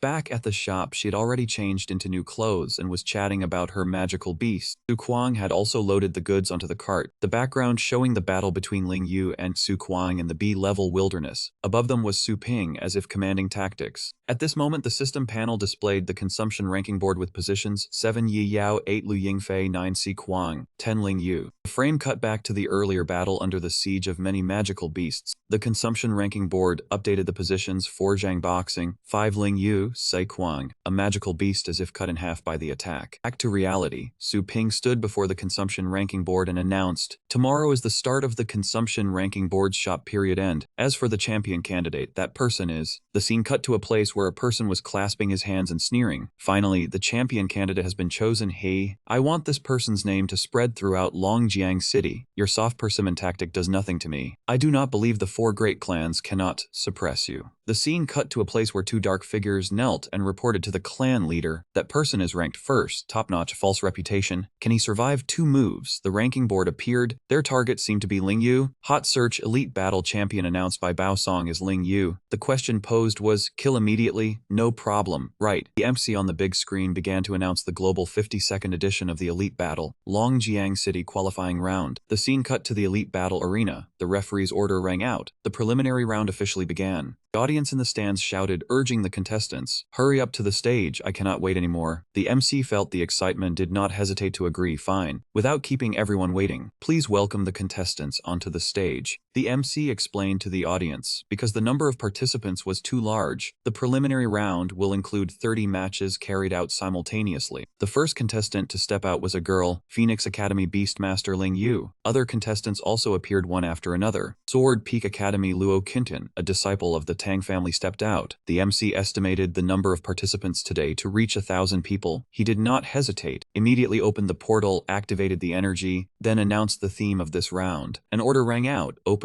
A container was opened, a large swarm of insects escaped. According to the MC, the theme of this qualifying round is to fight against the 7 venomous bees. The contestants recognized the swarm of insects. A contestant spoke out that it was the phantom butterfly bee, unpredictable, fierce and venomous. Level 5, the MC confirmed that was right. The theme is survival amidst the 7 bees. The venom can paralyze them. Time limit 6 hours. Contestants saw the 7 venomous bees and immediately fled. One ran while crying. 6 hours. How could anyone endure amidst a swarm of level 5 phantom butterfly bees for that long? Another spoke out indignantly. "Even if we signed the life waiver, do not joke like this." Another panicked. "This is not a test. It is choosing 1,000 lucky ones to survive from death." He cried out, "Mom, I cannot come back for New Year." The MC monitored the situation, saw all the contestants fleeing, so urged them to summon their pets. Dong Mingsong, vice principal of Phoenix, monitored the qualifying round. He stroked his beard confidently. "This competition is much more difficult, but for his Luo Qinchan, it is just a stroll." Vice principal of Sword Peak, Zhao Yinchan, sitting in the same row side his carefully nurtured Yahello is also not bad. Mingsong was smug but tried not to show complacency. "Average, but for me it is you, the supervisor's sister." Yun Chan turned to explain to him. After the last exchange match, the heroic demeanor of Su Ping lingered forever in the hearts of the teachers and students of Sword Peak Academy. The worship was as vast as the ocean. Then he expressed admiration for him. "May I ask if you would like come to our school as a gold medal tutor? How much does Phoenix give?" "We will give 5 times." Ming Song heard this, immediately flew into a rage, rushed face to face. "Dare to steal from under my nose? Want to die?" Yun Chan did not back down. "Teacher Su has powerful divine abilities. Being a consultant is not too great a waste, right?" he retorted. "Do not mess around. I claimed him first." "You are stuck in the middle," helplessly sighed. "2. I almost forgot my own teacher status." After the verbal spar, though somewhat apologetic, Su Ping had to speak up. "I am quite busy recently, so I cannot come to teach. I often use the school's connections to find training materials. Choosing me as a teacher seems unsuitable." Ming Song remained as firm as a nail. "With me here, who dares to bother you?" He began to state the reasons why he could not let him leave. "Teacher Su, I heard you are being suppressed by that man named Chu. With your combat power, even if you do not come to teach, you are still a pillar, and the spirit pets have improved a lot thanks to your shop. Teachers can easily complete their KPIs."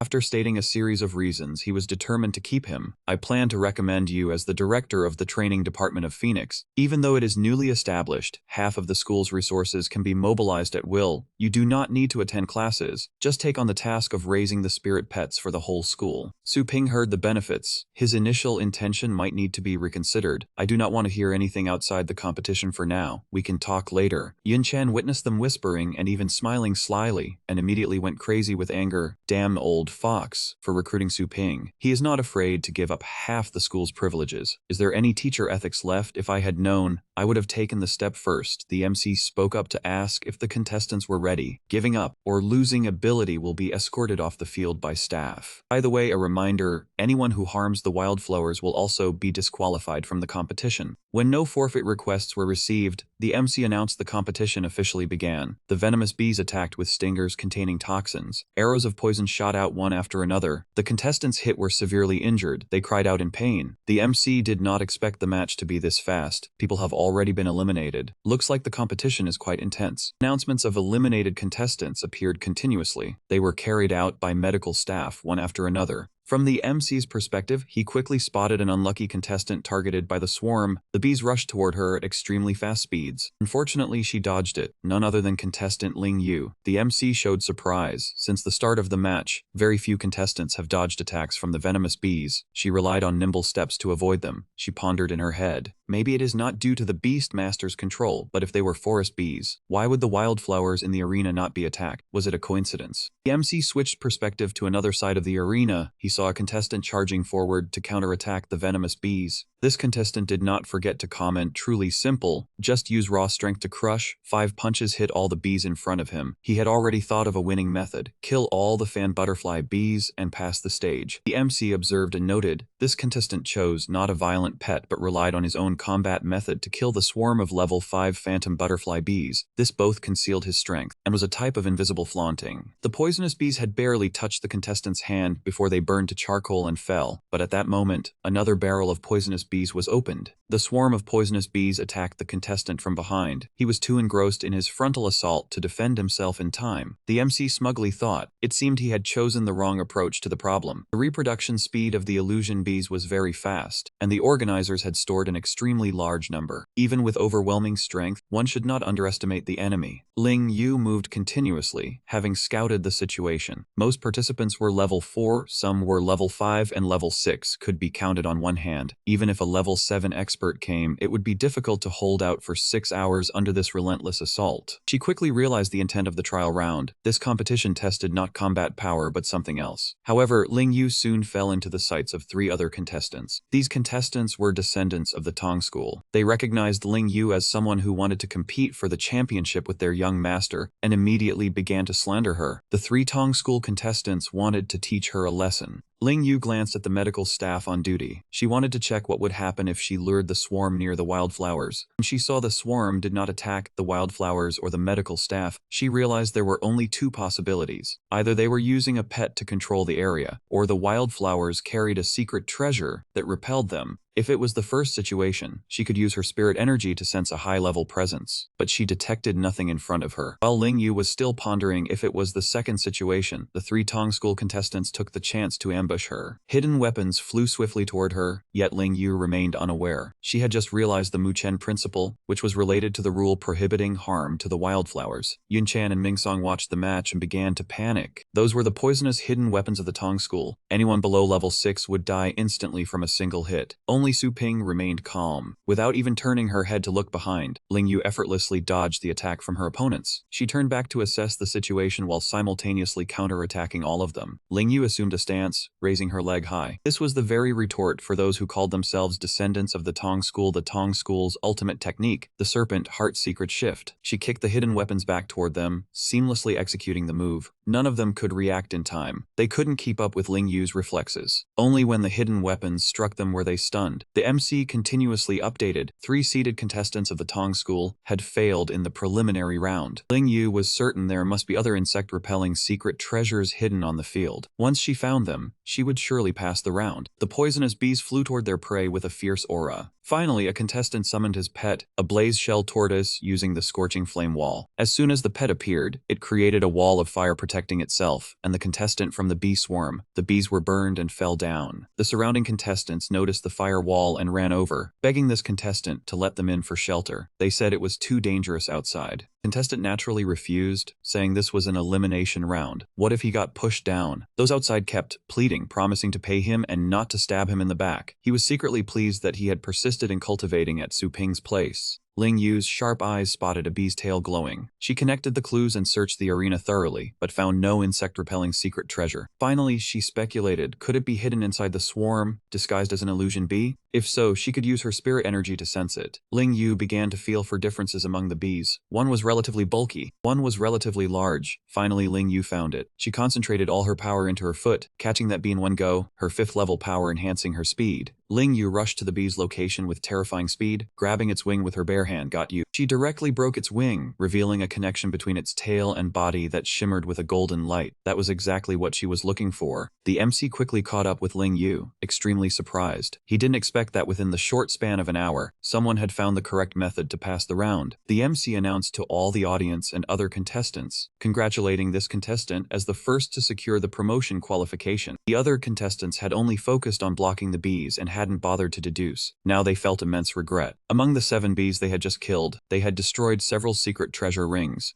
Ming Song on the stands breathed a sigh of relief, glad she was not in danger. Yun Chan marveled at how exquisite and swift Ling Yu's counterattack was, turning to ask Su Ping where his sister had learned that. He just smiled contentedly and replied vaguely, nothing worth mentioning. Yun Chan thought it was just learning a few techniques from the Tong school elder who taught hidden weapons. She didn't expect she could use the Tong school's own methods, showing how deep his connections were. Back on the field, the MC continued to announce that shortly after, several contestants had followed Ling Yu's method and obtained the promotion qualification. This competition would issue 100 military symbol tokens. Ling Yu now felt extremely lucky. It was good she discovered it early, otherwise if everyone on the field kept fighting for a while longer, they would lose the promotion qualification. She cheerfully left the arena, wanting to go home and report to her mother that she was safe. Another contestant behind her, however, continued to target her. He saw that those Tong school losers were gone, and now it was his turn to act. A four-eyed vicious ape immediately appeared, roaring fiercely. Ling Yu turned at the sound. This man had been lying in wait for her with his demon claw beast for a long time. Bloodthirsty Mark.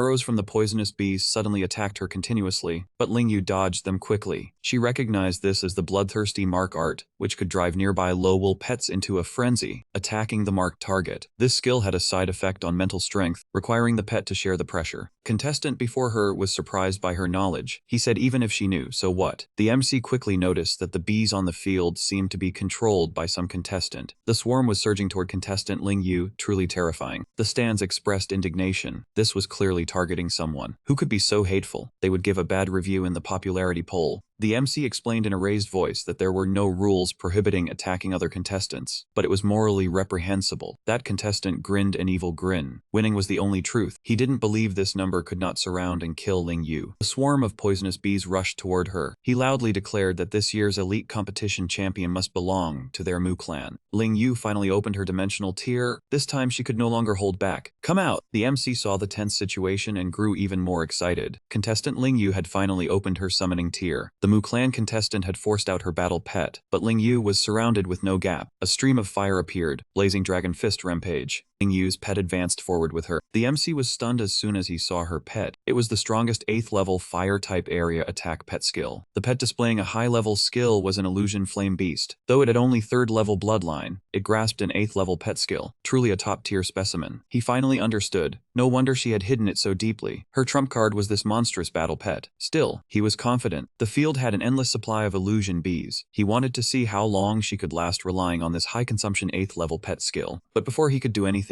his entire body was surrounded by poisonous snakes. He panicked quickly. Where did these snakes come from? He still arrogantly ordered his demon claw beast to dispose of the snakes, but this was precisely the attack from Ling Yu's illusion flame beast. This contestant grew more and more confused. The snakes were completely beyond his control, and his own body couldn't move. He didn't notice that Ling Yu had swiftly appeared before him. When the pet shared the pressure, his vigilance dropped, making him easy to approach. She quickly took his secret treasure ring, officially stripping him of his promotion qualification. This man trembled helplessly. Wait, Ling Yu ordered the illusion flame beast to use lethal counterattacks. The swarm of poisonous bees he had controlled turned back to attack him. His body was swarmed black by the bees. She said proudly, "My brother taught me that." Immediately after, that man lay on the ground. The Mu clan descendant was eliminated. The onlookers couldn't help but be amazed. How formidable was this woman? Luo Fengshan was surprised. Was this the strength of the champion recommended by the Roju pet store? He recalled those comments. The store was the only true god. At this moment, Ling Yu also walked in, the other side saying they were not wrong. Ming Song and Yun Chan watched the battle and applauded, congratulating his sister on her smooth promotion. But when they turned back, Su Ping, who was sitting on the chair, had vanished without a trace long ago. Over here, the light above showed signs of flickering out, her face unclear. Ling Yu slowly stepped into another area where the lights flickered incessantly. Suddenly, a strange noise rang out. She immediately stopped and turned her head to look back, wondering if the circuit had malfunctioned. In another place, blood was splattered everywhere, with corpses scattered around.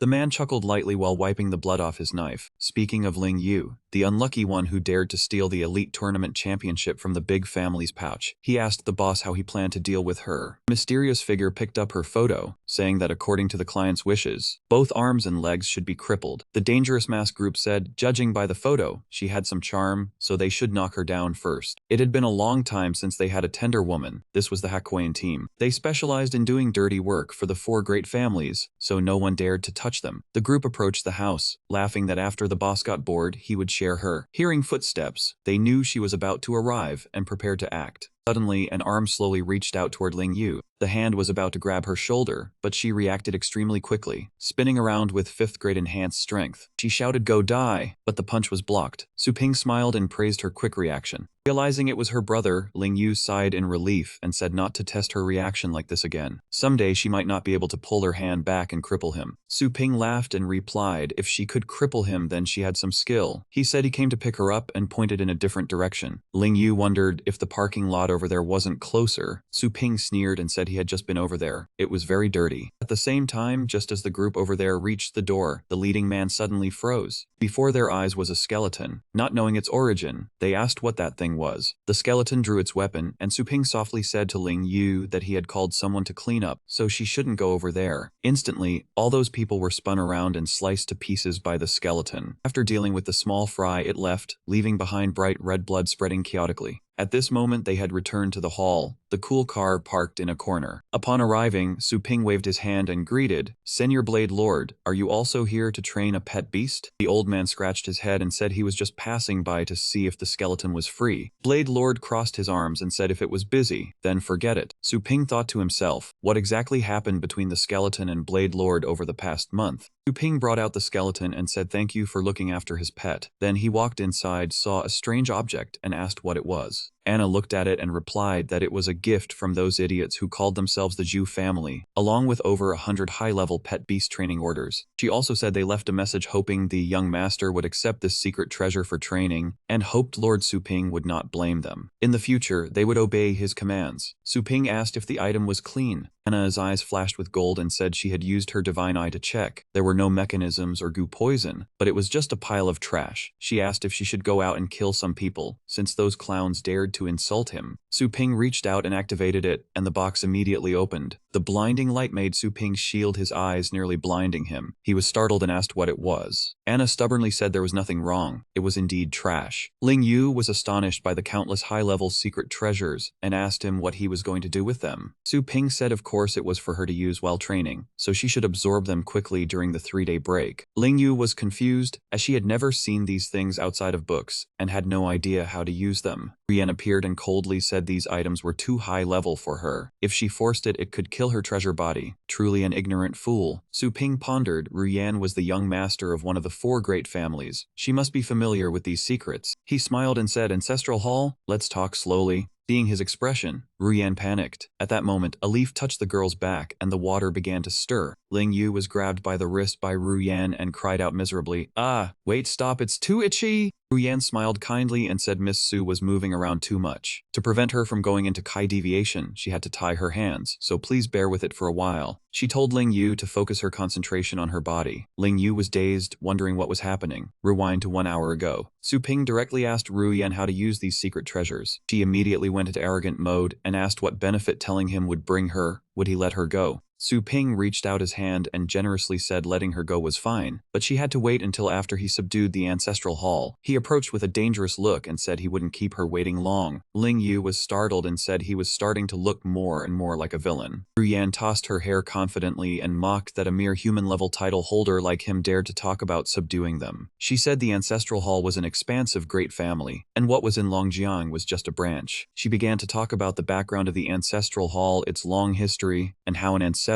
once let a poor wanderer stay. Su Ping thought about Jonna and asked the system if the contract could be used on ordinary people. The system replied that everything could be made into a pet beast, strength and knowledge would remain unchanged, but cognitive ability would decrease. The effect would last until the Chaos Nursery ended. There was a notice advising it be used only on those weaker. Su Ping suddenly approached, and Ruyan was startled, asking what he wanted to do. He thought to himself that a deal could have been made. Suddenly he grabbed her wrist. Su Ping held her hand above her head and said it was a pity. They couldn't reach an agreement, so he would have to use other means. Ruyan angrily called him a beast and threatened something bad would happen. He suddenly pressed his hand to her forehead, and the temporary contract succeeded. She immediately stepped back and asked what he had done to her. Su Ping smiled and asked how she felt now. Ruyan replied in confusion that she just wanted to kill him. She was shocked to realize this man was an enemy. She should have torn him apart. But why did she feel his presence? His every word was as majestic as heaven. She could not resist the ancestral hall. Instantly she knelt down. She asked what the master commanded. Ling Yu was astonished that she had become a different person. Su Ping told her to stand up. He preferred her arrogant demeanor. Ruyan stood up angrily, snorted, and said to speak quickly if he had something to say. She didn't have time to mess around with him. Su Ping then stated his purpose, asking her to explain how to use the secret treasures to train Ling Yu in 3 days. Ruyan scornfully said 3 days was a dream. She opened the box and said the secret treasures were divided into 3 types, but even body tempering required 3 months. Su Ping pondered, so she would have to bathe for 3 months. Suddenly remembered if he signed a pet beast contract, he could lead Ling Yu into the Chaos Nursery. Every hour outside was 3 days inside, so the 3-day break would become 72 days of training. He told Ling Yu to close her eyes. She shyly asked what he was going to do. Su Ping reassured her. Could he ever harm her? Ling Yu was doubtful but still obeyed. When the contract succeeded, Su Ping promised to make her feel good. Back to the present, Ling Yu laughed uncontrollably, crying that it was too itchy, she was dying. On the other side, he was training and thinking. Although slower than expected, each round of the tournament had a few days of rest. Combined, he could probably absorb everything before the finals. In the distance, a miserable cry for help rang out. Ruyan beside her said this was marrow cleansing and bone washing, improving her physique. Ling Yu cried that she hated itching the most. Su Ping reminded her not to be distracted. Soaking in a body-tempering medicinal bath was more pleasant than risking her life in the wild zone.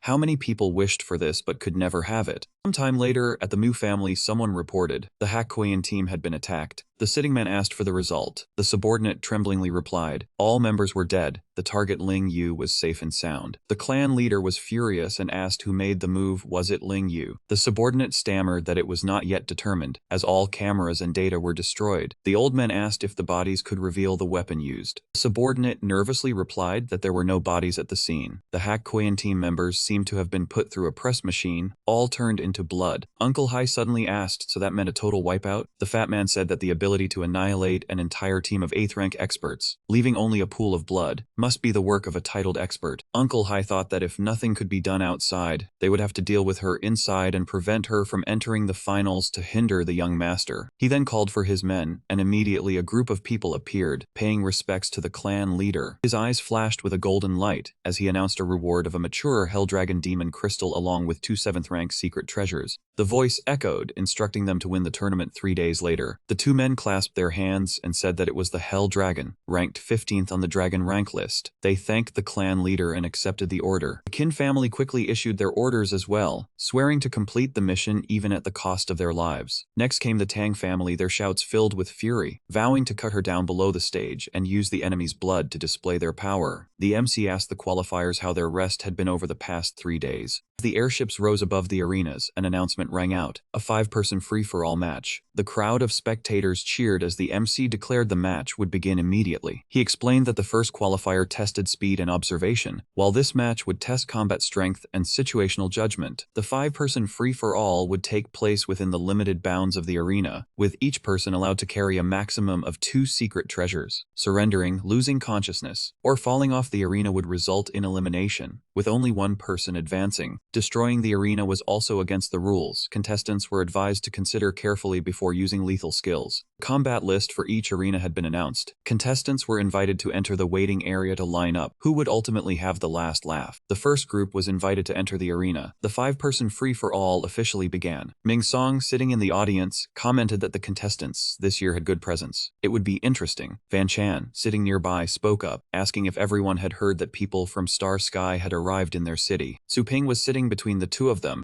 Ming Song was startled by this, asking Star Sky, the strongest organization in the Ailu region. He heard the founder was a legendary battle pet master. What business could they have here? The old man whispered back that he didn't know. But Star Sky's arrival could never mean anything good. He heard last month that a great family in another city was wiped out by them over a dispute for a secret treasure. Even the city's base wall had a huge hole blown in it, nearly causing a beast tide. He was surprised to hear this, asking if they were crazy over such a small matter. Ban Chan replied, one could only hope that they weren't the target. At that moment, the boy slowly opened his eyes. That guy continued, saying that nothing was beyond their reach. An announcement rang out, inviting the 5th group of contestants into the arena. At the same time, Ling Yu entered. The MC declared the battle had begun. Facing her were 4 people. Zhang Shi licked his lips like a snake and said, "Heh, so this is the girl who claims she'll be champion." Ma Zong stepped forward and growled, meeting me is your bad luck." Eli spoke up, advising her to surrender quickly, or else she would get hurt. Ling Yu replied fearlessly, "Let's see about that." Suddenly Zaijiang popped out from somewhere, his voice falsely sweet as he said, said, "Sis, their eyes are so scary." She said helplessly, "What's there to be afraid of? They're not even looking at you. Besides, we're opponents, don't call me that." The kid wiped the corner of his still wet eye and said, "But they want to team up to beat you. The bad luck will come for me next. Sis, can we team up?" She didn't refuse, replying, "I didn't expect you could read the situation. Fine, I have no objections." The kid heard this and smiled happily. Zaijiang pointed with an innocent face and said, "Sis, I'll leave my back to you." Ling Yu also reached out her hand and happily replied,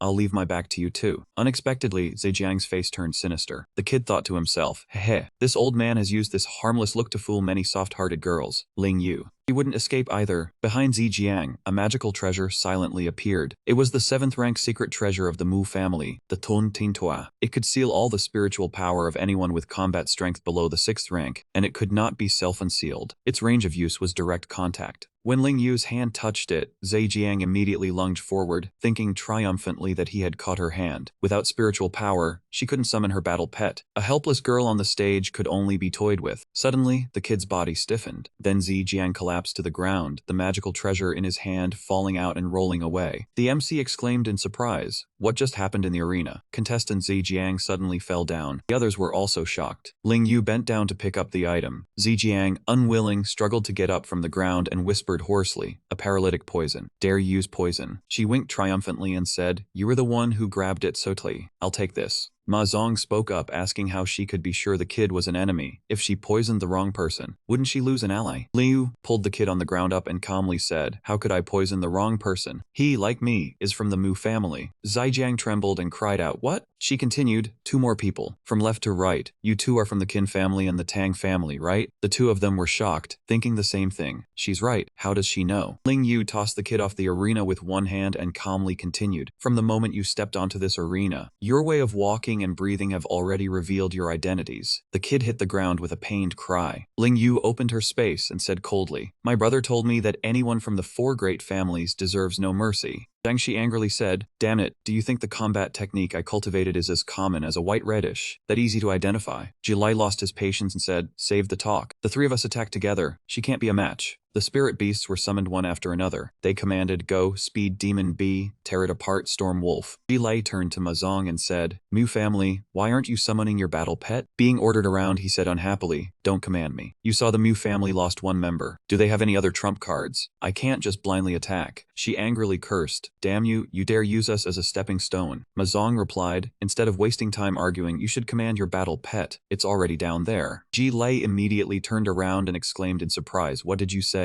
It was clear they had only exchanged a few moves, and yet the Speed Demon Bee and Storm Wolf had already been beaten without being able to fight back. At this moment, Ling Yu's spirit beasts were gaining the upper hand. Delay was anxious. He pulled out something and said, "Damn it, I'll have to use the family secret treasure." "Hey, you two, don't just stand there. Hurry and use your tricks. If this drags on, we'll both be crippled." The item in her hand was a 6th rank enhancement secret medicine, Lok Gra. It boosts the user's strength for 10 minutes, enough to suppress a 6th rank beast. Zhang Shi heard this and replied, "I don't need you to tell me." Immediately, a snake crawled out of his mouth. It was the Tang family's 6th rank secret treasure, the snake puppet. It moved quickly, had no discernible spiritual power, attacked autonomously, and its venom could kill a 6th rank expert. They ordered the encirclement of Moon Dragon. The spirit beasts simultaneously tightened the circle. The beast spirit secret martial art of the Mu family. Ling Yu pulled something from her neck and said in a low voice, "Ganging up on me, aren't you ashamed?" Instantly her form changed. It was beast blood resonance. Ling Yu said with a determined look, "Moon Dragon, let's go together." Unexpectedly, Moon Dragon suddenly vanished before their eyes. Jilai exclaimed, "An illusion." In the next instant, Ling Yu and Moon Dragon dove down from above. Jilai, quick-eyed, commanded, "Above!" Forget about that phantom beast. Directly deal with her. A series of attacks were unleashed, but were all dodged by Ling Yu. She scoffed, her voice dripping with contempt, "Too slow." Then Ling Yu swept past them with a large claw strike, Dark Flame Claw. Jilai on the ground shouted in fear, "What kind of bizarre combat technique is that? Making a person as agile and ferocious as a wild beast. Damn it, we can't hit her at all." Zhang Shi was also surprised, saying her physique is terrifying, fighting a 6th rank battle pet head-on without falling any disadvantage. Jilai was furious, "Don't be arrogant. You're not as strong as me." Zhang Shi chimed in, "Take one of my arrows." Mazong, standing to the side watching the scene, said, "The combat technique they're using isn't." He muttered to himself, "If my eyes aren't deceiving me, that's the pet commanding combat tactic that only the high-ranking descendants of the Mu family head are qualified to learn." Zhang Shi commanded his spirit beast, Speed Demon B, circle around her blind spot. Battle pet masters usually command through oral instructions. The sync rate is around 40 to 60%. With long-term cooperation, a single thought suffices for understanding. Van Chan said to Su Ping, your little sister is taking on 5 with 2 and still has strength to spare. Truly, women are no less than men. The highest cooperative sync rate can reach 200%. Ling Yu ordered Moondragon to keep throwing hidden weapons from the side. I already. Then she targeted Zhang Shi, saying, I'll deal with you first. He cried out in fear. Oh heavens. Zhang Shi screamed in terror. Suddenly, a huge claw appeared before her face. Ling Yu quickly jumped back to dodge the attack. She exclaimed, that's a dragon beast. The contestant Ma Zong, who had been observing for a long time, finally made his move. It was the Hell Dragon, ranked 15th on the dragon rank list, with combat strength at the low end of the 8th tier. Ma Zong stood beside Hell Dragon and said, not a bad speed. He ordered Hell Dragon to unleash Dragon Might, and Hell Dragon opened its mouth wide. Ling Yu knelt down crying out in pain. Seeing that Moon Dragon was still standing firm, Ma Zong said, the illusion flame beast is actually not afraid of dragon might. The training hall taught it some skill, but it is enough that she herself is affected. He continued, because her mind is unstable, she cannot maintain the beast blood resonance state. On the spectator stand, Yunchan said regretfully, it is a pity that the Mu family broke the formation. Ming Song, sitting nearby, also replied, Ling Yu should have been able to deal with those two from the Tang and Qin families. But Lei said at this moment, no more tricks left to play. Let us see how you can still be so arrogant. Shang-Chi, beaten black and blue, flew into a rage and cursed, daring to injure me this badly. I will make you pay. The MC's voice rang out. Contestants Zhang Xiai and Cut Lai are joining forces to approach contestant Ling Yu, who is suppressed by Dragon Might. Could Ling Yu be about to become the second person eliminated? At this moment, she said with some difficulty, having an extremely domineering Hell Dragon that cowardly hid until the end, it seems the winner is already decided. He said with a laugh, consider yourself wise. Ling Yu continued, but I still feel sorry for the two from the Tang and Qin families. After all that effort, their secret treasures were exhausted, and in the end, someone else reaped the rewards. Truly a pity. As her voice faded, the two behind her looked up in shock. Ma Zong said darkly, this bitch, what nonsense are you spouting? She slowly stood up and calmly replied, is it not the truth? In the previous battle, my stamina was already more than half depleted. Ling Yu said, half persuading and half threatening, if you still side with the Mu family after I lose, even if you join forces, you cannot defeat him. The promotion throne will be taken by someone else. Zhang Shai began to waver. Humph, though I am displeased. The situation is exactly as she says. Continuing like this only benefits the Mu family for nothing. Jilin stopped him from one side. Hold on. Her face darkened. Mo Jing said that Su Woman's condition is better than ours. I fear she still has a trump card. Let her fight the Mu family alone. We will rest and conserve our strength, then wait to deal with him. Jilin and Zhang Shi sat down and used a basic recovery spell. She threatened Ma Zong, if you dare to come, we will join forces with that Su Woman to deal with you. I advise you to obediently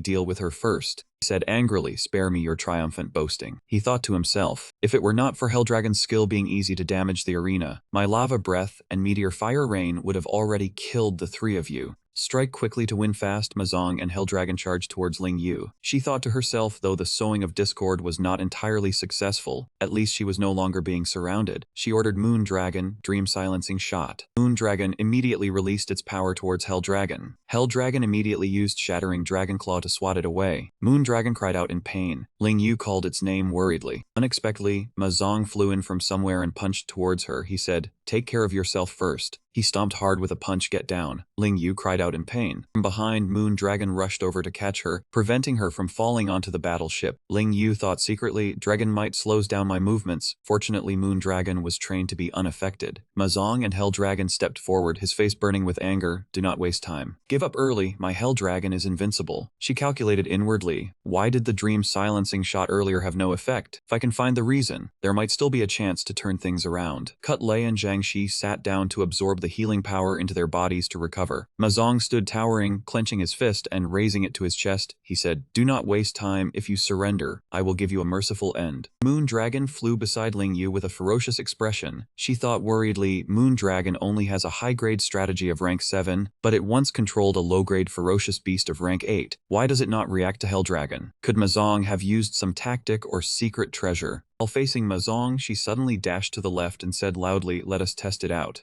Seeing this, he frowned with displeasure and muttered, "Not knowing what is good for you." Ma Zong and Hell Dragon charged together. He ran very fast towards Ling Yu. While running, he ordered Hell Dragon to deal with the illusion flame beast. Ma Zong quickly ran to block in front of Ling Yu and said, "I will personally deal with this woman." Seeing him running towards her, Ling Yu leaped up and shouted Moon Dragon's name. Upon receiving the command, Moon Dragon leaped in front of Hell Dragon and released its power into its eyes, dream silencing shot. He leaped up, catching her off guard, then dashed towards her and said, "It is useless." Moon Dragon was quickly counterattacked by Hell Dragon and hurriedly dodged out of the way. Ma Zong knelt on the ground, swinging the arm with the sharp bone fragment at Ling Yu. She quickly dodged and said, "So it was your secret treasure causing trouble." He swung his hand and replied, "Hmph, caught me, huh?" He stood up straight and activated the 7th grade secret treasure, Dragon's Roar Bone. After channeling his essence into it, it allowed a dragon beast to resist adverse status effects below the 7th grade. He withdrew his hand and sneered, "But what does it matter if you know?"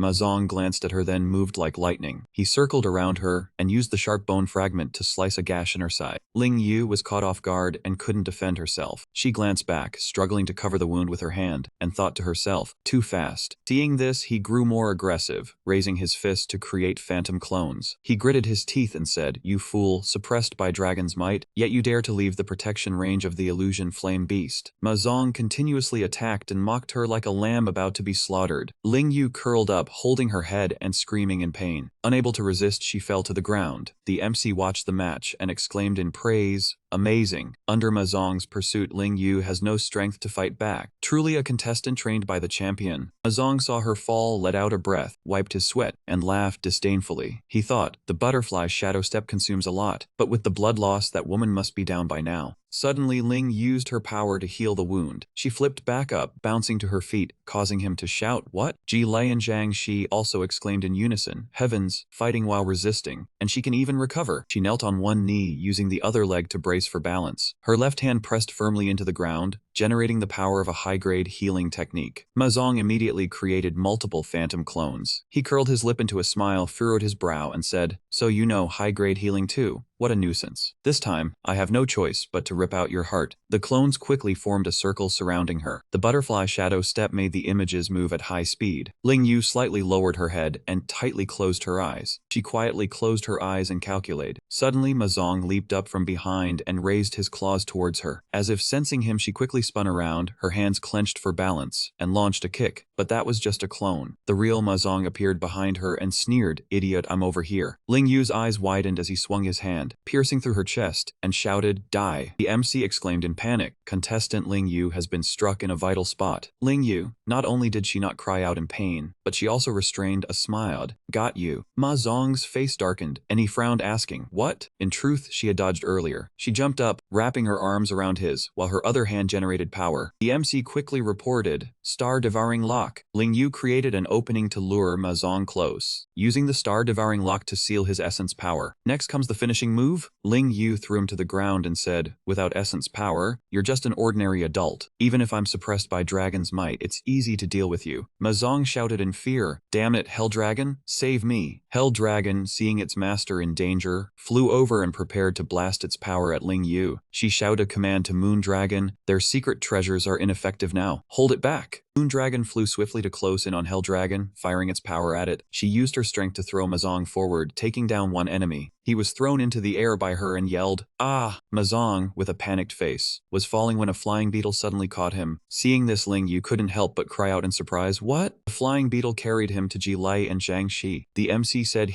the two contestants have recovered and joined the battle. Ma Zong was set down behind Ji Lei. She immediately waved her hand, using her power to heal him, and instructed, "I can't let Ling Yu take you out either." Zhang Shi, standing behind with arms crossed, looked straight ahead and continued, "Her strength can't be underestimated. I suggest we put aside personal gains and losses and take her out first." Hearing this, he grimaced and shouted, "Fine. Hell Dragon, Dragon's might." Ling Yu naturally lost her strength and landed beside Moon Dragon. The MC continued. Ling Yu single-handedly fought Ma Zong, exchanging wounds for a chance to win. As a result, the three of them joined forces against her, and the situation has been reversed. Suddenly, a familiar voice echoed in her mind. Use it. Ling Yu heard that voice and instinctively looked in one direction, barely moving her lips. That's Big Brother's voice. Su Ping sat in the stands, arms crossed, looking at his younger sister. Ming Song, sitting next to him, lamented. What a pity. She almost succeeded twice. Yun Chan raised her hand in frustration and replied, right, a good seed gets targeted. The people from the four great clans are really despicable. Su Ping's expression was serious, his eyes turning a bright gold as he looked at his sister. He spoke telepathically. No need to hide anymore. Use the trump card. Hearing her brother say this, Ling Yu shifted her gaze to the ground, bit her lip, and replied, yes. All her opponents charged forward simultaneously, laughing scornfully. Frustrated, aren't you? Regret it, don't you? If you're going to regret being an enemy of our clan. Ling Yu stood firm, using her power to open a gate and said, come out, Moon Dragon. Moon Dragon quickly emerged from the gate, standing imposingly behind Ling Yu. Seeing Moon Dragon appear, Ma Zong, Jilai, and Zhang Shi all exclaimed in shock. That's the 8th rank on the Dragon platform ranking. It used its power to freeze all the beasts charging towards them. Moon Dragon, peak 8th rank combat power. The MC put on a green hat and said, incredibly terrifying. The appearance of the Frost Moon Dragon caused a thick layer of snow to fall on the field. Contestant Ling Yu, relying on a single 9th rank pet skill, broke through the three of them. Ling Yu stood straight before her frozen opponents. The MC recounted, what a skill. I heard the Moon Dragon once used this move to freeze a 1,000-mile radius. Seeing it today truly lives up to reputation. But please don't destroy the arena. She slightly lowered her head and commanded, Moon Dragon, release it. The other three broke free from the ice, but their eyes were blank, having lost consciousness. The MC announced, the three contestants have lost consciousness. The winner of the 5th arena match is Ling Yu. In the stands, the audience applauded in surprise without pause. They said that with such a powerful trump card, no wonder she dared to aim for the champion. Ling Yu heard the praise but felt no joy, and she clenched her hands into fists. The MC announced the end of the match, congratulating contestant Ling Yu on earning the qualification to enter the nightmare hunting competition 3 days later. Ming Song and Yun Chan, who had been lamenting earlier, now turned to clap happily and congratulate director Su. They said that Ling Yu's performance was truly outstanding, and she would surely become a solid pillar of support for the school in the future. That night, the sky was quiet under a crescent moon. Ling Yu stood before a door, hesitating and afraid to knock. After a long while, she raised her hand to knock. Before she could knock, a voice came from inside. What is it? Isn't it still an hour until your physical training time today? She was startled. Ru Yan was meditating on a chair with her eyes closed, saying, come in. Hearing this, Ling Yu shyly opened the door and stuck her head in, saying, sorry to bother you, senior sister Ru Yan. Ru Yan, while cultivating, replied, you are indeed bothering me, standing outside the door with your essence power as chaotic as a monkey in a tropical rainforest. She pressed her hands down slightly, then exhaled and questioned, you've disrupted my focus on cultivation. Whatever you have to say it quickly and then leave. Ling Yu stepped in and presented an exquisite box of pastries, saying, please have some. Ling Yu bowed, holding the tray of pastries out in front of her and said, senior sister Ru Yan, I want to train more every day from now on. That's why I came to find you. Sorry for the trouble. Ru Yan sat cross-legged on the chair watching. Ru Yan glanced at her, covered her mouth with her hand and laughed. What's this? Last time I taught you, you were so reluctant. Why are you so obedient now? Could it be that you've developed feelings for that young master's underhanded methods? Ling Yu heard this, lowered her head, blushed, and argued, no. After the arena battle, I realized the champion is still far beyond my reach. Ru Yan stood up, picked up a small pastry, put her hand on her hip and said, oh, I see. You were demoralized by your opponent's strength, huh? Ling Yu's face was red, but she tried to stay calm and replied, Moon Dragon became powerful in my hands in just a month, yet I repeatedly found myself at a disadvantage. If I stay like this, I'm afraid it won't be long before I lose even the qualification to fight it, let alone become the champion. She thought to herself, afraid you can't control your own battle beast, huh? She took a bite of the pastry, chewing as she spoke. More specifically, what do you want to learn? Ling Yu answered with a determined look. In the arena match, I was suppressed by the dragon's might of Hell Dragon, which affected Moon Dragon. Now I want to make up for my deficiency in mental strength. Ru Yan put down the pastry, closed her eyes, and said, dream on. Mental strength is the hardest attribute to increase. Ru Yan brushed the pastry crumbs off her hands and looked at her. But there is a secret technique in the clan passed down to women, not men. Call out your dragon pet and let me see. Ling Yu asked curiously. seriously here? Isn't it too cramped? She rested her hand on the table, closed her eyes and sighed. So silly. Just let its head pop out and release dragon's might at me. Your school surely teaches the technique for half summons, right? Ling Yu blushed when she heard this, waved her hand to open a space gate, and said, yes, I'll try my best. Come out, moon dragon. The massive moon dragon before Ruyan. She looked at it calmly. Oh, a moon dragon. Ruyan, with a confident expression, flicked her hair back and said, being cooped up in the shop too long, I really miss this combat atmosphere. Even the dragon's roar is ear-splitting. Moon Dragon opened its mouth wide, raised its claws, and lunged forward. Ling Yu was startled and warned, send your sister Ruyan, be careful. Moon Dragon seems to be enraged. Ruyan let go. Mu Chen raised a hand to conjure power to block Moon Dragon's strike, confidently saying catching the young dragon beast was nothing. Moon Dragon vanished. Ling Yu clenched her fists and looked at her with admiration and praise. Ruyan calmly said this secret technique provided physical defense far surpassing her peers, and mental defense as well. She closed her eyes and continued, though it did not fully meet the requirements. It would help her not be passive when fighting dragon beasts. Ling Yu eagerly asked to learn. Ruyan crossed her arms and said she liked savory food, so Ling Yu immediately promised to buy delicious food every day. Ruyan narrowed her eyes and smiled, thinking to herself that the silly girl would not learn for free. The undying glass body was the battle method of the young master's clan. Using it in a match would be recognized by the clan, bringing people to rescue him, and also getting someone to buy delicious food for her, truly killing two birds with one stone. Su Ping stood outside the door with arms crossed, heard everything, and gave a slight, amused smile. He created a soundproof barrier next to the elders. He used mental power for the barrier and demanded a report. They all cupped their fists in reply. Beast Emperor Jing Ken said the clan leader was dissatisfied with the arena results, had punished two disciples, and considered Ling Yu the fourth threat. Hui Tu said the clan leader did not care about the elite match, but the young master Xiao Tian wanted to fight Ling Yu. The trump card Blood Crystal had 9th order combat power, and they suggested snatching the match. Snake Heart also reported that the clan leader was concerned about the missing young master, unsure if he was trapped, so he had sent additional forces to search in the Longdai Mountain's secret realm. Poison King burst out laughing, stroked his beard and said the clan leader had decided to maintain a neutral position and not cause trouble. Su Ping looked at them in confusion and asked why they were the most low-key. Poison King knelt and replied, reporting back to the master that the prime minister had been killed in a rebellion. The clan was reviewing the poison arts and acting ruthlessly, so they kept a neutral stance. Su Ping nodded, said it made sense, and stood up. Su Ping stood upright and asked the elders about the Star Void. They all replied in unison that they had investigated. The person sent from the Star Void was a woman named Bing Yu, along with several peak-level powerhouses, but their purpose was unclear. He turned his back and said to report if there was any new news. During the 3 rest days between matches, keep an eye on the contestant Su Kuang. He would be busy these days. Dismissed. They replied and vanished. Su Ping pondered over Bing Yu and the Star Void. He looked at the thread and thought it was pointless to overthink. He should upgrade himself. It was time to lead Anna into training. He then called Anna. Anna appeared before him, respectfully replying. He ordered her to go soak in the divine spring. She asked if there were powerful enemies in the territory causing him worry, and suggested he take her to the highest divine realm. Su Ping's face darkened, thinking she had eavesdropped, and told her she was dreaming. They were not in a hurry to explore the new area. He shrugged and jokingly replied that the condition to go to the highest divine realm was for her to become a prime member. He asked if she had any suggestions for improving combat power. Anna's eyes darkened, thinking he didn't fall for the trap, then smiled and said she had a suitable method for him to achieve maximum improvement in a short time. He said, let's hear it. Anna lowered her voice and spoke of the heavenly tribulation. When cultivators increase their level, heaven sends down a calamity called the heavenly tribulation. Yuntan stood still looking up at the sky. The heavenly tribulation was divided into 4 types: wind, fire, water, and lightning. Overcoming the trial allowed cultivators to enter the legendary realm. His legs buckled, his hands absorbed power, and he shouted, come on. If he successfully crossed the tribulation, he would become an official member of the Divine Wine team. Suddenly, from the sky, a golden bull descended onto the stone mountain.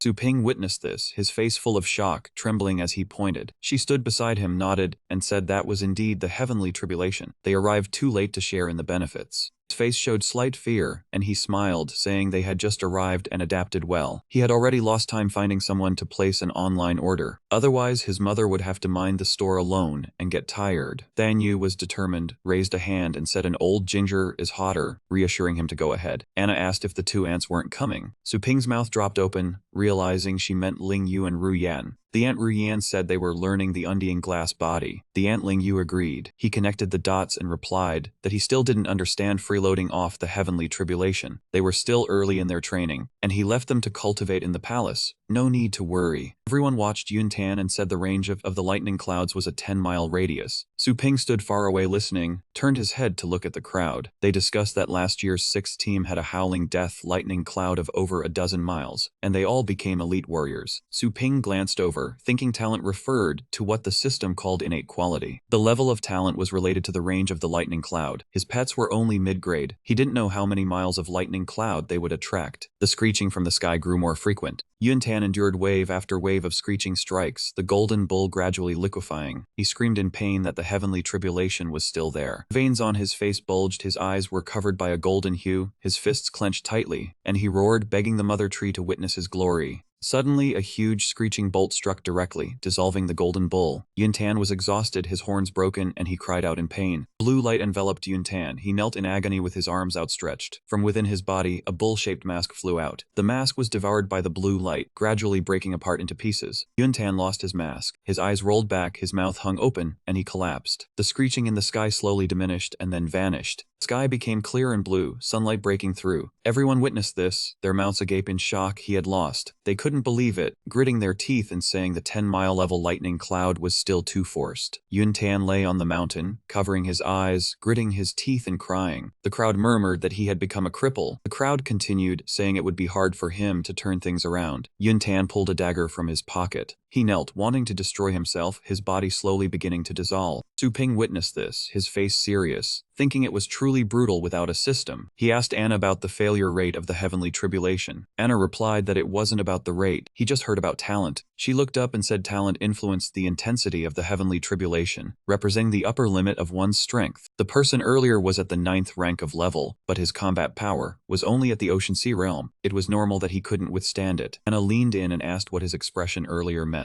Su Ping turned his face away. She said that even if a clansman died, passing through the mother's embrace would bring them back. Worry about himself. Su Ping's eyes widened, thinking the skeleton's strongest combat power was at the Ocean Sea realm. The store's energy collection was different from before. Tan Bing landed, knelt, cupped his hands respectfully, and reported it was their turn to cross the tribulation. She replied, okay. Anna used her power to summon Articus, saying she would lend him the treasure beside Lady. Tan Bing held the shield Articus in surprise. Articus burst out laughing, saying it had been a long time since he was out. She said that, in principle, no one else should be present during the tribulation crossing. Anna explained that the tribulation's intensity stacked based on the talent of those present. If freeloading, there would be variables, and it was her duty to protect him. Su Ping flew up and said to Tan Bing, let's go. Tan Bing cried and wiped his tears as he flew after him. Two quickly flew to the top of the stone mountain. The Divine Spirit Summit led to the lightning platform. He confidently said to Su Ping that when the heavenly tribulation came later, stay behind him. Articus cut in, saying don't underestimate old me. He replied, okay, go ahead and make contact with the heavenly tribulation. The sky darkened, clouds gathered into a large vortex. Below, Anna was watching, and those people came over to call out. They all started saying how could a human at the 6th tier of cultivation freeload off of the heavenly tribulation. The lightning tribulation had 9 layers, and he would be dead even from the first. Anna paid them no mind. They continued calling out, Your Highness, can you still hear us? Her eyes lit up, and she said, look, the sky is changing. The sky shifted from blue to red-orange, and the screeching bolts appeared. Tan Bing was panicked. This was the unusual colored heavenly lightning tribulation. Su Ping asked what unusual colored meant. Tan Bing was trembling with fear and couldn't speak clearly. Articus impatiently said the unusual colored lightning tribulation occurred only a few times in 100 years. It was extremely rare. Articus said it was 3 times the normal lightning tribulation. Everyone was panicked. Above were a 9th rank and a 6th rank. How could they trigger the unusual colored heavenly lightning tribulation? Anna stared fixedly at the mountain peak, muttering that if it wasn't caused by the shield Articus, then someone on the peak had violated heavenly laws in a past life. Everyone below watched. 3 miles, 5 miles, 7 miles, equivalent to an intensity of a normal 21-mile heavenly tribulation. Tan Bing placed Articus on his head to block. Articus shouted that a bit of this talent required old me to come out. Tan Bing sighed and said at this level, Articus could easily defend. Su Ping said helplessly, why be happy about having low talent? Su Ping replied, okay. He waved his hand to open a gate gate and Chuzi stepped out. He told Chuzi to go try first. The sky grew increasingly blood-red, swirling deeper, with lightning bolts spreading from the vortex. Everyone below looked up. The accumulation of lightning clouds had not stopped. 8 miles, 9 miles, breaking through 10 miles, still increasing. Tanbing looked up to the sky in shock, exclaiming 27 miles. Articus narrowed his eyes with interest and said it reached the mid-grade call. Keep going.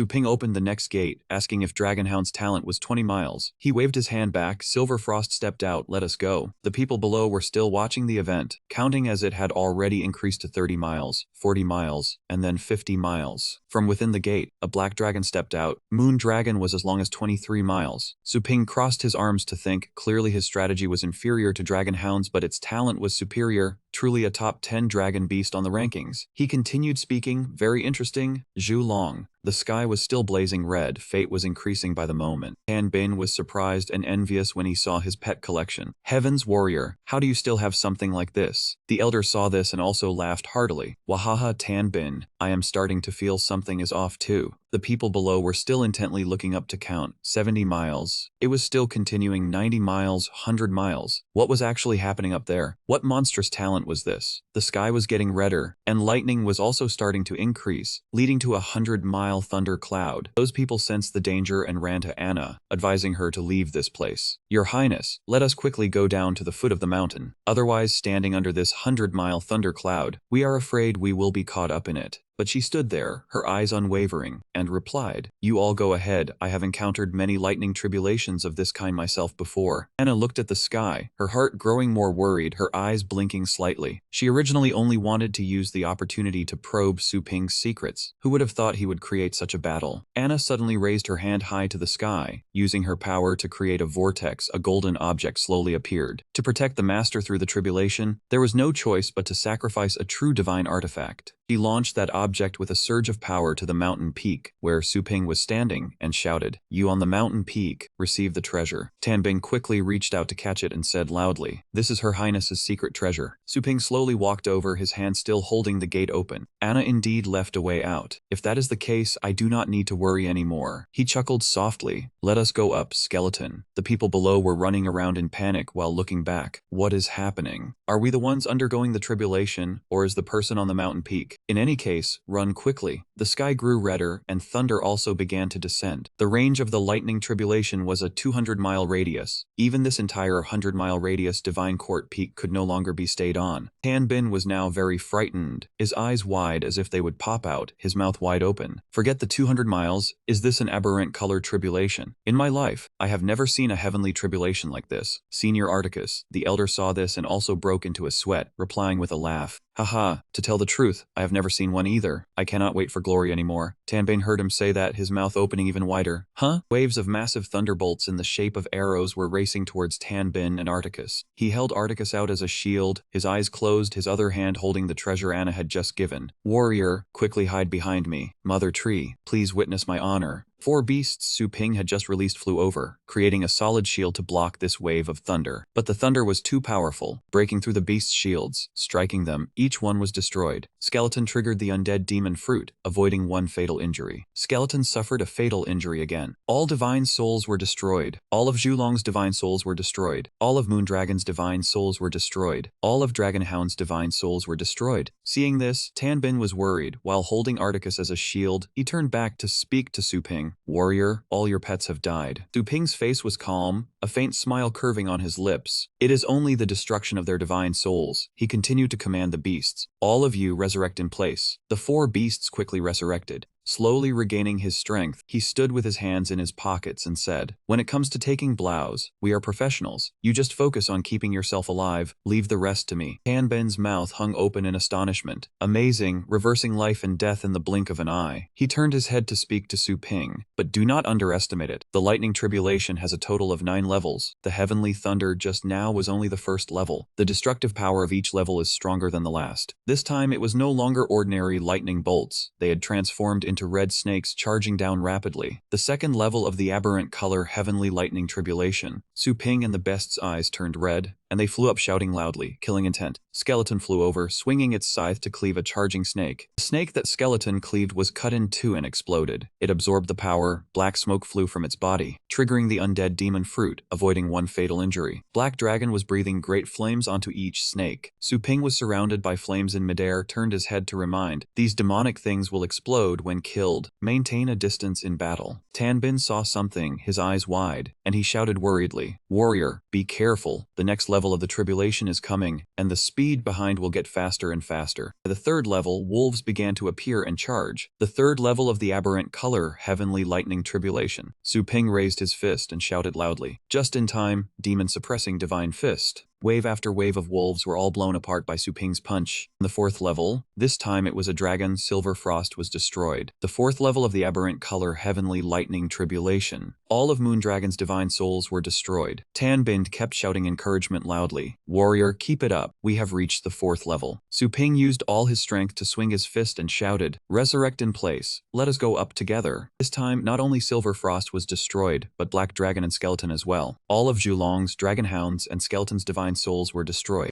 Su Ping swung his fist at the dragon and shouted again, resurrect. The fifth level was a giant elephant. This time Su Ping was also hit by it. The fifth level of the aberrant color heavenly lightning tribulation, all of the master's divine souls were destroyed. He kept shouting out commands, resurrect in place. But the beasts he resurrected were also killed one after another. They had died. This repeated over and over through the 6th, 7th, and 8th levels. Resurrect in place had died. Resurrect in place. Su Ping's words continued to sound. The beasts kept resurrecting only to be destroyed again. Had died, resurrect in place had died. Su Ping shouted out warily, resurrect in place. The elder saw this and worriedly turned to ask, warrior, are you still alright? Su Ping pressed down the Mu Chen fruit, breathing heavily in exhaustion. Resurrecting non-stop, my mental power is reaching its limit. Which level are we on now? Tan Bin replied, this is the final level now. A man with horns on his head appeared. The 9th level of the aberrant color heavenly lightning tribulation. A giant hand was slowly striking down towards Su Ping. He said with difficulty, damn it, I completely have no mental power left to resurrect. Must it end here? Suddenly Tan Bin shouted loudly, warrior, you are almost there, do not give up, take this. Tan Bin threw the secret treasure at him. He reached out his hand to catch it. This was the secret treasure Anna had sent earlier. That secret treasure continuously provided him with energy and power. Prism Crystal Core, a divine realm secret treasure refined from the inner core of the eternal Yuma, greatly increases the user's upper energy limit and continuously provides energy. Su Ping absorbed a great amount of power along with the source of mental power the treasure provided and yelled, ah, ally force, mental power is endless, it is surging out. Come on, let us fight. Su Ping radiated powerful energy enveloping his body with a face full of determination. The secret treasure is terrifying, it keeps enhancing the crystal core within this prism. My golden condor divine body along with demon suppressing fist will advance another realm. At the same time he shouted loudly, skeleton beast soul possession. Skeleton's body gradually dissipated into black energy. In an instant the black energy was absorbed by Su Ping, creating a splendid spectacle. After the fusion state was successful, the system immediately displayed each of Skeleton's skills. These are Skeleton has a total of 9 skills including Beast Soul Possession, Puppet Technique, and so on and so forth. The system sounded an additional notification. 1. You can temporarily possess a set of fused pet skills. 2. These skills will be twice as powerful as the original. Hearing this, Su Ping rejoiced inwardly. The battle just now was either kill or be killed. The combat comprehension was too limited, but the Prism Crystal Core can provide endless life force. If my Golden Condor Flesh Body can be combined with Broken Vein Reconstruction, would I not become a snake that cannot be killed no matter how much it is hit? After that he decisively pressed on the screen. To enjoy the baptism of the heavenly tribulation, I must increase the quality of each life state. Broken Vein Reconstruction. Instantly the fusion was successful. Beast Soul Possession Power Type. Su Ping's body was now tall and large, clad in sturdy armor. Suddenly, a giant hand rapidly shot towards him. 2 of Su Ping's pets beside him reacted lightly. Julong granted Su Ping Lava Armor, Lamp Armor, Hardening, Ice Bone Outer Shell, Flame Outer Garment. Dragonhound granted Su Ping Wind Protection, Hall Protection, Sturdy Outer Shell, Lightning Outer Garment. The oppressive force of the hand was so great that Su Ping's gravity was pushed back. Nevertheless, he later managed to control that giant hand. Boom.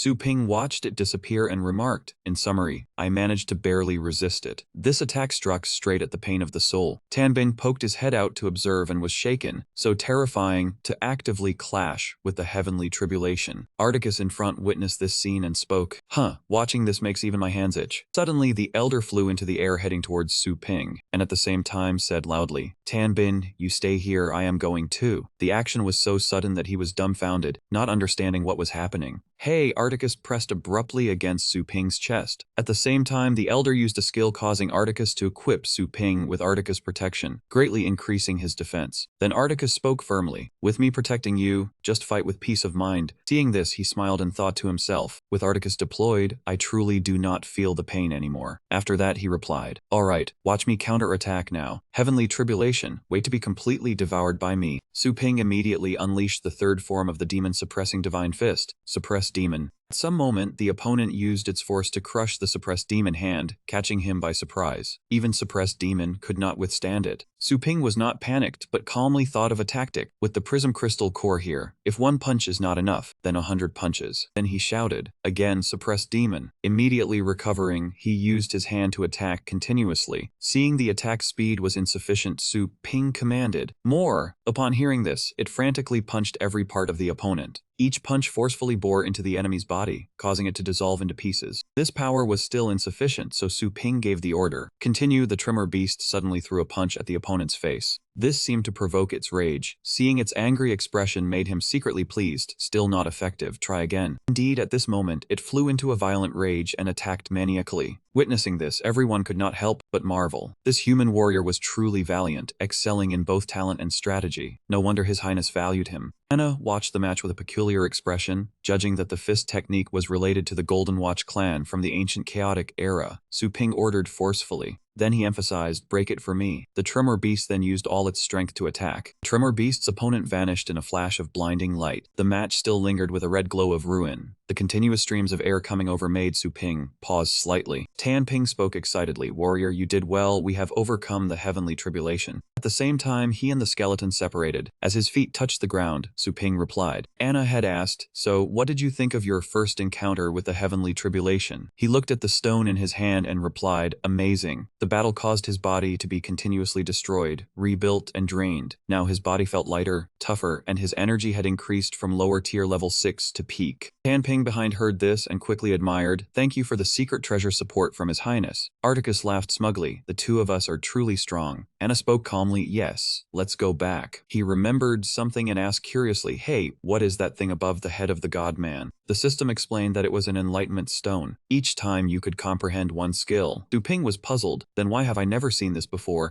The system explained the host's skill level was not enough before. Due to the lightning tribulation's baptism just now, the host randomly encountered the lightning Dao. Now the host can mark a lightning Dao skill onto the enlightenment stone. Note, you cannot review a battle power stronger than the host. Recalling the feeling just now, he thought that must have been what flashed by. His thoughts continued in his head indeed. As soon as he thought, countless previously unseen lightning system skills appeared in his mind. Truly miraculous. The system sounded, cutting off his thoughts. The lightning Dao has 999 types in total, arranged by overall capability. He asked about their power, and whether they could all be engraved. The system explained, the host has just encountered the lightning Dao. His understanding is still elementary, so he can only engrave the first 333 skills. If the host finds it interesting, he can customize skills based on the pet's characteristics. In a blink, Su Ping was at his shop. After returning, he said to the two pets, the enlightenment stones for Moondragon and Dragonhound have just been spat out. Take you two out for a test first. The two looked at him blankly. He patted a pet. The defense of the coil is very high. Needs to supplement its capability. The skill suitable for a tank-type battle pet is Engraving Lightning Dao 7773, Thunder Roar Murderous Zone. Thunder Roar Murderous Zone is a domain skill that destroys enemies with divine thunder within a 10-meter radius. Su Ping touched the other one. Moondragon has many area of effect skills. Needs to supplement high single target burst. Engrave Lightning Dao 689, Wind God Thunder Wolf Arrow. Wind God Thunder Wolf Arrow transforms the power of the Thunder God into an arrow to shoot, negating all defensive skills. skills. He smiled and thought to himself, good. Then the combat power of Moon Dragon and Dragon Hound has increased sharply again. The next match might involve young masters from great families, and Dragon Hound can use Suquang as a backing. In Shangcheng District, the Longjiang Arena echoed with the MC's voice. There were 1,000 contestants who passed the final screening round. They will compete in a nightmare hunt to select the final 5 contestants. Thousands of excited spectators competing to select 5 contestants. 1,000 choose 5. So exciting, I love watching the elimination. The MC announced, you will be put into a deep sleep state. Your consciousness will be led by the Nightmare Abyss Beast to the competition venue in the dreamscape. The competition uses a point system. Killing a person with 0 points adds 1 point. Killing a person with points takes their points. Ling Yu said this monster was terrifying. Su Kuang looked entranced. The MC announced that contestants who die will be eliminated. After 5 hours, the 5 with the highest points advance. Ling Yu gave a thumbs up, indicating she was ready. The MC announced the competition time was 5 hours. Each person could only use at most 1 secret treasure, not higher than their own battle strategy. Su Ping observed happily, while reminding them to beware of people sneaking attacks. People with over 100 points will be marked for the viewers to see. Ling Yu closed her eyes to find the feeling, releasing the sleep aura. In the dreamscape, thousands of contestants floated on the viewing platform heading to their destination. Outside, Mingsong saw Su Ping empty-handed and walked over to say, Director Su, the contestants have entered the dream. We need to wear this to observe. He turned around in surprise. Oh, what a coincidence, you are here too. Mingsong handed over specialized glasses made with biological technology. He returned to his seat and laughed, outwardly happy, inwardly thinking he wasted money buying a seat next to Su Ping. Ling Yu just landed and heard the announcement that the competition had started. She swept her eyes around jungle terrain. Do a job of reconnaissance first. She spread her hand and activated the snake heart secret transformation mechanism technique. A level 6 secret treasure puppet owl moved quickly, undetectable by energy. The puppet owl scouted within a 20-mile radius centered on itself. Ling Yu ordered it to check for enemies nearby. It flew up to observe the entire area. Suddenly, it discovered a struggle happening nearby. Ling Yu saw it and said, found them. A battle between a steel-toothed beast and a red flame bear. Both sides followed orders to attack. The steel-toothed beast bit off its throat. The red flame bear burned it to ash. From afar, a scope appeared, aimed at the battle. A contestant used a level 6 biological technology beast gun. He muttered, 2 idiots daring to make such a ruckus. Truly bait inviting a hunter. Ling Yu fell from the sky to face him. She asked calmly, who are you aiming at? His eyes widened in panic. Without waiting for him to say more, she jumped down and knocked him aside with mental power, successfully gaining 3 more kills. After finishing, Ling Yu leaped back up to sit on a tree branch. Nice. Her total score increased. Ling Yu watched and admired. This person killed 5 people so fast, truly formidable. Hearing an imposing voice, it's not over yet. Taste my move and die. She climbed higher to observe. Ling Yu thought, their fight will attract others. I'll continue to wait by the tree and reap the benefits. Once I get 100 points, I'll use Moon Dragon for a frontal attack. Suddenly, 5 pillars of light appeared. She looked up in shock, that is. At this moment, Mu Chen had 104 points. The MC saw it and was surprised. Spectacular. The match has only been 1 hour. Zhao Tian also reached 105 points. The MC kept exclaiming that contestants had already accumulated 100 points. King Feng's momentum while hunting also reached 101 points.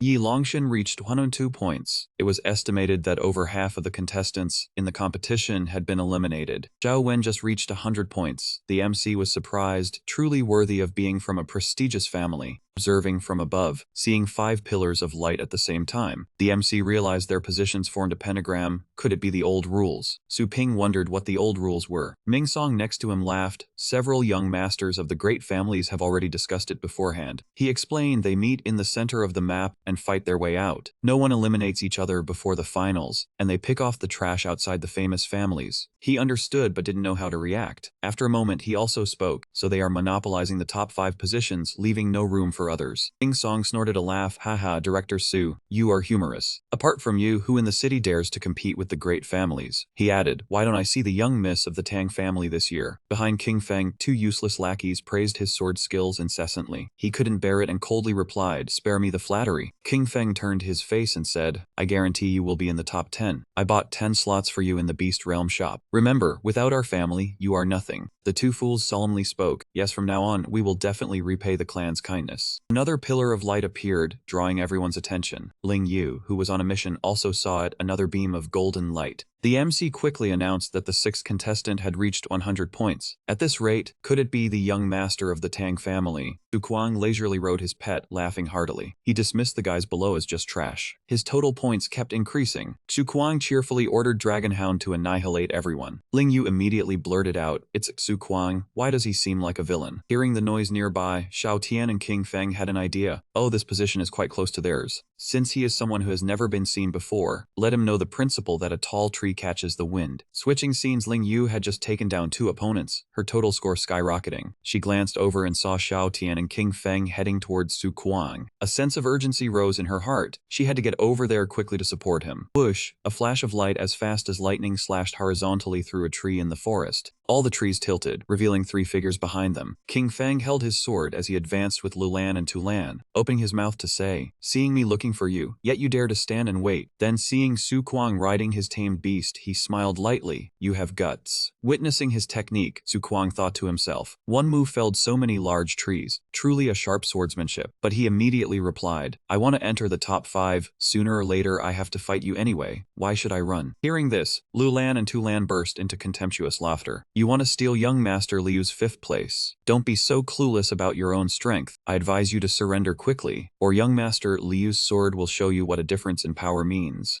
Su Kuang did not hesitate, retorting with provocation, 2 stray dogs barking for fun. "Soon I'll show you the difference." Hearing this, they turned purple with rage. "What? You?" Suddenly, King Feng coldly raised his sword high. In an instant, a sharp blue streak from the move Autumn Wind Falling Leaves shot straight towards Su Kuang. He and his tamed beast did not counterattack, nor did they dodge. After the light streak, Su Kuang remained unharmed on the beast's back, wearing a contemptuous smile. For a moment, both he and King Feng looked at each other in bewildered surprise. Seeing this situation, King Feng had to think, could it be this guy wasn't injured at all? He then spoke up, truly skilled. "In all my years, I have never met anyone like you. I am King Feng. May I ask your name?" Su Kuang happily puffed out his chest, smiling broadly and saying loudly, "Your grandfather's surname is..." But before he could finish, veins bulged on King Feng's face. Instantly, he executed the move Raging Wind Wild Dance with practiced ease. Consecutive slashes flew towards Su Kuang at a horrifying speed. Lulan and Tulan watched like it was a show, laughing scornfully. "Haha, you fool! Daring to provoke young Master Liu, this is your end." But after the strong gale, Su Kuang's voice still rang out. "Your grandfather's surname is Zhu. His given name is just Kuang." Before the 2 of them could celebrate, they froze, saying in unison, "What?" He calmly folded his arms and looked at them. "Can you wait for your grandpa to finish speaking before attacking? Is sneak attacking the only move you have?" Seeing Su Kuang unscathed after 2 strikes, King Feng looked suspiciously at his sword. The outside audience buzzed with noise. Young Master Liu struck with his 100-man slash-chain sword, and it was blocked so shamelessly. Where did this Su Kuang come from? An ordinary dragon hound is only 2 or 3 meters tall. But that dragon hound I saw is at least 5 meters tall. How was it raised? Were they fed growth stimulants? Ming Song, watching the battle, suddenly had a flash of recognition in his mind. Why does the name Su Kuang look so familiar? His brain seemed to run on fast forward, and immediately an image of a young man smiling brightly appeared from the past. Ming Song realized in astonishment. Wait, he is the one who called Su Ping master, so he is Su Ping's disciple. On one side, Su Ping watched the match with a proud smile. Back on the battlefield, King Feng was summoning his tamed beast while grinding his teeth. "Su Kuang, I will remember you." In an instant, a mighty dragon emerged from a rift. He used that momentum to intimidate. "As the first person to see my tamed beast on the field, you should feel honored." Tulan stared with wide eyes, feeling the immense pressure. Is this young Master Liu's king beast? Lulan next to him immediately recognized it. That is the dark shadow crane dragon, ranked 5th on the dragon rankings. Vice Principal outside was equally tense. The black dragon from the exchange with Jiannan Academy. Luo Fengxian used a similar one to the 5th-ranked elite student. But King Feng's, compared to Luo Fengxian's, is far more powerful in the blue bloodline, a terrifying creature of a different rank. Strongly oppressed, Su Kuang struggled to resist.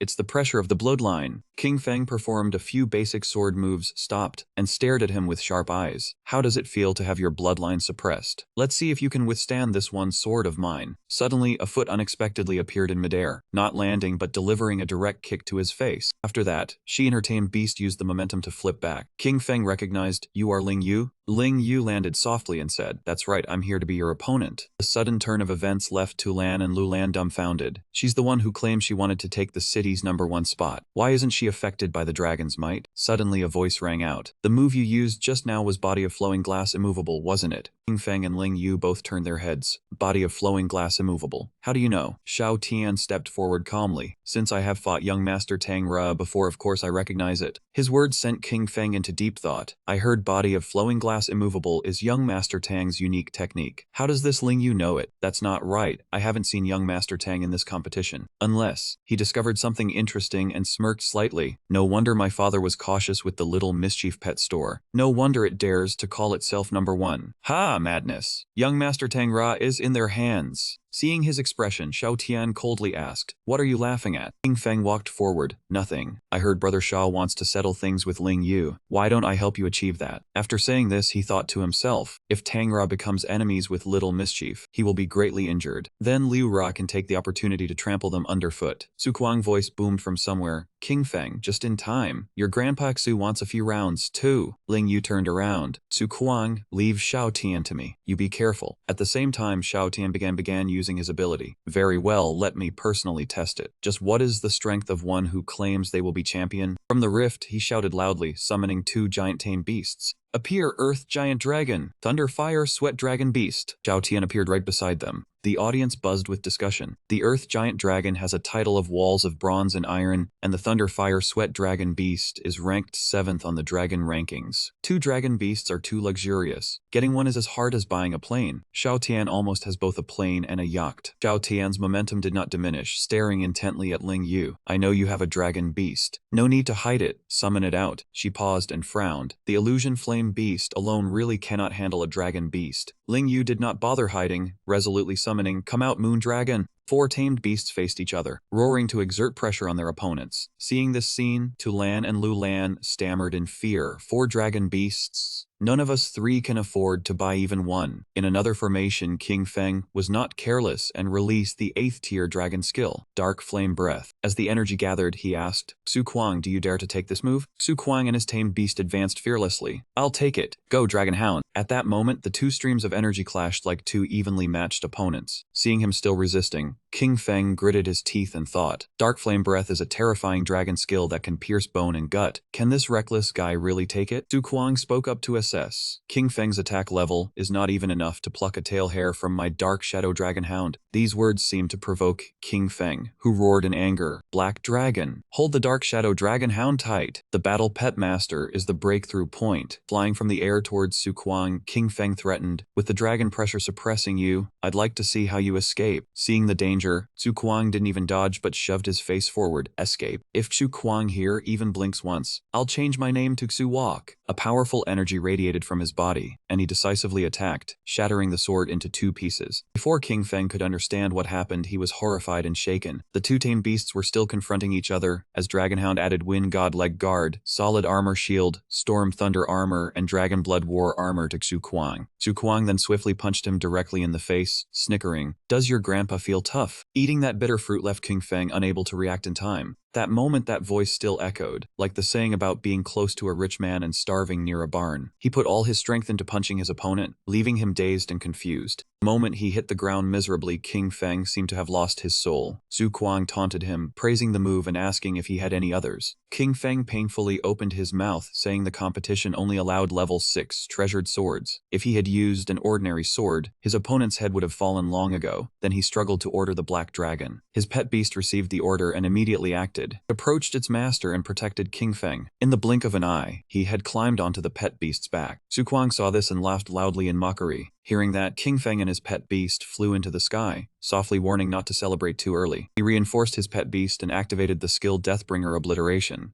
King Feng flew into a rage, shouting a challenge for Xu Kuang to take the skill. Ling Yu, while fighting, was astonished to recognize that as a level 9 dragon. Seeing her opponent distracted, Xiao Tian attacked. Luckily, she reacted in time. Xiao Tian laughed mockingly, asking if she was scared, because the Earth Giant Dragon could block the path. Ling Yu attacked while coldly replying that his dragon beast was about to become an ice sculpture. She unleashed a skill at Xiao Tian, who blocked it and laughed, saying her dragon beast would become tooth fodder for his. The audience excitedly discussed discussed the hard-fought battle with no clear winner, and the imminent completion of the Deathbringer obliteration. In the air, King Feng shot straight towards Su Kuang like a violet orb and shouted loudly. He yelled that everyone should die. Su Kuang climbed onto his pet beast's back and ordered the dragon hound to use a counter skill. The pet beast immediately charged to confront the violet energy. Then Su Kuang called for opening a domain. He unleashed the skill Thunderous Fierce Slaughter Domain, and a powerful energy source appeared. The two opposing energy streams clashed violently, shaking everything around them. Su Kuang's energy was stronger, pushing King Feng's energy back and quickly dominating the sky. The audience was amazed to see the Deathbringer obliteration vanish. They discussed the strange domain of the Dragon Hound devouring that fearsome skill, something never seen before. Su Kuang stared at King Feng, smiling as he said that the pet his master had trained was naturally something no one had ever seen. King Feng frowned and asked who his master were, his voice trembling. Su Kuang calmly told him to remember carefully.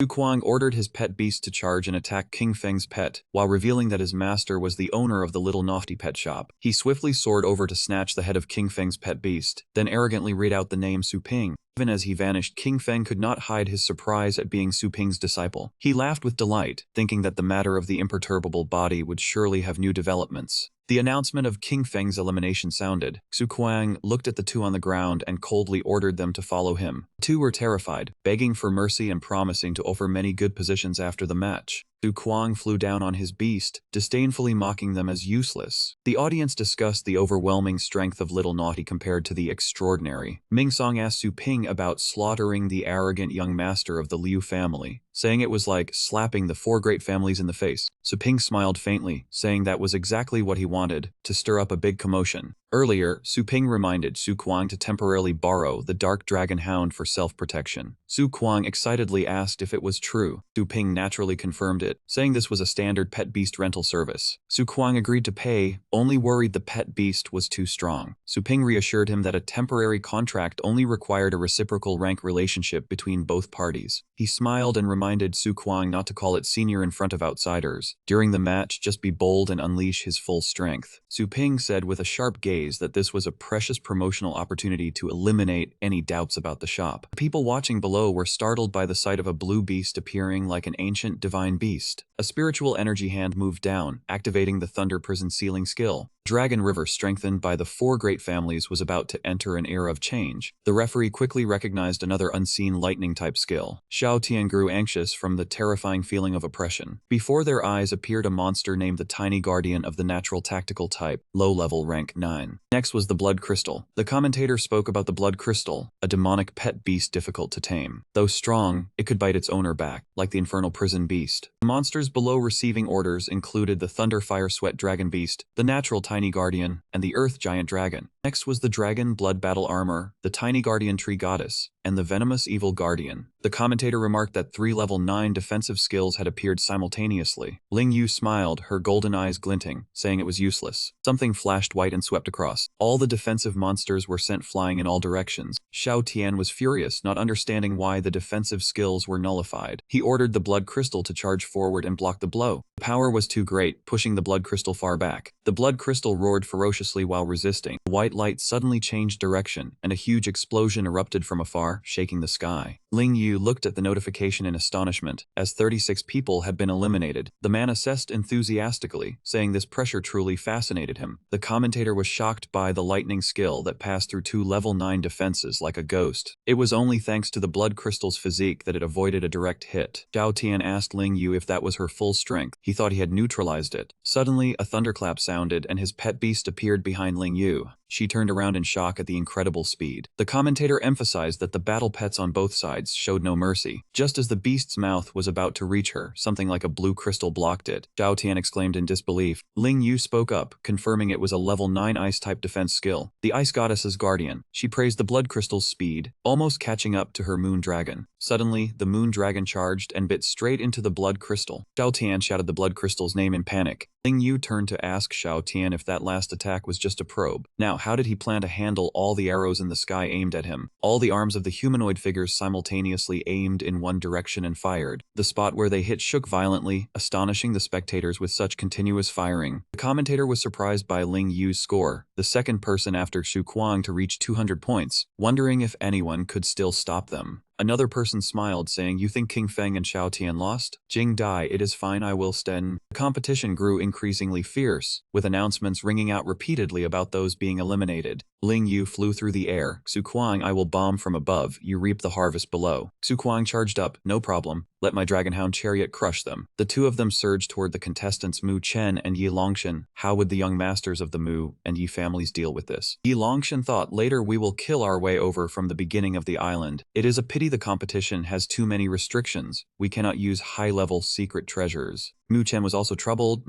Same here, otherwise I would also find them and have a fight. The commentator spoke, unfortunately they have escaped. No one is taking the challenge, only icy figures are appearing. At this moment, only 5 survivors remained on the battlefield. He evaluated enthusiastically. The nightmare hunting competition has ended. The 5 contestants for the finals of the Jingying city of Delongjiang have been revealed. Congratulations to them. Yi Longshan wiped his sweat and gritted his teeth, almost got swept up. Mu Chen muttered, a bunch of monsters. His score is 118. Zhou Wen finished with 149 points. Su Kuang led with 327 points. Ling Yu achieved 289 points, ranking second. The commentary sounded again. Contestants are invited to leave the sleep pods for activities. If you feel unwell, please report to the staff. Su Kuang smugly turned to Ling Yu. Did you hear that? We are in the finals. She did not dare to be careless. There is still one more round. He said casually, what is there to worry about? The other 3 cannot beat us. In the finals, you take out one, I take out one, then surrender for second or third. The championship is in our hands. Ling Yu reminded him, do not jinx it randomly. Su Kuang excitedly invited her to the largest entertainment district in the upper city. Ling Yu could not help but feel pressured and headache, preferring to go home and train. Suddenly, someone arrived, truly unexpected that the tournament would fall into your hands. The newcomers were King Feng and Xiao Tian, immediately putting the two on alert. Xiao Tian quickly explained, do not misunderstand, I only came to congratulate and make friends. Ling Yu asked coldly, do you want revenge? He laughed placatingly, you are overthinking. I have no such intention. The true martial academy is my goal. She was astonished upon hearing this. The Chen Martial Academy, the #1 academy in the A6 district? Su Kuang put his arm around King Feng's shoulder. That battle just now was really satisfying. Come over for a few sparring sessions when you are free. King Feng was furious. Who wants to fight with you? Your battle pets are strong enough, and you are so thick-skinned. Su Kuang asked carelessly, it seems your face is not doing well. He answered immediately, got bitten. King Feng turned to leave, I have something to attend to. Someone quickly approached to remind him, young master, please calm your anger. It turned out to be Liu Yan. He said, this time they were just lucky, I have a new plan. King Feng slapped him, get lost. No matter their strength, what can I do about it? If it implicates my family, I will come to hold you accountable. In the district of the younger generation, everyone discussed Ling Yu's combat method. She used the immovable crystal body. Quickly report to the family. Ming Song asked Su Ping, Ling Yu made the top 5 in the city, the best result in Fangshan's history. Director Su, are you free later? Su Ping said bluntly, not free. A message from Snake Heart arrived unexpectedly. Snake Heart reported, Master, someone in the family used the secret network to report that the young lady used the immovable crystal body. Worried it might cause trouble. The message was intercepted. What should be done? He thought, so it has finally come. Su Ping replied to Snake Heart, spread the news in a few days. You cannot suppress this yourself. I have my own plan. At this time at the Zhou family residence, stern shout rang out, train seriously, do not slack off. The soldiers in the field trained diligently. Wang Jun had just returned when he saw Su Ping, muttered, then ordered a halt. The clan leader commands that we pay respects to him. Everyone stopped upon hearing this, their faces unpleasant as they greeted Su Ping. He knew they were only obedient in words, not in heart. Their loyalty was low, needing adjustment. Su Ping spoke, if you do not want to greet, then do not. I want to see the clan leader. Wang Jun called a man. Come here, take him to see the clan leader. That man acknowledged and led the way. After some tea, Su Ping asked Tian Xiao about the effectiveness of training high-grade beasts. He replied, the effect is very good. The returning beasts have all made great progress. Su Ping wondered, then why is there no progress in Wang Jun's trained soldiers? Tian Xiao replied, those over 100 units are only for high-ranking members. Servants do not get such good things. Su Ping understood, so low-level workers get no benefits except being beaten. He then asked about yesterday's elite tournament. Tian Xiao replied, the performances of your disciple and younger sister were dazzling, especially the 2 new lightning techniques. The younger generation of the residents have recorded them, hoping daily to learn the divine skills. Su Ping stood up, called for Wang Jun to line up, summon the main battle pets. The clan leader was startled. Wang Jun is training. What does Su Ping want to do? He smiled and replied, distributing welfare. On the platform, a giant snake holding a mirror appeared. That was was the mid-grade strategy puzzle secret treasure. Facing the mid-grade spirit beast, the opponent ordered an attack. The puzzle's secret treasure had to use a defensive barrier against the powerful flames. Suddenly its tail emitted a green light. Everyone flattered, the 7-tier green light is on. Finally reached mid-grade 7. Zhao Feng laughed arrogantly, raising something in his hand. Just mid-grade 7. Watch me. Beside him appeared a powerful spirit beast emitting mysterious rainbow rays. Lightning cloud beast lightning segment. Powerful energy slammed hard against the puzzle hide's barrier. Its tail changed from green light to orange light. Everyone exclaimed, 8-tier orange light, high grade 8, so strong. Last month it was only low grade, the leveling speed is astonishing. Zhao Feng was smug. Not only was he superior in strength, but he was also the direct heir of high-ranking Zhu Jia. Wang Jun was also wary. At this age, having a high grade 8 beast pet, in a few years becoming a guardian is no problem. Zhao Feng modestly replied, in terms of background, senior has more opportunity. That man cupped his hands in deference. I dare not, I am likely stuck at this realm for life, while you will soon surpass me. In his heart, Zhao Feng was already on cloud 9. Little Tao's training service is truly miraculous. He said, old man, retire early. Suddenly a voice rang out, merely a few visits to my shop. A newbie who has just risen a few minor realms is that fast. That voice was Su Ping's. Behind him was also Tian Xiao. Uncle Wang Jun, line up. Call out your main battle pets for inspection. Everyone shouted in unison yes and summoned their spirit beasts. One by one, spirit beasts of various forms appeared. That man asked smugly, so, impressive momentum, right? Su Ping sighed softly, looking at each one. They were all ferocious, but in his heart he was disappointed because none were truly formidable. Suddenly he noticed one spirit beast, found it. He stepped out of the line. Su Ping approached, sat down, and observed carefully. This ancient vine beast is a rank 7 type bloodline, specializes in healing, a bit weak as a main battle pet. Its owner excitedly replied, I plan to train it as a multifunctional beast. Zhao Feng mocked. That crippled beast could be kicked out of the team at any time. Why care about it, Su Ping? Better look at my lightning cloud beast. Su Ping paid no attention, only focused on the spirit beast. Can you combine healing and attack in one body? Truly an interesting combination, he said, marking rune 993 of the lightning path, ancient heaven vine dragon wave. Suddenly a massive lightning bolt struck straight down at the spirit beast and Su Ping. Tian Xiao exclaimed in shock, directly marking the beast aura. Even a rank 9 breeder has never used this method. After the lightning bolt, Su Ping patted the spirit beast's head. It silently enjoyed it. He said, based on your idea, I have given it new beast skills. Try out its healing and attacking abilities. The owner of the ancient vine beast knelt down in shock. New beast skills, but there is no one injured to test them on. Su Ping answered simply, easy. He clenched his fist toward Zhao Feng, demon suppressing divine fist, first form. He smiled, not hearing Zhao Feng's pain cries over losing an arm. Now it is fine. Immediately he ordered the ancient vine beast to unleash its mana, demanding it use the ancient vine dragon. Powerful strike formed from accumulated spirit particles shot straight towards Zhao Feng. Zhao Feng screamed, wasn't this complete annihilation? The intense spiritual force pierced through his body, leaving bone-deep pain that made him shriek. Seeing his severed, deformed arm, he screamed in terror, my arm. Suddenly, a strange tiny hand grew from the wound, seemingly feeling no pain.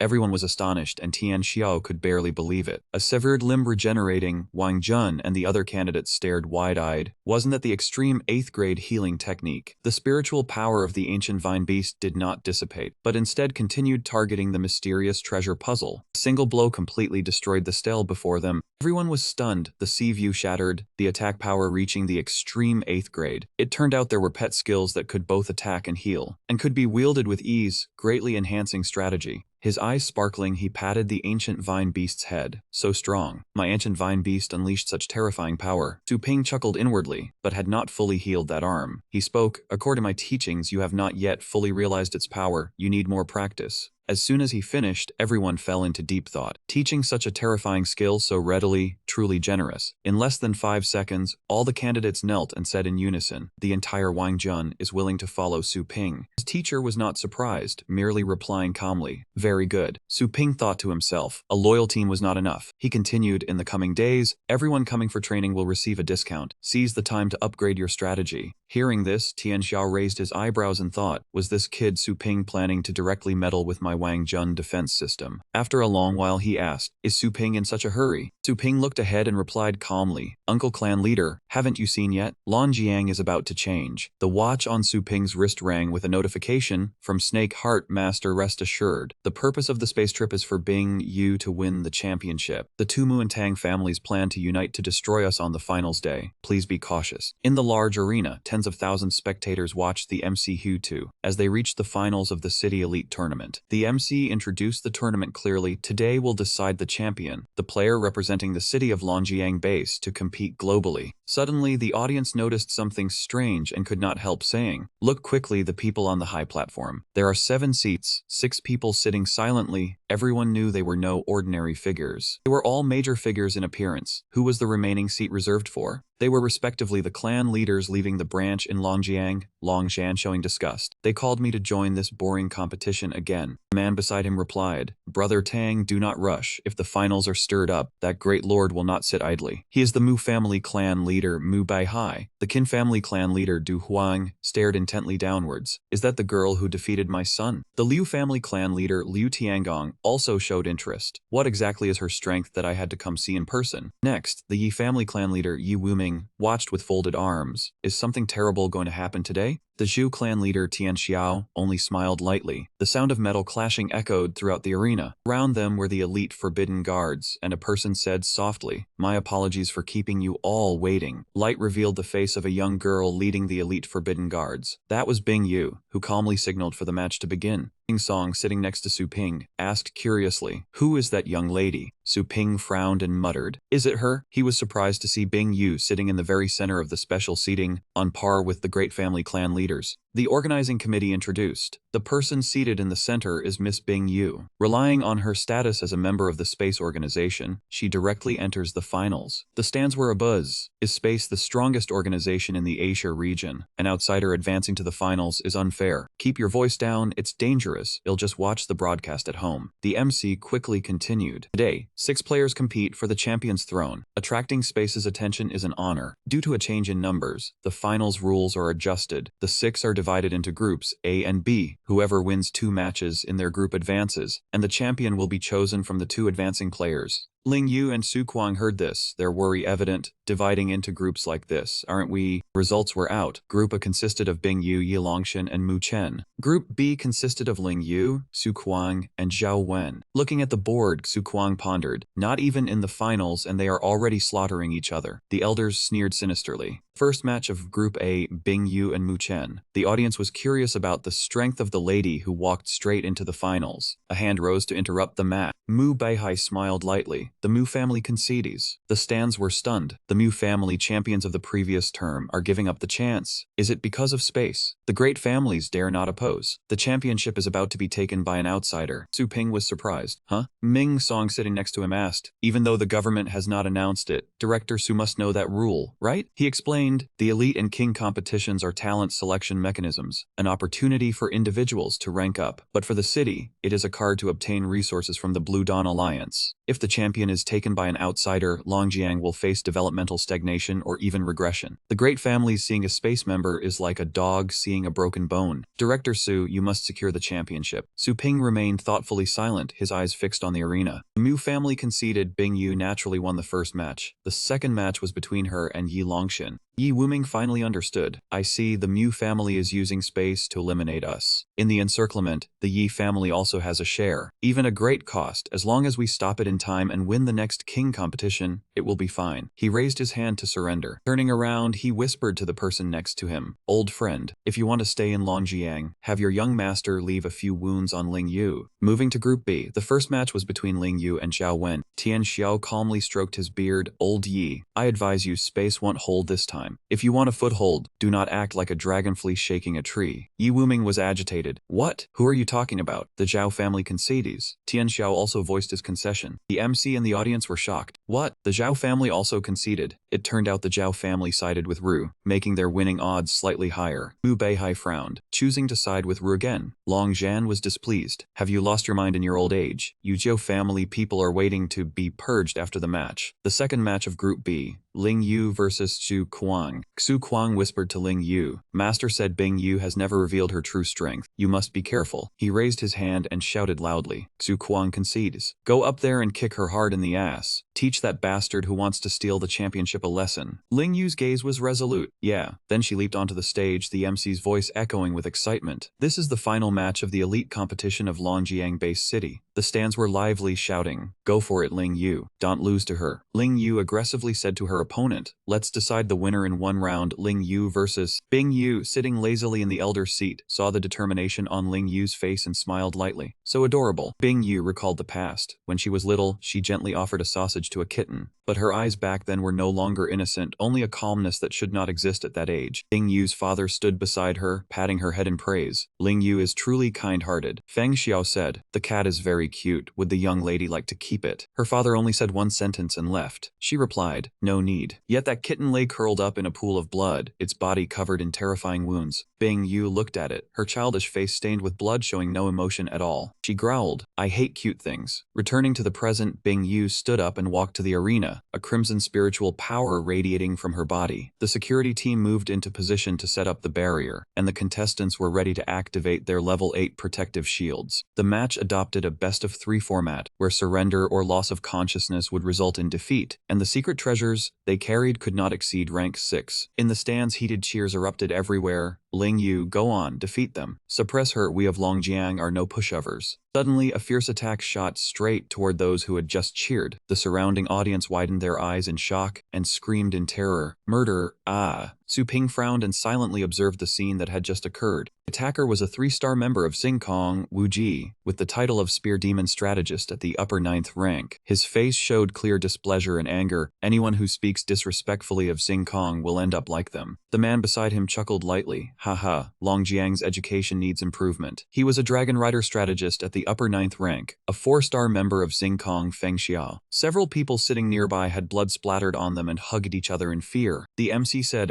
this matter. Very well, please invite the referee to continue reading the rules. Before he could read them, Ling Yu spoke up. Rules? In the competition, the government side does not provide healing. Contestants, pay attention to the timing of the beast's appearance. She snorted coldly. Why did you come to wager positions with us? Don't you have the confidence and strength to win the championship in your own city? Ling Yu said nothing, only snorted, her entire body glowing with bright rune seals. Ling Yu heightened her vigilance, her hand conjuring magic power as she intended to summon a demon beast. Before her eyes, a red beam of light had already shot toward her. She had no time to react and could only raise her hand to defend. Ling Yu was slammed into the wall by a sudden punch. This fist force far exceeded the level 5 tier. Can contestant Ling Yu's defense hold? Fortunately, in the critical moment, she created a barrier, preventing herself from being injured or bruised. Hit the mark, did I? The MC continued his commentary. Safe and sound, contestant Ling Yu successfully received this punch. Long Xian clenched his fist and thought to himself, as expected, it is Ru Yan's immovable glass body. He raised his brow, his eyes flashing with a hint of anger. Ling Yu, Su Ping, after the match, I will surely have your heads hung up for public display. Ming Song turned to Su Ping and said, the referee hasn't even given the order to start, yet they struck. How despicable. He replied, the star patterns on Bing Yu are not simple. Then he calmly explained, even with the defense of the immovable glass body, she was still knocked flying far away. The star power tied to her star patterns has likely surpassed rank 7. Ming Song was surprised. Surpassed rank 7. Why did the referee pretend not to see?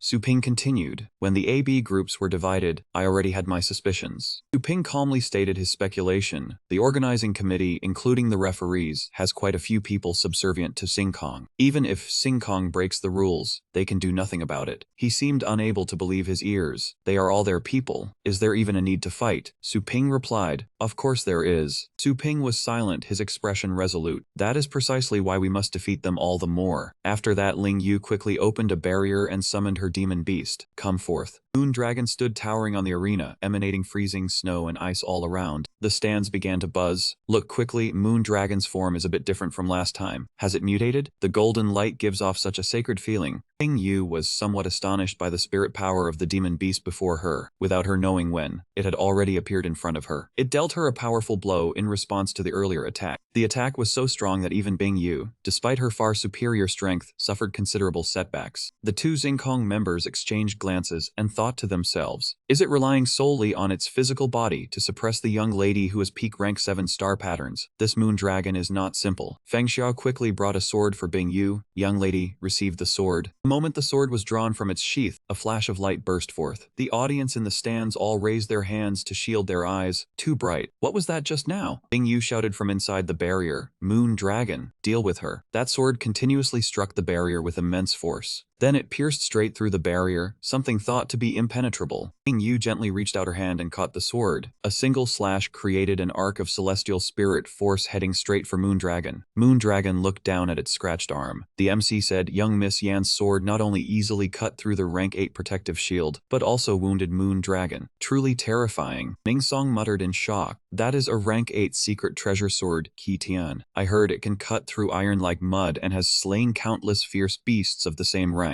But this sword is a heirloom of a family from a different stronghold city. How did it fall into her hands? Feng Xiao sneered.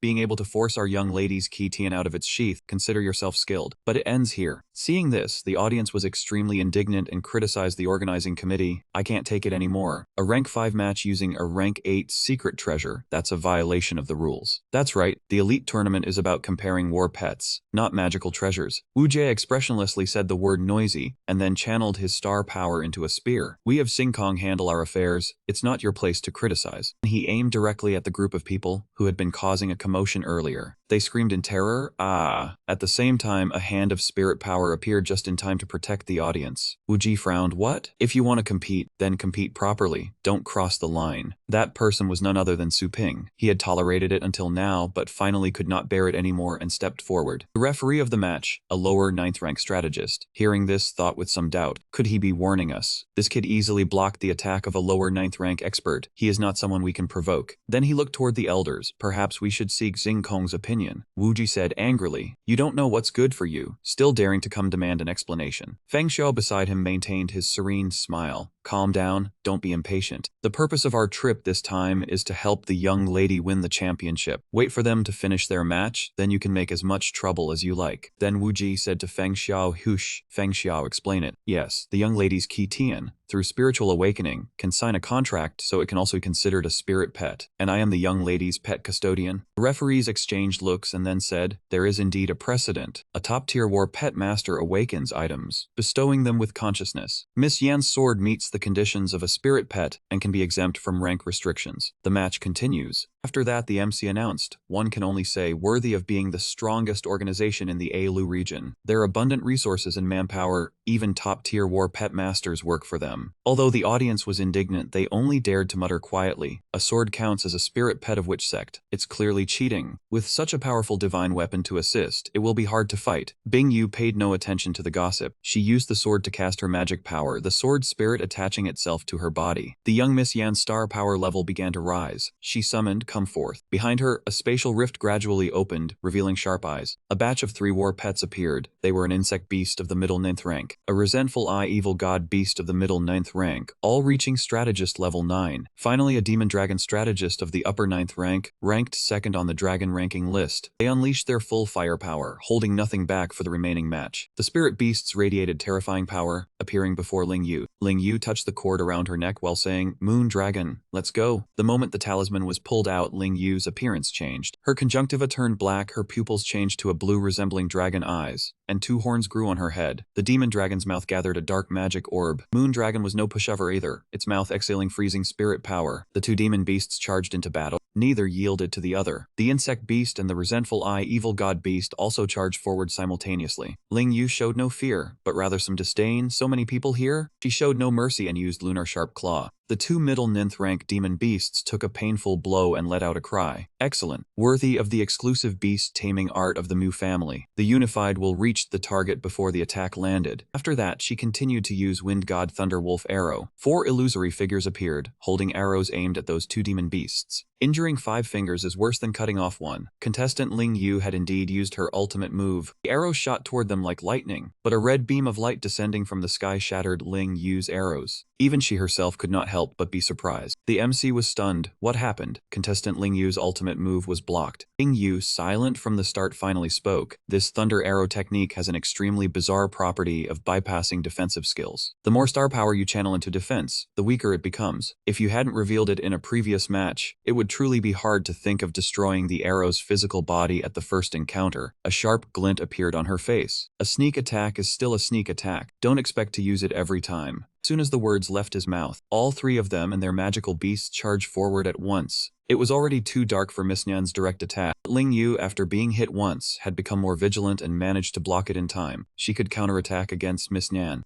The magical beasts of the two women also clashed violently, their strength evenly matched. Bing Yu swung her sword fiercely towards Ling Yu, but she dodged just in time, causing her opponent to snort. MC felt something was wrong. The close quarters battle continued, with Ling Yu being forced back by the sword separated from her pet. Thus, the combined effect of the blood beast's resonance was difficult to utilize. Under Miss Nyan's pressure, she was losing her ability to resist, only able to dodge and look for an opportunity. Seizing that chance, a thought flashed through Ling Yu's mind. On Moondragon's side, two hands found it hard to fight against four, surrounded on all sides, the situation growing even more difficult. Without delay, she immediately used a level 8 divine transformation skill. A dazzling light filled the entire arena, enveloping the magical beasts on both sides with countless blinding golden laser beams. In an astonishing scene, an unprecedented pet skill appeared, dealing heavy damage to the three level 9 battle pets. Could this be the deciding moment? Uji outside was not worried at all, just stuffing his cheeks and humming. The young lady's battle pet was far different from those useless ones that fell over after a single hit before. Bing Yu, her eyes burning red, spat out two words full of killing intent. Suddenly, her three magical beasts lost control, snarling towards Moondragon. Her methods were truly ruthless, completely disregarding the life or death of her battle pets. Was she trying to suppress Moondragon? Ling Yu panicked. Does she want to decide the winner in the very first match? Then I have no choice but to follow along. She immediately summoned another magical beast. Come forth, Moondragon.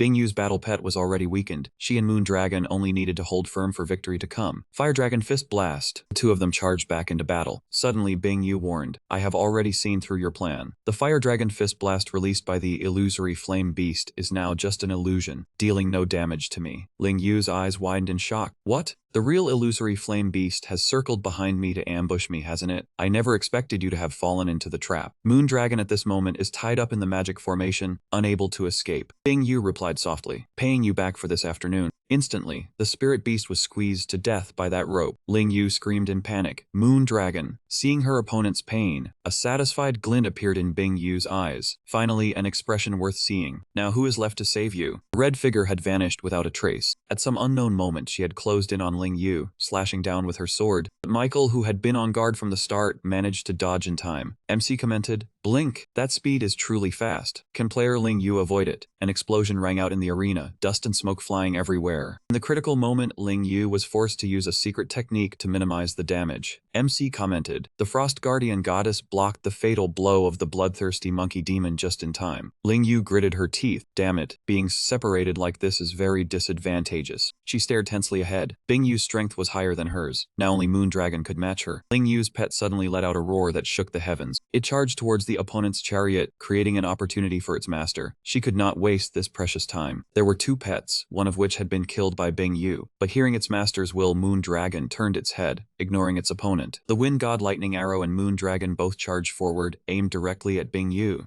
Then she glanced at Ling Yu behind her. Bing Yu used Blink to move behind, saying to her opponent, your Frost Guardian Goddess may be as solid as a copper wall, but the Wind God Lightning Arrow can pierce through any defense. Her voice was full of contempt. How does it feel to be beaten with your own stick? Seeing its master taken hostage, the silver stream of star and moon fell into hesitation. Seeing its opening, the enemy lunged in to bite and tear. MC was surprised. Not good. Miss Nyan's battle pet took this opportunity to bite Moondragon. Seeing itself surrounded, Moondragon was forced to use Thousand Mile Ice Seal. Ling Yu flew forward, swinging her sword to execute the sword leap slash. A slash cut through the body of Ling Yu's battle pet, causing it to roar in pain that echoed throughout the arena. The Wind God Lightning Arrow also gradually dissipated. Ling Yu screamed helplessly, Moondragon! Suddenly, tentacles appeared from nowhere, aiming straight for her. Ling Yu was about to say, I surrender, when those tentacles tightly sealed her mouth. MC spoke up. Both of player Ling Yu's battle pets are severely injured, and she herself is under control. Is this match lost? The referee ignored the situation, turning his face towards the starry sky. Wu Ji raised his hand, signaling that there was no need to do anything. Then the security team announced, player Ling Yu has not surrendered yet and still has the ability to fight back, so the match continues. The audience was outraged. It's obvious, she said she surrenders. You guys shut her mouth! That's right! Cheating! This is too much bullying. Wu Ji arrogantly folded his arms. What if it is bullying? The strong should be fierce and humiliate the weak. Otherwise there will always be fools who offend. Miss, start the lesson. Ling Yu was terrified, her mouth and visor bound tight by tentacles, unable to do anything. The audience trembled as they spoke. In broad daylight, what do they intend to do? No, I can't bear to watch. Family heads also turned to each other. T-sk. The methods of the starry sky are too excessive. Daring to say the first outcome would be getting kicked into the ironworks. Su Ping silently looked down. No one knew what he was thinking. Bing Yu was about to land a finishing blow on her opponent, but then something pierced through the barrier and entered the arena. Ling Yu thought her life was over, but the sword stopped just an inch away from her. In less than a second, Su Ping had destroyed the group of tentacles and blocked Bing Yu's sword with his bare hand. She already said she surrenders. This first match ends here, sir. Everyone was astonished. MC was surprised to see a large hole torn open in the level 9 defense barrier. Su Ping glanced up at the security team. Are you not going to announce the result? They stammered. The first match, Su Ling Yu is defeated. Bing Yu was tense, sensing the power of the man before her. What is this? This person, though he looks like an ordinary beastmaster, feels completely different. She felt as if she had seen the full extent of Su Ping's terrifying power. Feng Xiao and Wu Jai looked at the uninvited guest on the stage, speaking irritably. This is the backer of little troublemaker Su Ping. Not a bad aura, but the arena is a place for players. You just injured our young lady's battle pet and interfered with the referee's decision. Then he stood up, his face no longer smiling, replaced by killing intent. Are you trying to bully the weak with your strength? The entire arena shook violently. Ling Yu let out a pained groan. Such immense energy. The whole arena was oppressed into trembling. Even so, Su Ping calmly and slowly explained. Don't misunderstand. I am just an ordinary shop owner, here to deliver a pet to this girl. Suddenly, she was startled by the battle pet Su Ping had brought. It's just a skeleton, not too smooth, right? Unexpectedly, it was skeleton. Wu Jie sneered. Interfering with the referee is one thing, but calling your own battle pet to participate in the match. His voice still echoed across the arena. Don't think we will just sit and watch without doing anything. The three of them still stood tall there. Su Ping replied coldly. Our shop always offers a pet rental service. This skeleton is mine, however, but she had hired it before the competition. I was only responsible for delivering it. Right after that, Su Ping quietly handed her a glowing talisman. He said coldly, your examination also had people bringing pet beasts to the arena, did it not? She held that golden object in her hand. Wu Jai aggressively twisted words to argue. Feng Xiao was calmer. So what about you injuring our young lady's battle pet? Su Ping pointed at the opponent and their battle pets, and said simply, both battle pets of your young lady have also exhausted their combat strength. It is better to withdraw. Su Ping's expression changed, and he said to bring the battle pets of the two people here. The quantity does not matter. The main thing is to make you all admit defeat willingly. The elders immediately tensed up. Truly arrogant. Does he know what he is saying? Fighting against starry sky battle pets with no limit on quantity, having a slight advantage and not knowing your limits. They dismissed Su Ping's words, laughing it off as boasting, but those two simultaneously summoned countless pet beasts. The audience felt uneasy. The dangerous aura was too intense. This match was truly terrifying. At the same time, fierce beasts from the fissures came rushing out in droves, each one bearing a murderous aura. The spectators had to exclaim, easily crushing the defensive shield. Could it be that each one had combat power approaching the limit of the 9th rank? They looked at Su Ping as if he were a fat prey. There was a feeling that the nature of the competition had changed. It was now just a display of martial force. Bing Yu spoke words of thanks, thanking Uncle Yin and Uncle Zhou for helping out. Ling Yu will definitely not disappoint expectations, making the blood of the assassin stain 3 feet, grinding their bones into ashes. Ling Yu was worried when she saw 5 battle pets stronger than the demon dragon. Su Ping was not afraid, believing this was the only way to make the fight worthwhile. He told her to use the temporary contract she had signed with the skeleton. She was confused. The gap between the skeleton and herself was too great. If forced, I am afraid.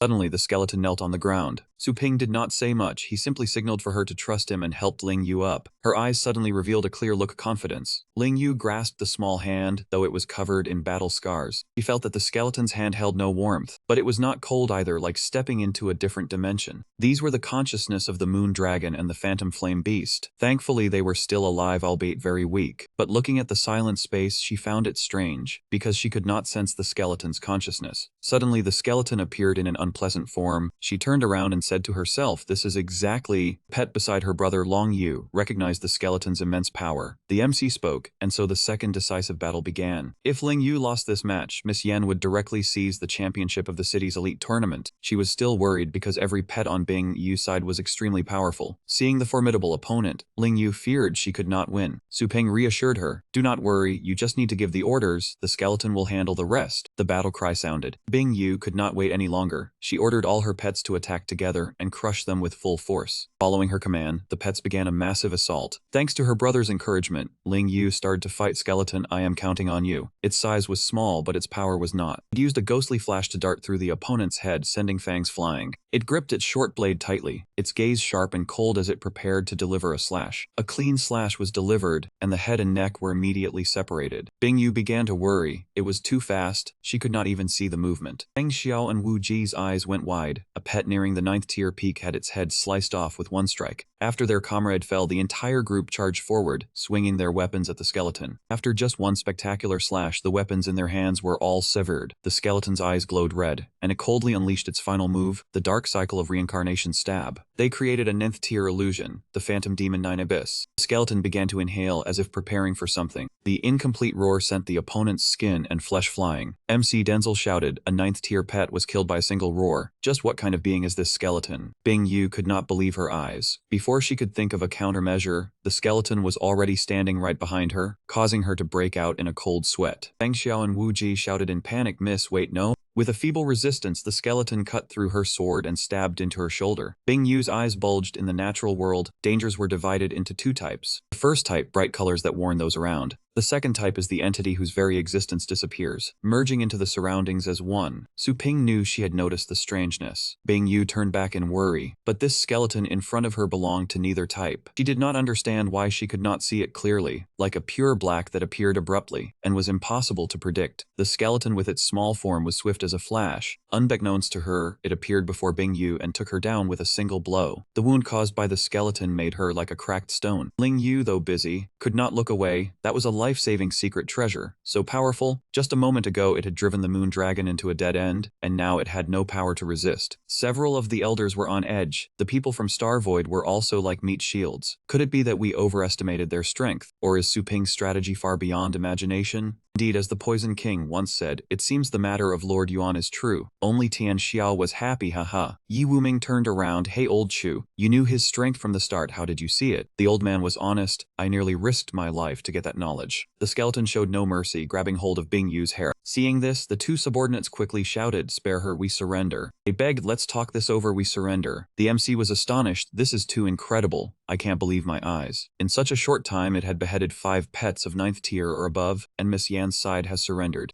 How could Su Ping let them off so easily? Surrender? Where was that indomitable and death-defying spirit from just now? He said harshly, there is no need for the championship now. The elders saw Su Ping's arrogance and panicked, this kid has gone mad. At this point, who still cares about the championship? Don't mention Bing Yu. The people from Star Void are the ones with the death-defying spirit. Feng Xiao quickly treated Bing Yu. We give up, we surrender the championship. As long as you do not harm the miss, we will not hold grudges over the past. No matter what they tried, the wound would not heal, it spread, the dark energy was too dense. This was a corpse-based poison. Su Ping questioned back, just now you said you would not hold grudges, meaning I am at fault, and you are the ones about to die, so you are being magnanimous. The expression on his face completely contradicted his words. Wu Jai threatened, cure the poison quickly. If our spirits fall here, your city will be buried with us. Feng Xiao thought they were still above him, a dead net tears apart. After all, we are people of Star Void. These words fell on deaf ears for Su Ping. Those at a disadvantage who still talk too much. You have fallen into someone else's hands yet still do not know your place. Keeping you alive is just a future threat. As soon as he finished speaking, the skeleton chopped off Wu Ji's arm. The man clutched his wound in agony. How dare you? The little skeleton turned its target to Feng Xiao, daring to attack us. You are dead meat. Something unknown caught Su Ping's attention. Countless people appeared in the sky, an army of 9th tier experts. King Ping led the group in a menacing manner. Was the target of the Assassin King's order really him? Feng Xiao immediately chimed in informingly. That is right, it was him. Su Ping, don't you still have energy? You are dead this time. Su Ping said calmly, the Assassin King's order, Never heard of it. Who are you people? On the contrary, the elders were extremely worried, using the Assassin King's order, a muster order only used when the city faces a king-level beast threat. Once this order is issued, the Star Void realm will dispatch 39th tier experts, 10 of whom are to destroy a king beast. This is the highest authority of the Star Void organization. King Ting took off his outer robe, non-combatants step aside. The audience fled in fear. If a real fight breaks out, I do not want to die. This small city will soon become ruins. Running is useless. Ling Yu was worried. The entire city, those madmen, I have to get mother out of the city. Su Ping reassured her, do not worry, mother has already been taken to a safe place. At this moment, King Ru was leisurely spending time with Anna. Yinner's live battle was interrupted. Was there any danger? Those bugs amount to nothing no matter how many. As for the three mothers, we could take more if we wanted to. Huchi wants to kill a king. These people are not qualified yet. But I only care that the angry skeleton looks quite cute. Huji was in pain but still forced himself, daring to speak with such arrogance about the legendary realm, truly too reckless for life. He shouted loudly, the famous clans of Longjiang hear the order to assist Star Void in killing the enemy. There will be rewards. Anyone who disobeys will be eliminated. Long Zhan received the signal and immediately stood up. No need for more words. Su Ping dares to take my beloved daughter. From top to bottom we have long wanted to devour him alive. The Flying Feather Army. There were subordinates. An army immediately appeared. What? Outside in a short time, thousands of 8th tier purple lightning tokens had appeared. He ordered them to assist the Starry Sky and capture Su Ping alive. The Feathered Sky Legion immediately took action. Countless arrows rained down, causing the roof to collapse under the assault. The terrified audience screamed as the roof gave way, everyone crying out in misery. A few young masters marveled at the power of the Sky Rain army. Xiao Tian landed gently, only to hear screams echoing around. Ming Song was helping everyone escape when he suddenly realized the young master of the main road was the mysterious savior. He urgently told the old man to quickly lead the civilians to safety. Thank you, I never expected the main road to be so domineering. Long Zhan hovered in the air and shouted, Su Ping, you are within my sights. Surrender obediently. Feng Xiao questioned the remaining clan leaders. Do not think neutrality is a viable strategy. Even Bobo's self-preservation was seen as opposition. Tian Xiao leisurely stood up, saying that he naturally sided with Su Ping. You may take your time to ponder. The four elders were troubled, unsure which side to choose. Help Su Ping or the Starry Sky? Both were formidable forces. Choosing wrong would lead to purges, affecting the clan's survival. But the scene just now made them waver. Su Ping easily suppressed 5 battle pets at the ultimate combat rank, his strength unfathomable. The opponent was the Starry Sky, which had once resolved a King Beast level crisis in Gudian City. With the aid of the Trial King Order, their strength was 20 times their current level, an undeniable force. They had previously hindered Su Ping. Helping him brought no benefit, and the Starry Sky had promised heavy rewards. The four stood up in unison, silently understanding the issue. Xiao Tian called out from below, Father. Yu Huang heard the familiar voice and looked down. He told his son to leave quickly as it was dangerous here. Later we will join forces with the Starry Sky to deal with Su Ping. Xiao Tian tried to persuade his father to change his mind. He explained the Starry Sky didn't care about our lives. Even if they won, it would be for nothing. Father, do you choose Su Ping's side? This is not a game. Xiao Tian understood, Father, please see clearly. The resources the Starry Sky demands increase every year. The more we appease them, the more fuel we add to the fire. Yu Huang didn't think so. The might of the Trial King Order was unstoppable. Now was not the time to play hero. But Xiao Tian was resolute, Father, please trust me. It seemed Xiao Tian had placed all his trust in Su Ping. Maybe he could truly overthrow the Starry Sky's tyranny. Du Huang was stunned. Overthrow the Starry Sky. Wu Jie sneered. A brat still wet behind the ears speaks so arrogantly. Are you a clan leader with a rotten brain too? New Du Huang, you have already sided with Su Ping along with your son.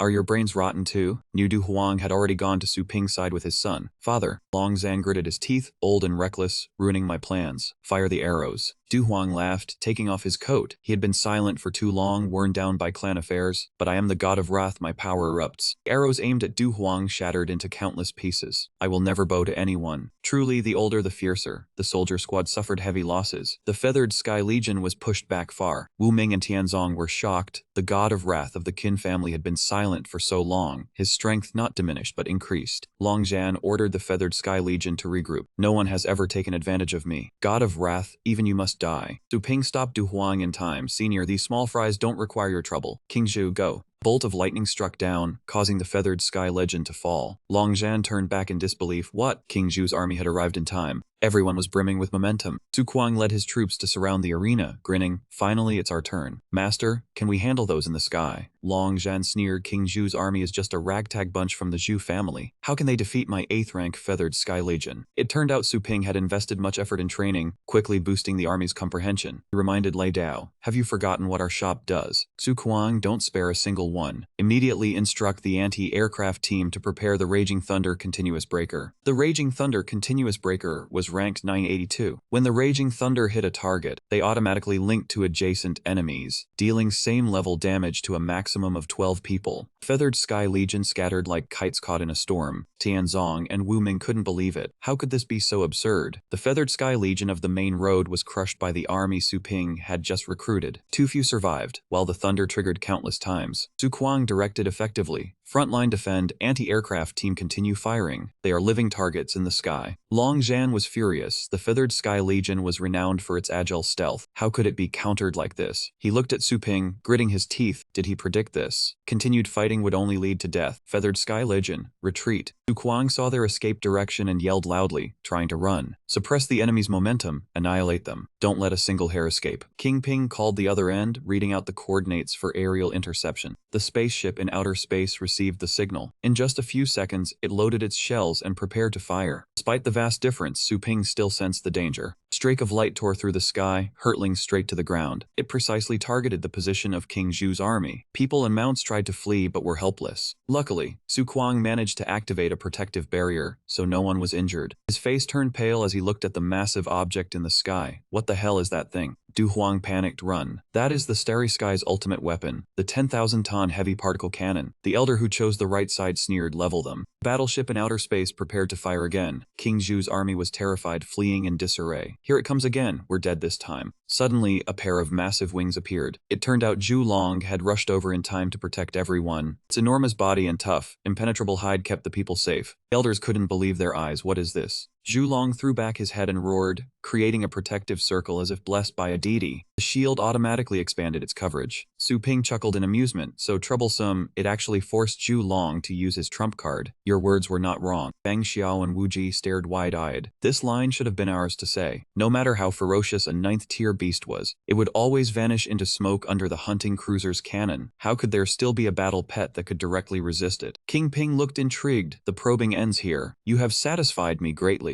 I thought you were just an ordinary lucky kid. I never expected your true strength to be far deeper than your appearance. He burst forth with power, ordering the entire army to summon their battle pets. Everyone followed the order immediately. Yes. Several elders respectfully obeyed. Countless summoning cracks appeared in the sky. Ling Yu and Xiao Tian were worried. Heavens, several hundred summoning cracks from 9th-tier experts. The oppressive feeling is so strong. Star Sky is about to use all his strength. Countless spirit beasts with bizarre forms appeared. Lord Wang Jun was truly terrified. What kind of brutal and terrifying scene is this? Is this the power that Star Sky is proud of? It is too frightening. King Ping charged first. Su Ping, let me experience your true strength. All troops attack. The enemy army surged forward like a pile of straw. Kill. Despite the overwhelming numbers, he remained unfazed. I have to retract the skeleton for now. Watch over Ling Yu for me. I will be back soon. Du Huang was stunned. Back soon? Old brother is relieved now. The opponent is Star Sky, who has the ability to slay a king. Is this really an easy matter? Skill set, Chaotic Star Reincarnation Blade. The skeleton's body slowly dissolved and merged into one with Su Ping. This scene stunned a soldier. Is that a real fusion at the young legendary rank like that? King Ping warned them, do not let down your guard. Keep your blades raised. Combined, we are also at the legendary rank. Now is the best time to eliminate him. I must say, I really like Su Ping's new form. Then let you all realize the difference between a true legendary rank and a fake one. The several pets, as if wanting to take human flesh, all charged at the same time. Su Ping, as if performing magic, a light flashed from his hand. In an instant, an extremely long sword was drawn out. Not only that, Su Ping also charged straight at them. With a single strike, those three turned into minced pork. Everyone was horrified at the sight just now. One slash and dozens had fallen. The rear army quickly moved up to reinforce the 9th-tier defense. But it was nothing. Even Su Ping's breath could take them down. Seeing this scene, the spirit beasts roared in terror. It's over, the pet tamers are dead. The masterless pets have lost control. They wished to deal with the pets attacking wildly there. But before they could finish thinking, Su Ping appeared right behind them. A clean strike successfully took them all down.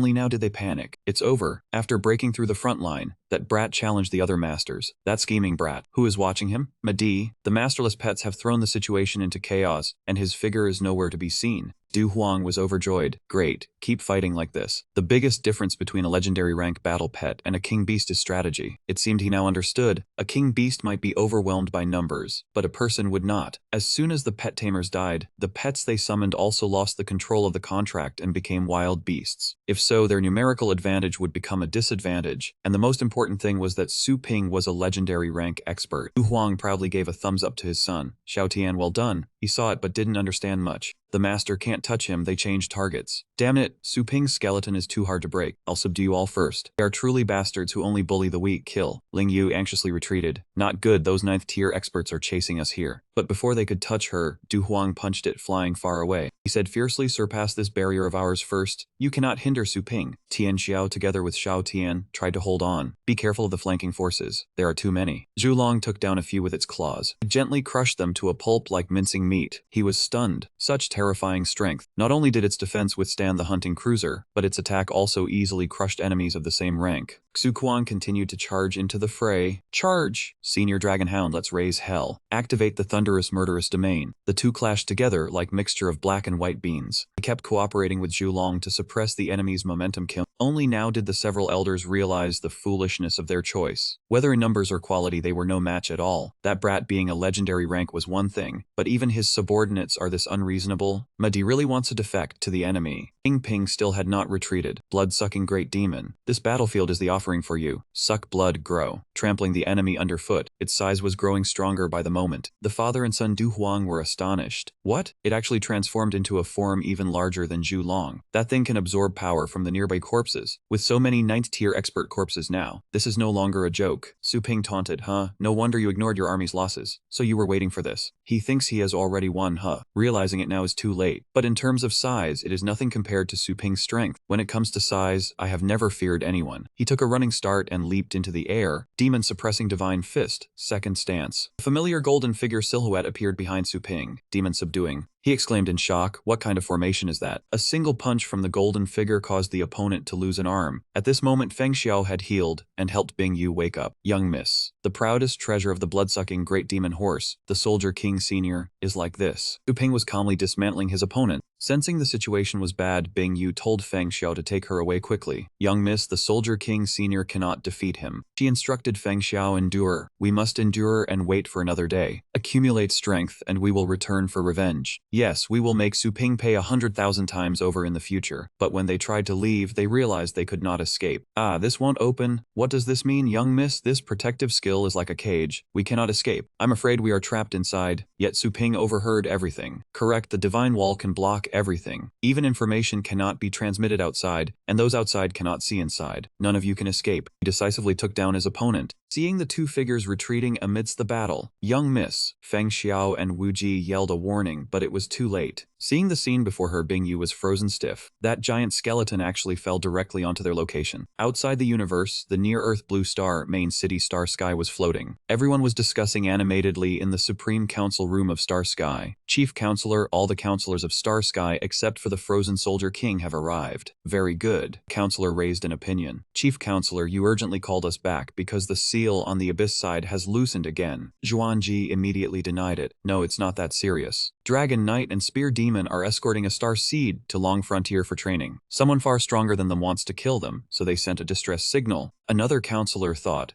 Long River is just a small frontier region. Yet there is someone that Dragon Knight and Spear Demon cannot defeat. He admitted it correct. That is why I approved the King Execution Order led by King Ping to deal with it. Even if nurturing a Star Seed consumes a lot of resources, it shouldn't require gathering all the counselors. Someone else spoke confidently correct. With King Ping's strength, plus the 39 9th tier experts and the authority of the hunting cruiser that the King Execution Order can mobilize, no matter who the enemy is, they can be easily suppressed. first. Juanji pointed at the screen. It is easy to say that. Look at this and you will understand. The scene was extremely bloody. Just looking at it was terrifying. As for King Ping and the elders, they had already been captured. The spirit beast corpses were piled up into a giant mountain. A familiar, calm figure sat atop it. Seeing the horrifying scene, the counselors could not sit still. What? They were captured alive. The army was nearly completely wiped out. Who is the one who did this? The one who did it is named Su Ping. He zoomed in on the screen. Juanji pointed at him. It is this young man. The data has been sent to everyone's communicator. Check Su Ping's file. 18 years old and acquired a Wekiner. Once displayed power at the title rank in the Beijing province. The city has a pet shop. Wait, a child like this is already at the title rank? Juanji felt the same way. Correct. I also find it very strange. I originally want to observe his skills. Unfortunately, the arcane technique blinded them, so they could not observe anything. They looked at each other blankly, thinking that this person meant he deliberately hid his strength. The legendary figure frowned. No, I am suspecting the background behind him. That is more accurate. Everyone immediately refuted, saying it was impossible to have a legendary rank in such a small border city. He said according to intelligence, Yuan Tianxian's capable subordinate, Blade Sovereign, was very close to Su Ping. People were puzzled. Blade Sovereign was famous as the #1 under the legendary rank. Without some connection, he would not dare to use that title. Some also thought it was reasonable, showing that the relationship between Yuan Tianxian and Su Ping was not ordinary. Let us assume he made a move to save Su Ping for now. But there is a more important matter. Prince Ping is in Su Ping's hands. What should we do? Do we need to gather troops? He thought it was unnecessary. Fighting between legendary ranks only benefits other organizations. Yuan Tianxian should understand that as well, which is why he left the door for negotiation open. The legendary figure thought about it, adding the previous recording of Fan Xing. If the matter was blown out of proportion, the government would clamp down. Do not let a junior affect the image. As before, announced that the match was ambushed by a beast-tied Starry Sky showed up to rescue, but there were still casualties. A counselor asked if an apology was needed, but he irritably refused. Do not mention Su Ping, even Yuan Tianxian had to show respect. Let us see if the legendary figure can still maintain this tone later. Su Kuang saw Bing use body under the debris and exclaimed that it was too vicious to be forced into this state. He reported to his master that no survivors were found. Su Ping had already seen the spaceship of the new arriving guests and told him to entertain them a bit. Yes, surround them. They immediately followed the order. The legendary figure stepped down imposingly, shouted for the rude junior to back off, and recognized that this person was a rankless level expert. He stroked his beard, mentioning negotiations. Prince Ping and the elders were overjoyed, considering this as Starry Sky's reinforcement. Su Ping only cast a cold glance at them. Tian Xiao and Du Huang used psychic power to lock their throats, scolding them for being too talkative. Haven't you had enough to say? Several counselors saw this and immediately spoke up, asking what the conditions were. The legendary figure wanted to negotiate, saying his subordinates had offended, and begged the young brother to show mercy. Du Kuang on the ground was furious, cursing that old man for calling him young brother, coming to cause trouble and still being smug. I will smash your dentures out. That counselor irritably scolded the little brat for daring to speak to the head counselor like that. He said to stop, do not get angry at a junior. Outward appearance is completely different from inner character. He said he did not sense Yuan Tianxian or Blade Sovereign here. All the backing was gone. He demanded to settle the score for killing the team of experts, demanding that Prince Ping be handed over to spare their lives. Su Ping heard that and burst out laughing. Ha, what if I do not? Several flunkies said do not think having a legendary rank backing you up means you can push things too far. Even Yuan Tianxian has to show respect when meeting a star master. He chuckled faintly, asked if they were that confident in their power, then would they like to make a bet with me? Prince Ping tried hard but could not make a sound. The legendary figure fell into the trap, asking how he wanted to bet. Su Ping laid out the condition. If you can withstand 3 blows in 3 seconds, I will release the people. He sneered, thinking the young man was crazy, relying on a young title to want to defeat him in 3 seconds. He agreed with this dreamer. Prince Ping tried to stop him, telling the head counselor not to agree, that brat is a legendary rank. He arrogantly replied, enduring for 3 seconds is what you said. He asked, if I defend with full power, I do not know how you will handle it. Su Ping looked at the number before him and asked back, is it just these few? He was stunned by what he heard, asking, is that all? 5 top-grade dragon beasts with extreme 9th tier bloodline, capable of shaking mountains and seas. Su Ping was not afraid, instead feeling contempt. Su Ping showed contempt, giving a faint smile. The legendary figure was angered by being scorned, shouting, do you dare not put me in your eyes, the head counselor? He shot down like a streak of light, turning everything to dust. He said he would show him the demeanor of 70 years ago. Su Ping, if you dare play word games, then wait for the wrath of the Star Master. Several counselors were overjoyed. This was a forbidden technique that consumed lifespan to increase physique. It seemed the head counselor was about to get serious. Prince Ping wanted to stop him, but his mouth was tightly chained. Su Ping began to merge with the minor pet area. He said he would make him completely convinced. The legendary figure was stunned when he saw the beast soul possession. The system displayed various skills: beast soul possession, puppetry, corpse red, chaotic star reincarnation / undead slavery, severed limb regeneration, undead flash, corpse rot, poison, dragon beheading. It offered 2 choices. 1. Temporarily seize a skill mastered by the merged pet. 2. The power of the skill is doubled from the original. He looked at it uncertainly, wondering which one to use this time. Su Ping noticed the beast soul possession skill. If he chose this skill, he could fuse with another battle pet. He thought the effect of the skill when choosing beast soul possession would be doubled, meaning after fusion, he could seize the doubled strategy of another pet. Currently, there was a good punching bag to test with. A big shot had come from afar. If he did not try, it would be impolite. Su Ping decisively pressed to select. The system announced the skill was selected. Beast soul possession. Please fuse with a second battle pet. Su Ping at this moment was no different from a villain. Come on, Zhulong flew from the stream of scales and merged into Su Ping's skin layer. The image now could be called a rotation song. This was a special type of beast soul possession. A group of counselors was astonished, merging twice. How could that be possible? That was the ultimate skill of someone who just entered the first realm of legendary. Unless Su Ping's cultivation was already at the second realm, the void movement realm. He soared up into the high sky, even though his wings were only bones. Su Ping gave a signal, start counting the wash. The legendary figure's several dragons immediately formed the 9 layers giant dragon assembly. He only then felt something was wrong. It turned out Su Ping himself was the legendary rank. Su Ping unleashed a move that looked like a mixed soup, demon subduing bright dragon fist. Legendary figure suddenly could not move. With just one punch, the several dragons disintegrated into dry bones. He fell down, still unable to understand why. Realizing the situation was bad, he spoke up to admit defeat, begging for mercy from the subordinate. Su Ping retracted his fist in disappointment, asking, "Is that it? You admit defeat already?" Looking at what he left on the ground, it was truly horrifying. Prince Ping anxiously shouted, calling out for the head counselor. The legendary figure lay still, unmoving. His hair was gradually changing color, his body aging. Su Ping spoke up, saying it only took 1.883 seconds. Feeling like he had not fully exerted himself, he asked, "Want to try again?" The legendary figure lost all his arrogance, exclaiming, "There is more. If I had not admitted defeat early, I would not even have ashes left." No ghost could endure 3 seconds under the hands of a void movement realm expert. Su Kuang and Ling Yu were overjoyed. "So awesome, master. Hail to the new master." The group of elders now did not know how to face him. People passing by Su Ping's shop, "This is the place. I heard the training level here is the best in the city, so I came in to try." Today's news: Nianbing Yu gave up her rights. Ling Yu won the elite tournament championship amidst the wave of monster attacks. Many staff, including player Nianbing Yu, met with misfortune. The Starry Sky organization repelled the monsters. The pet store Yu Bao successfully claimed the championship. Its reputation skyrocketed, becoming the hottest pet store in Longjiang. Ruyan and Anna stood at the reception desk. "Need. Scram. What is the beauty's phone number? I want to buy pet food." Scram. At the end of the left corridor. She tiredly wiped the sweat off her face. "Today is really busy, huh?" "That is..." Ruyan saw a familiar figure and called out, "Father, look over here. Ruyan is here. You finally came to save me." Long Jian recognized his daughter's voice, but immediately after his expression froze. She said a bit angrily, "Hey, don't turn your head away." As the eldest miss, she sensed something strange. Why was her father's expression so serious? What is this about? Furthermore, the patriarchs of other clans were also here. Ruyan immediately assumed, that's right, it's the joint punitive expedition. Father must have gathered the families to besiege Su Ping. She was delighted. Finally, Su Ping was about to be done for. It was time for him to know the might of the Feiyu aristocratic family army. Ruyan warmly said to the customer, "Next one, may I ask what service you need?" The customer said shyly, "Train 3 level 2 pet beasts. My sister is your fan. Can I shake your hand?" She smiled and extended her hand. "Shake hands, huh? Fine. Today this young lady will grant your wish." The customer happily replied, "Thank you. I've decided not to wash my hand for the whole month." Ruyan reminded, "Next one." Seeing this, Anna asked, "It seems you are very happy today." Ruyan said arrogantly, "Hey hey, to tell you the truth, my father has allied with the major families to negotiate with Su Ping. This young lady is about to be free." Then she suggested, out of sympathy for a fellow sufferer imprisoned by Su Ping, "If I escape, I'll take you with me." Anna smiled lightly. "Oh." After saying that, Ruyan suddenly turned her back to look at the door behind her. "But they are moving so slowly. They have been inside for so long. Why is there still no reaction?" The door had been shut all this time, with no movement. Ruyan could not stand the curiosity and cracked the door open to look inside. She thought, what are they talking about? Longjian watched Su Ping put on a robe. Bowing respectfully, he said, "Su Ping, I wonder if it is to your liking?" He said indifferently, "Not bad. It will always be effective when worn. Much more convenient than my soul shock lantern." Ruyan was shocked, staring dumbfounded at the scene before her. The Xwanwu robe, isn't that our family heirloom treasure? Why did father hand it over to someone else? The table was full of treasures. She glanced over them in awe. Zhuangqi sensed the disturbance and shouted, "Who is outside the door? Show yourself." With that, he channeled spirit force into his palm, pulled Ruyan's body in with a tight grip, causing her to scream, "Ah!" Ruyan's entire body fell onto the cold floor. Zhuangqi withdrew his hand, staring at her. Ruyan pushed herself up, cautiously looking up. "Ah, what's going on?" He looked at her with sharp eyes, their auras suddenly surging. "Dare to eavesdrop on a confidential matter of the title holders." She trembled, sweating profusely. "Isn't Su Ping the enemy?" Su Ping calmly looked at her, then ordered, "Is it the little miss from the clan? Just feeling thirsty. Serve tea." She hurriedly answered, "Ah, yes." He reminded, "Ruyan, since you're here, everyone is a guest. Water for the others as well." She reluctantly replied, "Yes." Ruyan swiftly offered tea to Zhuangqi. "Please have tea, elder sir." He thought, so Su Ping didn't blame her for eavesdropping. Zhuangqi pondered a bit. These treasures can't catch his eye. He doesn't consider them a secret at all. Or is it because she is Su Ping's most trusted servant? If it's the former, then fine. If it's the latter, accidentally injuring her would be troublesome. Having thought it through, he was even frightened by his own thoughts. Ruyan asked, "Elder sir, why are you sweating so much?" Zhuangqi said softly, "Sorry, miss. I had a dizzy spell and almost injured you. Please don't tell Mr. Su. I will make it up to you." She stared at him suspiciously. What's wrong with Zhuangqi? Wasn't this old man invited by my father to deal with Su Ping? Moreover, his spirit force seems to be at peak level 9, so why does he look so subservient? Mu Beihai sent a telepathic message. "Good conversation, old Long. Always saying the young master is missing. Isn't this servant your precious daughter? Turns out you sneaked her in for training." Long Zhan replied coldly. "She was kidnapped by Su Ping." Yi Wuming interjected. "Then why isn't he selling her?" Tian Sheng thought. "The young master has a pure aura about him. His cultivation has improved much more." Yi Wuming agreed. "Correct. Never heard of a kidnapper leveling up the hostage." Long Zhan cursed inwardly. "Damn, if I sent her, would I still have to come looking myself?" Ba Hai said insinuatingly, "Who knows if you're trying to cover something up with this suffering trick?" Tian Sheng echoed. "Right, the secret is well kept." He was left speechless. Ruyan approached him and whispered, "Father, have you arranged the NU army properly? When are we making a move?" Long Zhan asked back in bewilderment. "Make a move? Make a move for what?" She said firmly. "To rescue Ruyan." "Of course. Isn't that why you specifically came here?" He heard his precious daughter's words and fell silent in helplessness. Long Zhan placed his hand on Ruyan's shoulder. "Ruyan." She replied, "I'm here," he instructed. "From now on, you behave yourself and follow Su Ping." Ruyan was stunned stiff, her eyes wide as she looked at him, momentarily speechless. Long Zhan explained, "In short, some things have happened at home. Now we have been chosen by the Xin and Zhao families, subordinate to Su Ping. Whether we can reclaim sovereignty later depends on you, Ruyan." He exclaimed in surprise, "Hey!" Ba Hai laughed. "Su Ping, why only let the little girl from the Tang clan serve you? Let our sons come too!" The three old men argued fiercely. "Let our family come. Yi Longxian is very fast at sweeping the floor. Our King Feng is the best at massaging backs. Your brat is no good. Our Yi Chenshan's foot massaging skills were taught by a title holder." Su Ping interrupted at this moment to refuse. Stop. I have enough people now." The three men looked regretful. "Ah, what a pity to miss a good opportunity. If I had thought of it sooner, you Sly Tang clan." He said jokingly, "I meant I have enough for the branch store's general manager." The group of Mu Beihai was curious, huh? Su Ping told them his thoughts. "Your families have so much real estate. It's a waste to leave it idle. It's time to open the main branch store." He declared decisively, "The young masters of each family will be assigned to manage the branch stores in their own areas. Those whose merits meet the standard can be promoted to temporary staff supplying the main store. Those whose merits do not meet the standard or form cliques for private gain, then all your clansmen's lives are in my hands. Understand? If you understand, applaud." With that, he gave them a sharp warning glance. They shivered without cold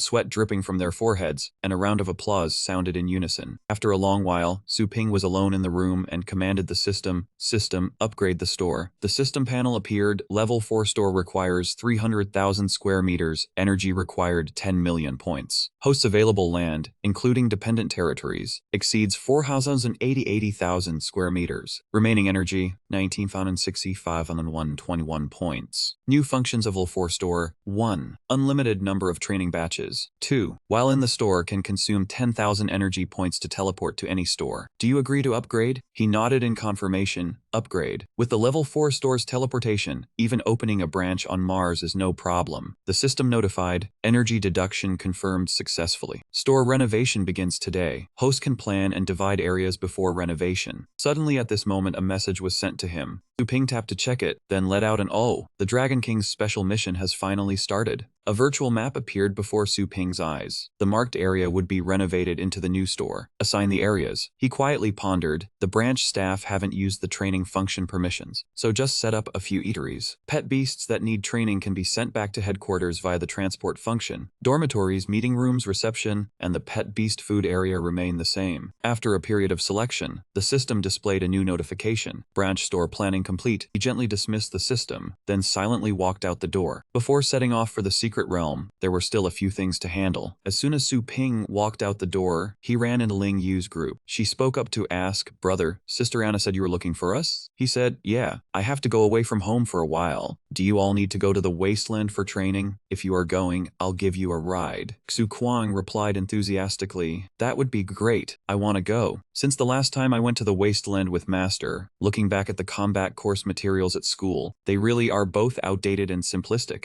Then praised, "This proves your vision has improved. Don't waste your time on this elite tournament. What about you, Ling Yu?" She looked at him with a determined gaze. "I want to go too." Ling Yu sadly recalled, "This final match, I actually lost completely. If it weren't for your skeleton." Su Ping comforted her, "Don't belittle yourself. The Starry Sky people used many tricks." Recalled the match between the two. "That match looked like a personal duel between you and Bing Yu. But in reality, it was a contest between the forces backing you both." Ling Yu looked up and asked, "So do you think if I had fought someone else back then, I would have won?" He said with a smile of certainty, "Of course you could. I have absolute confidence in you." With that, a treasure appeared in his hand. Su Ping brought out 2 treasures and then said, "These 2 secret treasures are gifts for you too." He brought it before Ling Yu's eyes. "The defensive power of the primordial variable armor will increase with your cultivation. It suits your unmoving glass body very well." She politely replied, "Thank you, brother." He turned to Xu Kuang and hinted, "Your spiritual defense is still weak. This soul shock lantern can make up for that deficiency." He said happily, "Wow, thank you, Master. I won't have to worry about that annoying dragon mite anymore." He added, "Sacred treasures are ultimately external objects. Don't neglect your own cultivation." Su Ping instructed Anna, "I'll be away for a few days. Anna, remember to bring the pet beasts accepted by the branch stores back to headquarters for training every day. Also, observe the work situation of the major families and punish any who are lazy. I've granted you the new store's function permissions." She nodded. The scene shifted. Inside the stronghold, a pet beast was being thoroughly harvested. "More people over here? Hang the claws up. Keep the fur or not. Saw the bones a bit shorter." Yi Chenshan ordered, "Hey, over there, adjust the drilling rig over here. This size won't go through. The quality of the long 9 monsters hunted this time is not bad. Don't waste it." "Yes, sir." Ling Yu had just arrived and was already impressed by the professional team. Xu Kuang also agreed as he had never seen such a large monster. He smiled and greeted Brother Yi, who wiped the bloodstains on his hands and asked Han Su Ping, "Everyone is here, and these 2 are the juniors you mentioned, right?" Su Ping replied, "That is correct, Ling Yu." Xu Kuang, "This is the current team leader of the Bo Chen battle team, Yi Zhenshan. From now on, you 2 will be trained under his command." She was slightly surprised, having heard of the Bo Chen battle team at school, which only recruited rookies from top schools. He said excitedly, "Being trained in a city top-tier battle team is truly wonderful." Yi Chenshan smiled awkwardly and said that was just a rumor, that last time they almost failed thanks to Su Ping. He promised to handle the team entry procedures for the 2 and then take them on a tour to get familiar with the situation and the team members. The 2 replied in unison, looking forward to his guidance. Su Ping turned to ask about the photographer team leader's daughter. He replied, "Thanks to Su Ping, after eating the spiritual essence fruit, the little girl recovered her vital signs that very day." Yi Chenshan's voice deepened, "But the little girl still needs time to accept the fact that her loved ones are gone. In short, thank you very much for not letting the expectations of the team leader become meaningless." He was silent for a moment and then gently replied, "Everyone helping each other is the right thing to do." Having said that, he turned to leave, saying he still had things to do. Yi Chenshan asked curiously if Su Ping had urgent business, intending to invite him to stay for a meal. Su Ping politely declined, promising to do it another time. Turning around and leaving that place, he was still haunted by things from the past. His brows were tightly furrowed, thinking that if he had been a little stronger back then, he might have avoided that outcome. The Dragon King inheritance, he must obtain it. The scene shifted to the entrance of the Longtae Mountain's secret realm. Outside, there were many people wanting to attend. A person observed from the sky, ordering that the guard be strict, and not a single person be allowed to slip through. The guards raised their hands to block, shouting for everyone to step back, and unauthorized personnel were not to approach. Many curious people wondered why the secret realm had closed so quickly. They whispered among themselves, having heard that only the last fragment of the dragon-scale continent was left to be purified. No wonder a titled rank powerhouse was guarding it. They wondered who would snatch the inheritance. One person asserted that even those with little knowledge knew Lord Yuan was the master behind managing this secret realm. The one to inherit would certainly be the favored prodigy of Lord Yuan, Yuan Linglu. Suddenly, a beam of golden light shot from the sky, speeding toward the inheritance platform. Su Ping quickly landed on the ground, astonishing many people. The crowd marveled as they looked at him. Look, that titled rank battle pet master is so handsome. Wait a minute, that person is... Someone among them recognized Su Ping as the one who had charged into the secret realm alone last time. The black-clothed guardian raised a hand to block, saying the secret realm was closed and asking him to return. He sneered, closed, the astral tier is still open over there. I think someone is trying to monopolize the secret realm inheritance. The two guardians shouted at him to watch his words. Lord Yuan has already predetermined the inheritor. In this wild frontier, a legendary rank battle pet master is the law of heaven. The crowd mocked him as a fool daring to provoke Lord Yuan. He gave a scornful laugh at that remark. Humph, the will of heaven, is it? Then he pressed a button on his device. Coordinate sent. Instantly, the spatial particle cannon device flashed a red light, locking onto the target. That red light locked onto the exact position of the group, startling them. They looked up at the sky, unable to believe their eyes. That is the spatial particle cannon of the Likong throne. The Guardian trembled, being able to deploy the Likong throne without the Air King token. Only someone who truly holds the astral plane has that right. Could he be? Before he could finish, Su Ping flashed a murderous smile. Do you still intend to stop me now? Two men knelt on the ground, begging Su Ping for mercy, begging the hero to spare their lives. The loved one of Lord Yuan is currently attacking the Dragonbone Tower. Please do not harm her. He strode past them imposingly and coldly replied, as long as they do not offend me, I will not offend them. Su Ping reached out, tore open the space, and entered the inheritance platform. Those two old men urgently gave orders. Who would have thought the troublemaker causing chaos in the city lately was actually him? Contact Lord Yuan quickly. In another place, a guard entered and reported to Yuan Tian, saying there was a telegram from the titled rank guardian of the Longtae Mountain secret realm. He angrily cursed. The divine fire on the wound on his chest had been tormenting him all day, and he had barely managed to suppress it. Daring to disturb my seclusion, what guts? The female guard lowered her head in fear. He shouted, speak. If it is trivial, I will make you taste this suffering. She immediately made a call, and another guard nervously reported. Lord Yuan, that man Su Ping, he has already broken into the secret realm.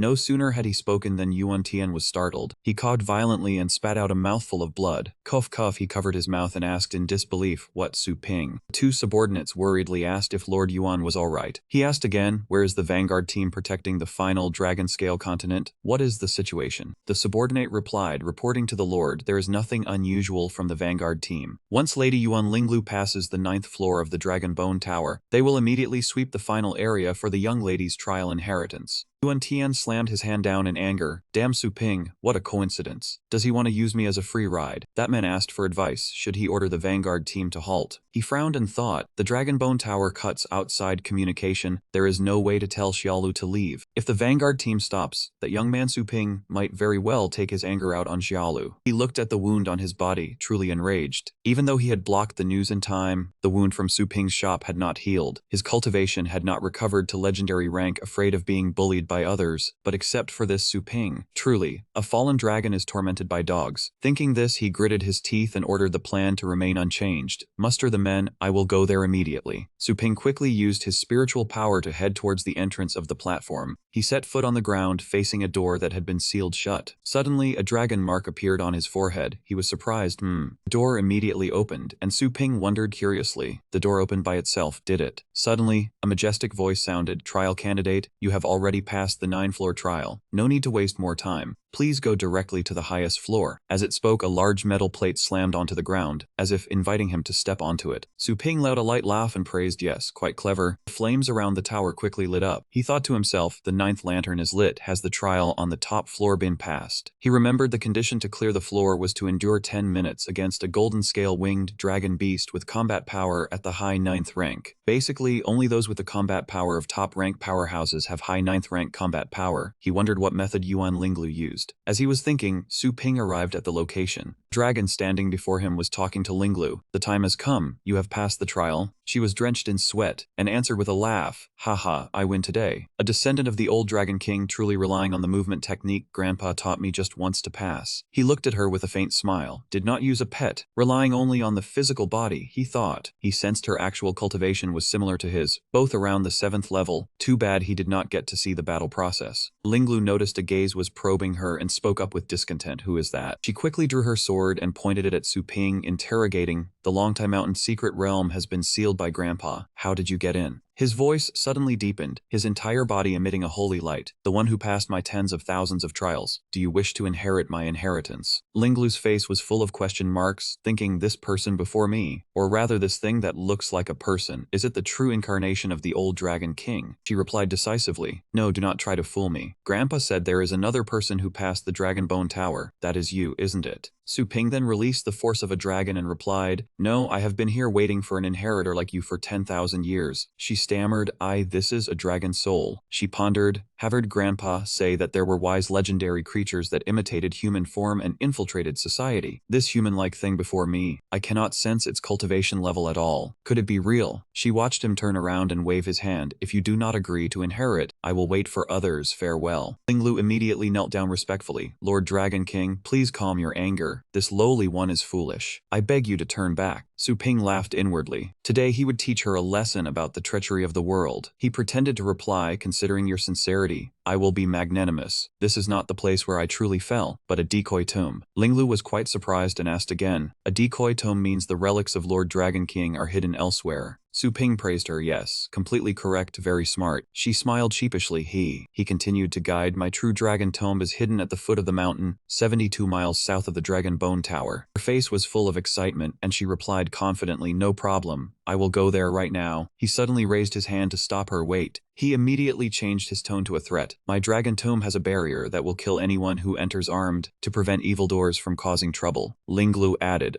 "So my equipment." He interrupted, "You can leave all your secret treasures and equipment here. I will watch over them for you." She smiled naively and replied, "Wonderful, thank you, Lord Dragon King, for your guidance." Outside, a pillar of golden light suddenly shot straight into the sky. The guards hurriedly reported to Yuan Tian, "Lord Yuan, the final area of the dragon scale continent has been purified, proving that Lady Yuan Linglu has successfully passed the 9th floor." He gently nodded, and then nervously looked toward the tower. Whether the future would be successful all depended on this message delivery. "Little Lu, you must complete it." Suddenly, a majestic golden dragon appeared and spoke. "My dragon soul has finally fully recovered." The Dragon King looked at the two of them and said, "Successor, I have been waiting for in here for 10,000 years." Seeing Linglu remove her equipment, Su Ping helplessly asked her what she was doing. She blushed in shame and accused him of daring to deceive her. Su Ping turned his face away without any regret. She shouted loudly that he had just clicked his tongue, hadn't he? He calmly replied that she had misheard. She was furious. She was sure he had clicked his tongue, and he was trying to trick her again. The Dragon King quietly assessed them. One was too rigid, having never experienced competition. The other was full of schemes, almost tricking the other out of their equipment. They were still arguing. He shook his head, sighed, had a bad feeling. Could there really be no one better? Su Ping smiled and pointed at Linglu, telling her to hurry up and start. "Your secret realm has been surrounded by the forces behind her. There will be no other candidates. Even if unwilling, you must choose one of the two." He fell silent, thinking that this man had communicated with him many times. It was very unpleasant. Was he not afraid of the supreme power of the true dragon leader like him? Thinking again, if he didn't have this bit of courage, how could he be qualified to inherit his legacy? He announced that the two had passed the first trial. The final trial began, and the space suddenly turned into a vast universe. A colossal skeleton stretched across the space. The Dragon King then issued the challenge, "Go ahead and try your best to climb up." She marveled at it, muttering that it was huge. Was this the final trial? He looked at his palm, thoughtfully realizing that his energy was suppressed by the power, unable to condense on a large scale. He could not fly, nor could he summon Julong to fly. Linglu quickly stepped forward, her voice competitive with him, saying she just needed to climb higher than him. "You sly fox, goodbye. You stay behind and play your tricks." Saying so, she nimbly leaped over each bone segment, quickly leaving Su Ping far behind. He looked down at his feet, said a sentence full of meaning. It seemed he could only try his best to climb. Then suddenly he used his maximum speed and launched himself up instantly. Su Ping slid far across a long bone, trying to adjust his energy to avoid falling. Suddenly beneath his feet, countless skeletal hands appeared, blocking his movement. He swung his hand decisively and punched them to pieces. The bones kept rising from the ground, attacking without pause. Su Ping thought to himself. Facing the endlessly growing bones, the evasive effect of his mystic flowing armor was almost completely lost. Su Ping took a deep breath, then closed his eyes, his body surging with waves of energy. The moment he opened his eyes, an aura burst from his body. He said in a deep voice, "Back off." Struck by a dragon's roar, they retreated. It was indeed an illusion, but the sensation felt countless times more real than the fantasies within the dragon bone tower. He looked at them constantly rising and realized, so these illusions were too real, stimulating his defensive and offensive instincts. He suddenly understood, attacking illusions only wasted stamina pointlessly. Suppressing his defensive instincts also consumed mental energy. This trial was actually a test of the limits of both spirit and physical strength. Su Ping took a light step forward, feeling excited in his heart. Interesting. Then let's fight one-on-one. The bones following him grew more and more, but he looked at them expressionlessly. On this side, Ling Lu boldly entered the 9th floor of the dragon bone platform, facing the phantom dragon. Its hand passed through her body. Her voice rang out coldly, Compared to grandfather's special training, these illusions are nothing. Ling Lu looked up at the dragon, thinking about the distant past. From the age of 10, she had been killing fierce beasts. She remembered very clearly, as long as it was an enemy her grandfather wanted to defeat, she would beat them all. No need for complex thinking, just follow grandfather's instructions and success would come. Her voice carried a hint of grievance, but it quickly disappeared. Ling Lu faced the dragon confidently. It was the same then, it was the same now. Grandfather was always right. The one to obtain the inheritance would surely be her. The illusion of Yuan Tian suddenly appeared, softly praising her. Ling Lu was quite surprised, but the illusion's face suddenly turned back, saying in a deep voice that she thought that was enough. "You bastard child with no father."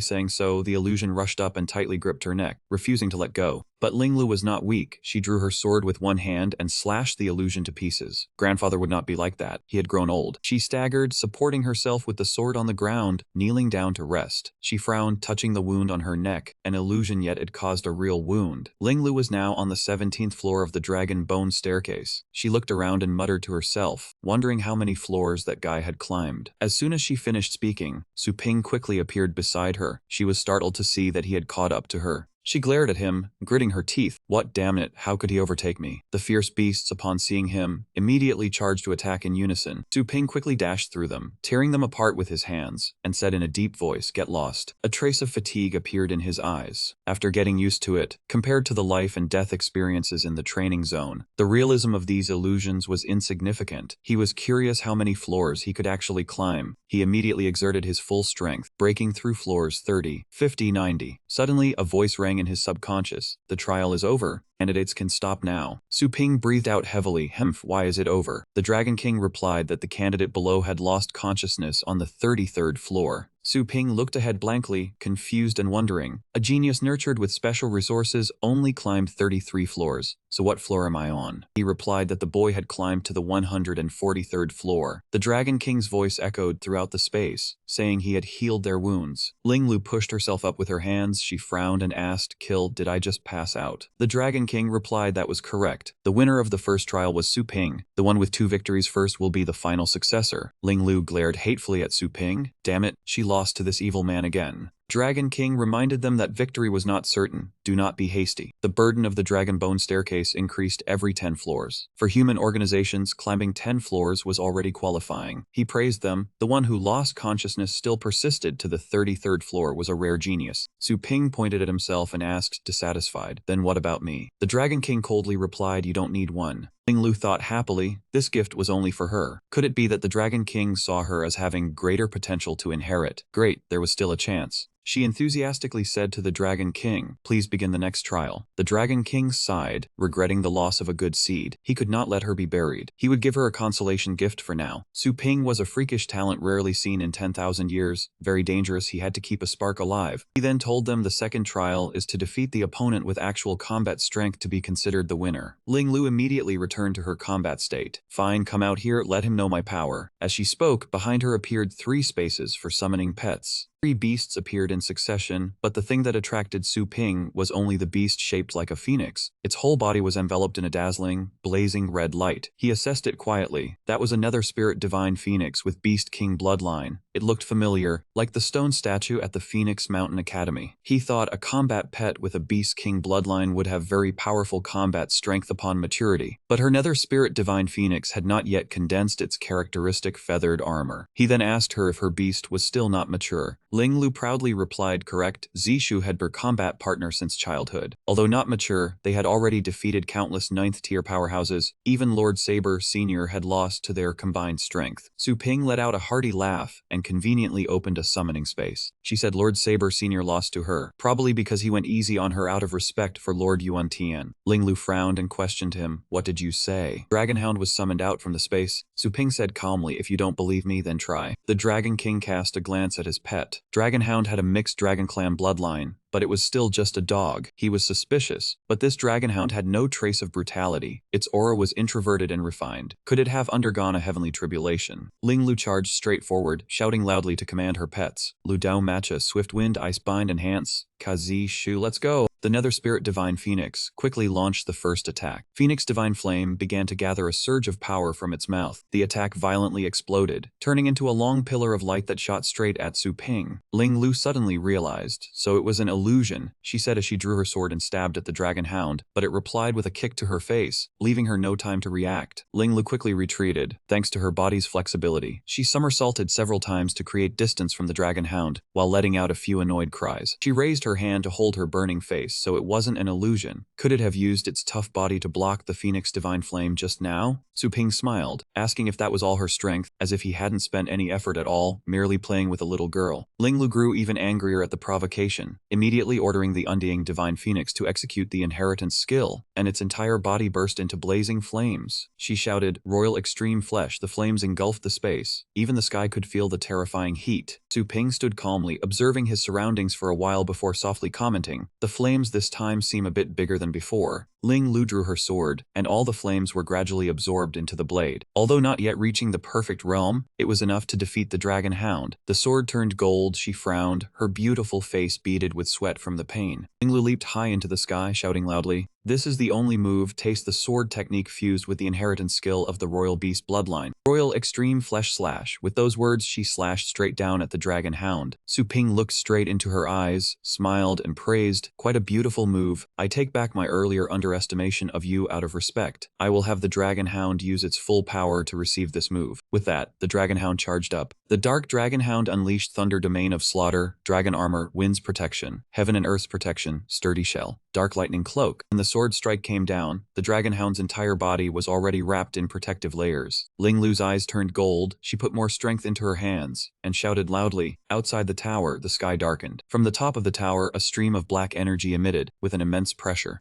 Everyone below silently watched, anxiously discussing. The aura transmitted from within the tower was truly powerful. Praised in unison, truly formidable, worthy of being Grandmaster Yuan's granddaughter. Her combat strength is no less than a genuine title battle pet master. If she also obtained the Dragon King inheritance, wouldn't she step directly into the legendary realm? Yuan Tian heard it all, his face darkening. The struggle of power continued. The dragon hound persisted against the attack, but soon one layer of the protective barrier broke. Now the dragon hound had only one last barrier left. It seemed to be trying its best to win. Ling Lu frowned deeply, pouring all her strength into the final move. She shouted loudly. The dragon hound's barrier could not hold and shattered. Unexpectedly, Ling Lu's sword also shattered along with it. She said with a regretful tone, clearly just a little short. Was it still too much? Su Ping still stood still, expressionless. The Dragon King announced, round 2, Su Ping wins. Ling Lu sat down on the ground, her pets comforting her. The Dragon King said, Su Ping has won 2 rounds and becomes the inheritor. Do you accept? As he spoke, he used his power to heal her. Hearing the Dragon King's words, the grievance in her heart surged even more, tears streaming down, soaking the hem of her dress. Ling Lu looked dejected, sobbing, to think I lost to that despicable man. I couldn't even touch him once. Su Ping stood still listening to her, not reacting, just looking coldly. Ling Lu cried more and more, her voice choked, Grandfather, I have shamed you. And then she raised her sword to her throat, intending to commit suicide. Su Ping's face darkened, his eyes devoid of emotion, thinking to himself, can't handle even this? Ling Lu's action reminded him of Yun San back then, who also did something foolish out of disappointment. Su Ping closed his eyes, sighed softly, still having hands and feet. He suddenly rushed forward and kicked Ling Lu straight in the abdomen to stop her foolish act. Ling Lu was caught off guard, kicked far away, rolling several times. She held her stomach in pain, complaining, what are you doing? The Dragon King was helpless, I just healed her. Su Ping replied blandly, it's fine. I swore to make good use of my power. She gritted her teeth. Ah, so incomprehensible. Su Ping said frankly, I run a pet store and witnessed you abandoning your pet. Besides, your untimely death is a small matter, but if the Undying Divine Phoenix were to lose control and become a ferocious beast, that would be a big problem. Ling Lu gritted her teeth. What are you saying? Su Ping acted as if nothing had happened. If you're not convinced, go back and train to level up. The training service of my store are top-notch. You're always welcome to come. The Dragon King was helpless at the cat and dog scene between the two. Ling Lu was still stubborn. Hemph, dream on. Who would go to you for training? The Dragon King interrupted. Enough talk. These 3 drops are true dragon essence. As he spoke, 3 drops of red blood appeared on his claw. The Dragon King pushed the 3 drops of blood essence towards Ling Lu, granting them to her. He explained, this dragon blood has 3 uses. 1, it makes royal beasts fear you, helping you escape. 2, it improves your physique. 3, it replaces rare cultivation resources. Ling Lu cupped her hands in thanks. I remember. Thank you, Elder Dragon King. The Dragon King signaled Ling Lu to retreat. Yes, next is the real inheritance. You may leave. She looked at Su Ping with a resolute gaze. Su Ping, you wait 5 years. No, just 3 years and I will surpass you. He smiled. You are always welcome to challenge. The Dragon King reminded Su Ping to prepare to receive the inheritance. The surrounding space shattered. Su Ping immediately became serious. The small gift the Dragon King bestowed was already impressive. How amazing would the real inheritance be? The space transformed, enveloped in golden light. The Dragon King said, this is the world of my dragon's soul origin. Su Ping looked around, exclaiming, I said, I like collecting precious items truly worthy of the Dragon King inheritance. He looked at the glittering objects, the power emanating at the royal beast level. Attack treasures, sneak attack treasures, defense, cultivation, mounts, everything. Su Ping didn't expect there to be so many treasures here. The Dragon King added, these things are insignificant. Take them if you like. After the inheritance they will turn to dust anyway. Su Ping was astonished. With so many treasures, this still isn't the real inheritance? Then I won't stand on ceremony. Universe scroll. With that, he took out the scroll from the system space and shouted, collect. Instantly, the treasures were all sucked into the scroll. The scroll flew around. Wherever it passed, treasures were sucked in. Su Ping was excited. Collect. Keep collecting. The scroll swept through the valuables one after another, not knowing when it would end. The scroll stopped before the coffin as if blocked. He wondered, why can't it be collected? Su Ping didn't think much, changed direction and walked away. Elder Dragon King, you don't need this lake anymore, right? I'm about to pack it all up. The Dragon King coughed helplessly. Inheritor, wait a moment on that. The Dragon King suddenly lowered his voice. Now clear your sea of consciousness. As he spoke, a great flame rose in the space, burning the chains around the coffin. The coffin lid slowly opened. Inside was a statue of the Dragon King. He continued, receive my inheritance. The statue gradually turned into an illusion. The respected one said, I am the great evolution true Dragon King, battled throughout my life, only failed once. The coffin protecting my body has broken. My lifetime of power is fleeting. Quickly come forward and receive it. Legacy of the great evolution true Dragon King. With that, he flew towards Su Ping. He was startled, huh? Su Ping was panicked. Hey, wait. After absorbing the inheritance, it will transform into a true dragon bloodline. The Dragon King asked again, are you dissatisfied with my bloodline? Suddenly, a large golden hand appeared, grabbing the Dragon King. The golden crow stood toweringly. Before him, the Dragon King looked truly small. Dragon King was shocked, his mouth agape. What? Golden crow. He couldn't believe his eyes, stammering to Su Ping, how are you a descendant of the golden crow divine demon? The golden crow tightened its grip, causing the Dragon King's residual image to dissipate. He panicked, save me. The Dragon King turned to the Dragon Hound. Dragon Hound, listen. Considering you have a bit of dragon vein, the heavy responsibility of restoring the great evolution true dragon bloodline is given to you. It exclaimed in surprise. Woof! Receive the inheritance of my beast origin. With that, the Dragon King's illusion merged into the Dragon Hound's body. Su Ping was momentarily unable to react, saying helplessly, you've got to be kidding me. The inheritance went to the dog again. After the merge, the Dragon Hound turned into a golden cocoon. Ling Lu was quickly teleported out. Yuan Tian immediately asked her, Little Lu, did you get the inheritance? Lin Lo hesitated and said, Sir, do you notice anything strange about her? Yuan Tian immediately raised his hand to create a barrier, using his essence power to block sound. He asked what was wrong. She said sadly, I'm sorry. Inheritance was taken by Su Ping. Please punish me. As she finished speaking, she knelt down. Nguyen Thian frowned, unsure how to comfort her. He helped Ling Lo up, telling her to stand. He asked if Su Ping had hurt her. She said no, blaming herself for being useless, unable to break through the fence of Su Ping's battle pet.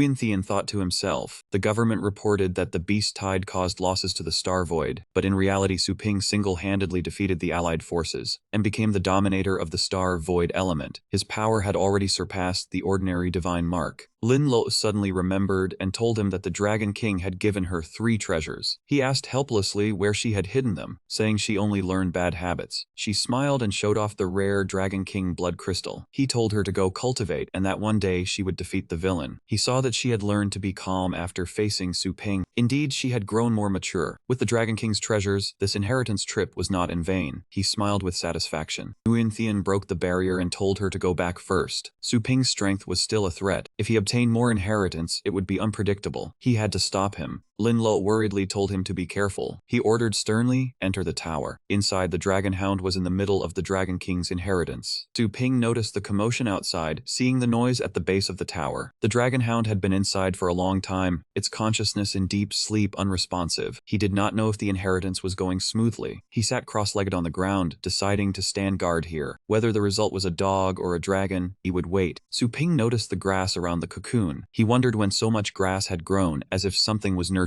it. Perhaps the dragon force was seeping out from inside the cocoon. If one cultivated inside, the result would be very good. He wanted to take a share as well, then closed his eyes to cultivate. About 7 days later, the people in the tower rushed out, their faces full of fear. They cried for help, shouting, "Dragon, dragon over there, don't eat me." One person reported that there was an overbearing dragon soul covering the tower, and even a 7th-tier battle pet master could not resist it. Nguyen Thien ordered them to bring more secret treasures to protect the spirit. That person suspected Su Ping had escaped. He frowned and said the top of the tower was still emitting essence power. They must go up there. Suddenly, a beam of light shot straight into the sky from inside the tower. Everyone was tense, vaguely guessing that he had come out. Su Ping appeared before their eyes. Everyone shouted in unison. A majestic golden dragon appeared behind him. Its entire body was covered in golden light. It raised its head and roared, displaying the grand golden dragon's might. Everyone felt a heavy pressure. They cried out because the pressure was too strong. This dragon looked like the 5-clawed golden giant dragon from the dragon platform. Su Ping's face darkened. He asked Nguyen Thien coldly, "Didn't you just say you wouldn't do anything to anyone?" The old man said with difficulty, "It's too heavy, please go easy." He sneered, "A golden giant dragon is just a high bloodline creature." The giant dragon before them definitely had the strength of a king beast level. The old man looked at the dragon behind Su Ping. Su Ping said calmly, "Go easy on them. I haven't even attacked yet." The old man asked back, "Is a legendary creature supposed to have such great pressure?" Nguyen Thien broke out in a cold sweat saying, "That sounds nice, but you are increasing the dragon pressure." He gritted his teeth and asked what Su Ping wanted. Su Ping replied coldly, "I should ask you what you want." Looking at everyone's expressions, he guessed they wanted to eliminate him. The old man quickly explained, "This is all a misunderstanding." Su Ping reminded him, "You didn't harm my family, and I didn't touch Nguyen Lin Lo. Longjiang is my territory now. From now on, we stay out of each other's way. I hope you don't do anything stupid." With that, he climbed onto the dragon and prepared to leave. Before leaving, he turned to look at the old man and asked, "Got it?" Nguyen Thien hurriedly replied, "Of course." After the matter was settled, the dragon departed. Everyone was buffeted by the wind, crying out in discomfort. Su Ping stood on majestic dragon, activating the dragon form technique that had already been unlocked. The dragon shattered the illusion and returned to its original form. The system panel appeared. Grand Celestial Dragon Hound, high level 7th tier, True Dragon Lineage Bloodline, Strategy 14-2, Poor Talent. Skills include Dragon Form Technique, Golden Dragon Might, Thunder Roar Killing Domain, Dragon Armor, and many other skills. Su Ping slowly looked at the information, recalling the Dragon King's words. "So that the Dragon Hound wouldn't be too high for you to control, I used 3 seals to suppress 9/10 of its power." He said one part had already broken the limit, reaching the Hanhai Realm 14-2. The Dragon King explained, "Opening the first seal, its level reaches the Void Movement Realm. Opening the second reaches the Heavenly Mandate Realm. Opening the final seal will break through the Legendary rank and enter the Star Void Realm." Su Ping realized it surpassed the Legendary rank and asked again if it was sealed. "Correct. It can only be opened when you can control it." Su Ping bowed his head, expressing his gratitude to the Dragon King. The Dragon King said, "Time is running out. Take care." Then he disappeared. Those memories made him nostalgic. He immediately returned after that. Brienne reported to Su Ping, "You're finally back. Other branches have sent letters." He asked, "What kind of letters?" "It's a letter of invitation from the Cultivation Association of St. Light Base City." He took the letter, thinking he knew little about this city. He had only heard that the nurturing master profession was prosperous, and wanted to find someone to ask. He sent a message to the council chairman, asking if he was free and wanted to consult about something. Suddenly, a large machine appeared from the sky, diving rapidly toward the ground. It slowed down and landed gently. Everyone exclaimed in amazement. Su Ping said helplessly, "Did you have to make such a big entrance?" The legendary respectfully said, "Su Ping, what do you command?" He asked about St. Light City and the Nurturing Masters, requesting a detailed explanation. The old man replied, "Base cities are divided into 3 levels. A, B, and C. Level C is the smallest, with the lowest security, only defending against 9th-tier strategic monsters. They are usually outposts. Level B is intermediate, with a large number, holding ground against king beasts. Your Longjiang is a level B city. Level elites in every aspect, and king beasts find it hard to breach. There are 7 such cities on each continent, and Saint Light is one of them. Nurturing masters master the methods of strengthening and nurturing battle pets, like a blacksmith forging weapons. Battle pet masters are warriors who wield swords to kill enemies. Saint Light City is the earliest birthplace of nurturing masters. It gathers all training techniques, and is the holy land of nurturing masters. In its most glorious period, they produced several Saint Spirit-level nurturing masters, equivalent to legends. They had the ability to awaken all things and train king beasts. But after they left, the number at the legendary rank decreased. Each district only has a few people now. The association sending you an invitation is probably for that. Su Ping thought his combat power had reached the legendary rank, but his pet training relied on the system. He replied, if the system malfunctions, the shop will be paralyzed. I must seize the opportunity to be self-reliant. Su Ping asked how to get there. The legendary replied that he would arrange a descent into low Earth orbit, arriving in an hour. He asked, isn't that too flashy? The old man answered, your identity is that of a legend. They will use the highest treatment there. The whole city will come to see your demeanor. Su Ping thought helplessly, I'm going to train, not be a panda. He asked, can we be more low-key? The old man laughed and said, if you don't mind the slow pace, use the underground submarine. It will take 2 days and 2 nights to arrive. If needed, I will book the ticket. Su Ping smiled with satisfaction, agreeing to the legendary's request, saying, let's do this one. A notification rang out, confirming the trip information. He went stiff when he saw it. Huh? This is considered low-key. Su Ping read the information uneasily. Underground submarine, top-tier business compartment ticket price, 1,699.9999, star credits. Suddenly, a red dog battle pet howled loudly, as if about to attack anyone.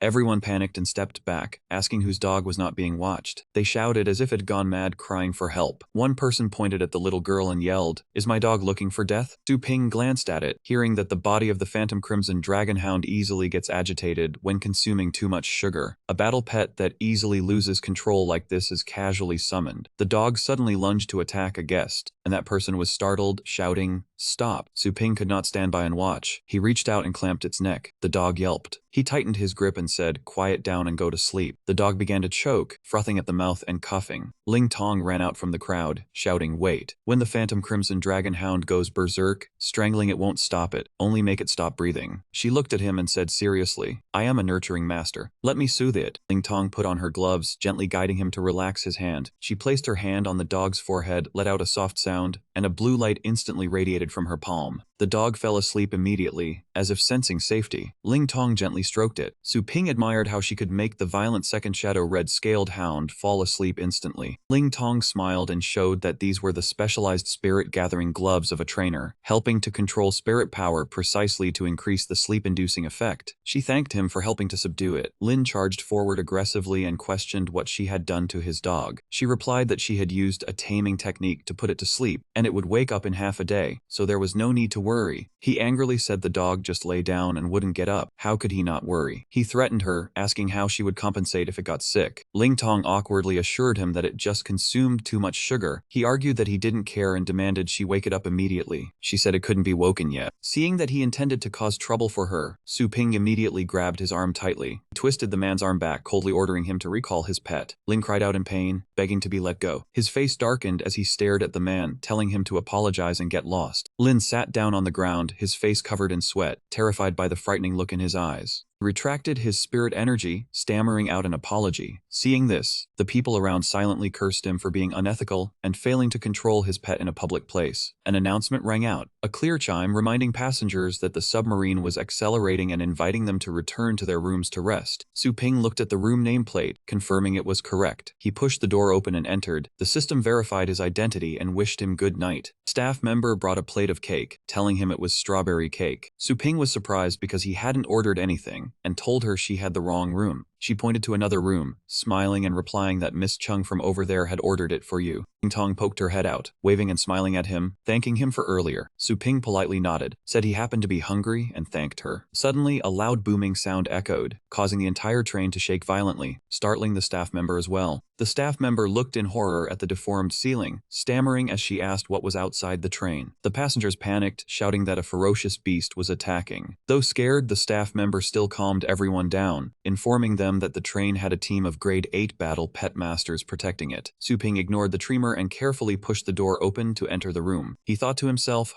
can't even eat a meal in peace. What kind of constitution is this to always run in trouble? Then focused on sensing his spirit power. Outside the train, many pets were charging to attack. They were rock-scaled savage beasts of pack-level bloodline. The battle was very unfavorable for humanity. They had almost broken through the train. He took in the whole scene, discovering there was also a black poison 100-claw dragon of the 9th rank bloodline. A battle pet master spoke up, complaining about encountering a troublesome 9th rank ferocious beast. He said he had taken on the mission to lure it away, telling his teammates to use the opportunity to rescue the wounded and the passengers. They all acknowledged the team leader in unison. Su-ping jumped out from his room, leaping onto the roof of the train to join the battle. The battle pet masters and their pets noticed him, gesturing for him to go back because it was dangerous here. Before he finished speaking, Su-ping had already slain the pet in front of them, leaving them astonished. The battle pet masters all exclaimed in shock, as if they couldn't believe their eyes. It was an instant kill. Su-ping stared intently at the remaining pets, his entire body radiating killing intent. They immediately froze, drenched in sweat, too terrified to move. In an instant, the remaining few monsters all immediately fled, quickly retreating from the train, squeaking. The battle pet master spoke up to thank him for handling it so easily, expressing gratitude for the master's help. He modestly replied that it was just a casual hand, then asked if this high-speed railway was always this dangerous. The man chuckled, saying it was usually quite safe, with only grade 6 or 7 rock-type ferocious beasts appearing occasionally. A 9th rank dragon like the black poison 100-claw dragon couldn't possibly appear at this depth. Su-ping curiously repeated, usually? The battle pet master explained that the deeper one goes, the fewer prey there are. The powerful 9th rank black poison 100-claw dragon, if even it was being chased down here, there must be something more dangerous on the surface. Right after that, he went back to his room and finished eating the cake Ling Tong had given him. Su-ping pondered that dangerous existence. Longjiang's current traffic safety was insufficient. He needed to return and contact the government to sign a contract for training battle pets. This would both enhance safety and expand the market. His eyes sharpened because outside the wall, there was already something that could scare a 9th rank ferocious beast. Longjiang had to be built into an A-grade stronghold to be safe. Ling Tong was surprised,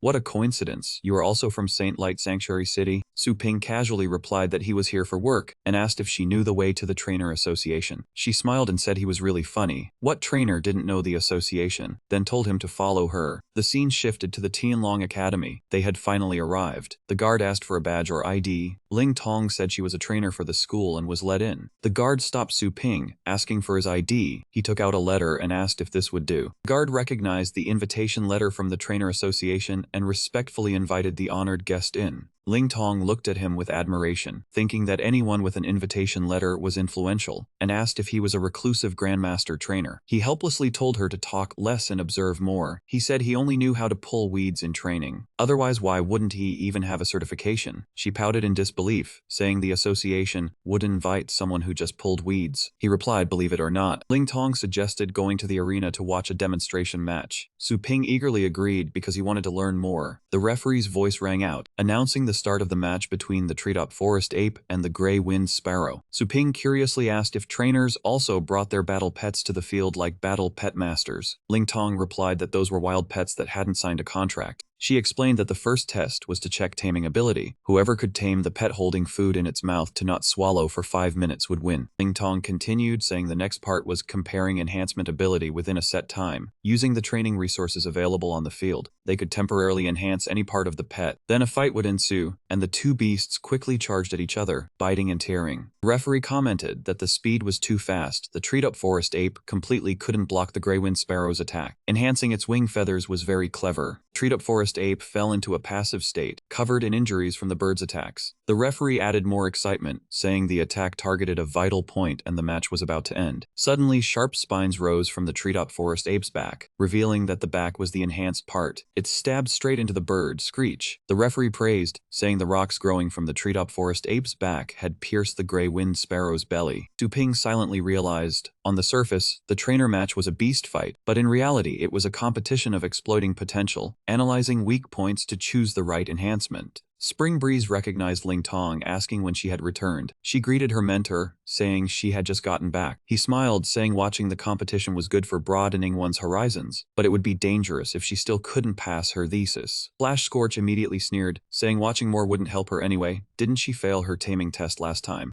The other person chimed in, telling her not to just stand there gawking and to get lost quickly. Ling Tong weakly obeyed. Flash Scorch laughed even louder, mocking that she was really obedient. Su Ping spoke up to defend her, saying he had seen her tame a pet and didn't see a problem. He coldly criticized them back, saying they were just being noisy beside him, disturbing his view of the match. We're surprised what? Flash Scorch stared at Su Ping, asking who the hell he thought he was to criticize a grade 6 trainer. He sneered, grade 6. From your tone, I'd have thought you were grade 9. Pointed directly at his face, saying he looked down on him and challenged him to a match under trainer rules. Su Ping calmly accepted, but said a simple match was boring, why not bet on something? Flash Scorch asked again, bet, what do you want to bet? A cruel glint flashed in his eyes and he coldly said, bet your life. Could clearly feel the killing intent from him, trembling as he called him crazy. Su Ping threw his head back with a wild laugh, haha, just kidding. The loser only needed to apologize, but Zhang Yi was still stunned from his threat. The other man mocked him, taunting that Feng Zhang Yi was so cowardly, scared by just a few words. Then he shouted, get lost. He said angrily, still daring to provoke me. Later the loser will have to kneel and apologize and slap his own face. Dare you? Ling Tong quickly tried to dissuade them, calling for the instructor to stop them. Xuan Feng calmly agreed, went to prepare the arena, and asked her to be the referee. He looked at them with tears in his eyes, saying meaningfully that as a trainer, how could he be afraid or submit to others? They quickly stepped onto the fighting stage, determined to settle the win or loss. For fairness, this time they would use the blind pick rule. Both sides were invited to enter numbers on the control panel to choose pets, and before them appeared cages holding the bests. Su Ping noticed that the pets here were all of 3rd tier bloodline or below, had only one pet skill, and were distributed according to the 5 elements of metal, wood, water, fire, and earth. The key to victory lay in that. After a moment of thought, both of them reached out and pressed to select their pets. Xuanfeng spoke, alright, both sides have selected their pets into the arena. Su Ping chose the Thunder Explosive Armor Beetle with the pet skill Metal External Slash, while Zhang Yi chose the Fire Blaze Hound with the pet skill Blazing Flame Guard. Ling Tong frowned, both pets were fierce and hard to tame, but the Armor Beetle's skill was the Unblockable Bull type. And what about the Fire Blaze Hound's Blazing Flame Guard? Zhang Yi laughed loudly, very steady. Ha, what a pity, what a regretful expression. Su Ping urged the referee, can you announce the start already? He said, very good. The first phase is pet taming. Xuanfeng explained, before the pets is their favorite food. Whoever tames the pet to hold the food without eating for 5 minutes wins. Ling Tong thought, taming has 2 methods. The first is using reward and punishment techniques to make the pet understand. If it holds without eating, it will get more food. He was still thinking, the second method skips learning, directly using mental energy to give the command to only hold, implanting into the pet's mental sea. Ling Tong looked worriedly towards him, not moving. Is he thinking about which method to use? Zhang Yi flashed a confident smile.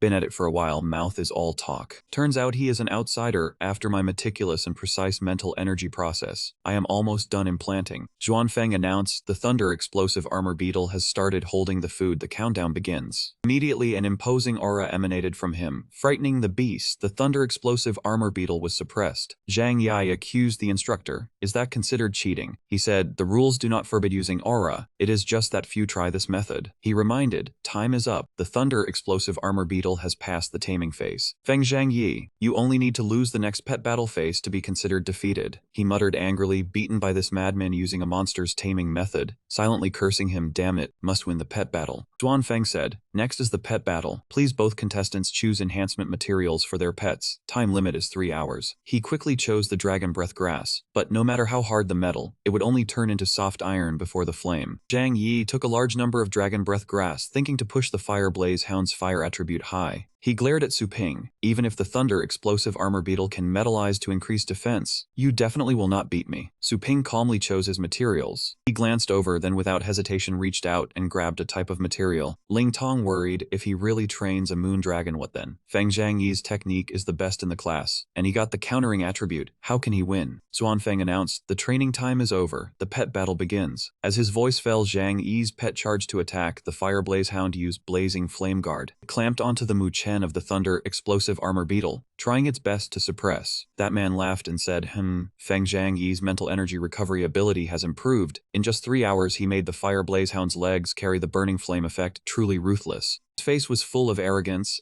I am not like that outsider who only knows how to show off his aura. Hurry up and show a conceding expression. Xuanfeng coldly cut him off. Feng Zhangyi, you should go back and practice more, he said in surprise. What? Xuanfeng replied, the fire blaze hound is being suppressed by the thunder explosive armor beetle. Dang Yi only then noticed the ice armor. He had changed the pet skill attribute from metal external slash to ice bone external slash. His eyes widened. Ice bone external slash is originally countered by fire, but because the fire blaze hound got close, the melting ice dripped onto it, causing a reverse counter. But to transform in the short span of 3 hours, he said while looking at the suppressed pet. Zhang Yi was shocked. He must have a deep understanding of mental energy flow, and his mental energy level must be at the 7th rank. Is this man a hidden expert trainer? Su Ping's eyes flashed with golden light. He said coldly, you lost, now fulfill the bet. Zhang Yi trembled. Damn, it is really strange. Clearly he has strength at the 7th rank, but I cannot sense any mental energy waves from him. He turned to run, planning to welch, not playing anymore. Goodbye. Suddenly a hand appeared under his foot. It grabbed his ankle to stop him from running. Zhang Yi tripped and fell face first onto the ground. He cried out, ouch. Zhang Yi pushed himself up, panicked. Hurts like hell, what was that? Every time he stood up he fell again. Oh no. Ouch. That man saw this and scolded, how can you fall on flat ground? Wait for me. Su Ping stared at them, greeting them indifferently. Take your time, no need to see you off. Ling Tong covered her mouth and laughed. PFF'd. Ling Tong wondered, you completely transformed it with Icebone external slash. Amazing, how did you do it? Su Ping explained, threw the profound cold star to it. The thunder explosive armor beetle will absorb and transform. She asked in surprise, could the fear of death have triggered its potential? In the thesis on the fire thunder fusion training method, Elder Hugh and Elder Bai once mentioned, proper mental energy suppression and harsh environments can produce effects. Ling Tong was enthusiastic, but these conditions are extremely hard to quantify. A small error can reverse the effect. Almost no one spends time researching this. I never thought someone could achieve it. I must quickly record this. Truly exciting news. She thought for a moment, asked Su Ping,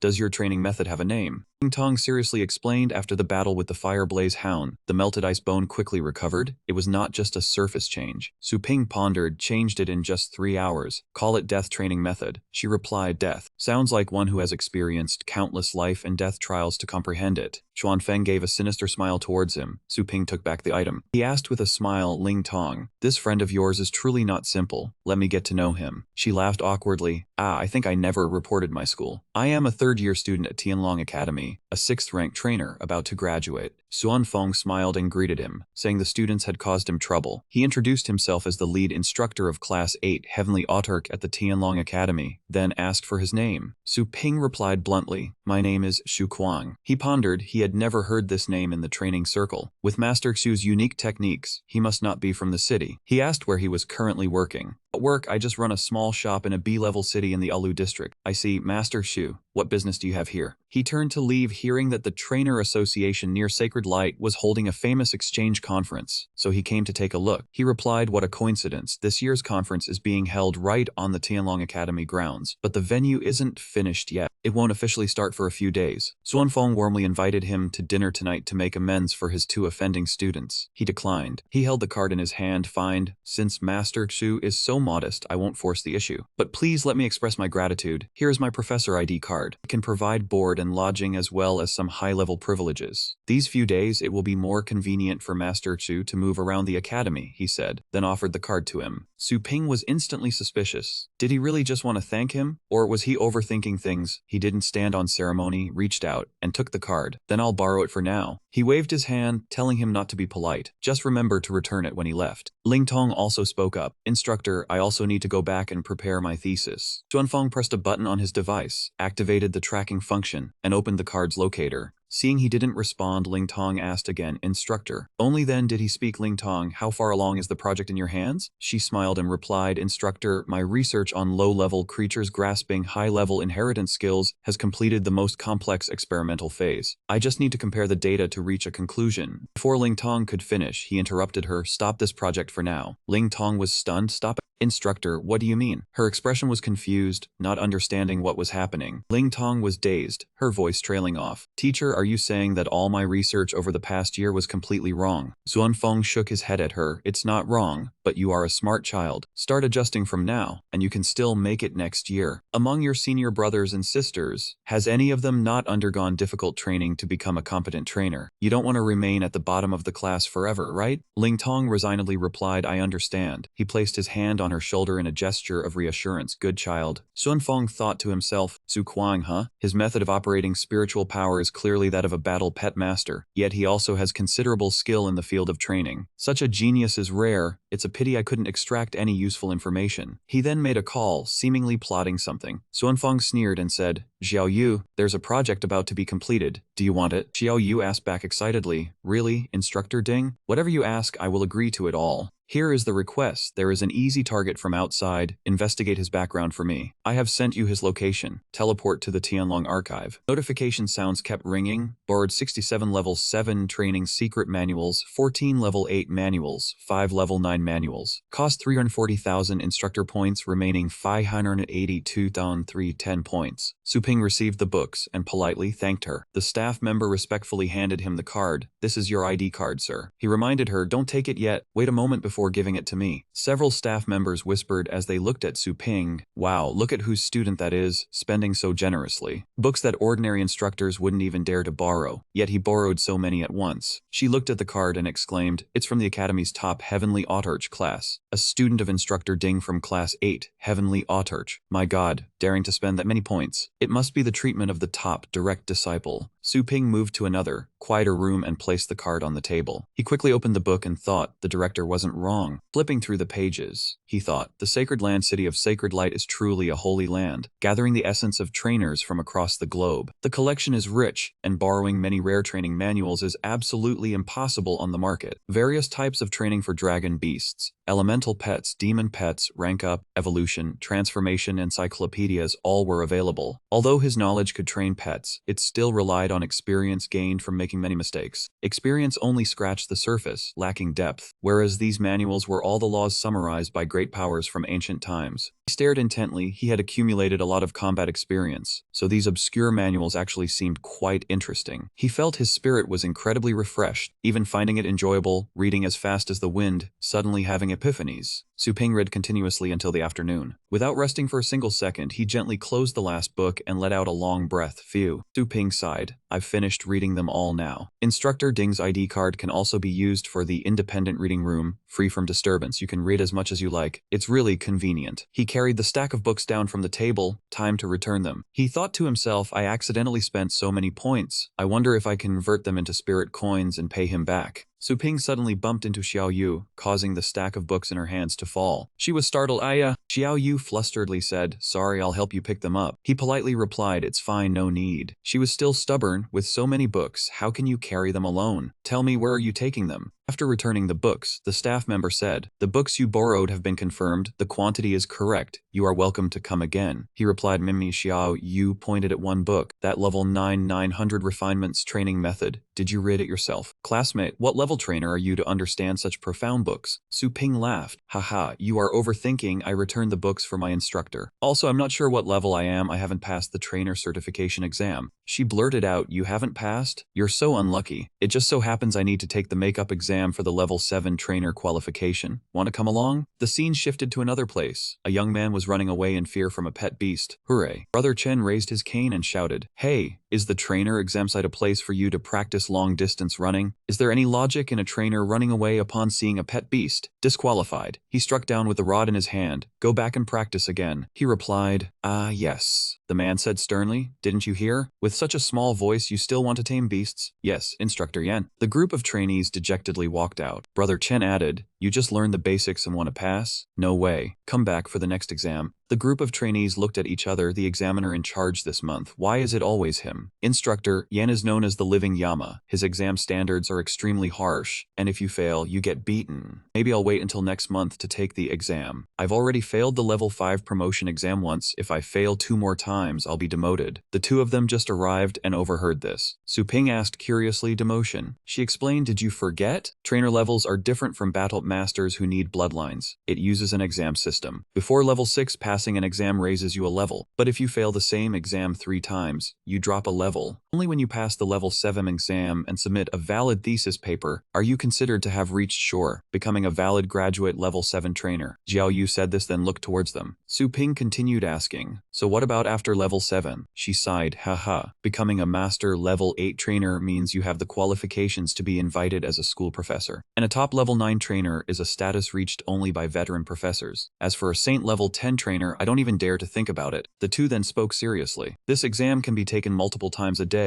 as long as the examiner hasn't finished work. However, that examiner is notoriously strict with students. I plan to wait until next month. I finally managed to climb to level 6. I'm about to escape this hardship. I don't want to turn back. Brother Chen looked towards the door and urged them. What are you doing standing around over there? You lot, standing at the door, I'm talking to you. He shouted and commanded, get inside. The trainees outside were extremely nervous. Su Ping reassured them, it's just a level 1 mock exam. No need to worry about demotion penalties. One trainee said, that examiner is really scary. It's good someone's going first, we'll follow behind. Brother Chen saw Su Ping was a new face and reminded him, a level 1 newcomer? Come over here, register your information first. That group of trainees then snickered, truly a newborn calf that doesn't fear tigers. These three level 1 friends, hee, another unlucky guy about to get beaten. Xiao Yu sneered, hemish. No matter what you say on the surface, the information recorded on the training certificate will not lie. Next time, you won't be able to hide it. She then unleashed her enhanced vision skill. Instantly, all images became clear before her eyes. But strangely, the images in front of her were distorted. She could no longer see anything clearly. She raised her hand and rubbed her eyes. Huh? What is this? Am I seeing things? Su Ping activated the spiritual power interference shield skill. This was a high-level method of manipulating spiritual power, capable of bending surrounding light to achieve a concealing effect. A notification from the machine appeared. Trainer level registration complete. Registered as contestant number 44. Exam level 1. Number of failures 0. Please enter the exam venue. Everyone began to receive a cage with a pet beast inside. The pet beasts this time were extremely cute little mice. One youth was still hesitant when he saw them, his feet shuffling, unwilling to touch them. Su Ping reached out and picked up a mouse worthy of being a training sanctuary. Even a common white mouse is this big. Brother Chen abruptly announced, time starts now. The content of this exam is to use spiritual power to dye the fur of the experimental mice black. Time limit, 30 minutes. The group of trainees mustered their courage and reassured themselves, I'll go for broke. Their faces were tense as they extended their hands to emit spiritual power. Haha. Brother Chen's face darkened as he looked at one trainee, who flinched and trembled, secretly glancing at him. He asked the boy through gritted teeth, kid, what's your hand shaking for? Hearing this, the trainee started sweating even more. Brother Chen became angry, his fury evident on his face. Is it going to bite you? That trainee flustered. He decisively struck the boy's back with his hand, disqualified. The trainee could only yelp in pain.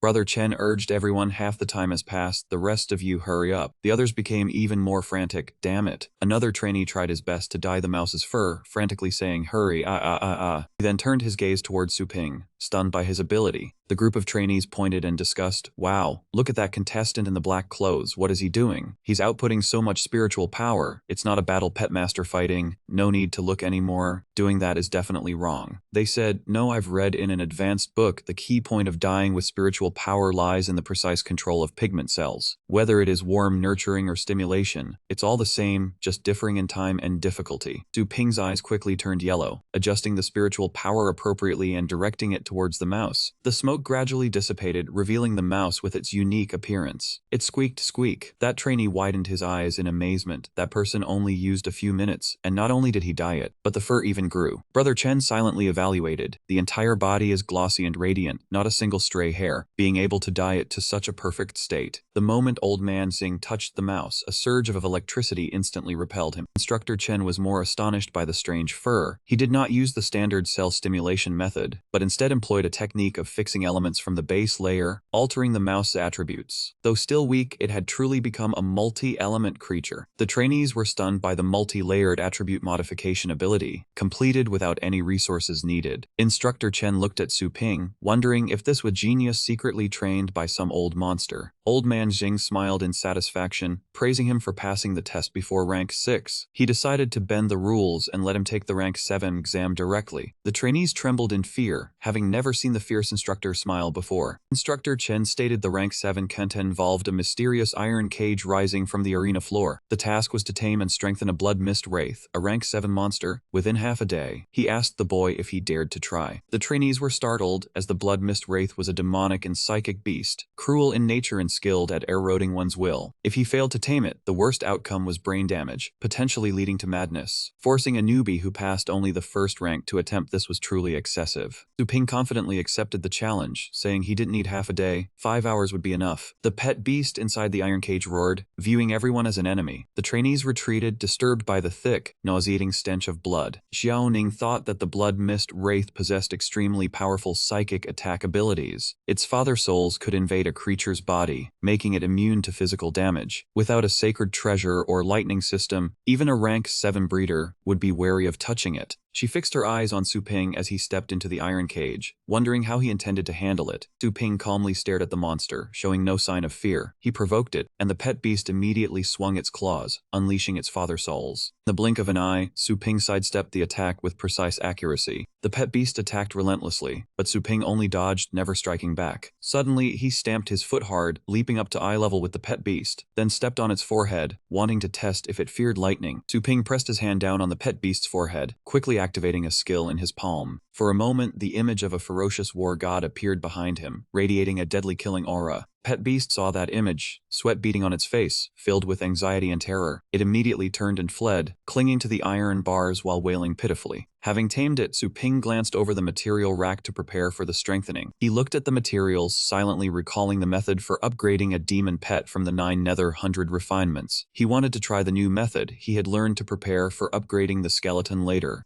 The blood mist wraith was extremely afraid of thunder and lightning, so he would enhance this weakness. He used his spirit energy to fuse soul-gathering grass and lightning orchid, creating a compound containing a mysterious golden lightning current. Su Ping suddenly swung his arm and threw the compound at the pet beast, shouting as fast as lightning. As the compound hit the pet beast's body, streams of blue-purple gas seeped out, and it began to gradually transform. Xiao Ning watched his actions, predicting it was a sign of evolution. The pet beast was evolving, its body growing hazy within the smoke. Su Ping raised his hand, his spirit energy smoothly guiding the cultivation process. Instructor Chen silently appraised him. His calm expression and skillful technique confirmed he was no ordinary person. The pet beast reached the final stage of evolution, its parts gradually revealing themselves. It transformed into a lightning spirit soul demon, its color shifting from blood red to deep blue with golden veins. The trainees couldn't believe their eyes. The blood mist wraith's appearance had completely changed. What kind of evolution path was this? Its once ferocious form now seemed more majestic. Su Ping pointed at it, explaining that during the training process, he had gained greater understanding of the lightning system. The demon bloodline was suppressed. Now it had resistance to holy and lightning elements, but it still had a flaw. The flaw was that it had become more irritable. The pet beast raised its head to the sky, and then tried to charge out, striking the iron bars with its claws, instantly bending them. The trainees were terrified by its power and quickly fled. The beast cage creaked dangerously, a deadly hazard. Shenka put on his gloves, intending to stop it. He judged that after evolving, the blood mist ghost's combat power had risen a level, and he needed to act before it broke out. The pet beast's hands pried the iron bars into a large gap, finally escaping outside. As soon as it saw Chenka, it reached out to grab him. Chenka was startled, his brows tightly furrowed, knowing he was one step too late. He quickly gathered internal force into his palm, his voice turning fearsome like a cold curse. Su Ping coldly asked if it wanted to taste the flavor of the lightning path, his eyes carrying a killing intent that startled the pet beast. It remembered that terrifying moment, hurriedly kneeling at his feet, its massive body trembling under this human's threat. The group of trainees turned their heads back, sighing in relief when they saw it was under control. Su Ping calmly walked out of the iron cage, asking Chenka if he had passed the test. Chenka thought to himself the test only required enhancement, yet he took it a step further, directly performing a perfect evolution on the blood mist ghost. 2 taming attempts, both outstanding. It was far more than just passing. Chenka looked at him with admiration, praising that his ability held promise to charge to a rank 9 top-tier breeder. The group of trainees gasped in astonishment. A rank 9 top-tier breeder? They could not believe they had witnessed such a bizarre thing. A person skipping straight from rank 1 to rank 9 in one day. Who exactly was he? Elder Bai watched from a distance, smiling in satisfaction, praising this as truly a delightful and inspiring training session. Xiao Yu recognized him, calling out his name. That was Elder Bai, the vice president of the Breeder Association, with perfect spiritual power as clear as crystal. Genka saw him arrive and respectfully greeted him. Elder Bai paid no attention, only calling Su Ping to follow him. Chenka looked up with curiosity, wondering if this young man was perhaps the vice president's disciple. In a quiet place, Elder Bai asked Su Ping to remove his mask, as he knew he was an honored guest from Longjiang. He laughed heartily, saying that a strange young man with such skill, no matter how well he concealed himself, was easily recognized through his techniques. He named the trainer of Skeleton, Haoyan Dragonhound and Moon Dragon, the owner of Du Su Ping's shop. Su Ping coldly asked, "The investigation is quite detailed. What business do you have calling me here?" Elder Bai's face turned serious, asking if he had ever heard of the Four Kings. He explained, "The Four Kings refer to the four great king beasts. These are the most ferocious beasts in the history of Blue Star, including Shan Er Yuanshu, Shiki, and Paian. They understand human speech, and are extremely cunning. They once destroyed countless stronghold cities. A 100-meter-high city wall was leveled with a single stomp. The blood on their hands is enough to drown mountains and rivers. They are the primary enemies of the human race on Blue Star." He said, "Each of the four kings possesses strength no less than the Heavenly Fate Realm." Su Ping replied, "The Heavenly Fate Realm is the highest realm among the three legendary realms." He thought, there are monsters this powerful on Blue Star. Even with his utmost effort, he had only just entered the Hanhai legendary realm. He asked further, why had he never heard news of attacking human territory? Elder Bai answered, because once a human great emperor severely wounded the four kings and used his life to seal them beneath a deep abyss. Currently the four major regional families stand guard, so they were originally unable to cause trouble. He became more suspicious. Has the deep abyss fallen? Elder Bai denied it. No, if it had fallen, all stronghold cities would be in a level 1 battle state. His voice dropped, saying the problem was the deep abyss was still normal, but the wilderness area had discovered abnormal migration phenomena of ferocious beasts. Su Ping suddenly recalled the strange phenomenon on the way here when the train was nearly destroyed. Elder Bai worriedly said the situation already threatened civilian safety, requiring increased security in the stronghold cities. He suspected the anomaly behind this was not simple, so he used the breeder conference to gather experts to discuss strategies. Su Ping curiously asked why the Breeder Association was managing so many matters. Elder Bai affirmed, breeders bear a greater responsibility than battle pet masters, because they are the ones who entrust power. He suspiciously asked why not directly send people to the wilderness area to investigate. Elder Bai said, after the discovery, he ordered the major cities to send wilderness exploration teams, but the wilderness area was too vast, so there were no results yet. He asked if Su Ping had any clues. Su Ping said the clues were too few. Instead of racking his brains here, he wanted to improve his combat power. He wanted to learn the breeder's soul-opening skill, but he had ransacked the Academy's library and found nothing. Elder Bai laughed heartily, saying this was a secret technique only rank 9 top-tier breeders could learn at the association headquarters. Of course, it was not available at Tianlong Academy. Su Ping looked at him helplessly, wondering what he meant, and asked if he was qualified to learn it. He praised his strength, affirming that he had the potential to become the second person in history to simultaneously cultivate war pets and become a breeder, while also reaching the legendary and holy spirit levels. Su Ping was surprised and asked about the first person. Elder Bai replied that it was the human great emperor who had once single-handedly faced the four kings. Excited by the story, he urged the old man to teach him the spirit opening technique immediately. He refused, saying that he was only a level 6 breeder. To reach level 7, he would have to pass an exam and write a 50,000-word thesis, and each subsequent level would require more papers. Su Ping smiled wryly and asked him to make an exception. Elder Bai sternly replied that the rules must be followed more strictly as time goes on, otherwise the world would fall into chaos. Su Ping had to concede, thinking to himself that this old man was too rigid. Fighting was fine, but writing 7 theses would take forever. Suddenly, he remembered that Ling Tong was very good at this, so he thought about asking her for help. In the pitch-black room, crumpled paper was scattered all over the floor. Ling Tong was holding her head in pain amidst a pile of untouched books. She tried to write, then crossed it out in frustration because she was not satisfied. Despair was evident on her face. Lacking real combat examples, she could not complete this topic. The scene shifted. Chun Feng rudely propped his leg on a female reserve student. He accepted the invitation and prioritized the authority to that Xiaoyu guy. He smiled and asked Xiaoyu if he had any good news to report. Xiaoyu timidly reported that his strength was too great and well hidden. She could not see his information. He immediately struck the female student hard, causing her to spit blood. Chun Feng scolded Xiaoyu for being useless. She nervously explained that he had started the exam from level 1 and easily passed level 7. He took a sip of wine and said he already knew all that, asking if there was anything else. She remembered something important. In the end, he was picked up by Elder Bai. Chun Feng muttered about those old men from the Breeders' Association. He ordered her to withdraw, then called for Long Shan. Long Shan appeared immediately, his voice deep in reply. Chun Feng spoke cryptically about the golden egg that was about to be lost. Long Shan understood, grinned sinisterly, and knelt to receive his orders. Su Ping stared at the system panel, thinking that although the future was unclear, buying beast traps from the shop was a sure thing. The system panel displayed information about the various beast traps. He pondered. The high-level beast traps were expensive, but the only ones that could catch king beasts. He pressed the device to find Ling Tong's address. Sky Feather Class, number 8. Long Shan suddenly appeared, rudely starting a conversation with Su Ping. He threatened to ask what he had told Elder Bai. Su Ping calmly replied that he did not know him and told him to get lost. Long Shan was angered by his attitude. The people around were gossiping, thinking he was a peak-level expert. When Long Shan lost his defense, Su Ping immediately threw him to the ground with his bare hands, his face hitting first. His grip strength was so strong that the spot where Long Shan lay was deformed into a pit that perfectly fit his body. He was dazed, not yet understanding what had happened. Everyone was stunned to see the peak-level expert fall. Long Shan realized, coldly laughing as he asked if he was using a secret technique to conceal his strength. He got up, roared, then opened a summoning space and called out several war pets. His eyes were extremely excited as he viciously gave orders. Those lion war pets jumped out, and Su Ping recognized them as crimson gold lions. The curious crowd gathered to watch. They were a level 9 high-grade bloodline, the kings of beasts, but they had wings. Long Shan proudly boasted that they were bred from the myriad dragon emperor bloodline, a 1 in 1,000 ratio, and were invincible in the 6 realms. Su Ping bluntly reminded him, then summoned the grand evolution heavenly dragon hound. The majestic war pet appeared with a holy golden light. It lightly swatted the lion with its paw, causing it to cry out in pain. Long Shan rushed over worriedly. The heavenly dragon hound quickly defeated the crimson gold lion and let out a loud roar. He struggled to withstand the power of the roar, shocked to realize his lion was pinned down by a dog. Su Ping smiled mockingly. Long Shan was terrified, drenched in sweat, stammering that it was a misunderstanding. Elder Bai watched everything from a distance, finding it interesting. He screamed in panic, telling him not to come closer. The scene shifted to Class 8. Inside an iron cage was a captive level 5 bloodline water elf of the River Kin. The students reported to Chun Feng that the war pet for the exam was here. He nodded. He opened a box of purple test tubes and withdrew the liquid into a syringe. Chun Feng injected the liquid into the River Kin. It cried out in protest before becoming ferocious. Screams and roars echoed through the room. Long Shan walked in slowly. He recognized him and asked about the golden egg. As soon as he stepped in, Long Shan collapsed unconscious, eyes rolling back, foaming at the mouth. Su Ping spoke up, saying the golden egg was looking for him.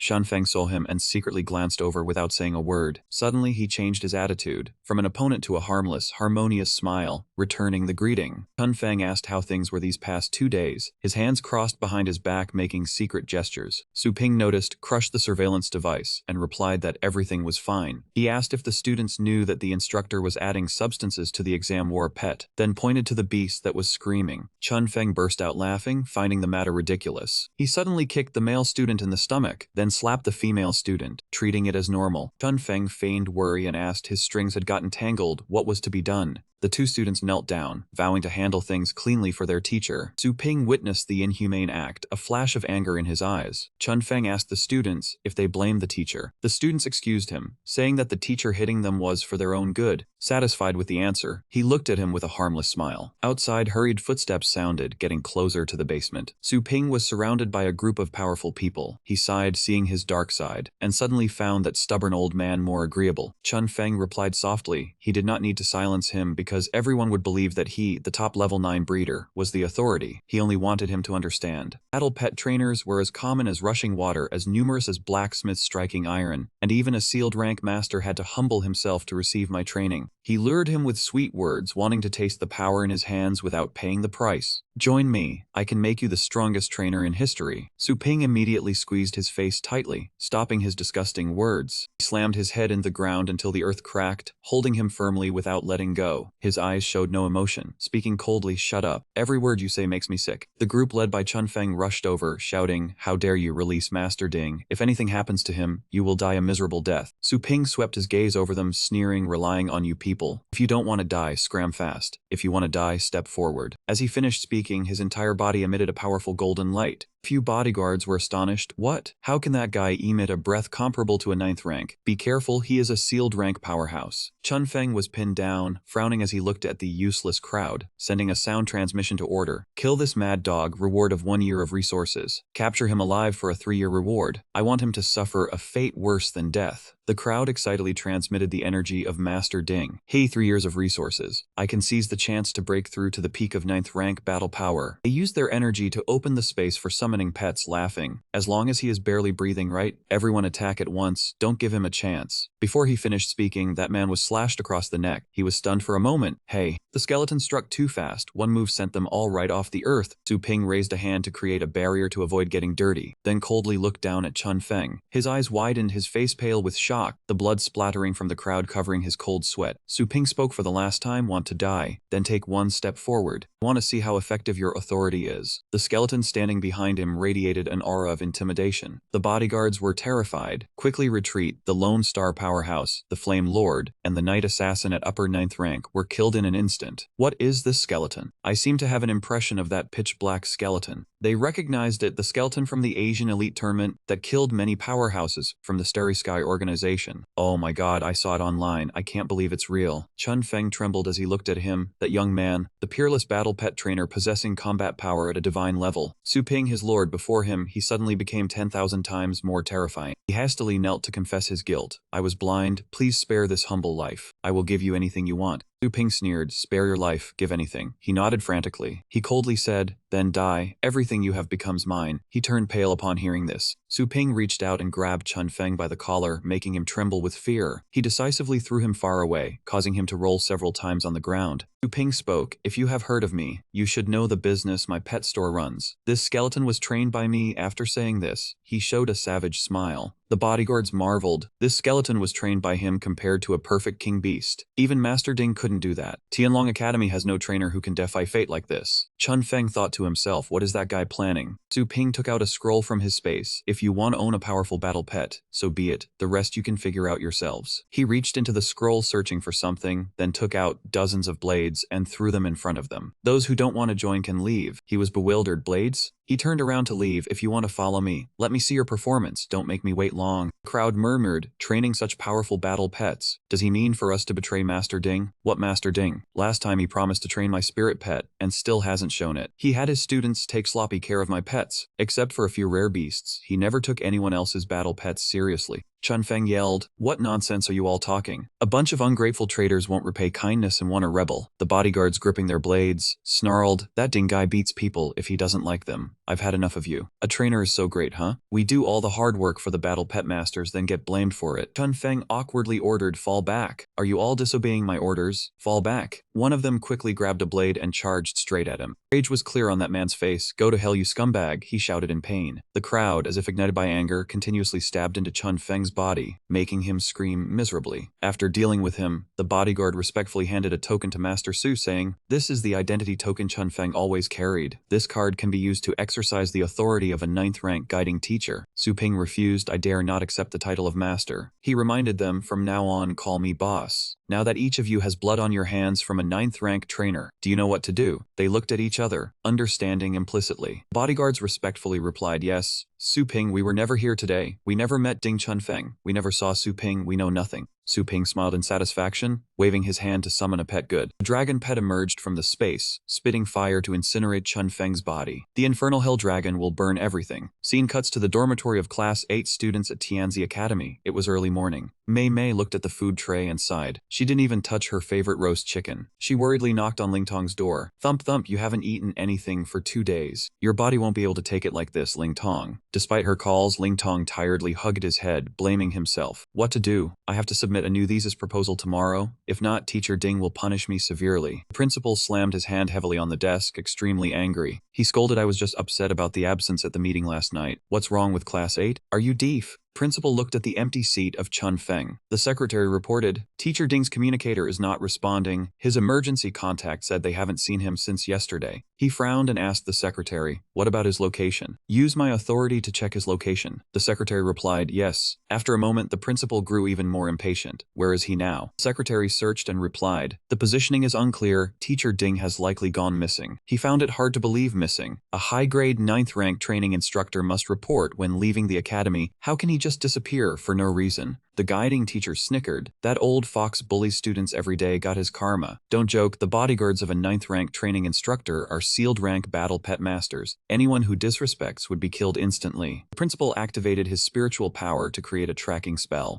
A demonic seeking array appeared. He manipulated his fingers to search for Chun Feng. The compass spun for a long time, lost its direction without finding him. The principal's eyes widened in surprise. Within 1,000,000 miles around here, I can't sense any of his breath. He immediately called out, men? A group of people dressed in black knelt respectfully. Yes, subordinate. The principal gritted his teeth and ordered, in broad daylight, someone kidnapped 9th rank training instructor Ding Chun Feng. Investigate his recent contacts. Openly opposing Tianlong Academy is unforgivable. Kill anyone who obstructs. The group chorused, as you command. His watch emitted a signal. It's Vice President Elderby of the Trainer Association. He then pressed the call. Don't make a sound. I'm taking an important call. The principal respectfully said, greetings, Elderby. May I ask for your instructions? He spoke to remind him about the disappearance incident. I advise you not to investigate. He was bewildered. Not investigate. Then thought to himself, Ding Chun Feng offended a big shot who can ban the academy like Elderby. The principal bowed his head. I heed Elderby's advice. Please forgive my offense. Ding Chun Feng, daring to offend you truly has the guts of a bear. That dead man Ding bullied students, trampled on seeds. His death is not enough to atone for his sins. He flatteringly smiled at Elderby. I must thank you for purifying the academy on my behalf. He sternly questioned, if you clearly knew his behavior like the back of your hand, why did you never discipline him? The principal stammered for a moment, not knowing how to answer.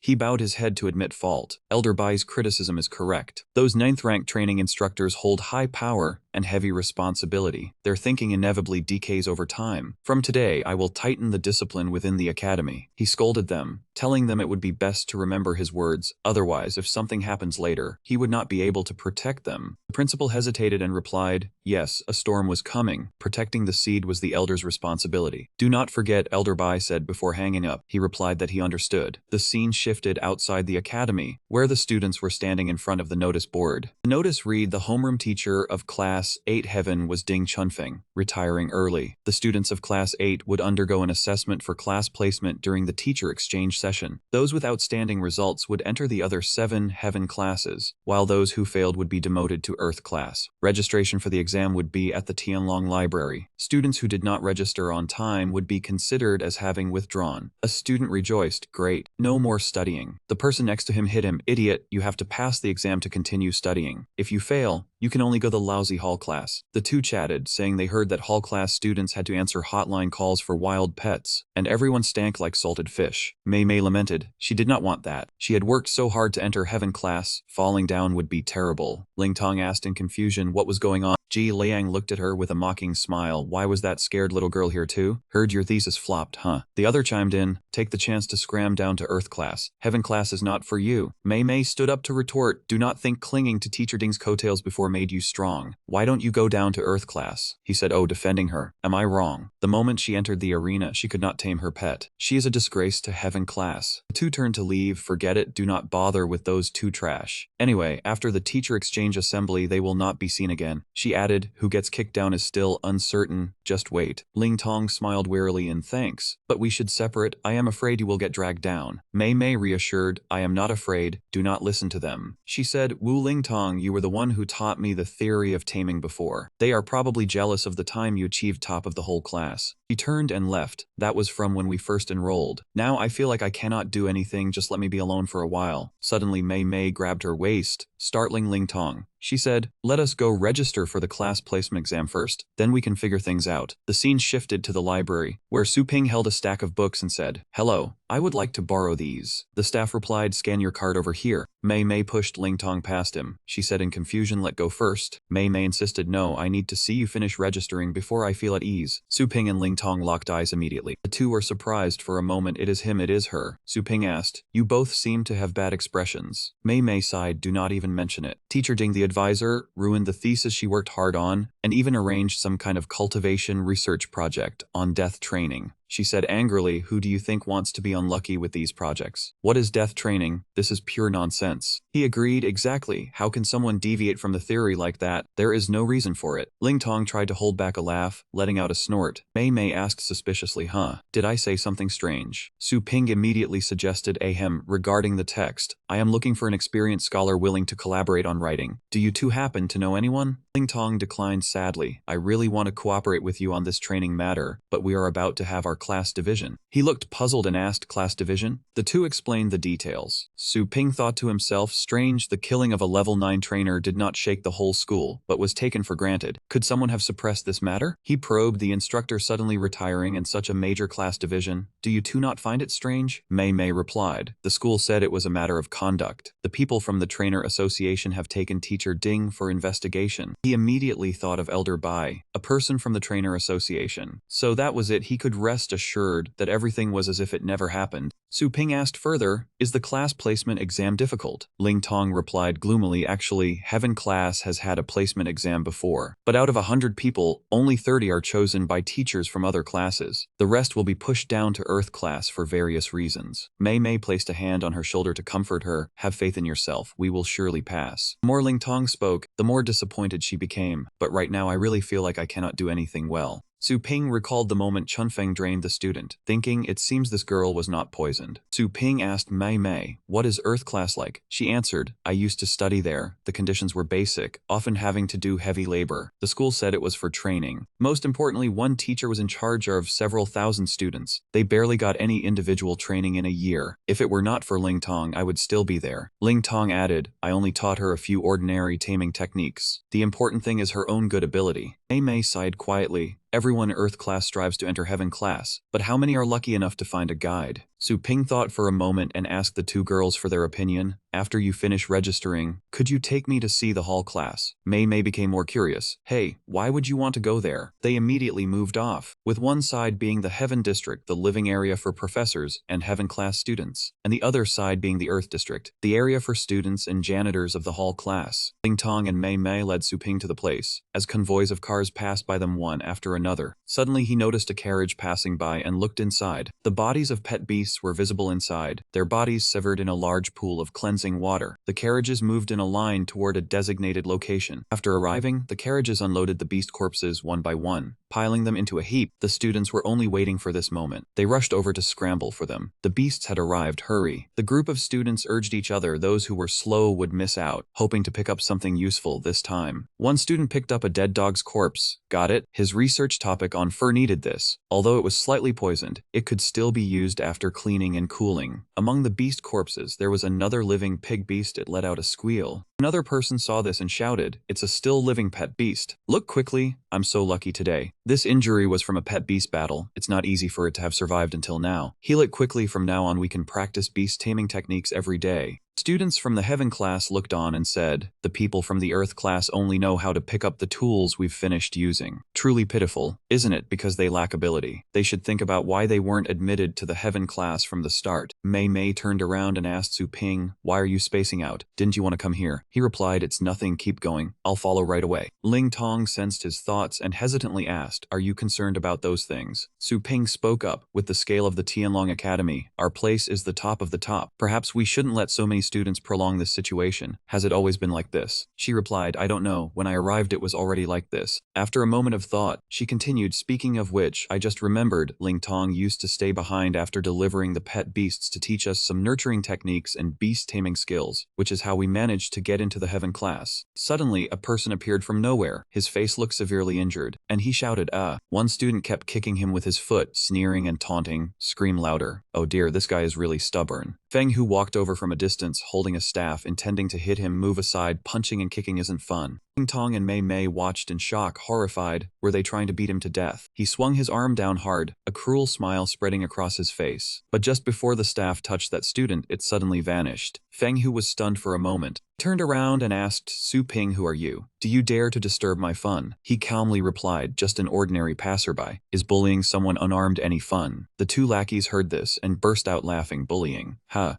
Feng Hu grabbed the student by the hair and pulled him up. You idiot, this guy is completely willing. Are you blindly meddling? That student pleaded earnestly. They agreed to teach me nurturing techniques and the class promotion exam later. I'm only one step away from the heaven class gate. Please just leave. That man sneered mockingly at Su Ping. With just a little resource they can act like tyrants in the electric hall area. You've never experienced that, have you? Ling Tong was stunned. This is too much. This can't go on. Mei Mei cursed under her breath in anger. This kind of animal isn't afraid of being reported. I don't think he can teach anything good. Su Ping casually threw the staff down and asked her, if you think it's too much, then go teach the real nurturing technique. How about it? Ling Tong was flustered. Me. He said, that's right. That student immediately threatened. What are you saying? Do you want to start a fight? Our boss Feng Hu is a dignified representative of the nurturing department of Heaven Class 4. I advise you to know your place and assess your own strength. Su Ping smiled confidently at them. Then let's have a match and see how it goes. If we win, he's handed over to us. Feng Hu started to get annoyed. But if you lose, then what? Don't think you can walk away unscathed. You'll take his place. Do you dare? Ling Tong and Mei Mei hesitantly tried to dissuade Su Ping. That duel is the life and death match of Class 4. This bet is too much of a loss. She said fearfully, I can't win. Mei Mei also advised Ling Tong's current state can't even compete. It's better to apologize to them. Let's go back and prepare for the class division exam. Feng Hu started mocking. Oh, who did I think it was? So it's a few dogs from Class 8. That student chimed in. You dared to provoke my boss. Do you think you can leave so easily? Su Ping then reassured Ling Tong, trust me, these weaklings are definitely no match for you. Isn't saving someone what you wanted to do? After speaking, he glanced down at the pitiful student. In that moment, Ling Tong was moved by his words. She didn't know what to do. He nodded at her, giving a firm promise. Ling Tong gently closed her eyes, seeming to have made a decision. She clenched her fist with determination and said to him, I understand, I will compete. Feng Hu sneered a contemptuous remark, useless trash who only speaks sweet words. I'll show you what cruelty is later. Follow me, I know a good place. After saying that, Su Ping followed the crowd, guided by the whistle, into a strange alley. Ling Tong and Mei Mei looked around in fear, seeing the crowd glaring at them and the iron cages containing ferocious beasts as if abandoned. The two girls held each other's hands tightly throughout the journey, showing their extreme anxiety. Su Ping released a wave of killing intent toward them, then reassured the two girls, don't worry, no one will touch you. Just focus on the match. Ling Tong nodded. They entered the arena and Feng Hu said, same rules, compete in beast taming and beast dueling. He sneered. First half is taming wild beasts, second half is dueling. Defeat the opponent to win, best of 3. Ling Tong said confidently, okay. I know Su Ping will always protect me. The beasts were brought out one by one. Even caged, their ferocity was unmistakable. Catching a glimpse of them, she stepped back in fear. They looked difficult to tame. He smiled wickedly. This is the most chaotic underground arena in the Earth District. Don't dream of using docile beasts. You girls are about to wet yourselves. Ling Tong's breathing quickened, likely from stress and fear. She recalled the time she was attacked by a bear beast, bleeding from her hand. Thinking of that moment, she subconsciously gripped the arm that was once injured. The crowd jeered, get down, you weakling. Don't just stand there like a log. Mei Mei said worriedly, this is bad. Ling Tong has been through too much stimulation. She shouldn't be on the stage. Su Ping denied this. No, she is trying to overcome it. She frowned at him. You're just a stranger on the train. You don't understand her situation. He suddenly asked, have you heard the story of the fish at noon? Mei Mei was puzzled. What are you talking about? Su Ping explained, someone trapped a fish in a transparent glass jar. The fish couldn't see the glass. It only wanted to swim out, but after hitting its head and bleeding many times, it still couldn't escape. The fish had to believe the world outside the jar was false, that it couldn't get out. In the end, it lived its whole life in the jar. Mei Mei was confused, huh? What are you trying to say? If we lose, we'll get beaten. Su Ping looked at Ling Tong on the floor, imagining the jar slowly opening. His golden pupils looked forward, thinking to himself that the jar had now disappeared, just one step out of it. Ling Tong was still facing a mental crisis. It seemed he thought that fish was Ling Tong. It had escaped. Feng Hu and Mei Mei looked toward her, then their eyes widened in surprise. That was the moment of the dragon transformation. Ling Tong was already wearing her gloves. Her aura was boiling and powerful like the dragon behind her. She began to step forward. Feng Hu wondered, what is this? Her aura is completely different from before. He said arrogantly, don't get cocky. Watch me beat you. The two raised their hands toward their respective beasts and shouted in unison, tame. A flash of arrogance shone in his eyes. Most of the wild beasts used for taming in the Earth District have already been eliminated from the Heaven District. The old stock has been tamed or cultivated many times, developing patience. Only newcomers to the Earth District don't know this. You can't win. Ling Tong suddenly announced, I've finished taming my beast. Feng Hu was surprised. What? How do you know how to handle the old stock? Mei Mei laughed. Why wouldn't she? Every time Ling Tong transfers a beast, she teaches us the taming technique. It's great. The old Ling Tong is back. Feng Hu nodded to his accomplice. I've also finished taming. Next is nurturing. That other student understood and pressed a green button on the floor. Immediately the barrier net around the arena crackled with electric sparks. Su Ping thought, the arena railing has been electrified. If a beast touches it, it will be electrocuted and lose. I have to use mental energy to send a message to remind Ling Tong. Ling Tong picked up the yellow materials. He suddenly understood.